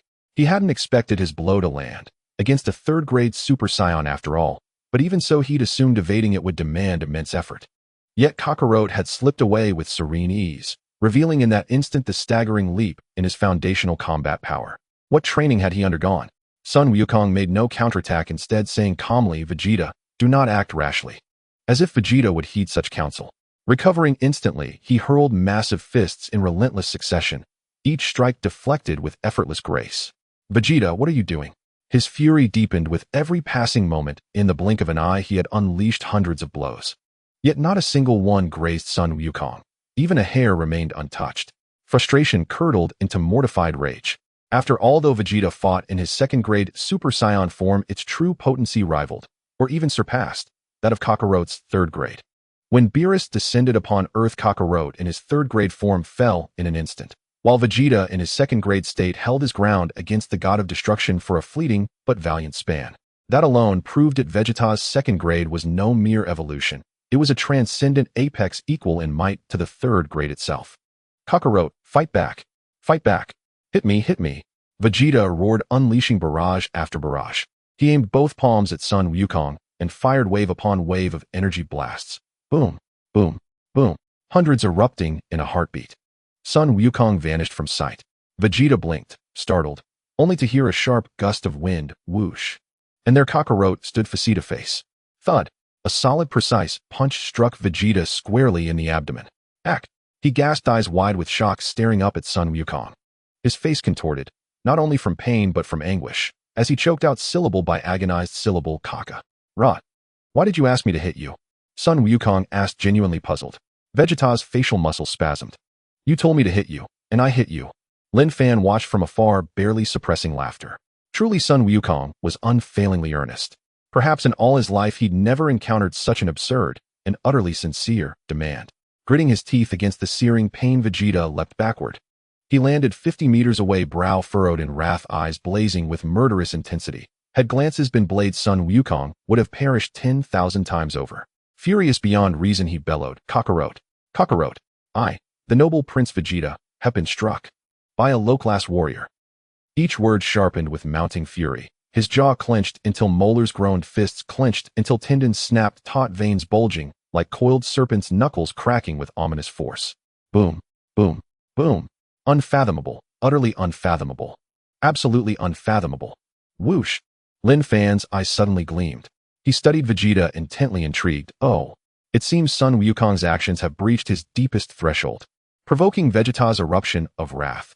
At that moment, Vegeta lifted his head, gaze locking on his son Wukong with chilling focus. "Kakarot, you are unfathomable. Unfathomable. I, the Prince Vegeta, will never fall behind you. Never." Boom, boom, boom. Vegeta's aura surged violently, towering, tempestuous, billowing forth like a cataclysmic storm, unleashing torrents of terrifying energy that whipped into shrieking gales. Surrounding trees bent sideways under the gale, leaves spiraled wildly, torn from branches in frantic, fluttering surrender. Within moments, half the canopy lay scattered upon the earth. Aid! Vegeta roared skyward, his overwhelming presence exploding outward, obliterating everything nearby with merciless, irresistible force. Golden light blazed fiercely, blinding all who beheld it. Trees that had merely swayed moments before now lay flattened, reduced to splinters in an instant. When the shockwave reached Tien Shinhan and Kairatsu, they raised their arms to shield themselves. Only when the golden radiance faded did they lower them. Within a 50-meter radius centered on Vegeta, the very ground had collapsed inward, shattered, sunken, irrevocably scarred. Whoosh, whoosh, whoosh. Vegeta, in the form of Super Saiyan 2, entered a new stage of Super Saiyan 2. This form is known as the full power rage form of Super Saiyan 2. Linfan observed the battle power emanating from Vegeta and expressed slight admiration, saying, as expected of the Saiyan Prince's potential is indeed impressive, having broken through to a new form of Super Saiyan 2. Goku, sensing Vegeta's enhancement, was also delighted, but his eyes were filled more with excitement. The stronger Vegeta became, the happier he felt, as it meant he wouldn't be too bored. He could always seek out Vegeta for sparring. Vegeta's body shot forward like a cannonball, charging towards Goku. He shouted, "Kakarot!" Boom, boom, boom. The two clashed continuously in the air, and in no time Vegeta, who initially had the disadvantage, began to gradually take the upper hand. "Kakarot, aren't you a god now? Show me all your true abilities." Vegeta was well aware that Kakarot had become a god, so he certainly had more than just this level of power. Though he felt that if Kakarot had truly become a god, he might not be a match for him, he still disliked the idea of Goku letting him win. The proud Saiyan Prince did not need a lower-class warrior to show him mercy. Moreover, in his view, if Kakarot could break through, so could he, just as he had now, having surpassed Kakarot's Super Saiyan 3 form. However, in a dire situation, he had broken through to a new level of Super Saiyan 2, surpassing Kakarot's Super Saiyan 3. Meanwhile, Goku understood Vegeta's nature, realizing that he disliked holding back, as it would make Vegeta think he was intentionally being modest. "Alright." Goku's lips curled into a confident smile as he clenched his fists and shouted, "Ah." Goku roared loudly, his voice thunderous, and suddenly the sky changed dramatically, the clear day turning into a mass of dark clouds as terrifying lightning struck the heavens. These terrifying bolts of lightning struck the air as if they were about to tear the entire sky apart, each strike sending tremors through the atmosphere. Everyone clearly felt the tremors between heaven and earth. Goku was enveloped in a swirling red aura, divine energy circling around him. Vegeta stood still, watching Goku's state, and felt a deep shock in his heart. What transformation is this for Kakarot? Suddenly, he remembered something. He had seen a similar transformation on someone before, and that person was Linfan. Could it be that this is the transformation state of the Super Saiyan God? He recalled that when Linfan transformed, it was also quite spectacular. However, compared to Linfan's transformation, Kakarot's was still significantly weaker. It lacked grandeur. When Linfan transformed, the sky had showcased a cosmic vista, and within a specific range the scenes of spring, summer, autumn, and winter appeared. It was truly impressive. In fact, during Goku's first transformation, he had also displayed a scene similar to Linfan's transformation, but Goku's first transformation had occurred inside the hyperbolic time chamber. Thus, all the phenomena were only known to those within the hyperbolic time chamber. Even Linfan was unaware of it. Meanwhile, a notification echoed in Linfan's mind. Ding, disciple Goku's basic battle power increased by 10 billion. Master receives double the enhancement, 20 billion. Current host battle power, 81 billion. Hearing the system's notification, Linfan's heart raced like a rabbit in his chest, filled with both excitement and exhilaration. 10 billion. Goku had increased by 10 billion in basic battle power all at once. Meanwhile, he received double the increase, reaching 20 billion. With a total of 81 billion, he was just 19 billion short of breaking the 100 billion mark. Once he reached a basic battle power of 100 billion, the gap between himself and Beerus would narrow considerably. Linfan increasingly saw hope of surpassing Beerus before his arrival on Earth. Boom, boom, rumble. As Goku's transformation completed, a divine sound echoed through heaven and earth. In the Kaishin realm, the old Kaishin, who was diligently studying, frowned as he heard the divine sound again. What is happening? Why has the divine sound been ringing so frequently lately? Is there really that much to celebrate in this world? The East Kaishin sitting beside him was also puzzled, having heard the divine sound multiple times. After listening closely, he remarked in confusion, indeed, typically the divine sound is hard to hear, so why has it rung twice recently? Could it be that someone has become a god again? After thinking this, he immediately used his divine energy to sense. Soon after, he felt a familiar aura. Not just him, but the old Kaishin beside him felt it too. Goku. The East Kaishin and the old Kaishin exchanged glances, their eyes widening in shock.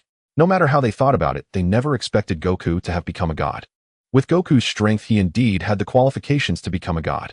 However, becoming a god was not solely about being strong. It also required divine energy, which could only be obtained through great fortune or enlightenment. In any case, divine energy was difficult to attain, making becoming a god even harder. Yet Goku had somehow achieved it. The old Kaishin stood up, hands clasped behind his back, pacing back and forth. There are now two individuals on Earth who possess divine energy. Is this good or bad? Since when has divine energy become so easy to comprehend? The East Kaishin speculated, could it be due to the vacancy of the West Kaishin's position? The old Kaishin fell into deep thought. Was this a good or bad thing? As someone who generally enjoyed studying, he found the study materials on the ground to be rather dull. Meanwhile, Linfan was unaware that the commotion here had caught the attention of the old Kaishin. If he were to know the old Kaishin's thoughts, he would certainly inform him, "Old man, don't be surprised, Goku is just the first god I created, and there will be many more to come. Just imagine if the entire Earth were filled with gods, all with battle power, exceeding the official Kaishin, what kind of experience would that be?" Perhaps even the Omni King would suspect that Linfan had rebellious intentions. However, Linfan couldn't afford to care about that. He needed battle power, and infinite rewards. If he didn't want to be suppressed, he had to suppress others. Even the Omni King must step aside or become his disciple. Although Linfan had considered the idea of taking the Omni King as his disciple, he felt it was too far-fetched and not necessary to contemplate for now. As all the sights faded away, the dark clouds dispersed, revealing a bright sky. Sun Wukong had undergone a remarkable transformation, his hair, now a brilliant red, his body leaner, enveloped in an aura akin to the flames of the sun. His eyes appeared larger, his skin became fairer, and his appearance had rejuvenated considerably, resembling a younger version of Sun Wukong. Handsome, elegant. However, these were not the most important aspects. What truly mattered was that Sun Wukong's combat power had increased exponentially. Linfan estimated that with Sun Wukong's current combat power, it was roughly between 6 and 7 Gai. With such power, defeating Vegeta would be an effortless task. With just a single finger, he could casually send Vegeta flying. Vegeta stared at Sun Wukong's current state, his mouth agape, speechless for a long time, only able to mumble incoherently. At that moment, he fully realized that no matter how angry he became, or how he broke through the limits of Super Saiyan 2, he could never catch up to Kakarot's current combat power. Unless he, like Kakarot, also broke through to such a realm, it would be impossible to confront Kakarot hidden. Sun Wukong's obsidian-like eyes gazed at Vegeta. Upon meeting Sun Wukong's gaze, Vegeta paused slightly, finding those eyes far too sharp. At that moment, Sun Wukong confidently declared, "Hey, Vegeta, am about to attack." Vegeta was just about to speak. In an instant, Sun Wukong had already moved, his figure completely vanishing from sight. To Vegeta's eyes, there was only a faint red that like a flame in the darkness. Such incredible speed. Bang! Vegeta was struck in the chest by Sun Wukong's punch, sent flying backwards, crashing into a massive tree. No matter how sturdy the tree was, it snapped in two upon impact, and even then it failed to stop Vegeta's body from retreating. After being sent back 200 or 300 meters, he still couldn't steady himself, as that punch had completely exceeded his capacity to endure. However, at that moment, Sun Wukong appeared behind him. Vegeta sensed Kakarot right behind him and breathed a sigh of relief, thinking Kakarot must be there to catch him. You still have some conscience knowing. Bang! Suddenly, he felt a violent impact on his back. A wave of indescribable pain pierced through him. Sun Wukong had kicked him in the back, sending him back in the direction he came from. Vegeta instantly burst into tears. Kakarot must be a dog. Like a kite with a severed string, he flew back to his original position, crashing hard onto the ground, leaving a long trail behind. In an extremely awkward position on the ground, he coughed violently, spitting out blood. He wanted to get up, but found himself utterly drained, unable to move. With a puff, he reverted from Super Saiyan 2 back to his normal state. This feeling was something Kakarot had never given him. Only during his battles with Frieza on Namek and with Majin Buu did he experience such a sensation.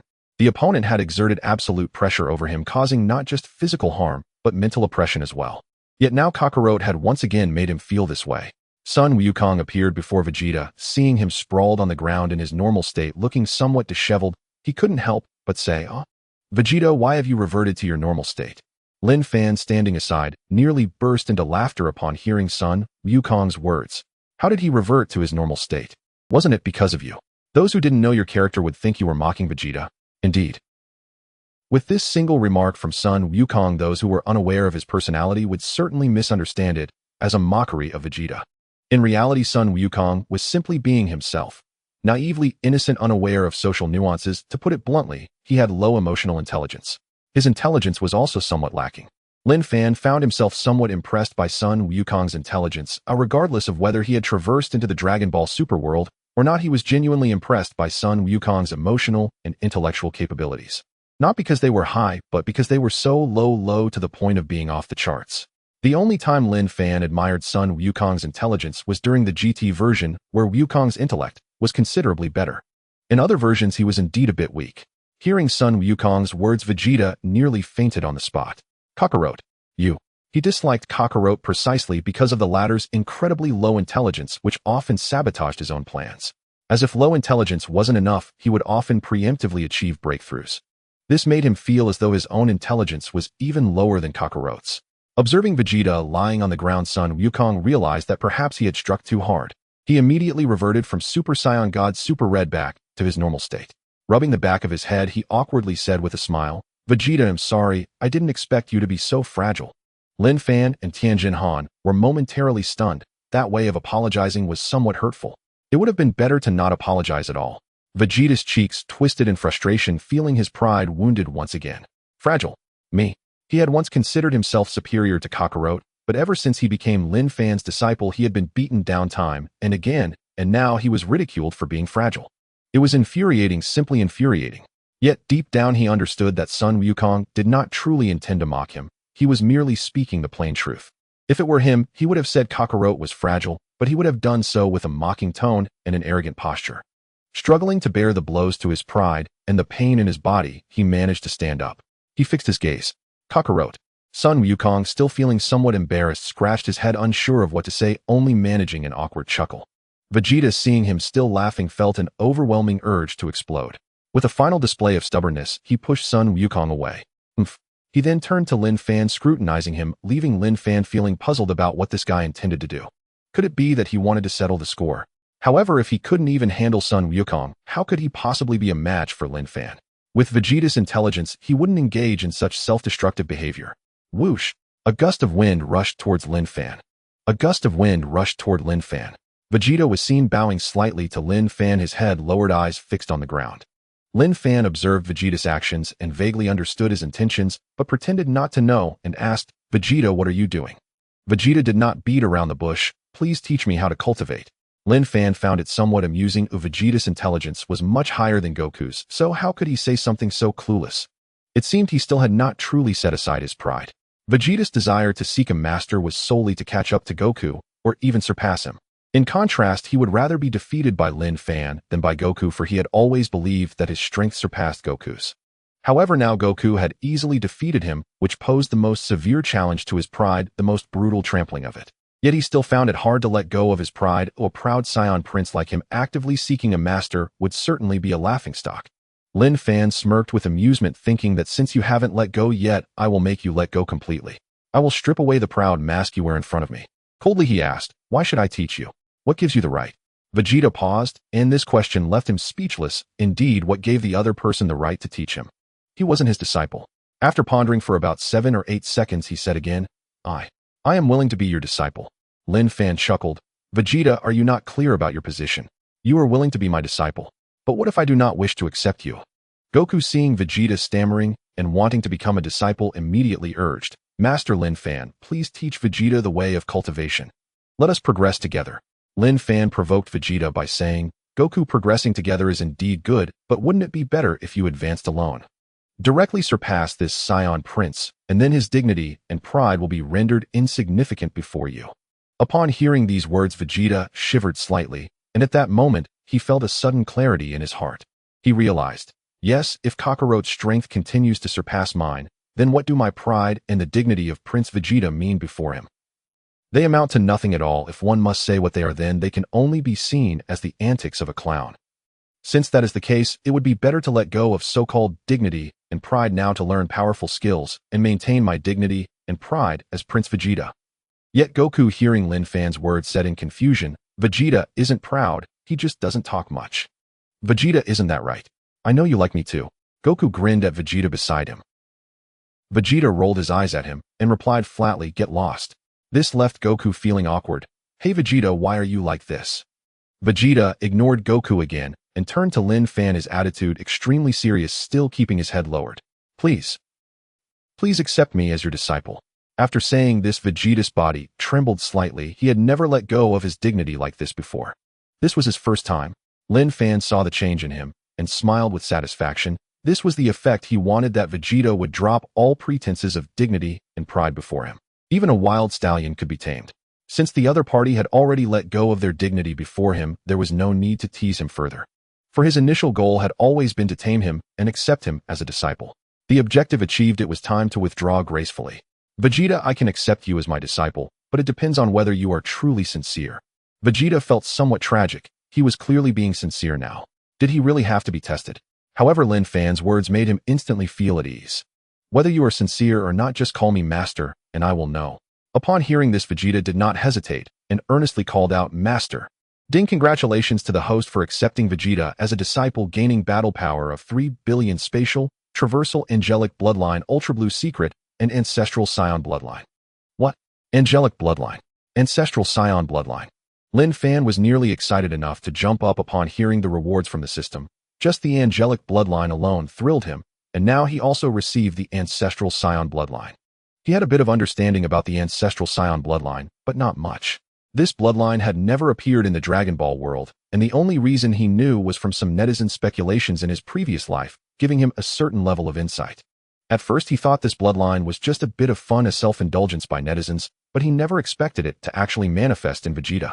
He couldn't help but think, Vegeta is indeed the second character of the protagonist group. The things he brings out are genuinely impressive. When I accepted Goku, I got the vast heart, and now with Vegeta, I've gained 2 top-tier bloodlines. The protagonist group's luck is truly remarkable. He did not rush to study these things, but instead looked at Vegeta and said, Vegeta, I can sense that you are indeed sincere about becoming my disciple. In that case, I won't hold back. I taught Goku the ultimate King Fist, so I will teach you the Ultra Ultimate Flash. Vegeta was taken aback. The Ultra Ultimate Flash. Why did it sound so much like his Ultimate Flash? Did it have something to do with his Ultimate Flash? Seeing his confusion, Linfan understood what he was thinking and calmly said, You are not mistaken. The Ultra Ultimate Flash is an enhanced version of your Ultimate Flash. The Ultimate King Fist I taught Goku is just an upgraded version of the King Fist. Once you learn it, I will teach you the method to become a deity. Vegeta smacked his lips, wanting to ask Linfan to teach him the method to become a deity directly. However, after thinking for a few seconds, he decided against it. Master Linfan had already said to learn the Ultra Ultimate Flash first before proceeding. So there must be a reason for it. Yes. Vegeta, follow me. Oh, everyone else can do as they please. Yes, Master Linfan. About 2 hours later, Vegeta mastered the Ultra Ultimate Flash. The Ultra Ultimate Flash, built upon his original Ultimate Flash, became more powerful, requiring less charging time and having the stamina cost, while also increasing its penetrating ability. Vegeta was greatly shocked after demonstrating it just once. He had never imagined that the Ultimate Flash could be enhanced to such a degree. With the Ultra Ultimate Flash, he felt much more confident in defeating enemies. He was somewhat grateful for having taken Linfan as his master. Without Linfan, the opponent surely wouldn't have taught him the Ultra Ultimate Flash. Nor would he impart the subsequent divine methods. Sun Wukong, unable to wait any longer, exclaimed, Master Linfan, let's have a match. Previously, Linfan had instructed everyone to do as they pleased, and unlike Tianjin Fan and the other Sun Wukong, did not go to train. Instead, he informed Linfan of his desire to compete with him. He still clearly remembered Linfan's promise that they would spar once he became a god. And now his goal was to defeat Linfan. Thus, at the first opportunity after becoming a god, he sought out Linfan. Hearing Sun Wukong's words, Vegeta couldn't hold back and shot him a fierce glare, shouting, Kakarot, you've already become a god. Can you wait for Master Linfan to teach me first? Really? Sun Wukong, feeling somewhat embarrassed, scratched his head and said, I was just too eager. Vegeta chose not to pay any attention to Kakarot. At this moment, Linfan also said, Wukong, there's no need to rush regarding our match. After I teach Vegeta, we can spar anytime. Okay, Master Linfan, then please teach quickly, Sun Wukong said anxiously. However, since the master had already said so, he could only wait. Moreover, seeing the current situation, if he interrupted Vegeta's learning, Vegeta would surely come after him. Linfan ignored Sun Wukong further. With a wave of his hand, a ball of multicolored energy appeared in his palm, containing a unique power that exuded a sense of explosive force and profound mystery. In such a long time, this was the first time Vegeta encountered such a mysterious energy. Sun Wukong recognized it at a glance, as Linfan had given him a similar one not long ago. It was this that made him a god. He softly called out, Divine Energy. Correct, this is Divine Energy. Oh, Wukong became a god because I gave him a ball of Divine Energy, and now I bestow this ball of Divine Energy to you. As soon as he finished speaking, Linfan raised his hand towards Vegeta, transferring the Divine Energy into Vegeta's body. Instantly, the Divine Energy flowed within Vegeta's body, spreading throughout him and merging with his own energy, Though it was a fusion, it was essentially an absorption and evolution. It consumed Vegeta's ordinary energy and evolved it into divine energy. Once successful, Vegeta would possess the aura of a god with only one step left to becoming a god, mastering the Ultra Aura and understanding the divine methods. Vegeta, take your time to fuse with the divine energy. After saying this, he moved to another chair and lay down. Sun Wukong quickly followed, cracking his knuckles and grinning. Master Linfan, let's have a match. Since Vegeta is currently comprehending divine energy, you don't need to do anything. Linfan pondered for a moment. There was some truth to this, but once Sun Wukong engaged him, he would certainly go all out. With their strengths, if they fought on Earth, it would surely be left in ruins. Going to the hyperbolic time chamber. If he entered the chamber, wouldn't that be a waste of an opportunity? Wasting a chance just to face Sun Wukong would be a complete loss. Wukong, to be honest, with our strengths, if we fought with all our might on Earth, it would definitely be destroyed. So, if we really want to spar, the best solution is to go into space and find an uninhabited, desolate planet. We can have a good battle. Sun Wukong instantly realized the issue. Indeed, he hadn't thought of this before. If he sparred with Master Linfan, Earth would surely suffer. Let's fight in space. But doesn't that take time? Linfan nodded slightly. Yes, if we really go to an uninhabited planet to fight, it does require some time. So Wukong, there's no need to rush about our sparring. There will be plenty of opportunities. Although Sun Wukong felt disappointed, he had no choice. He didn't want to cause destruction to Earth just because he wanted to spar with his master. Seeing his disappointment, Linfan reminded him, Wukong, you don't need to be too disheartened. Once Vegeta becomes a god, we can look for a planet and have a proper battle. At that time, Vegeta can join in too. Awesome. Hearing this, Sun Wukong was overjoyed. If that were the case, he would be teaming up with Vegeta against his master. Although he preferred to battle his master unknown, he felt he might not be his match, but with Vegeta's help, they should be able to win. The level of camaraderie between him and Vegeta was quite strong. Linfan waved his hand. All right, you go train now, and don't let Vegeta surpass you. His words were merely a casual reminder without any real implication, but to Sun Wukong it sounded like a call to ensure he remained stronger than Vegeta. Nodding heavily, he replied, Master, you can rest assured, I will train hard and not let Vegeta surpass me. Go on. After Sun Wukong left, Linfan lay back on the chair, pondering that having the two of them chase each other in their training seemed quite good. He closed his eyes, preparing to take a rest. Suddenly, he realized something. How could I forget about this? How could I have forgotten about this? Linfan suddenly remembered that there was Frieza, whom he had taught the indestructible skill, instructing him to stay put and cultivate before leading him into the hyperbolic time chamber. Now that Sun Wukong has come out, it's time for him to go in. The hyperbolic time chamber can accommodate 10 people at a time. While Sun Wukong is inside, Linfan does not allow Frieza to enter, worried about a potential clash between the two. Given Sun Wukong's current strength, killing Frieza would merely be a matter of moments. If his disciple, whom he had painstakingly trained for a day or two, were to be killed by Sun Wukong, that would be unacceptable. Most importantly, he hasn't gained much in terms of combat power yet. Rising from his chair, he felt slightly depressed. Why do I feel like this lazy master system isn't so lazy after all? If I don't guide them into the fold, how can I gain combat power myself? He wondered, could it be that my pace of accepting disciples is too fast? That's exactly it, my pace of accepting disciples is too fast. He then muttered helplessly, if only Beerus had come a few months later, I wouldn't be so busy.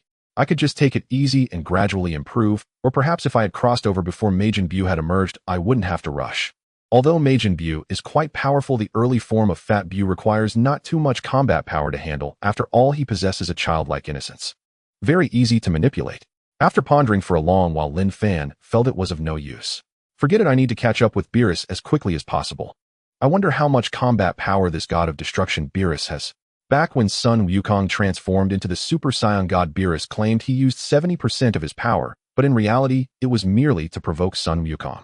Linfan was very clear on this point, even estimating in his heart that when Beerus fought against the Super Saiyan god Super Red Sun Wukong, he likely did not even use 1% of his power. Moreover, it was only in his base form, without utilizing any of the god of destruction's divine techniques. Thus, Linfan knew he needed to work harder and recruit more disciples to raise his combat power. Sensing Frieza's energy.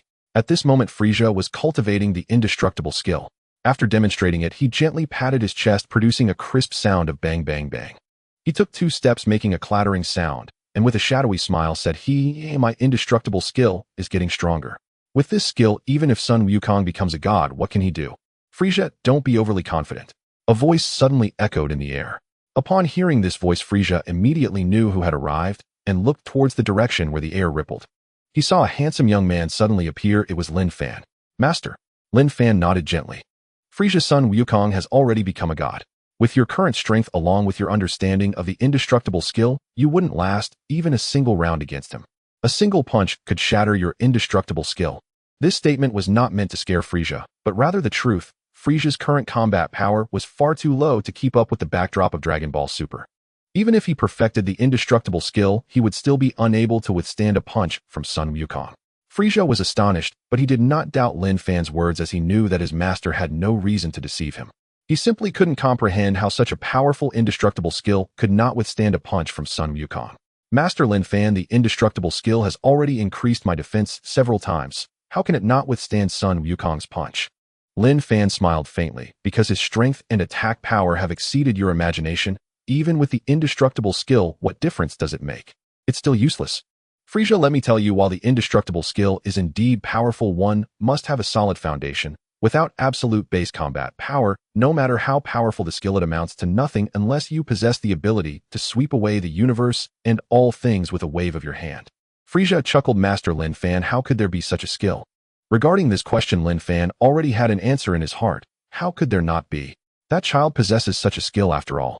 However, Linfan would not mention this for now. If he did, it would undoubtedly undermine Frieza and the others' confidence and instill an overwhelming sense of pressure.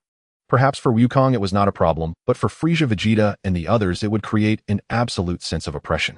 Putting other matters aside, Frieza, I'm taking you to the hyperbolic time chamber to train. How long you can endure is up to you. Don't waste time inside. Yes, master. After realizing Son Wukong's strength, Frieza naturally would not waste time. Linfan flew ahead and Frieza closely followed. In less than 5 minutes the two arrived at the entrance of the hyperbolic time chamber. Frieza looked at the house before him, surprised as he thought, is this the miraculous hyperbolic time chamber? 10 years inside, 1 day outside. It can also adjust gravity. Thinking of gravity, Frieza looked at Linfan and confidently said, Master Linfan, please adjust the gravity to 1,000 times. Oh, 1,000,000 times. Linfan replied with a question. Upon hearing Linfan's tone, Frieza proudly asked, what? Is there no one who can challenge this multiplier? Huh. I, Frieza, am the Emperor of the universe. Others naturally cannot challenge my level. Seeing him so blindly confident, Linfan coldly remarked, I was going to say your multiplier is a bit low. Son Wukong's challenge multiplier is 1,000 times. That's 10 times yours. Frieza's laughter abruptly stopped. His confidence vanished in an instant. Without hesitation, he immediately stated, please adjust it to 1,000 times. Are you sure? Linfan asked as a reminder. Sure. I cannot be weaker than Son Wukong. Frieza confidently replied. Linfan did not stop him further. All right, once you enter, I'll adjust it to 1,000 times. Go in. Frieza took a deep breath and quickly flew into the hyperbolic time chamber. He had never experienced 1,000 times gravity, but he knew it would be an unpleasant experience. However, in order to catch up with Son Wukong and maintain his pride before Master Linfan, he had to do it. Watching Frieza's figure disappear, Linfan smiled. This three-way race and cultivation was indeed splendid. This way his combat power would increase even faster. Ding. Disciple Broly has increased his base combat power 2 billion. Master receives a double increase 4 billion. Current host base combat power 85 billion. On the planet Wampa, Broly's purification technique had reached a significant level of mastery. Though it was not yet complete, it had not yet transcended into perfection. However, for Broly this level of mastery was more than sufficient. It was enough to control his rampage completely. After mastering the purification technique, Broly excitedly stood up from the ground, feeling that this meant he could finally remove the controller around his neck. After thinking of this, he swiftly flew towards the cave. Upon entering, he saw his father Paragus repairing the spaceship. Paragus, hearing Broly's footsteps, looked over cautiously and saw Broly approaching him with an excited expression. Over the years, Paragus had been wary of Broly's sudden appearances, fearing that Broly might kill him to take the remote control. However, seeing Broly so happy, he felt that his son would not do such a thing at the moment. This left Paragus puzzled. Oh, what could possibly make Broly so excited? Could it be that he has reconciled with those beasts? If so, I would need to kill a few more beasts to ensure Broly returns to his state of solitude. Though he thought this way, he calmly asked Broly, what's wrong? Father, please remove the controller for me. Broly pointed to the controller around his neck. Upon hearing this, Paragus immediately grabbed the remote control, asking warily, Broly, what are you talking about? You must have misheard me. Please remove the controller. I no longer need it. Broly said joyfully. Paragus immediately retorted, nonsense. Do you know why that controller is around your neck? It's to control your rampage and prevent you from losing your sanity. If you lose control, you could even kill me. What would happen then to the entire planet? Not only would I die, but your friends would die too. With such righteous words, anyone unaware of Paragus' thoughts would truly believe he was a good person, but in reality, it was merely an excuse to refuse Broly.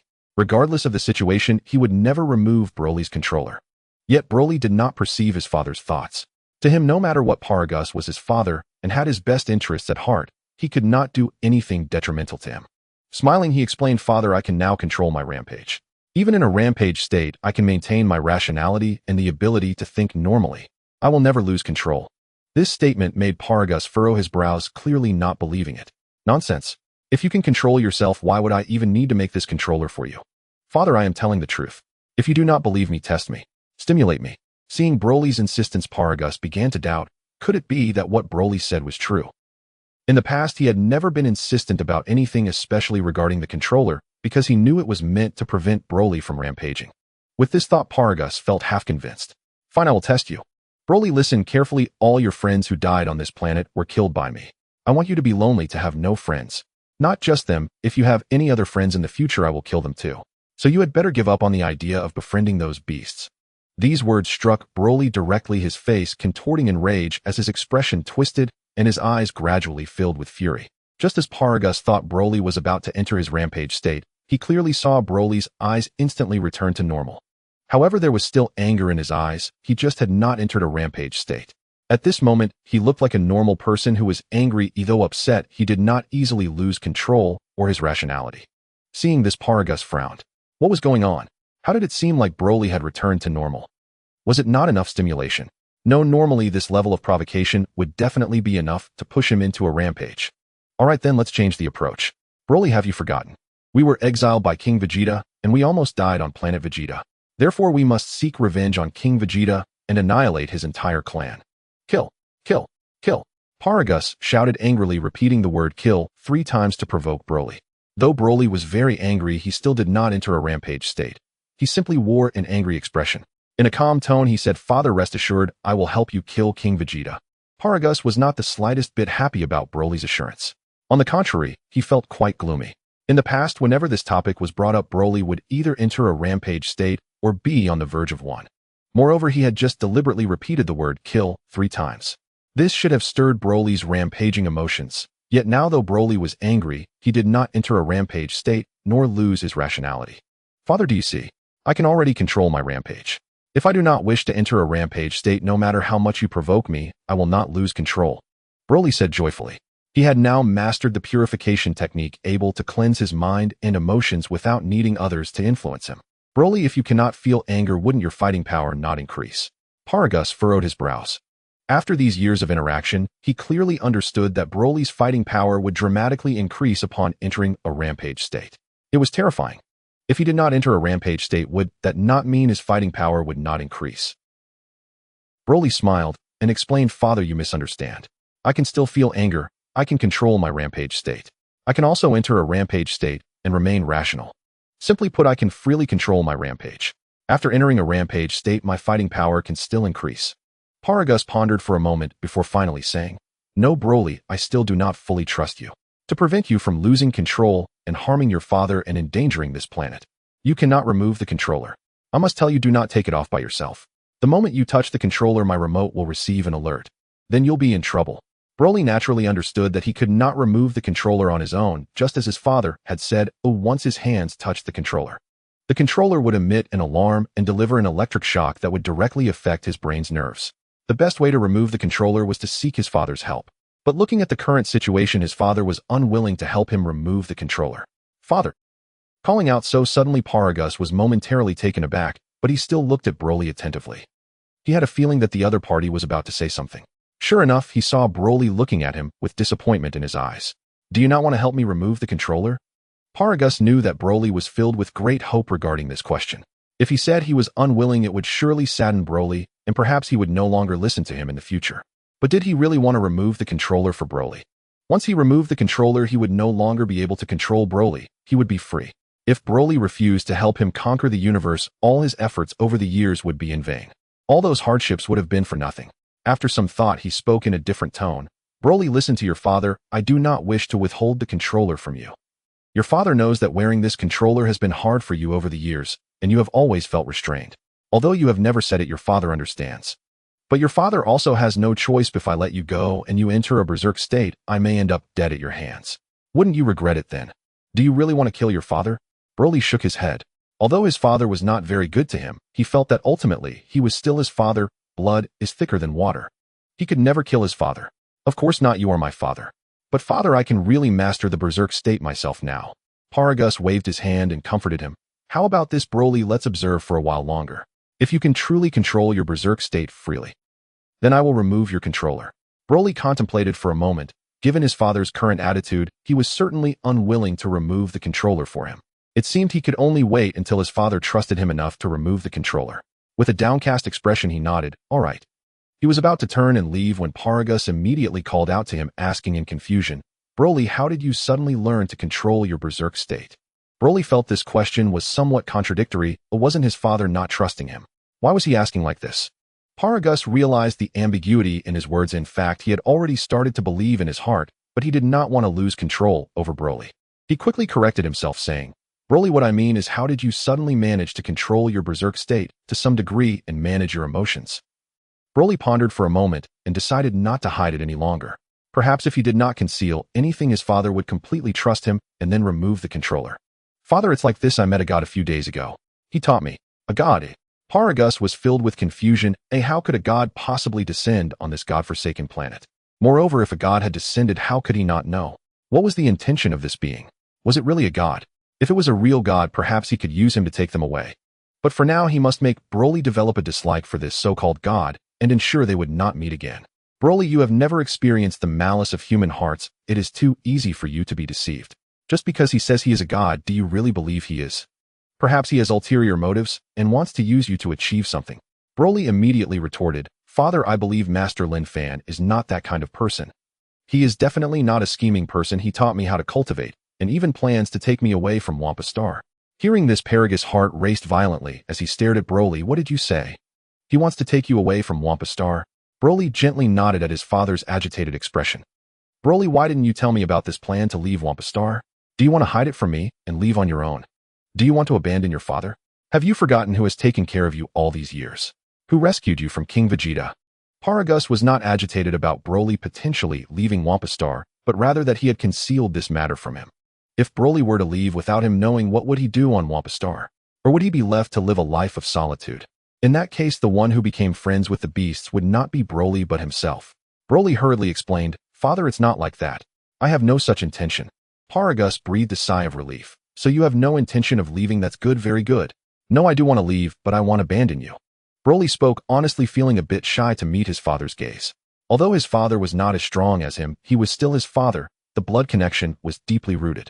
Upon hearing this explanation, Paragus was still very angry, but now simply yelling at Broly would not resolve the issue. He needed to find this so-called Linfan. He must ensure he does not interfere in his matters with Broly. Broly, where is this Linfan? Take me to meet him. Broly shook his head. I don't know. He appeared suddenly, and I don't know how to contact him. This made Paragus frown. Suddenly appearing. Did he arrive on this planet by spaceship and then seek out Broly? After pondering for a moment, he said, Broly, go train. If your master Linfan comes back looking for you, let me know. I have a few questions for him. Understood. After Broly departed, Paragus's eyes flickered with a dark, sinister light. His face twisted into a cruel grimace as he clenched his teeth tightly, as though something vital had been torn from him. Linfan, God, are you looking for me? No sooner had Paragus spoken than a strikingly handsome young man appeared at the cave entrance. At the sight of this elegant youth, Paragus's heart involuntarily lurched. How had he arrived at the entrance unnoticed? Had he been eavesdropping on Paragus's conversation with Broly? Paragus's suspicion was not misplaced. Linfan had arrived long before, prompted by his system's alert. The moment Broly's base combat power surged, Linfan knew Broly had already grasped the purification art to a significant degree. He was now nearly ready to return to Earth. Just before Linfan emerged, he saw Broly heading toward the cave, and curiosity stirred. What precisely did Broly intend to do? So Linfan silently materialized behind Broly without alerting him. Unaware of his presence, Broly entered the cave, leaving Linfan stationed quietly at the entrance, listening intently to their exchange. Thus, every word passed between them reached Linfan's ears. You are Linfan, the god Broly spoke of. Linfan neither denied nor confirmed it, nor did he need to. Yes, I am Linfan. Paragus immediately issued a stern warning. Very well, you are Linfan. Since you've come of your own accord, I need not seek you out. Let me make one thing clear. Keep your hands off my affair with Broly. Broly is my son. I command his actions as I see fit. You, a stranger, have no claim here, nor any right to teach Broly how to master his berserker rage. In short, if you're willing to take us away, then do so. Once we depart, you'll reap rich rewards. Linfan smiled, faintly amused. What rewards could you possibly offer me? Or rather, do you truly believe they'd be worthy of my interest? Paragus, don't you consider yourself an unfit father? Paragus recoiled in shock. How do you know my name? Did Broly tell you? Linfan offered no reply. None was necessary. Instead, he continued calmly, your refusal to let me teach Broly control over his rage reveals your true intent to bind that controller around his neck for life. A lifetime of obedience, to strike wherever you point, to become your flawless blade. A blade forged to conquer the cosmos. Such conduct is despicable. You are no father, only a tyrant who sees Broly not as a son, but as a tool. Paragus stared wide-eyed and rigid, like a cat whose tail has just been stepped upon. You. What? Did I speak falsely? Linfan asked, voice serene. Paragus exhaled heavily, his tone laced with venom. Even if I am. So what? Broly is my son. I decree his path, and he obeys. I gave him life itself. What right does he have to bargain with me? What right does he have to resist me? Linfan shrugged lightly. Precisely why I say he is merely your weapon, not your son. Paragus roared, yes, and what of it? Our affairs with Broly require no interference from you. If you value your survival, take us from this barren world. You'll be duly rewarded. Refuse, and leave this planet at once. Until this moment, Paragus had planned to use Linfan to escape, with himself and Broly aboard. But the instant he beheld Linfan, and heard him articulate every hidden thought within his heart, he abandoned that plan entirely. He feared that if Broly remained in Linfan's presence any longer, he would surely cast aside his own father, and swear allegiance instead to Linfan. Thus Paragus resolved to minimize their contact, even sever it entirely. Linfan urged gently, Paragus, if you truly care for Broly, treat him with paternal love. Remove that controller from his neck. Do not rule him through it. Paragus clenched his fists, roaring furiously. Enough talk. Leave now. Broly is my son. I command his fate.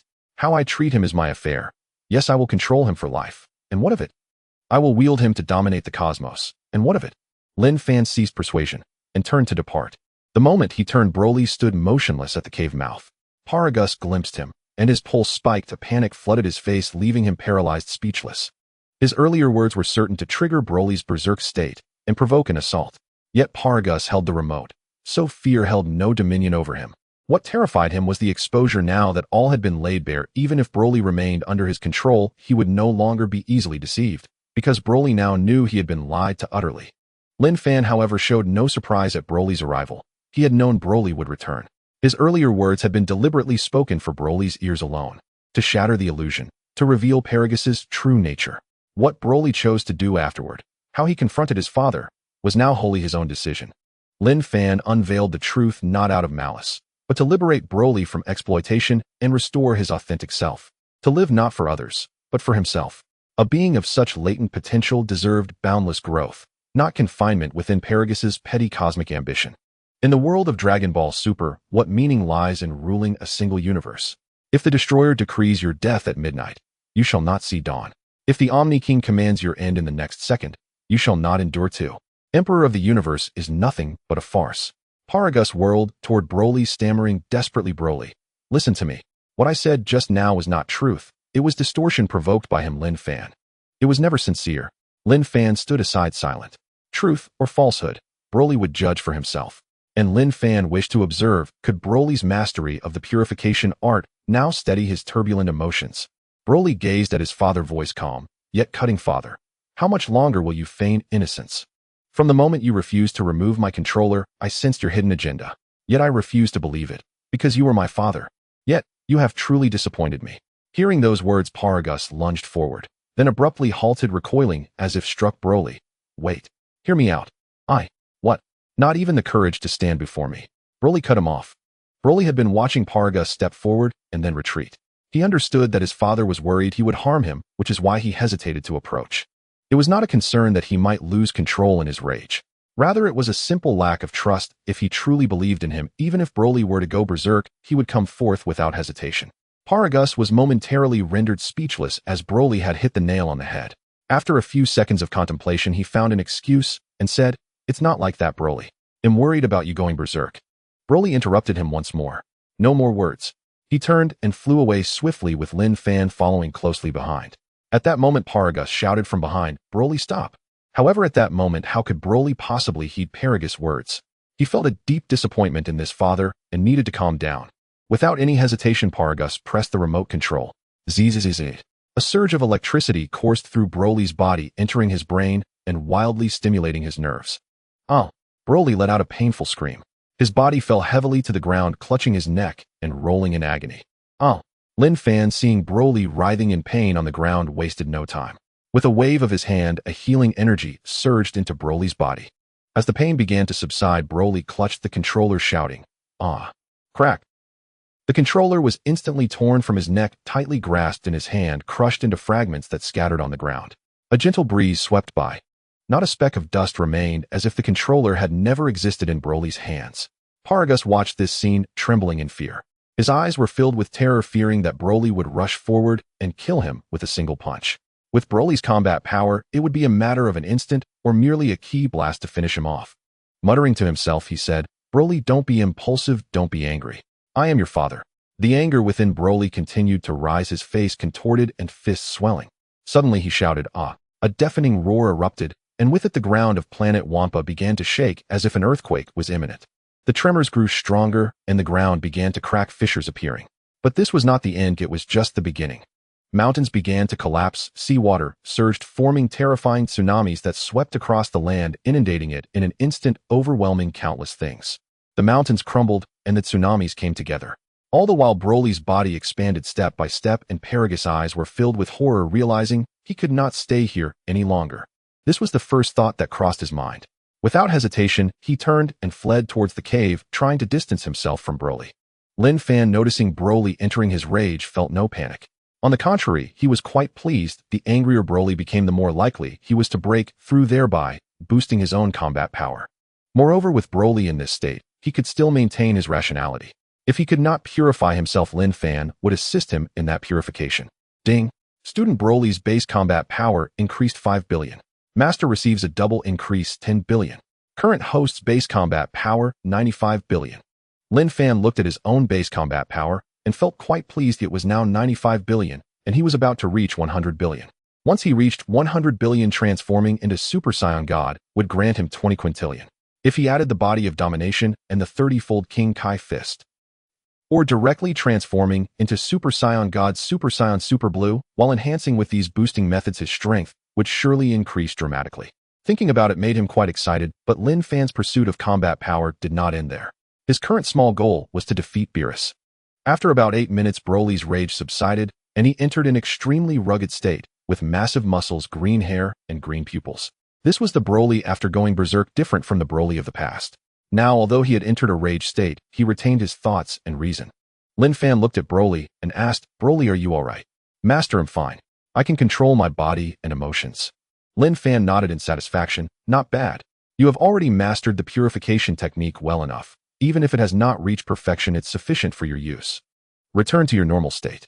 As soon as Linfan's words fell, Broly instantly reverted to his normal state, his physique and hair restored. "I'm sorry, Master Linfan. I might have frightened you just now." Broly apologized. Linfan smiled. "It's okay, no worries." It was impossible for him to be frightened, but since Broly had apologized, he accepted it graciously. This also showed that Broly was quite considerate. In fact, in his normal state, Broly was very polite. Linfan still clearly remembered when Broly first met Vegeta, he actively greeted him, saying, "Hello, I'm Broly." However, now thanks to Linfan's purification technique, there was no longer any need to worry about irrational behavior post-rage. Broly's actions reminded Linfan of Son Goku and Vegeta transforming into Super Saiyan 4 and GT. Note the timeline of Dragon Ball GT is after Dragon Ball Super. During the GT period, Ub had already grown up. Currently, Ub has only recently been reincarnated and is just a child, the reincarnation of Kid Buu. Dragon Ball Super, Dragon Ball GT, but we are not following the GT route. The characters in GT would not hold significance in Super. As for Super 4, its inclusion depends on the situation. If it is to be included, it might extend to Super 10. Relevant images will be posted in the comments from Super 1 to Super 10. When Son Goku first transformed into Super Saiyan 4, he initially turned into a gorilla and lost his rationality. Later he regained his senses and transformed back into human form. Entering the true Super Saiyan 4 phase, Broly's current appearance bore resemblance to Goku's transformation into Super Saiyan 4, regaining rationality and significantly boosting his combat power. Broly, are you willing to leave with me now? Yes. Broly responded without any hesitation. Good, place your hand on my shoulder. I will take you away to Earth. As for Paragus, Linfan had no interest in him. After all, he had been living on this island for decades. Let him grow old and die alone here. With a whoosh, Linfan appeared in the Daoist temple with Broly. Inside the temple, the Pilaf gang was cooking, and Linfan sensed their presence, prompting him to come here. The three of them came running with the dishes, excitedly exclaiming, "It's time to eat." Linfan gestured for Broly to sit down. As Broly watched the Pilaf gang carrying the dishes, he couldn't help but gulp, especially captivated by the aroma of the pizza, which tantalized his taste buds. Linfan smiled slightly. "Broly, you must have been eating meat all the time on planet Vampa." Broly nodded, replying, "Yes, master." Raw fish meat. Linfan was taken aback. He could guess that Broly primarily ate meat on planet Vampa, but he hadn't expected it to be raw fish. But on second thought, it made some sense. Given Paragus' character, he likely had no interest in teaching Broly how to cook it. It was easier to let him eat it raw. "Broly, you won't get many chances to eat raw fish now that you're following master, because it's just too unpalatable." Linfan looked at Xiao Wu and asked, "Are all the dishes ready?" "All set." Xiao Wu nodded, her eyes fixed eagerly on the food on the table, itching to dive in. However, she knew very well that she had to wait for Linfan to give the cue. "All right, let's eat," Linfan announced. "Yes." Without any hesitation, the Pilaf gang immediately sat down to eat. If Linfan hadn't been there, they likely would have each taken a plate and devoured it directly. Linfan also gestured to Broly, "Eat." "Yes, master."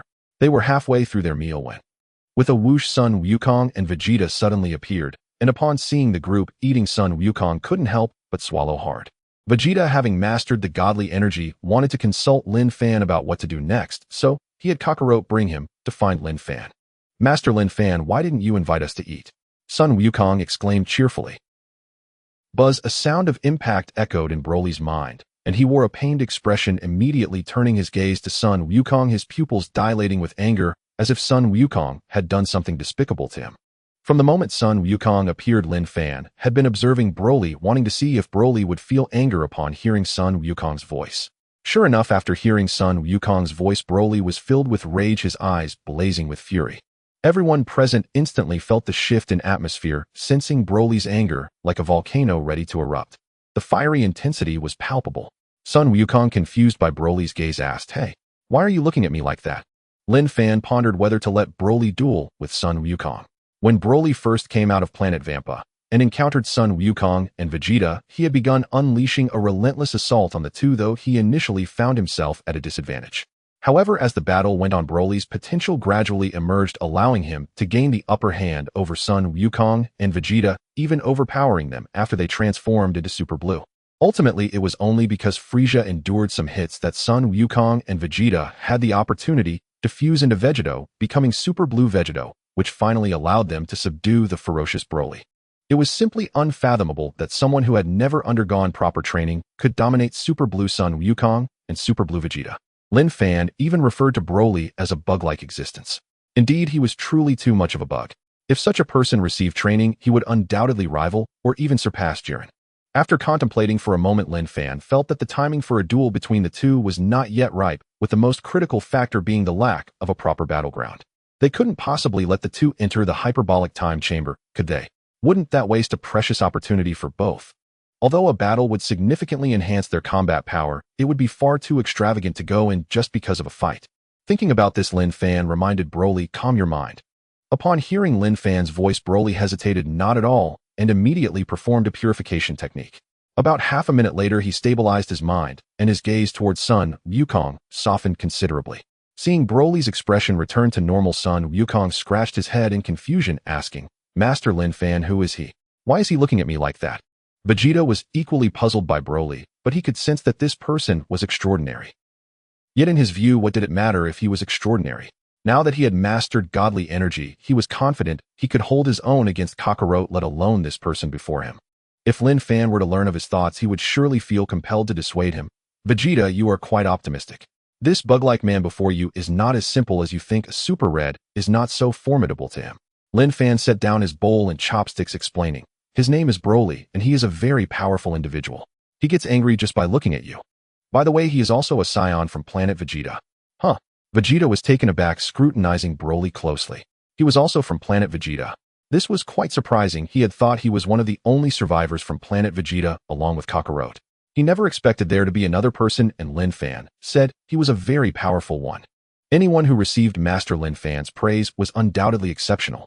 While Vegeta pondered these questions, Sun Wukong, not concerned with the survival of planet Vegeta or the anger stuff, was simply thrilled to hear the terms scion and very powerful.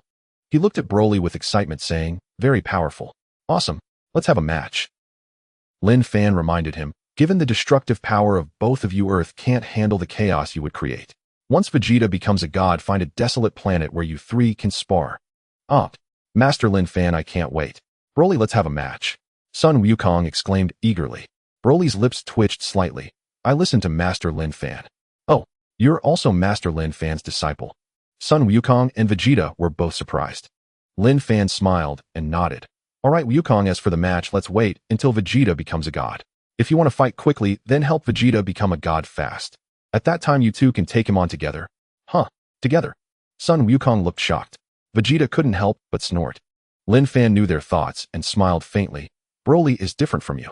Different? Aren't they all scions? What could be different? The two perked up their ears, listening closely. Different? What difference is there? Isn't Broly also a scion?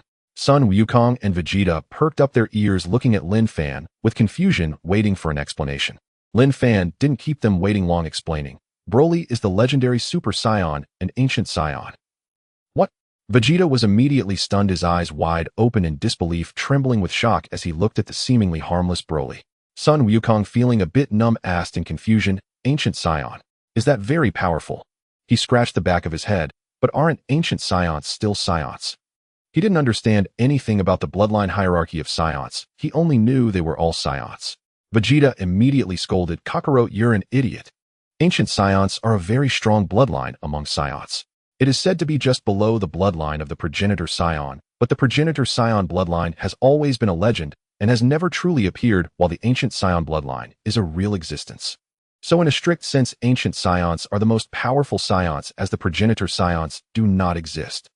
Ancient scions become extremely violent and bloodthirsty once transformed, with a tremendous increase in combat power and unfathomable potential. Their increase surpasses even our Super Saiyan transformations. Throughout history, ancient scions have always been a nightmare for all scions. They are also a devil-level existence. Vegeta had only seen these things in the Scion historical texts. Although he had only seen them in the texts, he could sense the brutality and terror of ancient scions from the descriptions. This is why, upon hearing that Broly was an ancient scion, he was both astonished and felt a hint of fear in his eyes. Sometimes knowing too much isn't a good thing, but can bring fear upon oneself. In contrast, Sun Wukong appeared fearless and naive, and after hearing so much from Vegeta, he only grasped one key point: powerful. Ancient scions are very powerful.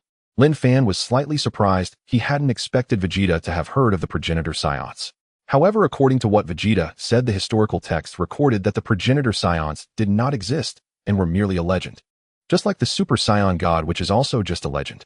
The progenitor scion and the Super Saiyan God, although both are legends, represent different concepts. The former is a bloodline, while the latter is a transformation. Bloodlines can enhance potential and explosive power from the root, whereas transformations merely provide enhancements after the transformation. In a strict sense, the effect of the bloodline is greater than that of the transformation. Simply put, it is like how Sun Wukong and Vegeta can transform into Super Saiyan Blue, yet still be overpowered by Broly, who has hardly trained. This is due to Broly's ancient Saiyan bloodline effect. If Linfan were to tell Vegeta that he now has the opportunity to possess the bloodline of the progenitor scion, I wonder how Vegeta would feel about it. Linfan's bloodline of the progenitor scion and his angelic bloodline are still stored in the system's backpack and used. It's not that he doesn't want to use them, but he simply hasn't had the time. Sun Wukong, confused, said, I feel like I didn't understand anything. What ancient scion? What progenitor scion? Aren't scions just scions? But I can tell he's very powerful.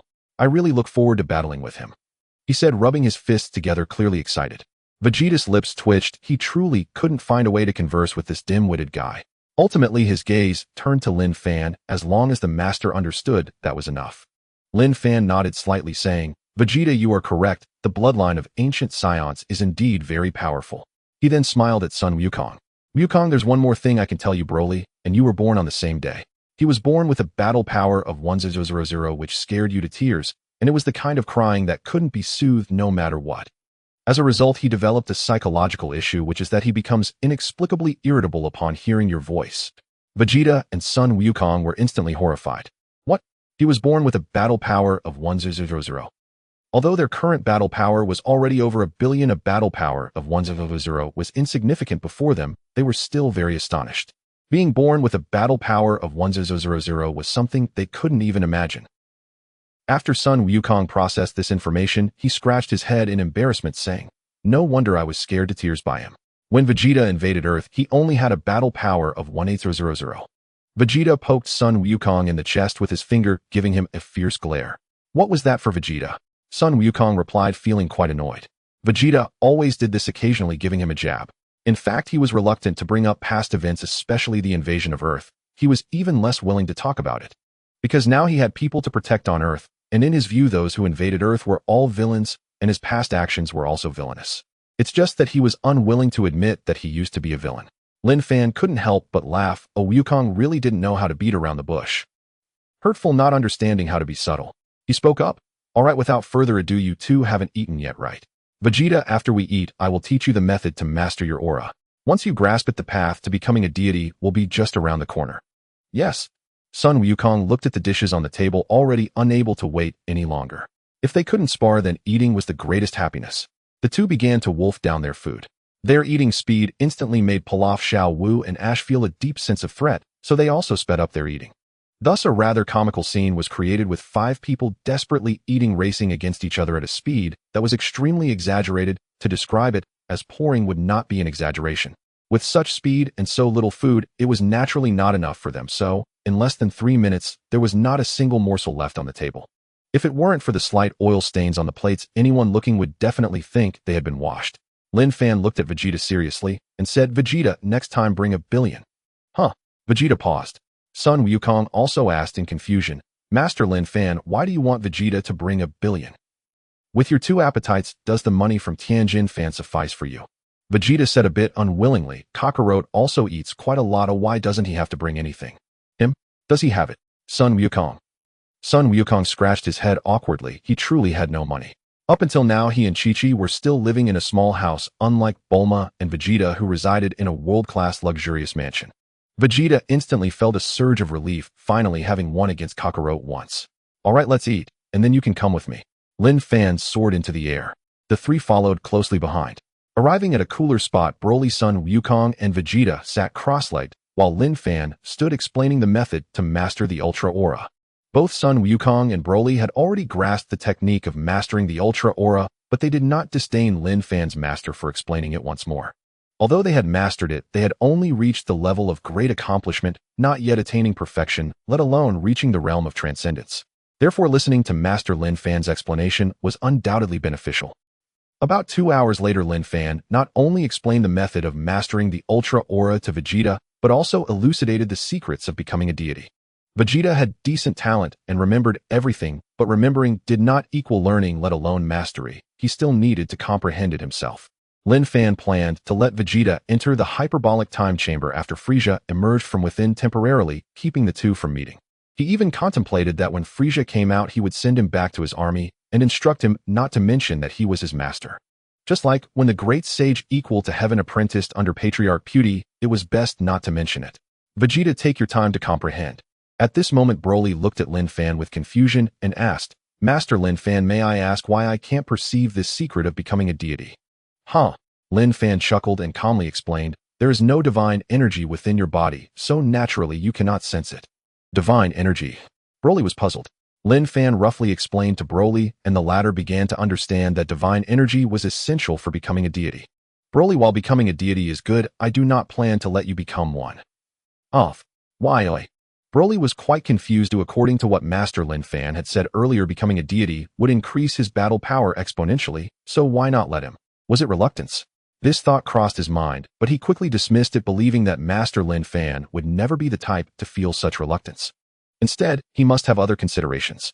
His assumption was not wrong. Linfan indeed had different plans for Broly.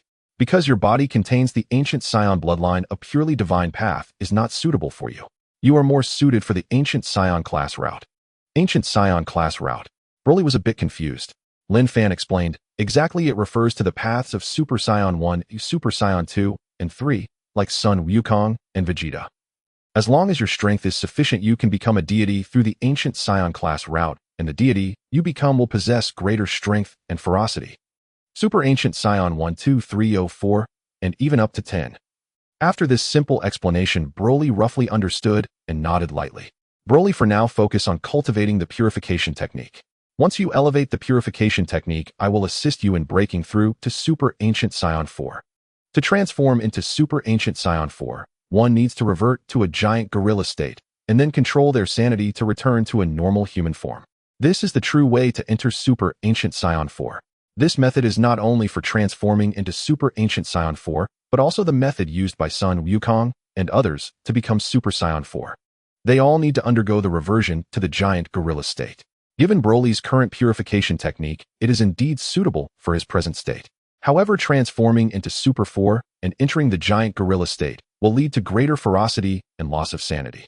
Broly was inherently prone to berserk tendencies, and if he added the fury and madness of the giant gorilla without sufficient purification technique, it would be very difficult for him to manage. Although Linfan could assist him with purification from the outside, that level would not be as good as his self-evolution. To achieve greater power and reach higher states, such as Super 4 and Super 5, one needs to cultivate the purification technique to perfection or even to the realm of transcendence. Thus, Linfan initially felt that this purification technique was practically designed for Broly. Broly did not refute Linfan's instructions, saying, "Yes, Master Linfan. You three should train separately. If you need anything, come back to the Taoist temple to find me." Yes. As soon as Linfan finished speaking, he instantly sensed Xiao Wu's aura and returned to the Taoist temple. Upon returning to the Taoist temple, the first thing Linfan did was lie back in a chair and close his eyes to rest. After a few hours of busyness, he was indeed a bit tired, but just as he closed his eyes, he remembered that there were several good items in his system backpack that he needed to study. Instantly, his drowsiness vanished. He opened his system backpack and immediately checked the Ancestor Scion Bloodline, Angel Bloodline, and the Shuttling Cube. Ancestor Scion Bloodline, the ancestor of the Scions, the first generation of Scion Bloodline success, comes from Scion's failure, also comes from Scion's potential, is immeasurable. Angel Bloodline, a special clan of angels possessing inherent angelic skills, such as sensing aura's time reversal. A rare noble bloodline in the universe, its potential is unfathomable. Shuttling Cube, a mode of transport for the destroyer capable of blocking the perception and pursuit of any destroyer and ordinary angels, allowing free travel across various universes. Ultra Blue Secret, the technique to achieve Super Saiyan God Super Saiyan. Linfan was delighted to see the effects of these items, especially the Ancestor Scion bloodline, which was directly linked to the Scion's original lineage, the most orthodox Scion bloodline. Simply put, apart from Scions possessing the Ancestor Scion bloodline, other Scions, in a certain sense, are like their descendants. As for the Angel bloodline, Linfan also understood that beings like Whis and Bardos were so powerful precisely because of their angelic lineage. This is undeniable. The Shuttling Cube was what Hit initially promised to the destroyer of Universe 6 Compa to battle against Sun Wukong and others. With this item, Linfan could soar across various universes, collecting disciples everywhere. It was indeed a remarkable item. Review Divine Artifact. Without overthinking, he declared, merge Ancestor Scion Bloodline, merge Angel Bloodline. Learn Ultra Blue Secret. In an instant, Linfan lay quietly on the chair, completely still, yet within his body monumental changes were already occurring. His potential and various abilities had received an extraordinary enhancement. A surge of primordial Scion bloodline devoured the original Scion lineage, forming part of the primordial Scion heritage. Additionally, an angelic bloodline also fused into his body, culminating in the primordial Scion bloodline, angelic bloodline, and human bloodline. A being of 3 bloodlines. If Broly is a man, akin to a bug, Linfan is the one who cheats the system. A bug merely appears inadvertently as an existence that exceeds certain limits, while cheating the system defies all logic and explanation. Everything was absurd. Hoo-hoo. This is exhilarating. These 2 bloodlines are truly invincible. After feeling the might of these 2 bloodlines, Linfan opened his eyes and couldn't help but whisper. Ding Host's basic combat power increased by 100 billion. All disciples under the master receive a blessing increasing by 10 billion. In just a moment, a vast amount of special energy radiated from Linfan as if it possessed consciousness, swiftly flying towards the direction of his disciples. Vegeta's son Goku Broly, who were cultivating outside the temple, as well as number 17 on a distant island, and Frieza inside the hyperbolic time chamber. All were located by this special energy. Once this energy found them, it instantly merged into their bodies, and in that fleeting moment, everyone felt a warm sensation within. Subsequently, they felt a substantial increase in the energy within their bodies as their combat power surged dramatically. They had no idea how much their combat power had actually increased, but they sensed that at least 8 billion basic combat power had been added while the actual figure was exactly 10 billion. They were utterly astonished, perplexed by what had just happened, wondering how such a significant increase in combat power could occur and where this energy had come from. As they pondered, a voice echoed in their minds. For the Master's virtue towards his beloved disciples, I grant you a small boost in combat power. This voice was the system informing Linfan. Upon hearing it, all the disciples understood that this energy had been bestowed upon them by their master Linfan. After realizing this, they were further astonished, thinking about how their master Linfan could grant them such immense combat power, even from a distance. Oh, what kind of divine skill was this? It was simply terrifying. Son Goku and Vegeta simultaneously gazed towards the temple, their hearts contemplating. Master Linfan is truly powerful. This technique is simply miraculous. It seems that defeating Master Linfan is not as easy as one might think. Despite these thoughts, Son Goku felt no sense of defeat. Instead, he clenched his fists, his face filled with excitement. He loved the feeling of pursuing greatness.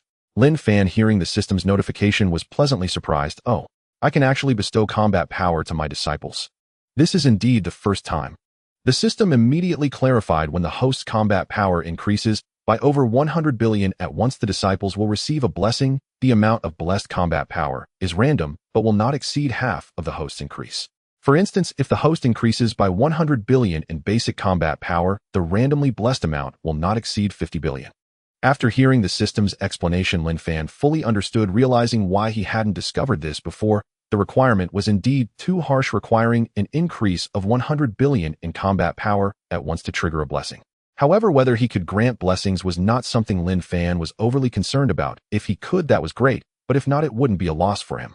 He tightened his fists. The primordial Saiyan bloodline and angelic bloodline are truly domineering. Fusing these two bloodlines without any effort has already elevated my basic combat power by 100 billion. Imagine how much higher it could rise with training. It seems essential to find an opportunity to enter the hyperbolic time chamber for training. I can definitely improve significantly with a few disciples to spar with. Perhaps I could even elevate my basic combat power to 500 billion.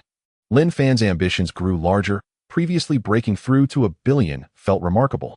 But now, after merging these two bloodlines, his mindset had changed. 1 billion in basic combat power no longer seemed significant. By the way, the angelic bloodline comes equipped with numerous skills. Oh, what divine abilities does it possess? Linfan closed his eyes and carefully sensed. Time reversal, telekinesis, aura perception. Linfan briefly felt 3 innate skills and murmured, why are there only 3 special divine abilities? Could it be because I haven't yet mastered this angelic bloodline? After pondering for a moment, Linfan confirmed that this should indeed be the case. It was likely because he had not yet proficiently harnessed the angelic bloodline, leading him to only perceive 3 special divine abilities. After all, merging bloodlines and learning techniques from the system are not the same. Once a technique is learned, it reaches a masterful level immediately, while bloodline merging requires exploration. Forget it, there's no need to dwell on these things. Once I master it, I will naturally know what other innate angelic skills exist. Linfan took it in stride, not overly concerned, and instead began to study the Ultra Blue Secret. The Ultra Blue Secret entails teaching others how to transform into Super Saiyan God Super Saiyan, which is useful for teaching Son Goku and Vegeta, but holds no benefit for Linfan himself, because he had already mastered the Ultra Blue transformation when he subdued Broly. After becoming familiar with the transformation technique for Ultra Blue, Linfan mused, once I have the capability to transform into Super Saiyan God, transitioning to Ultra Blue shouldn't be too difficult. As long as I incorporate some special training, it will naturally be achievable. Linfan yawned, stretched, closed his eyes, and began to sleep. This sleep lasted 2 hours. After 2 hours, when Linfan awoke, he comfortably said, finally relaxed. These days have truly worn me out. He brought his index and middle fingers together, preparing to sense Broly's aura to see how his training was progressing. But just then he exclaimed, A streak of light descended from the sky. A beam of light descended from the sky, revealing 2 figures before him. One was male and the other female. Both were tall, with bluish-green skin and long white hair. The man held a long staff, the middle of which was colored red and deep blue. A large light blue halo adorned his neck. The woman had a high ponytail, was stunningly beautiful, with a voluptuous figure and alluring curves, her long legs captivating. She exuded a slight air of aloofness. The man had straight curly hair and was quite handsome. Upon seeing the two, Linfan was momentarily taken aback, pondering silently how these two had arrived. The man took the lead and politely greeted Mr. Linfan. The woman beside him also chimed in Mr. Linfan. Linfan was unsure of the purpose of their visit, but since they had greeted him, he naturally wouldn't show any disrespect. Moreover, it would be unwise to show disrespect. They were certainly quite powerful. Greetings, Mr. Weiss and Ms. Bados. Indeed, the two who had suddenly appeared were the Angel Weiss from Universe 7 and the Angel Bados from Universe 6. Angels primarily serve the gods of destruction, and while they serve, they actually oversee the gods of destruction. In a certain sense, angels hold a higher status than the gods of destruction. Linfan understood this. During the power tournament, any defeated universe, whether it was the god of destruction or the Supreme Kai, would be obliterated. Angels, however, would simply return to the Grand Minister. This might be because the Grand Minister is a favored figure beside the Omni King, or perhaps it's due to the angels' inherent background. Linfan was uncertain. Regardless of the reason, Linfan felt that their status indeed surpassed that of the gods of destruction. Weiss and Bados were slightly surprised to see that Linfan recognized them, but that surprise lasted only a fleeting moment. Curiously, Linfan asked, "What brings you both here so unexpectedly?" This question genuinely puzzled him. Why had two angels come? Could it be because he had fused with angelic blood? But even if he had, it shouldn't have been detectable to both of them. If anyone, it should only be Weiss. Bados shouldn't have been able to come, as she was the angel of Universe 6, while he was in Universe 7. Weiss smiled and said, "There is no special instruction. We merely received the Grand Minister's mandate to visit Mr. Linfan." Linfan's heart skipped a beat. The Grand Minister's mandate. The Grand Minister was aware of his existence. What was going on? How could he know of his existence while he was far in Universe 7? But upon reflection, it didn't seem strange that the Grand Minister, being a favored figure beside the Omni King, surely had considerable prowess. Moreover, Weiss had mentioned before that the Grand Minister was a peak expert at the level of the 12 universes. For such a powerful being to investigate someone like him wouldn't be a difficult task. But why had he taken notice of him? The angel bloodline. Yet he had only just recently fused with the angel bloodline. Even if that was the reason for the attention, it shouldn't have led to Weiss and Bados being sent so soon. Suddenly, Linfan recalled something important: the heart of the vastness. Now he understood it must be because of the heart of the vastness. The heart of the vastness had a powerful effect. Although it seemed quiet during the fusion, it had shaken all 12 universes. The effect of the heart of the vastness allowed communication with anyone within the 12 universes, and the Grand Minister was among them. Since he had fused with such a formidable power, it likely created a resonance, which in turn drew the Grand Minister's attention to him. But why hadn't the Grand Minister come personally to find him? After thinking this through, Linfan awkwardly smiled to himself. The reason he didn't come personally must be because my strength isn't sufficient. With my current strength, defeating Beerus is already a significant challenge, let alone the Grand Minister. How could someone of his stature come to visit a mere shrimp like me? To send Weiss and Bados is already a great honor.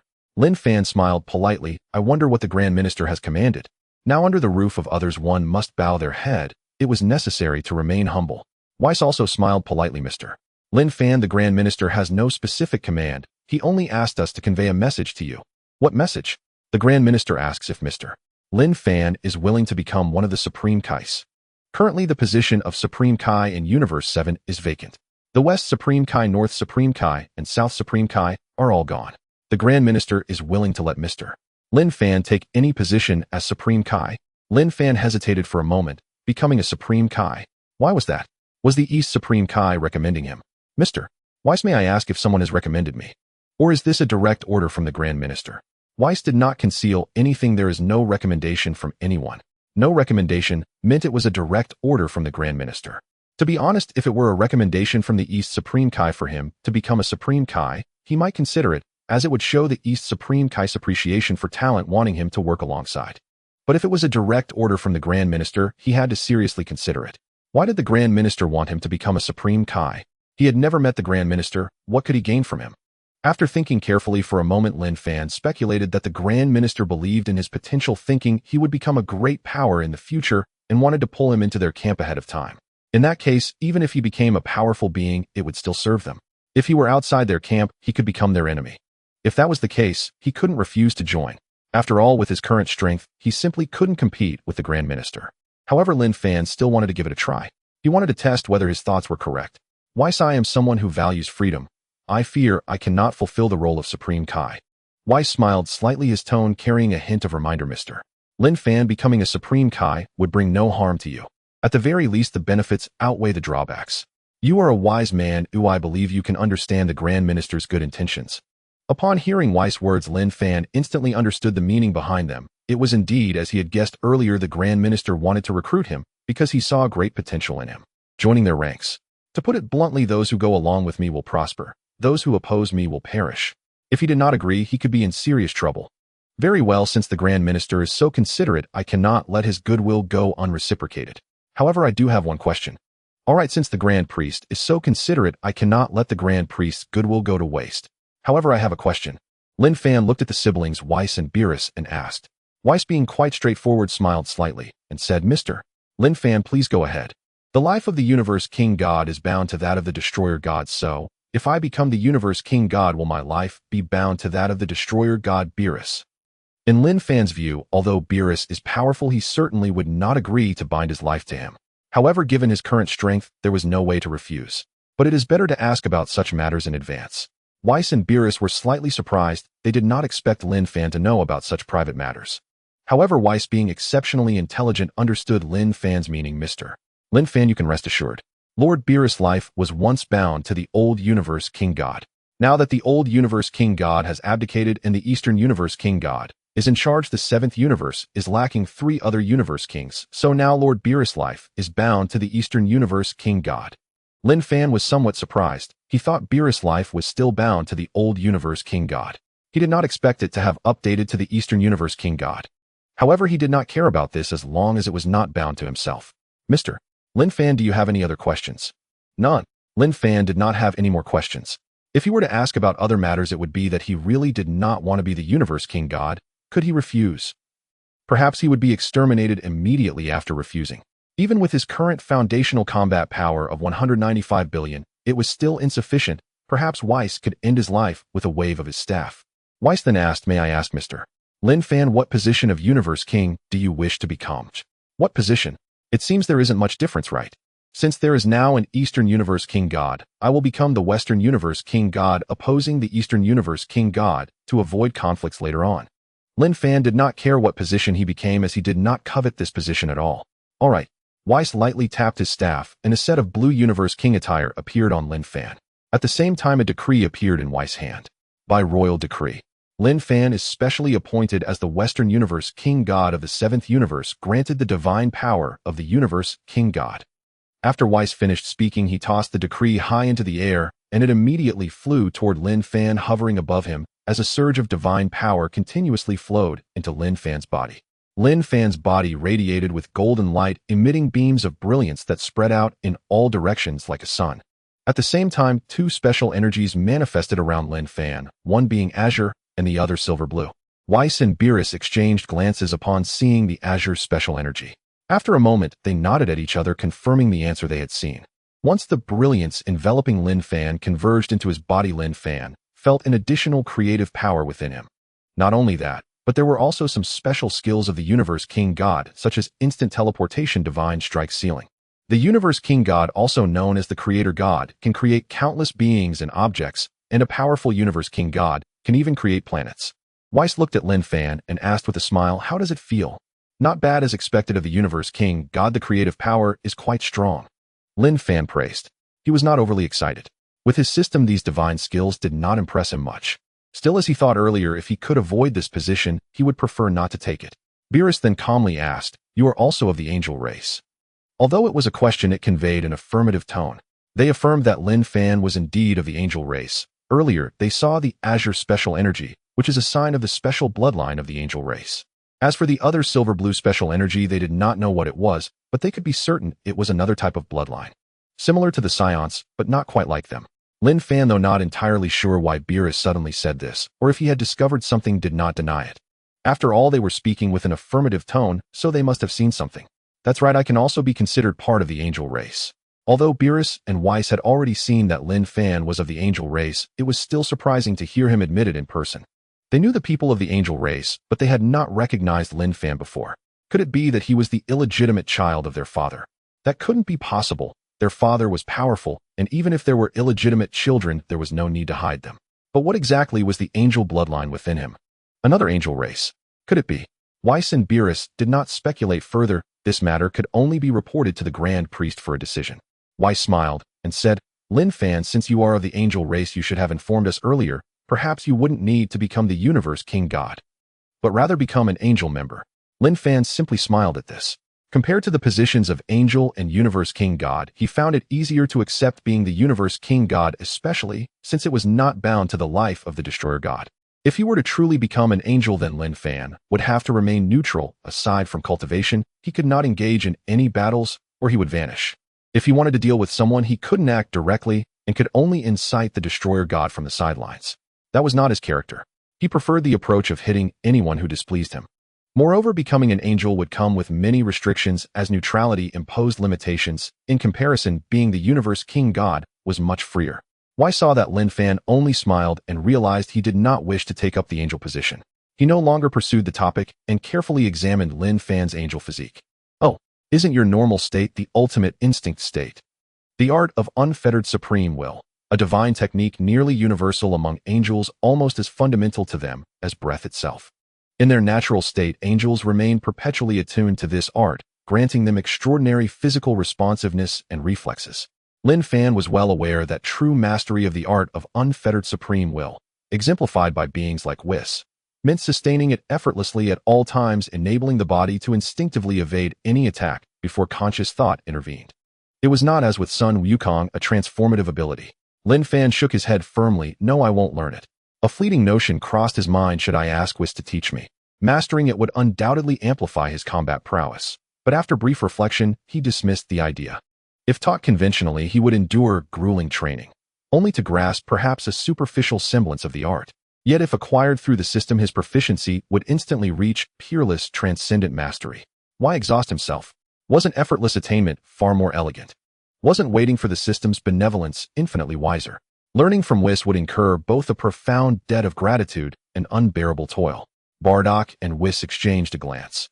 This was unprecedented, an angel utterly unfamiliar with the art of unfettered supreme will. That very ignorance explained why they had initially failed to recognize Linfan's angelic lineage. Had he embodied the art, his celestial bloodline would have been unmistakable. Whis smiled gently. I could train you. Before he could finish, Linfan waved his hands frantically. No, Whis, thank you kindly. I'm simply a lazy soul who please let me rest in peace. What use is the art of unfettered supreme will to me now, eh? A soft chuckle escaped Bardock as she covered her cherry-like lips with delicate fingers. This Linfan truly was an enigma, dismissing a divine art without hesitation. Seeing his utter lack of interest, Whis merely shrugged and smiled faintly. He glanced skyward. Time had grown thin. Mr. Linfan, know your holiness, West Supreme Kaishin, the hour grows late. We must return to report to the Omni King. Farewell, and may our paths cross again under kinder stars. With serene smiles, Whis and Bardock dissolved into twin streaks of light, soaring toward the palace of the Omni King. Once they departed, Linfan slumped into his chair and sighed. Such excellence makes discretion impossible. It seems I am fated to become the West Supreme Kaishin. Yet this rank chafes. I feel perpetually overshadowed by the Grand Priest. How vexing. No.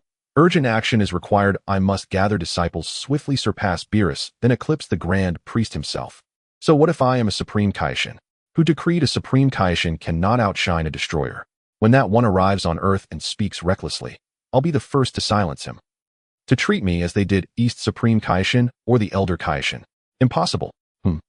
Becoming Supreme Kaishin, he realized, held unexpected advantages. As the West Supreme Kaishin of Universe 7, he now possessed legitimate authority to traverse other universes. No stealth would be needed, nor fear of detection by rival destroyers or Kaishins, for he bore an irrefutable mandate, cultural civilization index observation and study. Having rested sufficiently, let us visit the West Supreme Kaishin Palace. The thought crystallized, and with it resolve. Linfan focused his will. Instant transmission activated, and in the blink of an eye he stood within the realm of the West Supreme Kaishin. Before him rose the vast, imposing West Supreme Kaishin Palace, pleasing in scale, yet undeniably pink, evoking an unmistakably girlish charm. He understood the former West Supreme Kaishin had been a woman of exquisite beauty. Her preference for rosy hues was perfectly comprehensible. A single instant later he stood inside the palace, an architectural echo of ancient Huaxia imperial courts, yet saturated entirely in blush-toned opulence, leaving him faintly embarrassed, as a man residing permanently in such a saccharine domain was untenable. With a decisive sweep of his hand, the entire palace shimmered, and transformed rose gave way to radiant gold. The golden divine palace blazed with sovereign splendor. Linfan's lips curved into quiet satisfaction. Now, that feels appropriate. That former pink sanctum would have been unbearable for daily life. The power he'd just wielded was the Supreme Kaishin's innate creative faculty, summoning gold to supplant the pastel hue. Approaching the throne, Linfan settled onto its seat, whereupon the golden wall behind him shimmered and revealed a portrait. He turned and recognized her instantly, the former West Supreme Kaishin. Gazing upon her likeness, he murmured appreciatively, truly she was a vision of grace. Voluptuous yet harmonious, with an enchanting silhouette, a delicate oval face, sweet features, refined eyes, arched brows, cascading silver hair, and eyes brimming with ineffable allure, a living paragon of celestial beauty. Compared even to number 18 Bulma, she suffers no diminishment. In truth, she surpasses her. To behold her in person would reveal a presence so exalted it would eclipse both utterly. For how could mortal aura ever rival that of a god? A pang of frustration tightened his chest. Majin Buu, so heedless of elegance, had extinguished such rare radiant beauty. Within the Dragon Ball cosmos, women of such rarity, and especially unattached ones, were treasures beyond measure. To destroy her thus was a crime against cosmic harmony. Shall I keep this portrait displayed? After all, I am the West Supreme Kaishin now. After contemplation, he decided to retain it. For two reasons: first, to savor beauty; second, because he possessed neither vanity nor self-obsession to replace it with his own image. Rising, he vanished, reappearing near the Taoist temple where Tien Shinhan and Kaiatsu trained. He informed them of his ascension and invited them to join him in the West Supreme Kaishin realm. Tien Shinhan accepted without hesitation, and naturally Kaiatsu and Yulin followed suit. Kaiatsu hesitated. Master Linfan, shall we invite Pilaf and his companions as well? Let them decide freely. If they wish to come they may, if not, so be it. Linfan welcomed Pilaf's trio primarily for their culinary skill and domestic aptitude. Though their combat strength was negligible, their talent for preparing meals was undeniable. Kaiatsu promptly went to deliver the invitation. The trio eagerly agreed. Life with Linfan promised sustenance and shelter, while the Dragon Balls remained unusable for another year. Without him, they faced utter uncertainty. Thus, Broly's son Goku, Vegeta, and others journeyed alongside Linfan to the West Supreme Kaishin realm. As for the hyperbolic time chamber, Linfan chose patience, awaiting Frieza's emergence before reclaiming it, then installing it securely within his new domain. In the western realm of the King of Gods, Linfan lounged in front of the Taoist temple, just as he did in the mortal realm with a chair. However, the chair he lay on now was quite large, measuring over 4 meters wide and 8 meters long, adorned with various fruits, drinks, and snacks on both sides. Life was quite enjoyable. All these items were created by him, using his divine power of creation. In Linfan's view, since he didn't need to cultivate, and was often bored, he might as well indulge in tasty snacks, sip on drinks, and play on his phone. At that moment, he was scrolling through his phone, reading a novel titled Lazy Master: Double Rewards for Apprentices, which had recently become quite popular. He had caught up to the latest chapter, but unfortunately the author's writing speed was truly disappointing, far too slow. Yet for love he could wait. Seeing the others diligently cultivating, Linfan revealed a pleased expression, thinking to himself, good work hard. If you don't, how can your master kick Beerus and punch the Grand Minister? Ding. Apprentice Frieza's basic combat power increased to 5 billion. Master receives double enhancement 5 billion. Current host's basic combat power 20 billion. A 5 billion increase. That seems a bit unreasonable. This guy managed to transform into Golden Frieza after only 4 months of training, not quite on par with Super Blue, but still capable of holding his own for a time. Could it be that Frieza hasn't yet mastered Golden Frieza? Ding. Apprentice Frieza's basic combat power increased 10 billion.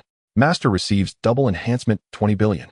Current host's combat power 22 billion. Oh, just mentioned it, and he increased by another 10 billion. What is going on? Is he experiencing consecutive breakthroughs?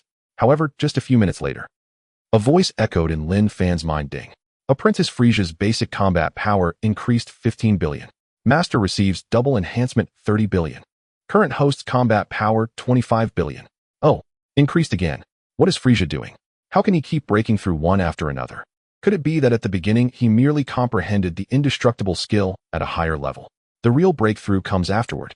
This speculation turned out to be true. Frieza's initial enhancement was merely elevating the indestructible skill to a higher level, and the subsequent increases were due to his understanding of the realm of Golden Frieza.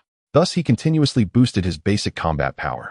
Linfan murmured, "I hope Frieza can stay in the hyperbolic time chamber a bit longer, that way I can gain more combat power benefits." Meanwhile, in the palace of the Omni King outside the door, Whis and Beerus stood respectfully before the Grand Minister. "Whis, was this trip successful?" In response to the Grand Minister, it was fairly successful. Linfan has been appointed as the god of destruction for the 7th universe. The Grand Minister maintained a calm expression, showing no signs of emotional fluctuation, as if nothing could move him. "Good. Aside from that, have you noticed anything different about Linfan?" Whis, not daring to hide any truth in front of the Grand Minister, immediately replied in response to the Grand Minister. "Linfan is of the angel race." "Oh." The Grand Minister's gaze slightly shifted. This was beyond his expectations. Upon sensing someone merging with the vast heart, he ordered Whis and Beerus to investigate. Upon discovering that the one who merged with the vast heart was Linfan, he paid special attention to him, realizing that Linfan was indeed extraordinary, as his combat power increased daily without cultivation. As his divine aura grew stronger, he contemplated bringing Linfan into his camp for the sake of the Omni King. Such a person was a rare prodigy. If he could not be utilized by the Omni King, the Grand Minister would have to consider suppressing Linfan's growth. He absolutely could not exceed the ordinary realm of divine beings. But if he could be used by the Omni King, then as long as he obeyed, he could let him develop. As for how far he would go, the Grand Minister naturally had an idea. However, he would never allow him to threaten the Omni King. But now, upon hearing that Linfan was an angel, the Grand Minister couldn't help but be moved. Whis quickly explained, "Actually, we didn't discover this at first, because he doesn't possess the ultimate skill in his normal state. It was only when he inherited the power of the King of Worlds that we noticed his angelic lineage within his body. Moreover, he doesn't just possess angel blood. He also has a very peculiar bloodline, which is bluish-silver, something we've never encountered before." The Grand Minister couldn't help but ponder for a moment, furrowing his brow, while Whis and Beerus exchanged glances, knowing something was amiss. They hadn't seen the Grand Minister frown like this in a long time. Every time he did, it was due to something extraordinary happening. 3 seconds later, the Grand Minister's brow relaxed, his gaze shifted back to Whis and Beerus, restoring his previous calm demeanor. He spoke softly, "He should be your aunt's son." Whis and Beerus were momentarily stunned, exclaiming in surprise, "Aunt's son?" Whis and Beerus also had an aunt who was the Grand Minister's sister. Long ago, before becoming the Grand Minister, he was just another angel in various realms, ranking second among angels, with an elder sister above him. Later, this sister fell in love with a scion, which was vehemently opposed by the previous Grand Minister, who viewed the angel race as noble and elegant, while considering the scions to be a rude race unworthy of marrying an angel. So in order to be together, the two decided to flee to the Dark Demon Realm. The Dark Demon Realm was not within the Omni King's sphere of influence, so the previous Grand Minister had no means to locate them. Whis and Beerus knew a bit about these matters, and upon hearing their father's words, they were slightly taken aback. They asked in confusion, could it be that the other bluish-silver bloodline within Linfan's body is scion blood? But isn't scion blood typically gold in color? The Grand Minister explained the golden scion blood is the current scion blood. The bluish-silver scion blood is the purest ancestral scion blood, the first generation of scions. The most brutal and bloodthirsty generation. Whis and Beerus nodded slightly, beginning to understand that this was indeed the case. They truly were unaware of this. However, another doubt lingered in their minds, prompting them to ask, "Father, isn't Aunt in the Dark Demon Realm? How could her son appear in the 7th universe?" The Grand Minister also found this question puzzling indeed. "Since my sister went to the Dark Demon Realm with that ancestral scion, why would their son appear in the 7th universe? What could be the reason for this?" The High Priest couldn't fathom the situation, ultimately deciding to personally seek out Linfan to inquire and verify whether he was indeed his sister's son. However, he believed that Linfan must be his sister's son, especially since he possessed the bloodline of angels and the ancestral scions.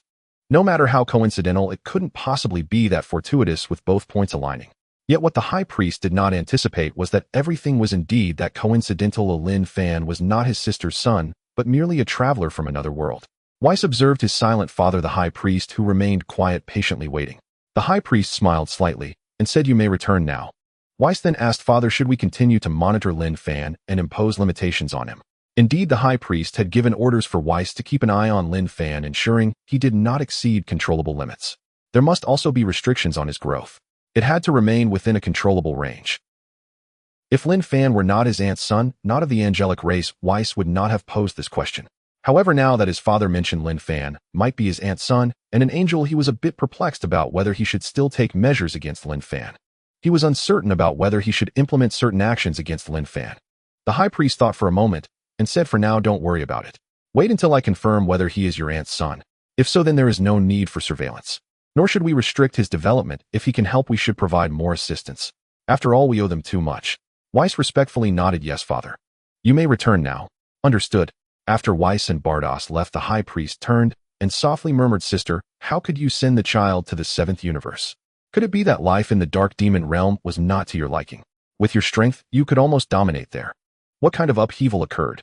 Or did you not want the child to be tainted by the dark demon realm?" The high priest was almost certain that Linfan was indeed his sister's son for another reason: the vast heart. The vast heart was a divine artifact awarded to him and his sister by the previous All-King. He possessed one, and his sister had another. His vast heart had fused, but his sister's had not. Thus, when Linfan fused the vast heart, his reaction was so intense that he eagerly sent Bardos and Weiss to find this person. One reason was to investigate who fused with the vast heart and whether it posed a threat to all universes. The second reason was to see if this person had any relation to his sister, but he did not disclose this to Weiss and Bardos. Instead, he instructed the two to observe. If they noticed that this person possessed both angelic blood and the ancestral scion blood, it would indicate that the one who fused with the vast heart was most likely his sister's son. Linfan was unaware that due to a coincidence he had become the son of the high priest's sister. At that moment, he was lounging in a chair eating snacks and reading a novel. Suddenly, he sensed Frieza's aura. Frieza has emerged. Ever since he had obtained the divine power of the Kaishin, his sensory abilities had become stronger and more acute.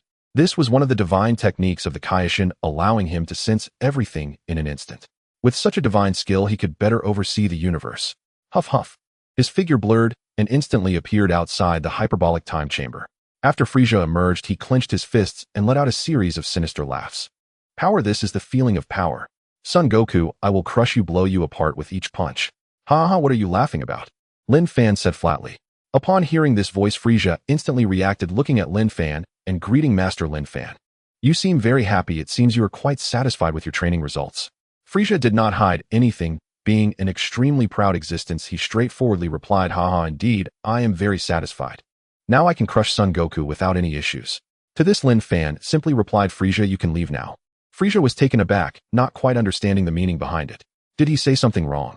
Master Linfan, are you forbidding me from killing Son Goku? Why do you want me to leave? Linfan waved his hand. Don't get me wrong. I don't want to interfere with your grievances with Son Goku. I just want you to return to your position as the Emperor of the universe. You following me? What kind of universe emperor is that? Frieza burst into laughter, thinking that Linfan was forbidding him from killing Son Goku. It turned out he was free to leave. All right, Master Linfan, when I return to Earth next time, I will be the first to visit you.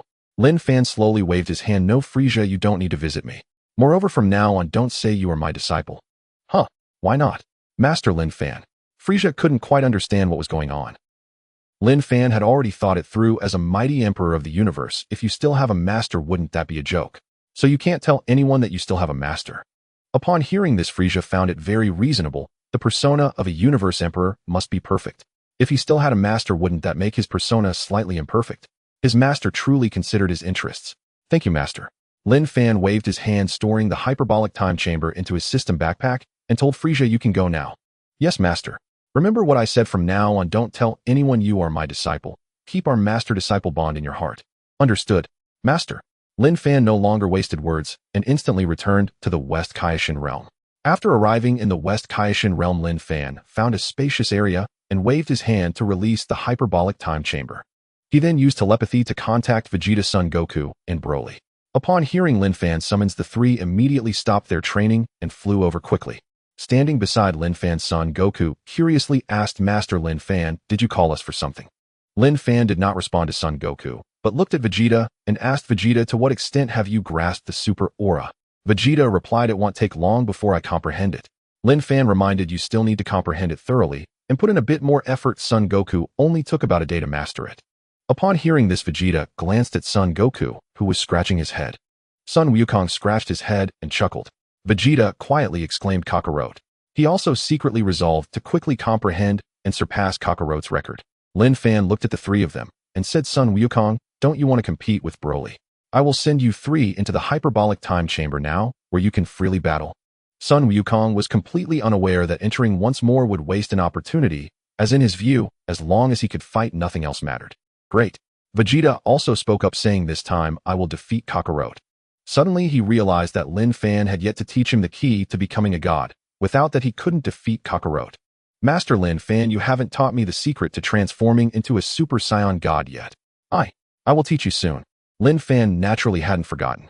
He looked at the three of them and instructed, listen carefully, just entering the hyperbolic time chamber doesn't mean you can start fighting, you need to cultivate first. Broly needs to perfect his purification technique, and Vegeta at the very least needs to transform into a Super Saiyan god. Do you understand? Sun Wukong said with a face full of disappointment, we still need to wait for them to cultivate. If we don't wait for them to cultivate, should Vegeta just be beaten by you? Linfan didn't mention Broly as he wasn't worried at all about Sun Wukong defeating Broly. In an unknown fight, while Sun Wukong could transform into a Super Saiyan god, it would still be a bit difficult to defeat Broly. It was even unlikely to accomplish. Vegeta also caught on to Linfan's meaning. He subconsciously glanced at Broly and silently thought that Linfan seemed quite confident in Broly's strength. Once I enter, I will definitely defeat Broly, and then Linfan will view me in a new light. Seeing that Sun Wukong was about to speak again, Linfan waved his hand and said, enough nonsense, you three quickly enter the hyperbolic time chamber. Yes. Vegeta stepped forward. Yes. Vegeta approached Linfan. Linfan extended his hand and placed it on Vegeta's head, imparting a surge of knowledge energy. This surge of knowledge energy contained the key to transforming into a Super Saiyan god, which Linfan had condensed from his divine power. To condense memories with divine power is a technique of creation from the Kaishin.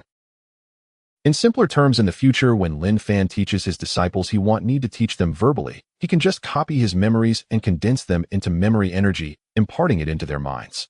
Of course, the memories Linfan copied wouldn't be everything. He would only replicate what he needed to teach.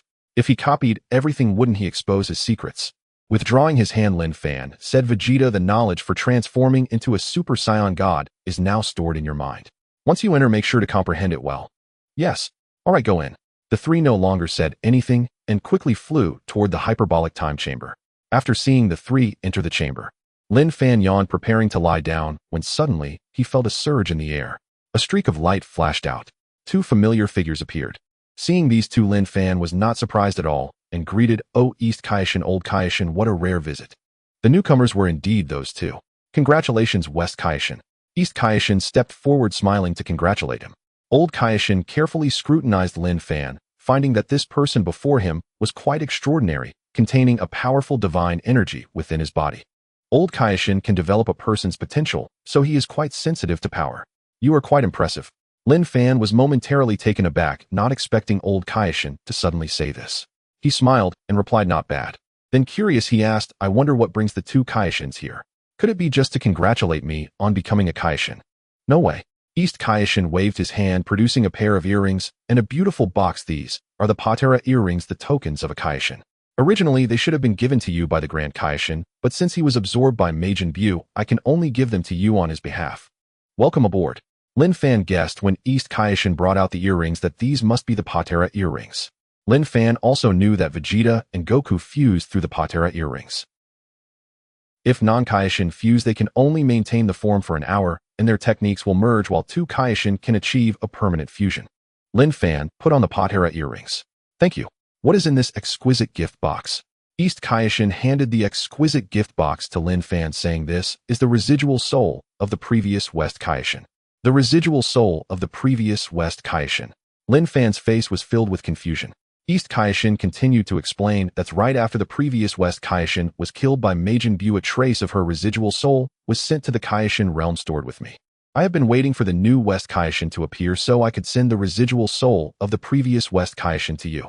Linfan was a bit puzzled, wondering what they wanted to send him this residual soul for. East Kaishin saw through Linfan's thoughts, because this was her former home, bringing her back here would be better. Linfan immediately understood. I see. All right, then I will accept it. I will place her in the palace shortly. Old Kaishin glanced at Tianjin Handazue, and others thought for a moment, and reminded West Kaishin, you can also choose someone to serve as your attendant. A god's attendant. Linfan knew that being a god's attendant must come with some benefits, otherwise Old Kaishin wouldn't have reminded him like that. What are the benefits of being a god's attendant?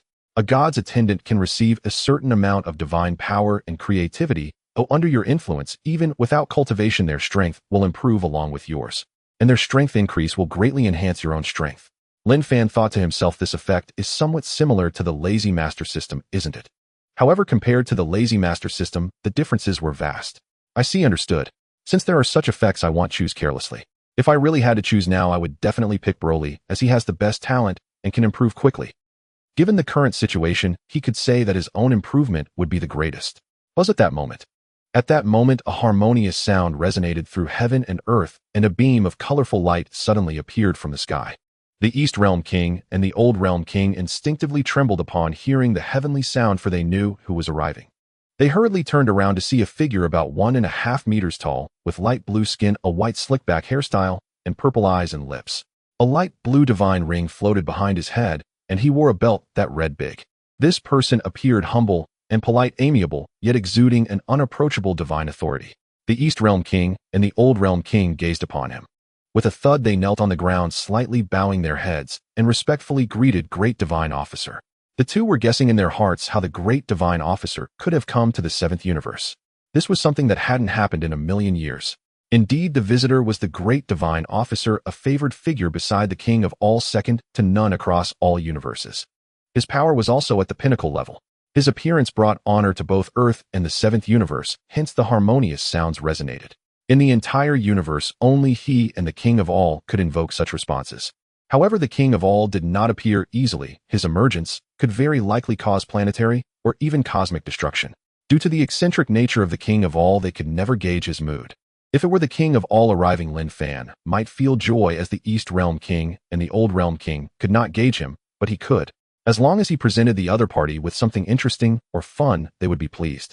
In Linfan's perspective, the King of all's mentality resembled that of a child. As long as he could amuse him, everything would be easy to negotiate. The East Realm King and the Old Realm King, however, could not gauge him, mainly because they dared not engage with the King of all. Their subservient demeanor would make him feel bored. Back in the day, Sun Wukong had managed to befriend the King of all because of his fearless and carefree nature, swinging him around by the tail. If Sun Wukong had not possessed such a fearless and carefree demeanor, he would never have become friends with the King of all. However, to be honest, Linfan did not wish for the King of all to appear now. Although he could gauge the King's character, children were ultimately unpredictable, and if he inadvertently angered him, he might erase him from existence, leaving Linfan unjustly dead. Thus, unless absolutely necessary, he still preferred not to meet the King of all. Or if he possessed immunity to the King's erasure ability, he would feel indifferent, even unafraid to spank the King. Seeing the East Realm King and the Old Realm King kneeling, Linfan contemplated whether he should kneel in reverence, but then thought to himself that he had no habit of kneeling. Let alone before a great divine officer. Even before the King of all, he wouldn't kneel. At worst, he could give up the position of West Realm King. Surely he wouldn't be killed just for refusing to kneel. He believed the great divine officer's mindset could not be so small-minded. The East Realm King saw Linfan in a daze and repeatedly signaled him with his eyes while saying, "Kneel down quickly. He is the great divine officer. Do not be disrespectful." Linfan pretended not to hear the East Realm King's words, his gaze fixed on the great divine officer in midair. The great divine officer noticed Linfan's indifference, but did not mind, as he had already roughly determined in his heart that Linfan was very likely to be his sister's son. It seemed unreasonable to make his sister's son kneel before him, and since they were family, there was no need for such grand courtesy. West Realm King. The great divine officer descended and stood before Linfan. The East Realm King and the Old Realm King instantly trembled in fear, retracting their bodies, their faces pale, their lips quivering. This was bad, as surely it was Linfan's refusal to kneel that angered the great divine officer. The great divine officer's wrath could annihilate star systems. From then on, the 7th universe would have no good days ahead, and this newly appointed West Realm King might be forever imprisoned in the divine prison. The divine prison was a place where gods were incarcerated, heavily guarded, and those imprisoned almost never escaped. Even someone as powerful as Beerus, once imprisoned, had to stay obediently, who leaving was utterly impossible. The East Realm King, being relatively kind-hearted, immediately pleaded for Linfan, saying, "Great divine officer, the West Realm King has just become a Realm King and does not yet understand the etiquette of gods. Please forgive him." He hurriedly turned to Linfan and said, "West Realm King, why aren't you kneeling to greet the great divine officer?" Linfan remained motionless. This left the East Realm King and the Old Realm King utterly confused. What was the West Realm King doing? Why wasn't he kneeling? The great divine officer then said, "From now on, West Realm King Linfan need not pay respects to me." The East Realm King and the Old Realm King were taken aback. What did that mean? No need to pay respects to the great divine officer. Although Linfan did not know the reason behind the great divine officer's actions, he still expressed his gratitude, saying thank you. In truth, he understood that for someone of the great divine officer's caliber, wherever such a presence appeared in the universe, the realm kings had to pay their respects. However, he personally could not accept it. After all, as the descendant of the dragon in the new era, he would not kneel before anyone except for his parents and ancestors. That was his pride and his bottom line. The great divine officer smiled slightly, saying kindly, no need to thank me. Congratulations on becoming the West Realm King. Linfan was bewildered. Oh, what was going on? The East Realm King and the Old Realm King came to congratulate him, which made sense, as they would share great matters together in the future. But the great divine officer coming to congratulate him was quite bewildering. The standings between them were not even comparable. Thank you, great divine officer. Linfan expressed his gratitude, secretly thinking that since he could not decipher the great divine officer's intentions, he would adapt and respond to whatever came. As a transmigrator familiar with the Dragon Ball plot, could he not handle this situation? The great divine officer calmly addressed the Old Realm King and the East Realm King, saying, you may return now. All right. Okay. The two replied, instantly feeling relieved, and vanished from the scene. The great divine officer looked at Linfan with a smile on his face. Seeing his smile, Linfan felt a chill down his spine. What did the great divine officer want? What was his purpose? Why did it feel like a weasel wishing a chicken a happy new year? However, since the great divine officer did not state his intentions, Linfan chose not to ask. At this moment, it was not suitable to take the initiative. He could only respond to whatever came. Seeing Linfan remain silent, the great divine officer smiled slightly. Linfan, aren't you curious why I am here? Linfan, who is your mother? Linfan, who is your mother? What the hell? Is this great divine official deranged? He storms in and fires off such a question, like we're on some grand reunion stage. Wait, no.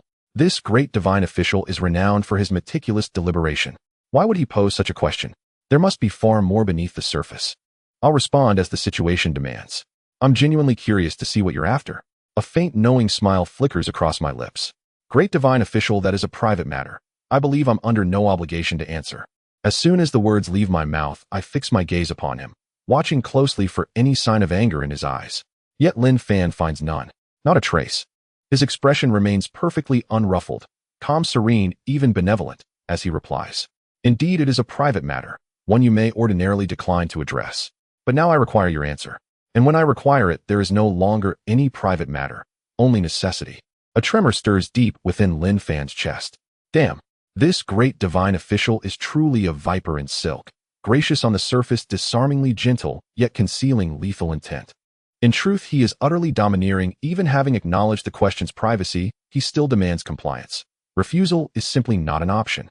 With his power, subduing me now would be as effortless as crushing an ant, utterly terrifyingly absolute.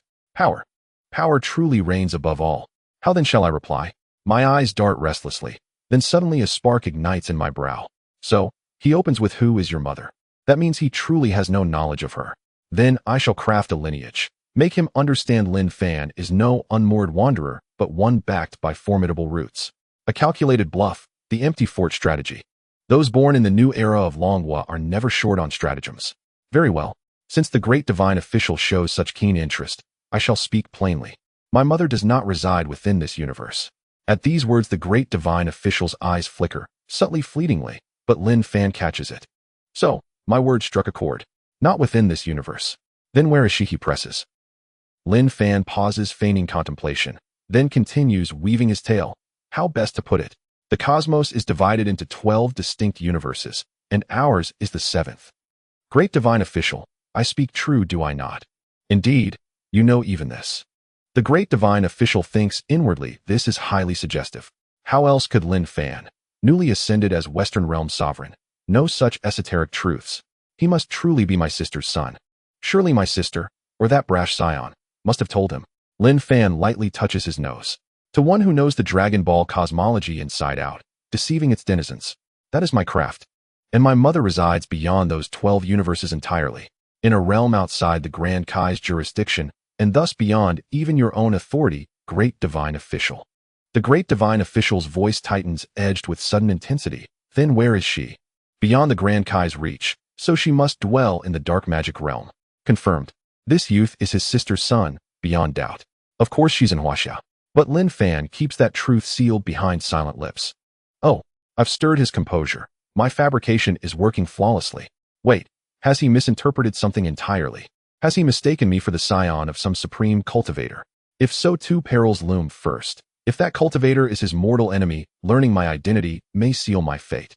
Second, if that cultivator is his ally, he may take me under his wing. Damn it. Which path do I choose? Death or patronage? Suddenly Linfan recalls a certain analysis he once read, a post dissecting the current great divine official. It claimed he was once like Vados or Beerus's attendant, merely a supervisor to a destroyer, elevated only due to overwhelming strength. Yet above him stands an even greater angel, the great divine official's elder sister. Originally, she was destined to assume the title, but fell in love with a scion. How could divine nobility stoop to wed a mortal warrior? Opposition mounted, they fled together, vanishing into the dark magic realm beyond the Grand Kai's reach. Could it be? He truly believes I am his sister's son. If so, he must protect me. Kinship carries weight. Even if he offers no favor, he will not harm me. Not openly, at least. Still, ambiguity remains my safest armor. I'll let him fill in the blanks himself. My mother resides in the dark magic realm. Hearing this, the great divine official's eyes blaze with fervent triumph. Confirmed. A shimmering energy dome erupts, swift, silent, absolute, enveloping both him and Linfan, severing them from the world beyond. Linfan blinks, startled. Such effortless mastery. Without fanfare, the great divine official conjures an impenetrable barrier. He explains, no one will overhear our conversation henceforth. Linfan grasps it instantly, an isolation field. But why? He is the great divine official, whose audacity would dare eavesdrop in his presence. Could there exist someone even he fears? The Grand Kai. Yet Linfan senses no reverence, no trepidation in his demeanor. Such caution seems unwarranted. The great divine official speaks again. Linfan, did your mother ever tell you who I am to you? Linfan stares, utterly bewildered. What kind of question is that? Who could you possibly be to me? My soulmate. Preposterous. You're male and I certainly won't embrace such folly. He truly believes I am his sister's son. Linfan decides silence is wiser. One misstep, and every carefully laid illusion collapses. His life may hang in the balance. He shakes his head. I don't know. The great divine official steadies his breath. Then let me tell you, I am your uncle. Why then did your mother send you forth from the dark magic realm? Though Linfan had already surmised the truth, he feigns astonishment. Ah, you're my uncle. Why have I never heard my mother speak of you? The great divine official regains his calm. It is unsurprising. She likely wished you untouched by worldly taint. Yet you bear the exalted bloodline of the angelic divine race, and the primordial scion lineage. True obscurity is impossible for one such as you. Your strength forbids it. Linfan, why did your mother send you from the dark magic realm? Linfan, why did your mother send you out of the dark demon realm? To this question from the Grand Divine Priest, Linfan had long prepared his answer. Grand Divine Priest. Wait, before Linfan could speak, the Grand Divine Priest immediately interrupted. From now on, when no outsiders are present, call me uncle. There's no need for such formality. We owe far too much to your mother, and to you. Upon hearing these words, Linfan's heart leapt with quiet delight. How splendid, to have the Grand Divine Priest as one's uncle. With such kinship, he could surely stride unchallenged across the 12 universes. Moreover, the Grand Divine Priest bore no trace of ill intent. Yet caution remained paramount. This was the Dragon Ball Super Universe, where countless beings could crush him with a single hand. Without sufficient strength, recklessness was unthinkable. Yes, uncle. Then I humbly entrust myself to your care, uncle. Linfan replied with a courteous, warm smile. Truly he lay at home, and an uncle descended from the heavens, a figure whose influence spanned the cosmos. A most exhilarating turn of fate. Wait, if the Grand Divine Priest was his uncle, how dare Beerus stand before him with arrogance? Imagining Beerus bowing reverently before the Grand Divine Priest, ears stiff and upright, Linfan couldn't suppress a grin. The Grand Divine Priest chuckled in kind. We are all family. No formalities needed. Should anything arise, come directly to the Omni King's palace at any time. Were Vados or Whis to overhear this, their composure would surely shatter. Neither their own son nor daughter enjoyed such privilege, yet a mere nephew did. It defied all reason. The Grand Divine Priest's generosity stemmed from deep remorse. He felt he owed his elder sister an incalculable debt. Now that her son had arrived in his domain, he was determined to make amends, offering protection without reserve. After all, she had once sheltered and nurtured him with unwavering devotion. Linfan, you still haven't explained why your mother sent you here. Uncle, it is this way. Mother refused to let me train under the dark demon realm's disciples, fearing their corrupting influence. Thus she sent me away. Upon meeting you, I finally understood a saying my mother once told me. The Grand Divine Priest's interest quickened. What did she say? She said, Once you arrive here, no one will dare harm you. You may live in perfect safety free from treachery or deceit. At first I didn't grasp her meaning. I assumed it was because beings in this universe were weak. But now having met you, I understand completely. His expression radiated unfeigned elation. He truly behaved as though the Grand Divine Priest were his blood uncle. Had Director Zhang witnessed such flawless emotional authenticity, he would have awarded Linfan the Golden Rooster Award for Best Kinship Recognition Performance. The Grand Divine Priest nodded approvingly. Child, your mother spoke truthfully. Across the 12 universes, no place poses danger to you. No being dares lay a hand upon you. Thank you, uncle. Linfan had awaited precisely this vow. So long as he avoided folly, his safety was assured, and once his power matured, he would rely on no one. With a casual wave of his hand, the Grand Divine Priest conjured before Linfan a divine staff and a celestial manual. Linfan, this is my angelic staff and the art of spatial sovereignty. They are yours now. Many thanks, uncle. Linfan accepted without hesitation. I must attend to urgent matters. Farewell for now. Understood, uncle. As the Grand Divine Priest dissolved into a radiant arc of prismatic light, he tore open a rift in space and vanished. Linfan gazed at the angelic staff in his palm and murmured, "What power does this artifact wield?" He gave it a gentle sway, and a torrent of overwhelming energy surged into his body, instantly magnifying his strength beyond measure. By the heavens! A supreme divine artifact. A single effortless motion granted exponential combat amplification. Were its full might unleashed, it would defy cosmic law itself. Indeed, my uncle's generosity knows no bounds. He opened the art of spatial sovereignty. What exactly is this spatial art? Skimming its contents swiftly, Linfan declared with genuine admiration. Remarkable, truly remarkable. This art enables the creation of an independent spatial domain functioning as boundless storage. Its capacity expands in tandem with one's cultivation, another divine technique invaluable for storing artifacts, for any purpose one might conceive. Fascinating. Fascinating indeed. Linfan reclined and began studying the manual. Ding. Disciple Broly's base combat power increased by 10 billion, master gains double 20 billion. Current host combat power 270 billion. Ding. Disciple Vegeta's base combat power increased by 8 billion, master gains double 16 billion. Current host combat power 286 billion. Ding. Disciple Son Goku's base combat power increased by 2 billion, master gains double 4 billion. Current host combat power 290 billion. System alerts resonated repeatedly within Linfan's mind. Have they all completed their cultivation? Broly's purification technique has reached perfection. Fused with his berserker might, it amplified his power by 10 billion. An exceptional feat, indeed a skill forged expressly for him. Vegeta succeeded as well, attaining Super Saiyan God. Their upcoming battle promises unparalleled spectacle, though regrettably I cannot witness it firsthand. Wait, doesn't the angelic staff grant observation capabilities? It struck Linfan suddenly. The staff possessed an ability to project scenes.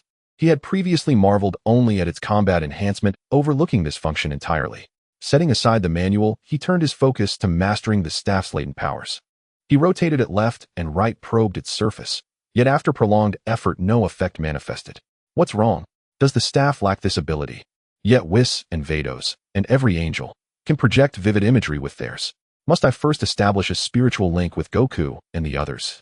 Mulling this over, Linfan extended his divine sense to locate their auras, then channeled that resonance into the staff. Instantly, a hazy image shimmered within its crystal orb. Why is the image so indistinct, like a signal lost in static? He intensified his divine energy, and the vision sharpened into crystalline clarity. With a graceful flick of the staff, he projected the scene above it, suspended in midair. It unfolded like a 40-inch celestial screen. Oh, they've begun already. What is Vegeta about to do? In the scene, Vegeta's son Goku and Broly stand in different positions, their gazes locked onto one another. However, while Son Goku and Broly's expressions are relatively gentle, Vegeta's is fierce. Vegeta, don't be so tense and intimidating, Son Goku said, scratching the back of his head. Vegeta let out a heavy snort. Kakarot, I have now mastered the Super Saiyan God form and will never be defeated by you again. You two come at me together, he said, glancing at Broly. Son Goku immediately replied, What did you say? You want us to team up against you? Without waiting for Kakarot to say much, Vegeta instantly transformed into a Super Saiyan God and charged at Kakarot. He wanted to regain his lost face after being knocked back into his normal state by Kakarot's punch. The best way to do that was to defeat Kakarot and Broly. This way, not only would he regain his face, but he would also stand above both of them. At that time, Master Linfan would also look at him with newfound respect.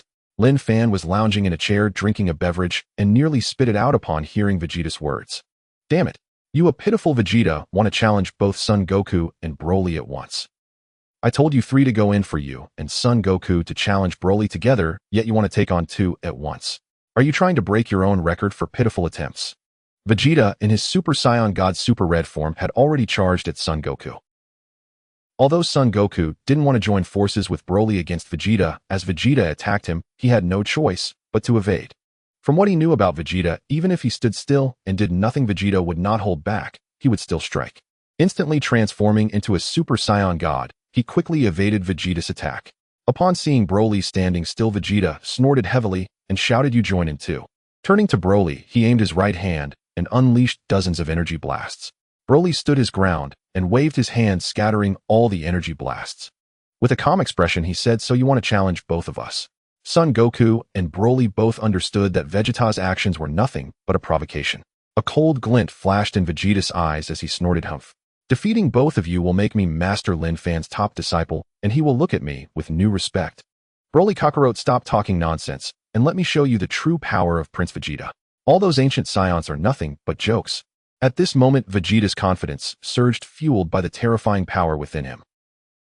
Moreover, he knew that the skills Linfan taught Broly were not combat skills, but a technique for purifying the soul, which had no offensive capability. Thus, he believed Broly was not as strong as Kakarot. Master Linfan only said Broly was impressive because of his ancient Saiyan bloodline. Today, he was here to prove himself. "You two come on." With a swish, he appeared in front of Broly and launched a punch at his chest. Broly dared not underestimate Super Red Vegeta and quickly crossed his arms to block the attack. However, he was still sent flying by the punch. At this moment, Broly had not entered his berserk transformation, and in his normal state, he was unable to withstand Vegeta's punch. "Kakarot, did you see that? Broly is no match for me. Hurry up and join in, I don't want to waste time." Before he could finish his sentence, a terrifying aura suddenly swept through the entire hyperbolic time chamber. "This?" Vegeta instantly gasped, turning to see the source of the explosive aura. Before he could make sense of it, Broly, who had grown larger and had green hair, charged at him with incredible speed. Bang! With an overwhelming aura, he threw a punch at Vegeta. Vegeta initially wanted to dodge because he sensed that this punch was not simple. However, he thought to himself he was here to challenge 2 men. He was Super Saiyan God Vegeta, God-level Vegeta. There was no way he could fear this crude Saiyan. With determination, he clenched his fist and charged back. Bang! Vegeta screamed as he was sent flying hundreds of meters away by a single punch, and his body continued to tumble backward. There was no sign of stopping. Son Goku watched as Vegeta was sent flying, looking at Broly in amazement, so strong. Broly had entered a berserk state. Although he maintained his sanity due to the purification technique, he still harbored disdain for Son Goku. He beckoned to Son Goku playfully. "The real Uniantuo challenge is me." Son Goku chuckled with excitement, feeling the immense power emanating from Broly. Super Saiyan God Vegeta was indeed sent flying by a single punch, which was quite impressive. Currently, Broly was only in the Super Ancient Saiyan 1 form. Hoo-hoo! Son Goku used instant transmission to suddenly appear behind Broly, delivering a powerful punch. Hoo! He missed the punch as Broly had already vanished. By the time he realized it, Broly had appeared right next to him. Bang! A punch landed on his back, knocking him to the ground and creating a deep pit dozens of meters wide. "Kakarot, just lie there, Broly is mine." Whoosh whoosh.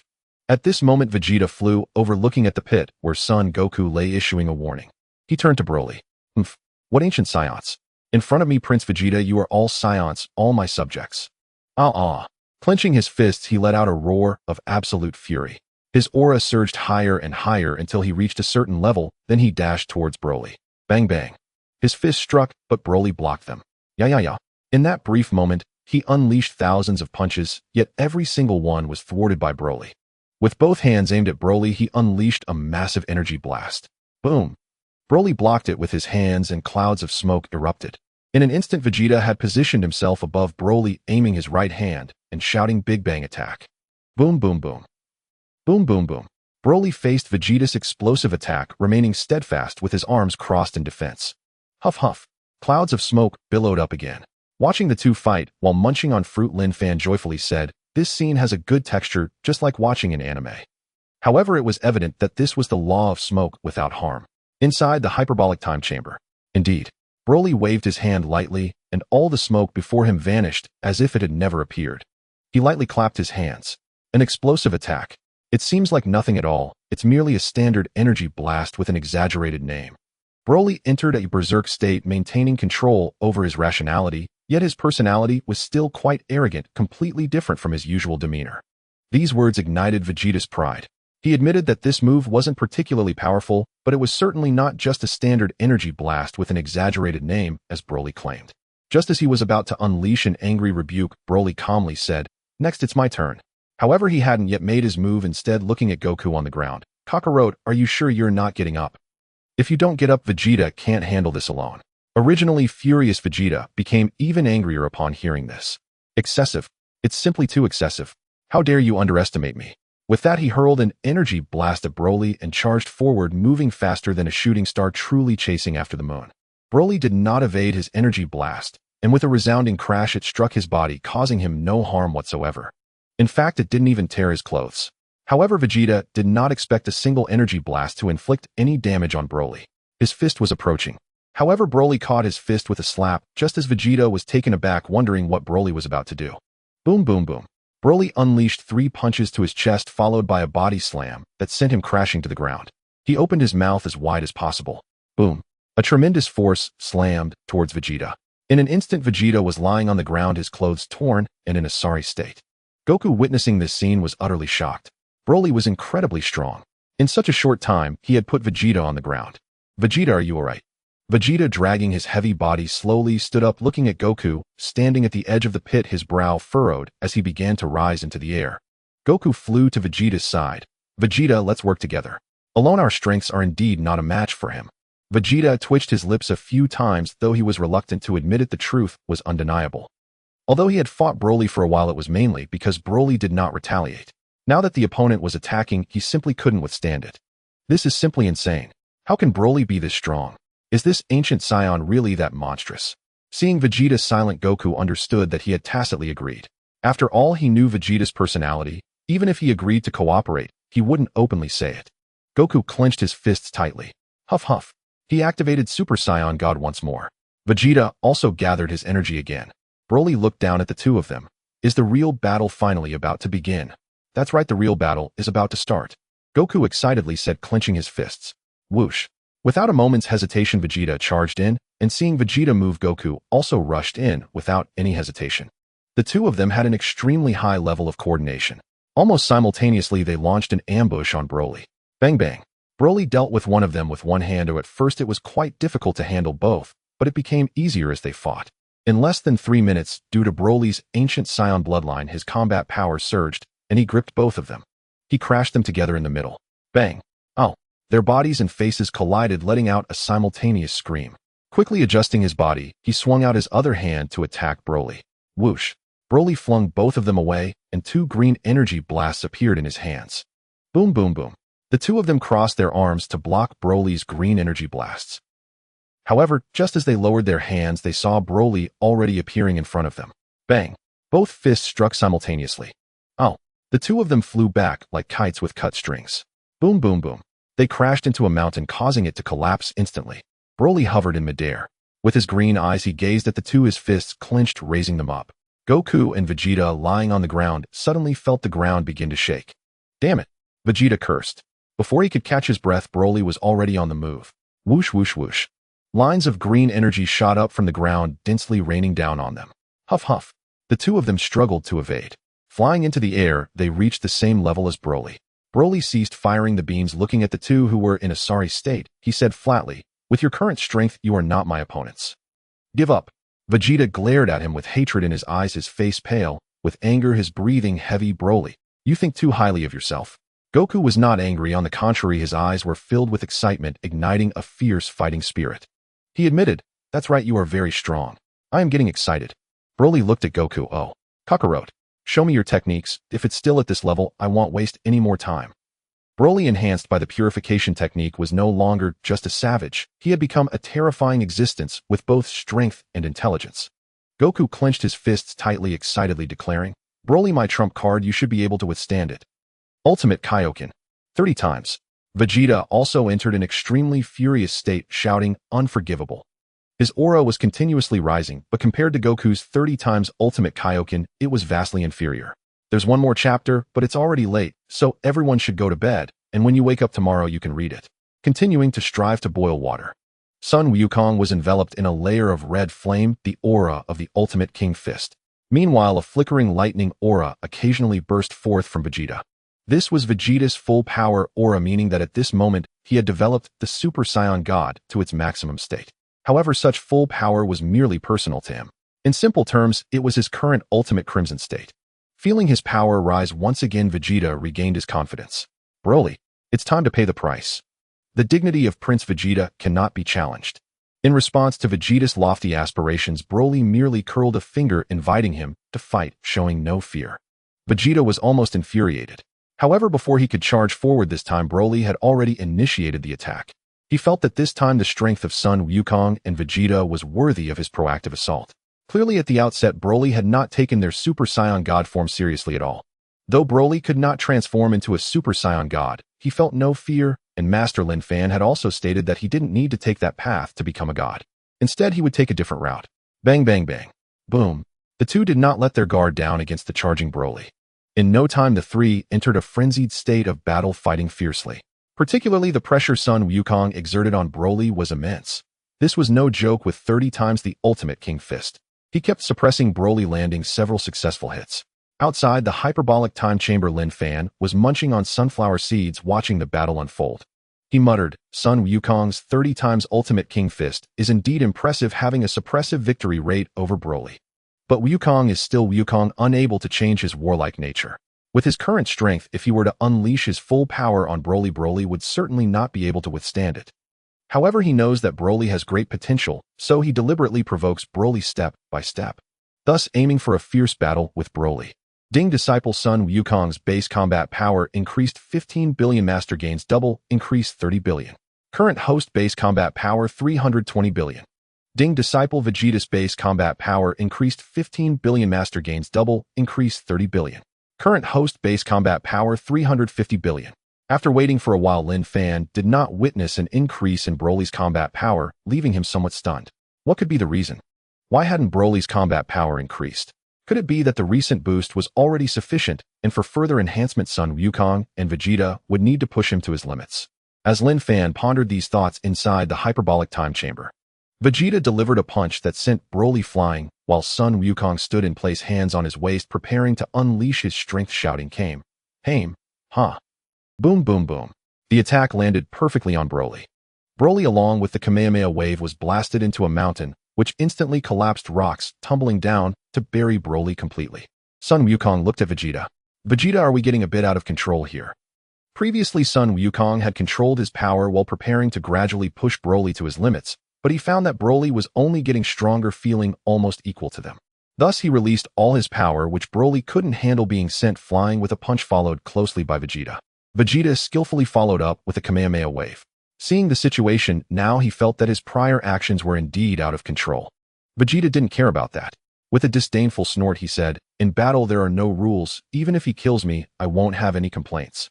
Vegeta, how can you say that? Boom, boom, boom. Oh. A surge of furious energy erupted, accompanied by a deafening roar, shaking the entire ground and sky in an instant. In a heartbeat, mountains crumbled and tsunamis erupted. The ground continued to sink, revealing fiery infernos with heat rising. Seeing this, Vegeta and Sun Wukong used their flight technique to ascend into the air. What is happening? Broly. The two looked in Broly's direction, and sure enough, they found Broly surrounded by green lightning flames, continuously stimulating the surrounding air.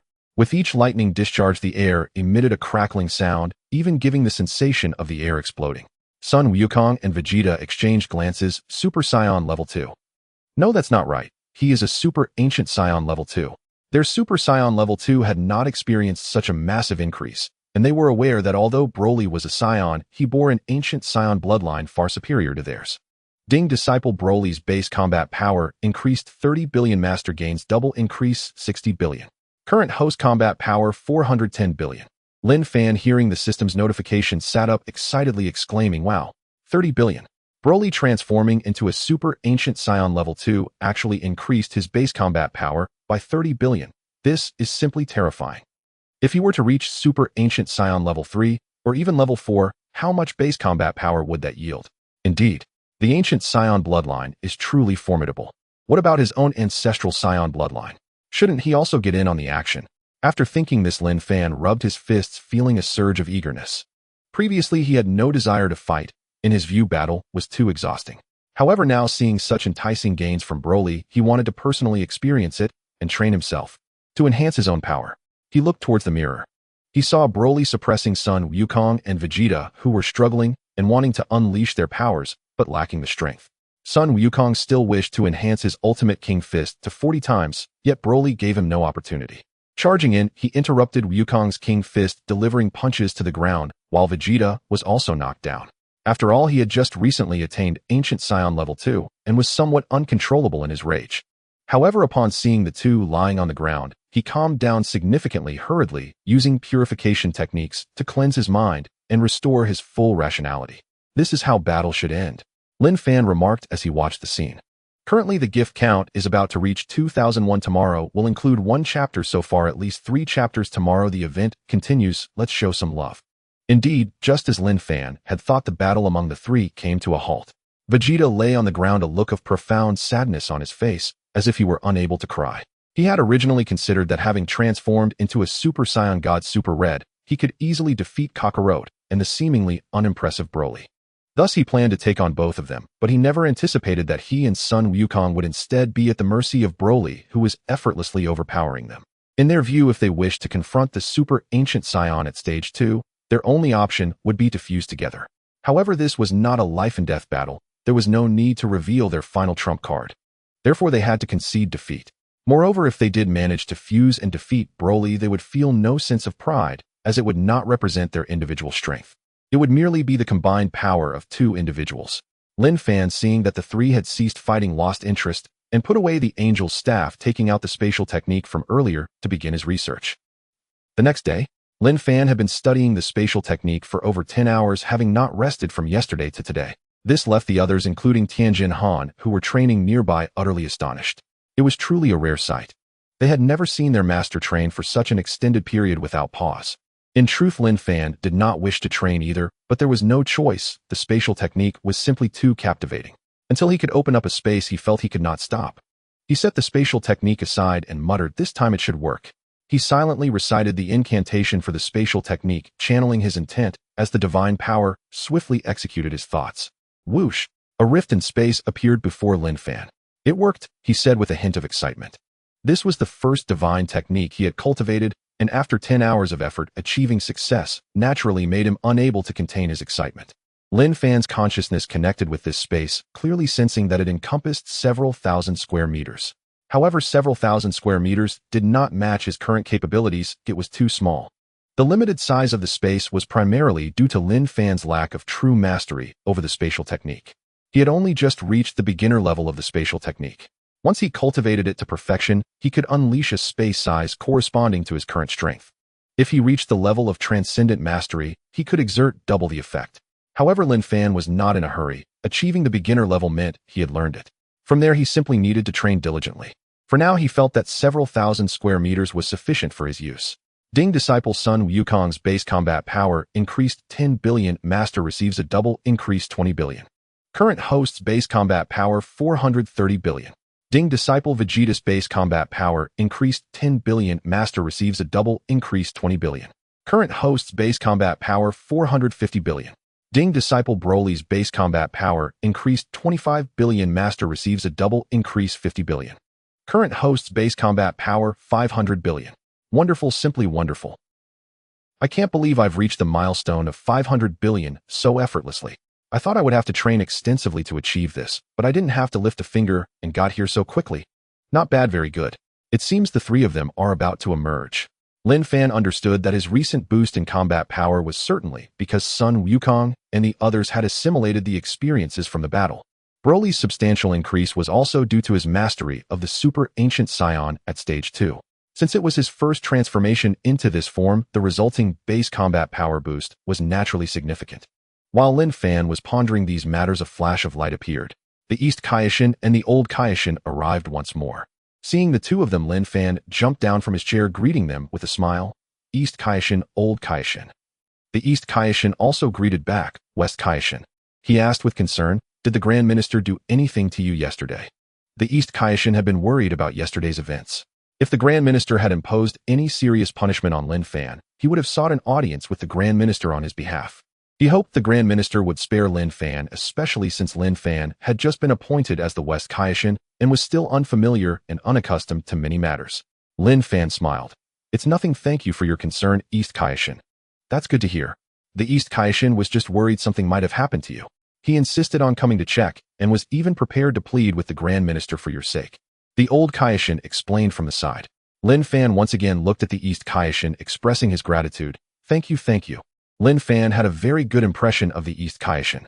He was kind-hearted and genuinely dedicated to serving the universe. In the past, the apprentice angel Meruz had disregarded the neutrality of angels to help Son Wukong Vegeta and others defeat Moro, becoming transparent and vanishing. In order to revive Meruz, the East Kaishin personally approached the Grand Minister, willing to offer his own life as a bargain. At that time, Beerus was utterly terrified as his life was bound to that of the East Kaishin. However, the Grand Minister did not take the East Kaishin's life. In truth, the Grand Minister also wished to revive Meruz. After all, he was his child, but the rules of neutrality for angels had been established, and even he could not casually break them. However, the East Kaishin's willingness to stake his life to plead for Meruz provided him with the opportunity to revive Meruz, giving him a way out. If anyone were to question the decision, he could easily shift the blame onto the East Kaishin. However, the Grand Minister knew that no one would pursue it. Given his strength and status, no one would be foolish enough to cause trouble. Simply to maintain the authority of the angelic neutrality rules, he did not allow Meruz to remain part of the angel clan, making him an ordinary person instead. For someone like the East Kaishin, who truly dared to stake his life for a friend, Linfan held him in high regard. The East Kaishin reminded West Kaishin, in the future when you see the Grand Minister, you still need to pay your respects. Although he has said you don't need to avoid angering him, it is better to show your respect. It's fine, I know how to handle it. Linfan replied with a smile, suddenly chuckling. The East Kaishin noticed Linfan's smile and felt it was somewhat strange, unable to help but ask, "What are you laughing at?"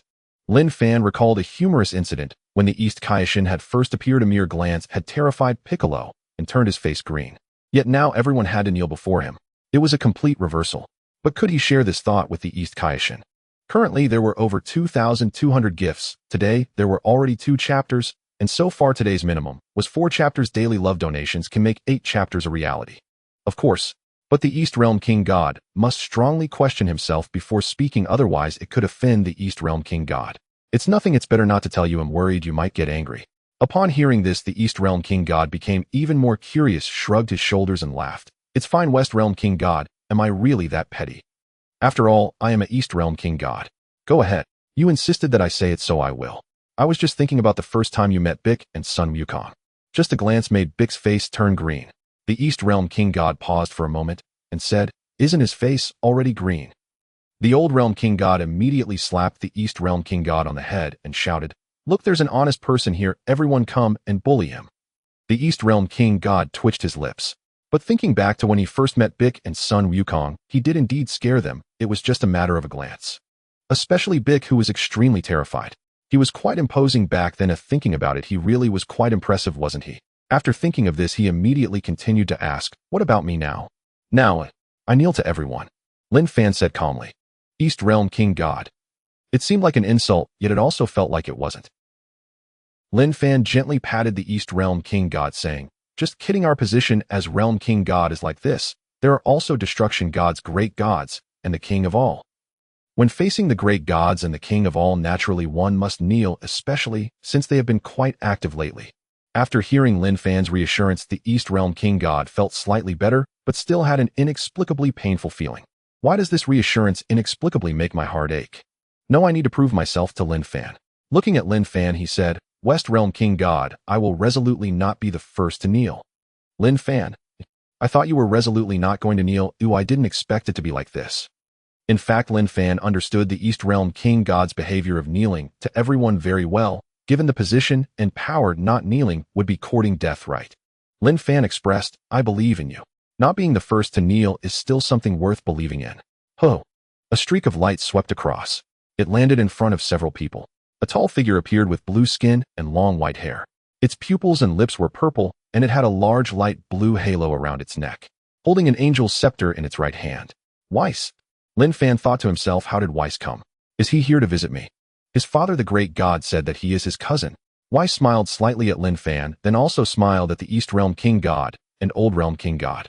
Gently waving his scepter, a decree appeared in his hand. Next I will announce the King of All's decree. Upon hearing this, thud, the East Realm King God hurriedly knelt on the ground, bowing his head.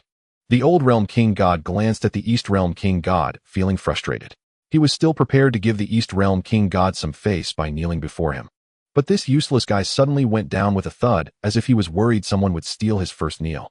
Linfan saw the East Realm King God's actions, and instantly didn't know what to say. Wasn't it agreed that he would not be the first to kneel? It seems I was wrong to trust him. The East Realm King God noticed the emptiness beside him, and found that the Old Realm King God had not yet knelt down. He asked in confusion, "Old Ancestor, hurry and kneel." The Old Realm King God, looking angry, thought, how could he be so useless? He obediently knelt down. At the same time, he was very puzzled as to why there was another decree. Recently, these decrees have been a bit frequent. This West Realm King God Linfan still does not kneel upon seeing the decree. He truly has a lot of audacity. Why, seeing that Linfan had not knelt, did not care, and recited, in the year of the king's history. The Grand Realm King of the 7th Universe was absorbed by the demon Bu Pure while protecting the 7th Universe, and the 7th Universe has been without a Grand Realm King for years. The position is vacant and must be filled by someone capable. Therefore, from this day forth, the former West Realm King Linfan will take the position of Grand Realm King of the 7th Universe. The atmosphere at the scene instantly went quiet, and both the East Realm King God and the Old Realm King God were astonished. Linfan had just been appointed as the West Realm King, and now he was being appointed as the Grand Realm King. This promotion speed is too fast. Why does it feel like this guy is here to strike gold? Linfan stepped forward to receive the decree. "Thank you, King of all." Weiss smiled and said, "Congratulations, Linfan." At this time, the Old Realm King God and the East Realm King God also stood up. The Old Realm King God asked in confusion, wasn't he just appointed as the West Realm King? Why is he being appointed as the Grand Realm King again? Weiss calmly replied, "He has connections." Linfan, East Realm King God, Old Realm King God. I can't believe it is so simple and straightforward. When the Old Realm King God and East Realm King God heard the decree, they had already realized that Linfan must have connections. Unexpectedly, Weiss bluntly stated it. This connection is not simple. There's no way to refute it. Huh. After Weiss finished speaking, he immediately covered his mouth and laughed heartily. At this moment, the decree transformed into a divine power that surged into Linfan's body, enhancing his divine power. Not bad. It seems I have gained several divine techniques again. Oh, it seems the higher the position, the more divine techniques one gains. However, these divine techniques all need to be practiced. They are not directly at the divine transformation level, which is quite useless for someone like me who prefers to be idle. The East Realm King God and the Old Realm King God looked at Linfan at this moment, preparing to kneel. Linfan waved his hand, helping them up. "In the future, you two do not need to bow when you see me. The Grand Realm King is above the 4 directional Realm Kings managing them. He is the chief of the 4 Realm Kings. So when the Realm Kings see the Grand Realm King, they must pay their respects." However, since Linfan has already stated that they do not need to be overly courteous, it means they do not need to pay respects. Looking at the East Realm King God in front of him, Linfan couldn't help but gently pat his shoulder. Poor child, always kneeling to whoever he meets. The East Realm King God didn't quite understand Linfan's meaning and awkwardly asked, "Does the Grand Realm King have any instructions?" Linfan did not want to further discourage the East Realm King God. "No, I just wanted to pat your shoulder." The East Realm King God felt something was off, but since Linfan didn't want to say, he didn't ask further. Weiss then offered to take his leave. Grand Realm King. Delicious food. Linfan muttered upon hearing this, suddenly realizing that Weiss was indeed a glutton. In the comics, it was precisely because he and Beerus were both food lovers that he formed a significant bond with Sun Wukong and others. Although he and Weiss were mistakenly thought to be relatives, he still needed to enhance their friendship as it would be most beneficial for him. "Weiss, I can take you to eat delicious food that is better than anything you have ever tasted." Weiss' eyes immediately lit up. "Huh, really? What is it? Can we go eat now?" Linfan paused slightly, saying, "Don't you need to report for work?" Weiss gently tapped the angelic staff in his hand, summoning an hourglass, and smiled. "There's still some time, but not too long. Just about 5 minutes. 5 minutes. Linfan thought for a moment, snapped his fingers, and said, "That's enough." Hearing Linfan's words, Weiss was quite pleased. Linfan turned to the East Kai and Old Kai, saying, "Let's go together, it's my treat." Linfan extended the invitation, which they naturally could not refuse. Yes. With a flash of their figures, they transformed into a streak of light and disappeared. When they reappeared, they were already at Bulma's house. Bulma happened to be in the garden repairing a spaceship. Upon seeing Linfan and the others, she immediately asked curiously, "Oh, Linfan. Long time no see. Bulma, I'm sorry to disturb you, but I was wondering if you have instant noodles." Bulma paused for a moment. "Instant noodles? You're coming to my house just to ask if I have instant noodles?" Linfan affirmed again. "That's right, my friend has never had instant noodles and I told him they are very delicious. But due to his tight schedule, we didn't want to go buy some, so we came to you." Bulma glanced at Weiss, who had blue skin and a gentle demeanor, looking quite handsome. "Yes, just a moment." Soon after, she brought out a box of instant noodles. Linfan personally opened it for Weiss and added hot water, saying, "Just soak it in hot water for 3 minutes, and it's ready to eat." Weiss was momentarily stunned and exclaimed in astonishment, "Is it really that magical? It only takes 3 minutes in boiling water to prepare." "Yes." Everyone present had a bowl each. Bulma curiously asked, "Linfan, how is Vegeta?" "He's fine. If you miss him, I can have him come back to see you in a bit." Bulma waved her hand gracefully, exuding the charm of a mature woman. "No need, let him train. Well, even if he comes back to see me, hell, just leave in an hour." Oh, the 3 minutes were up. Weiss had already caught a whiff of the aroma of instant noodles and eagerly opened it, taking a small fork to start eating. He took his first bite. "Yummy." He joyfully cradled his face with both hands and exclaimed, "Yummy, this is really delicious." Linfan remained silent while enjoying his instant noodles. To instantly capture the taste buds of these aliens, the best thing to offer was something as simple and straightforward as instant noodles. Seeing how much Weiss enjoyed eating, Bulma spoke up. "Since you are Linfan's friend, he'll give you a pack." The reason for giving away a pack was mainly because she only had one stock at home, originally meant for herself, but since Weiss was a friend of her man's master, she felt obliged to give him face. Weiss immediately expressed his gratitude, saying, "Thank you, thank you." Bulma continued, "If you love good food, feel free to come to Earth often. There are countless delicious things here. Instant noodles can only be considered average quality." Weiss' eyes suddenly brightened. "Yummy. So this delicious food is only rated as average. Then how delicious must the best food be?" Bulma couldn't find the words to describe it. She could only explain, "You'll need to taste it yourself. It's hard to describe." Weiss slurped down the instant noodles. "I can't wait any longer." After finishing the instant noodles, Bulma gifted him a whole box. Weiss looked at Linfan and Bulma, expressing his gratitude. "Thank you for your generous hospitality. It's nothing, just enjoy it and come visit often." Linfan smiled. "Okay, then I'll take my leave to report back." In an instant, he vanished like a streak of light. After he left, Bulma asked in confusion, "Who was that?" "A very powerful god. If I hadn't shown up, your husband would have trained alongside him." Bulma was puzzled, not quite understanding what that meant. Linfan did not explain further. He had only mentioned it casually. Linfan turned to the East Kai and Old Kai, saying, "I must take my leave now." The East Kai slightly bowed his head, replying yes. In an instant, Linfan returned to the West Kai's realm. Once here, he pondered whether he should move to the Grand Kai's realm, since he had become the Grand Kai. However, after thinking about it, moving was always a hassle. Since no one is currently appointed in the West Kai's realm, I might as well stay here for now and move to the Grand Kai's realm later when someone is appointed. Whoosh!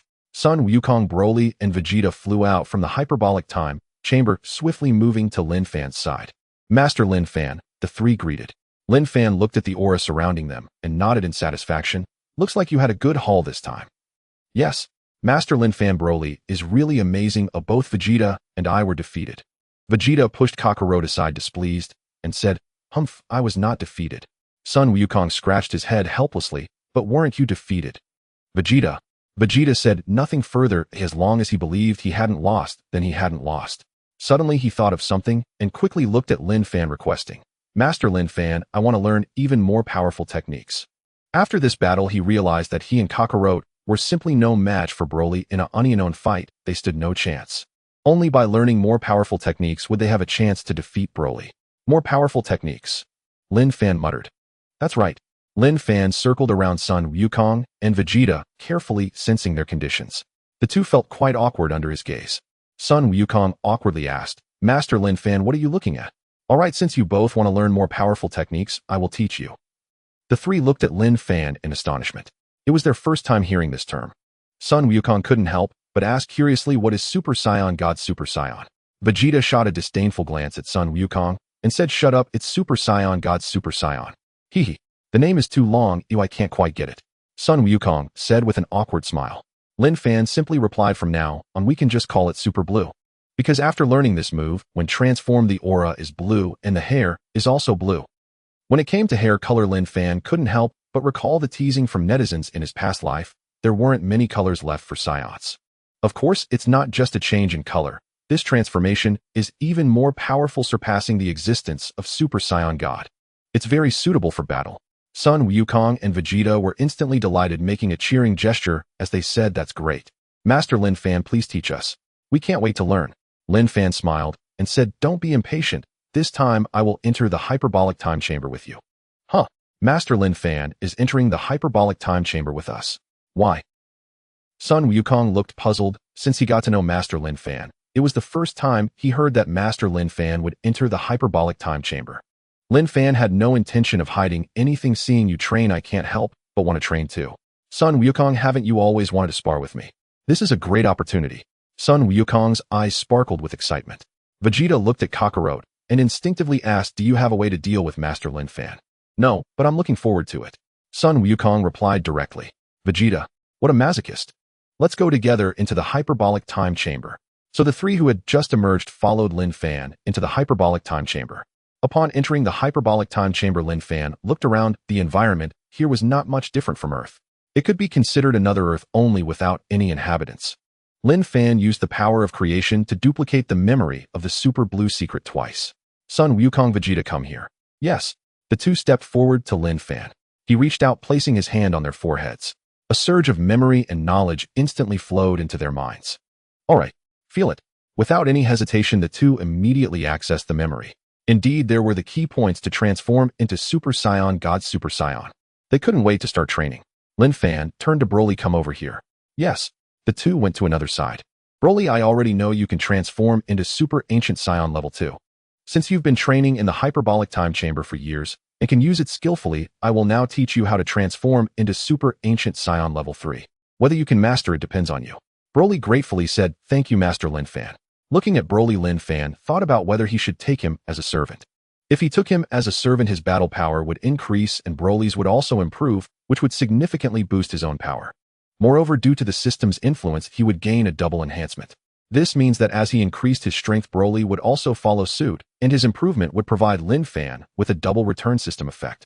Note this might confuse everyone. Simply put, if Linfan increases his battle power by 1 million as Broly is a servant, he gains a 10% boost, resulting in an increase of 1/0 battle power.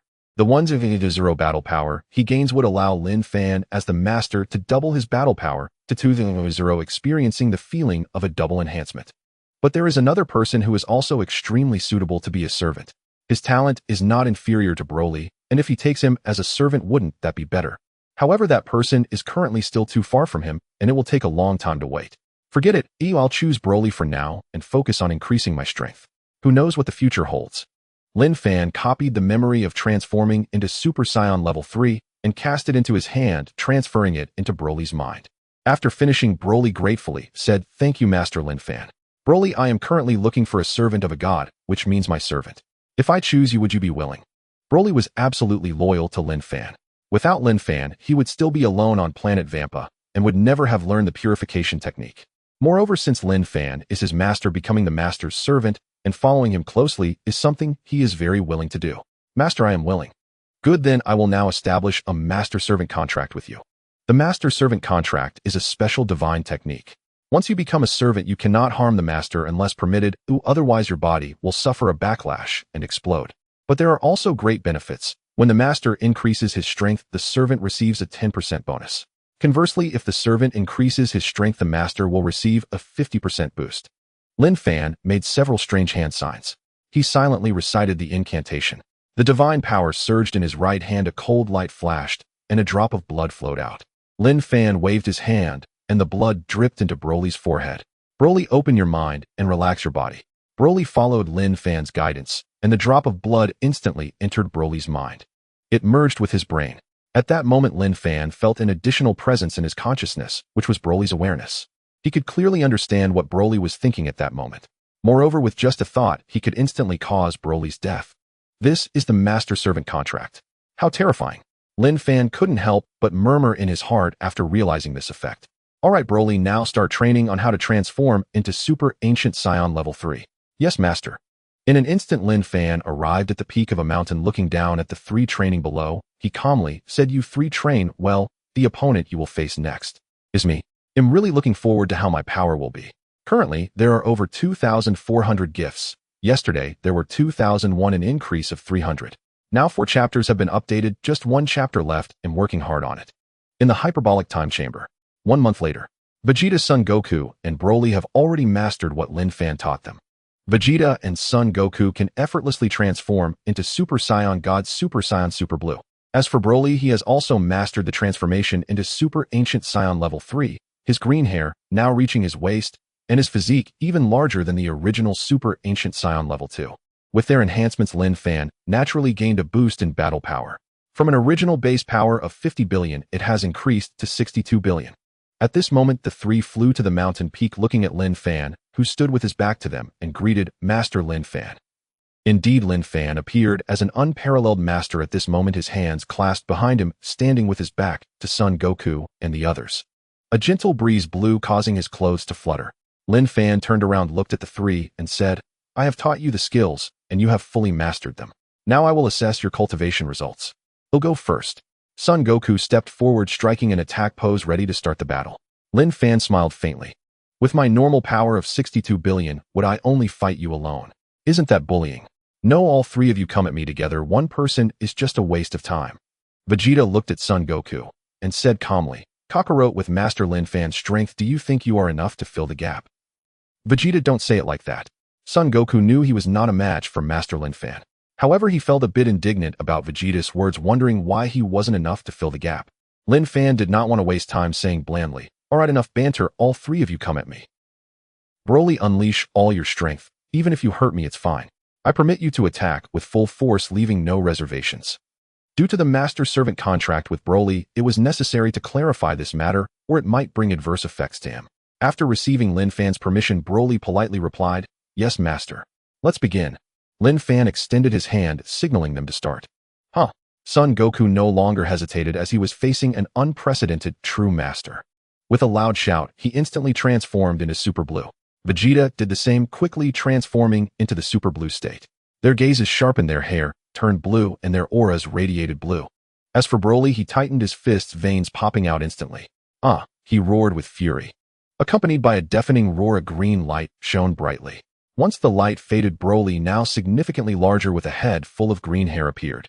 His green hair reached his waist. Surrounding him was a green aura that flickered occasionally, exuding immense power. This was Super Ancient Saiyan Level 3. Linfan remained in his normal state and did not transform, which made son Goku and the others unable to help but ask, "Master Linfan, will you fight in your normal state?" Linfan naturally would not fight in his normal state. Although his normal state had 62 billion, it was far from the battle power of the 3. After all, the enhancements of these 3 were significant. He clenched his fists and instantly transformed into Super Saiyan God Super Red state. His battle power instantly reached 12. For trillion.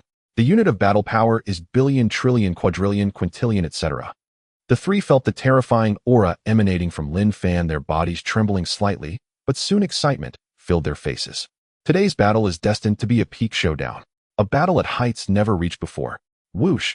The 3 charged forward simultaneously. Fists struck out simultaneously. Swish! Linfan vanished in an instant, leaving the 3 stunned. When Linfan reappeared, they only felt a pain in their chests. Bang! In an instant, the 3 were sent flying like kites, with severed strings crashing between 3 mountains. The mountains collapsed instantly, turning into ruins. However, this was merely an appetizer for Linfan, and for the other 3 as well. Swish, swish, swish. In an instant, the 3 emerged from the ruins, surrounding Linfan from 3 different directions, charging at him like a torrent. Linfan pointed his right index finger at Vegeta, quickly gathering energy. Giant Dodo Wave. A powerful energy wave shot toward Vegeta. Seeing the giant Dodo Wave, Vegeta hurriedly dodged, not daring to confront it. He smirked, recalling that this was merely an upgraded version of the Dodo Wave. He was actually afraid of such a technique. However, he understood that while techniques were important, the one wielding the technique was even more crucial. Seeing Vegeta dodge, Linfan redirected the attack towards son Goku and Broly. But at this moment, the 2 had already charged forward. Bang, bang, bang. Fists were thrown continuously, and in an instant, tens of thousands of punches were unleashed. Linfan said blandly, "Too slow, still too slow. At your current strength, you are simply inadequate. Do you mean to say that the 3 of you combined cannot even match my Super Saiyan God form?" Upon hearing this, the 3 felt their pride ignited, especially Vegeta, whose pride swelled explosively. Though Son Goku's pride was also touched, he was more excited about the pursuit of greater strength and fighting against stronger foes, igniting a fierce fighting spirit. As for Broly, he was filled with rage. Rage equates to power. Broly's battle power surged, launching a furious assault at Linfan. With his mouth wide open, he unleashed a powerful green energy wave. This was his ultimate technique. Its might was extraordinary. Son Goku concentrated his fist, transforming into a blue light that surged forward with tremendous force. Vegeta opened his hands, rapidly gathering energy, shouting, Ultimate, Shining Flash. Boom, boom, boom. The combined might of the ultimate Shining Flash and the ultimate technique surged toward Linfan. Son Goku's figure flashed as he used instant transmission to appear behind Linfan, delivering a powerful punch infused with peak energy. Boom, boom, boom, boom. Bang, bang. The three attacks landed perfectly on Linfan. However, strangely, everyone heard a crisp sound of impact, as if colliding against something hard.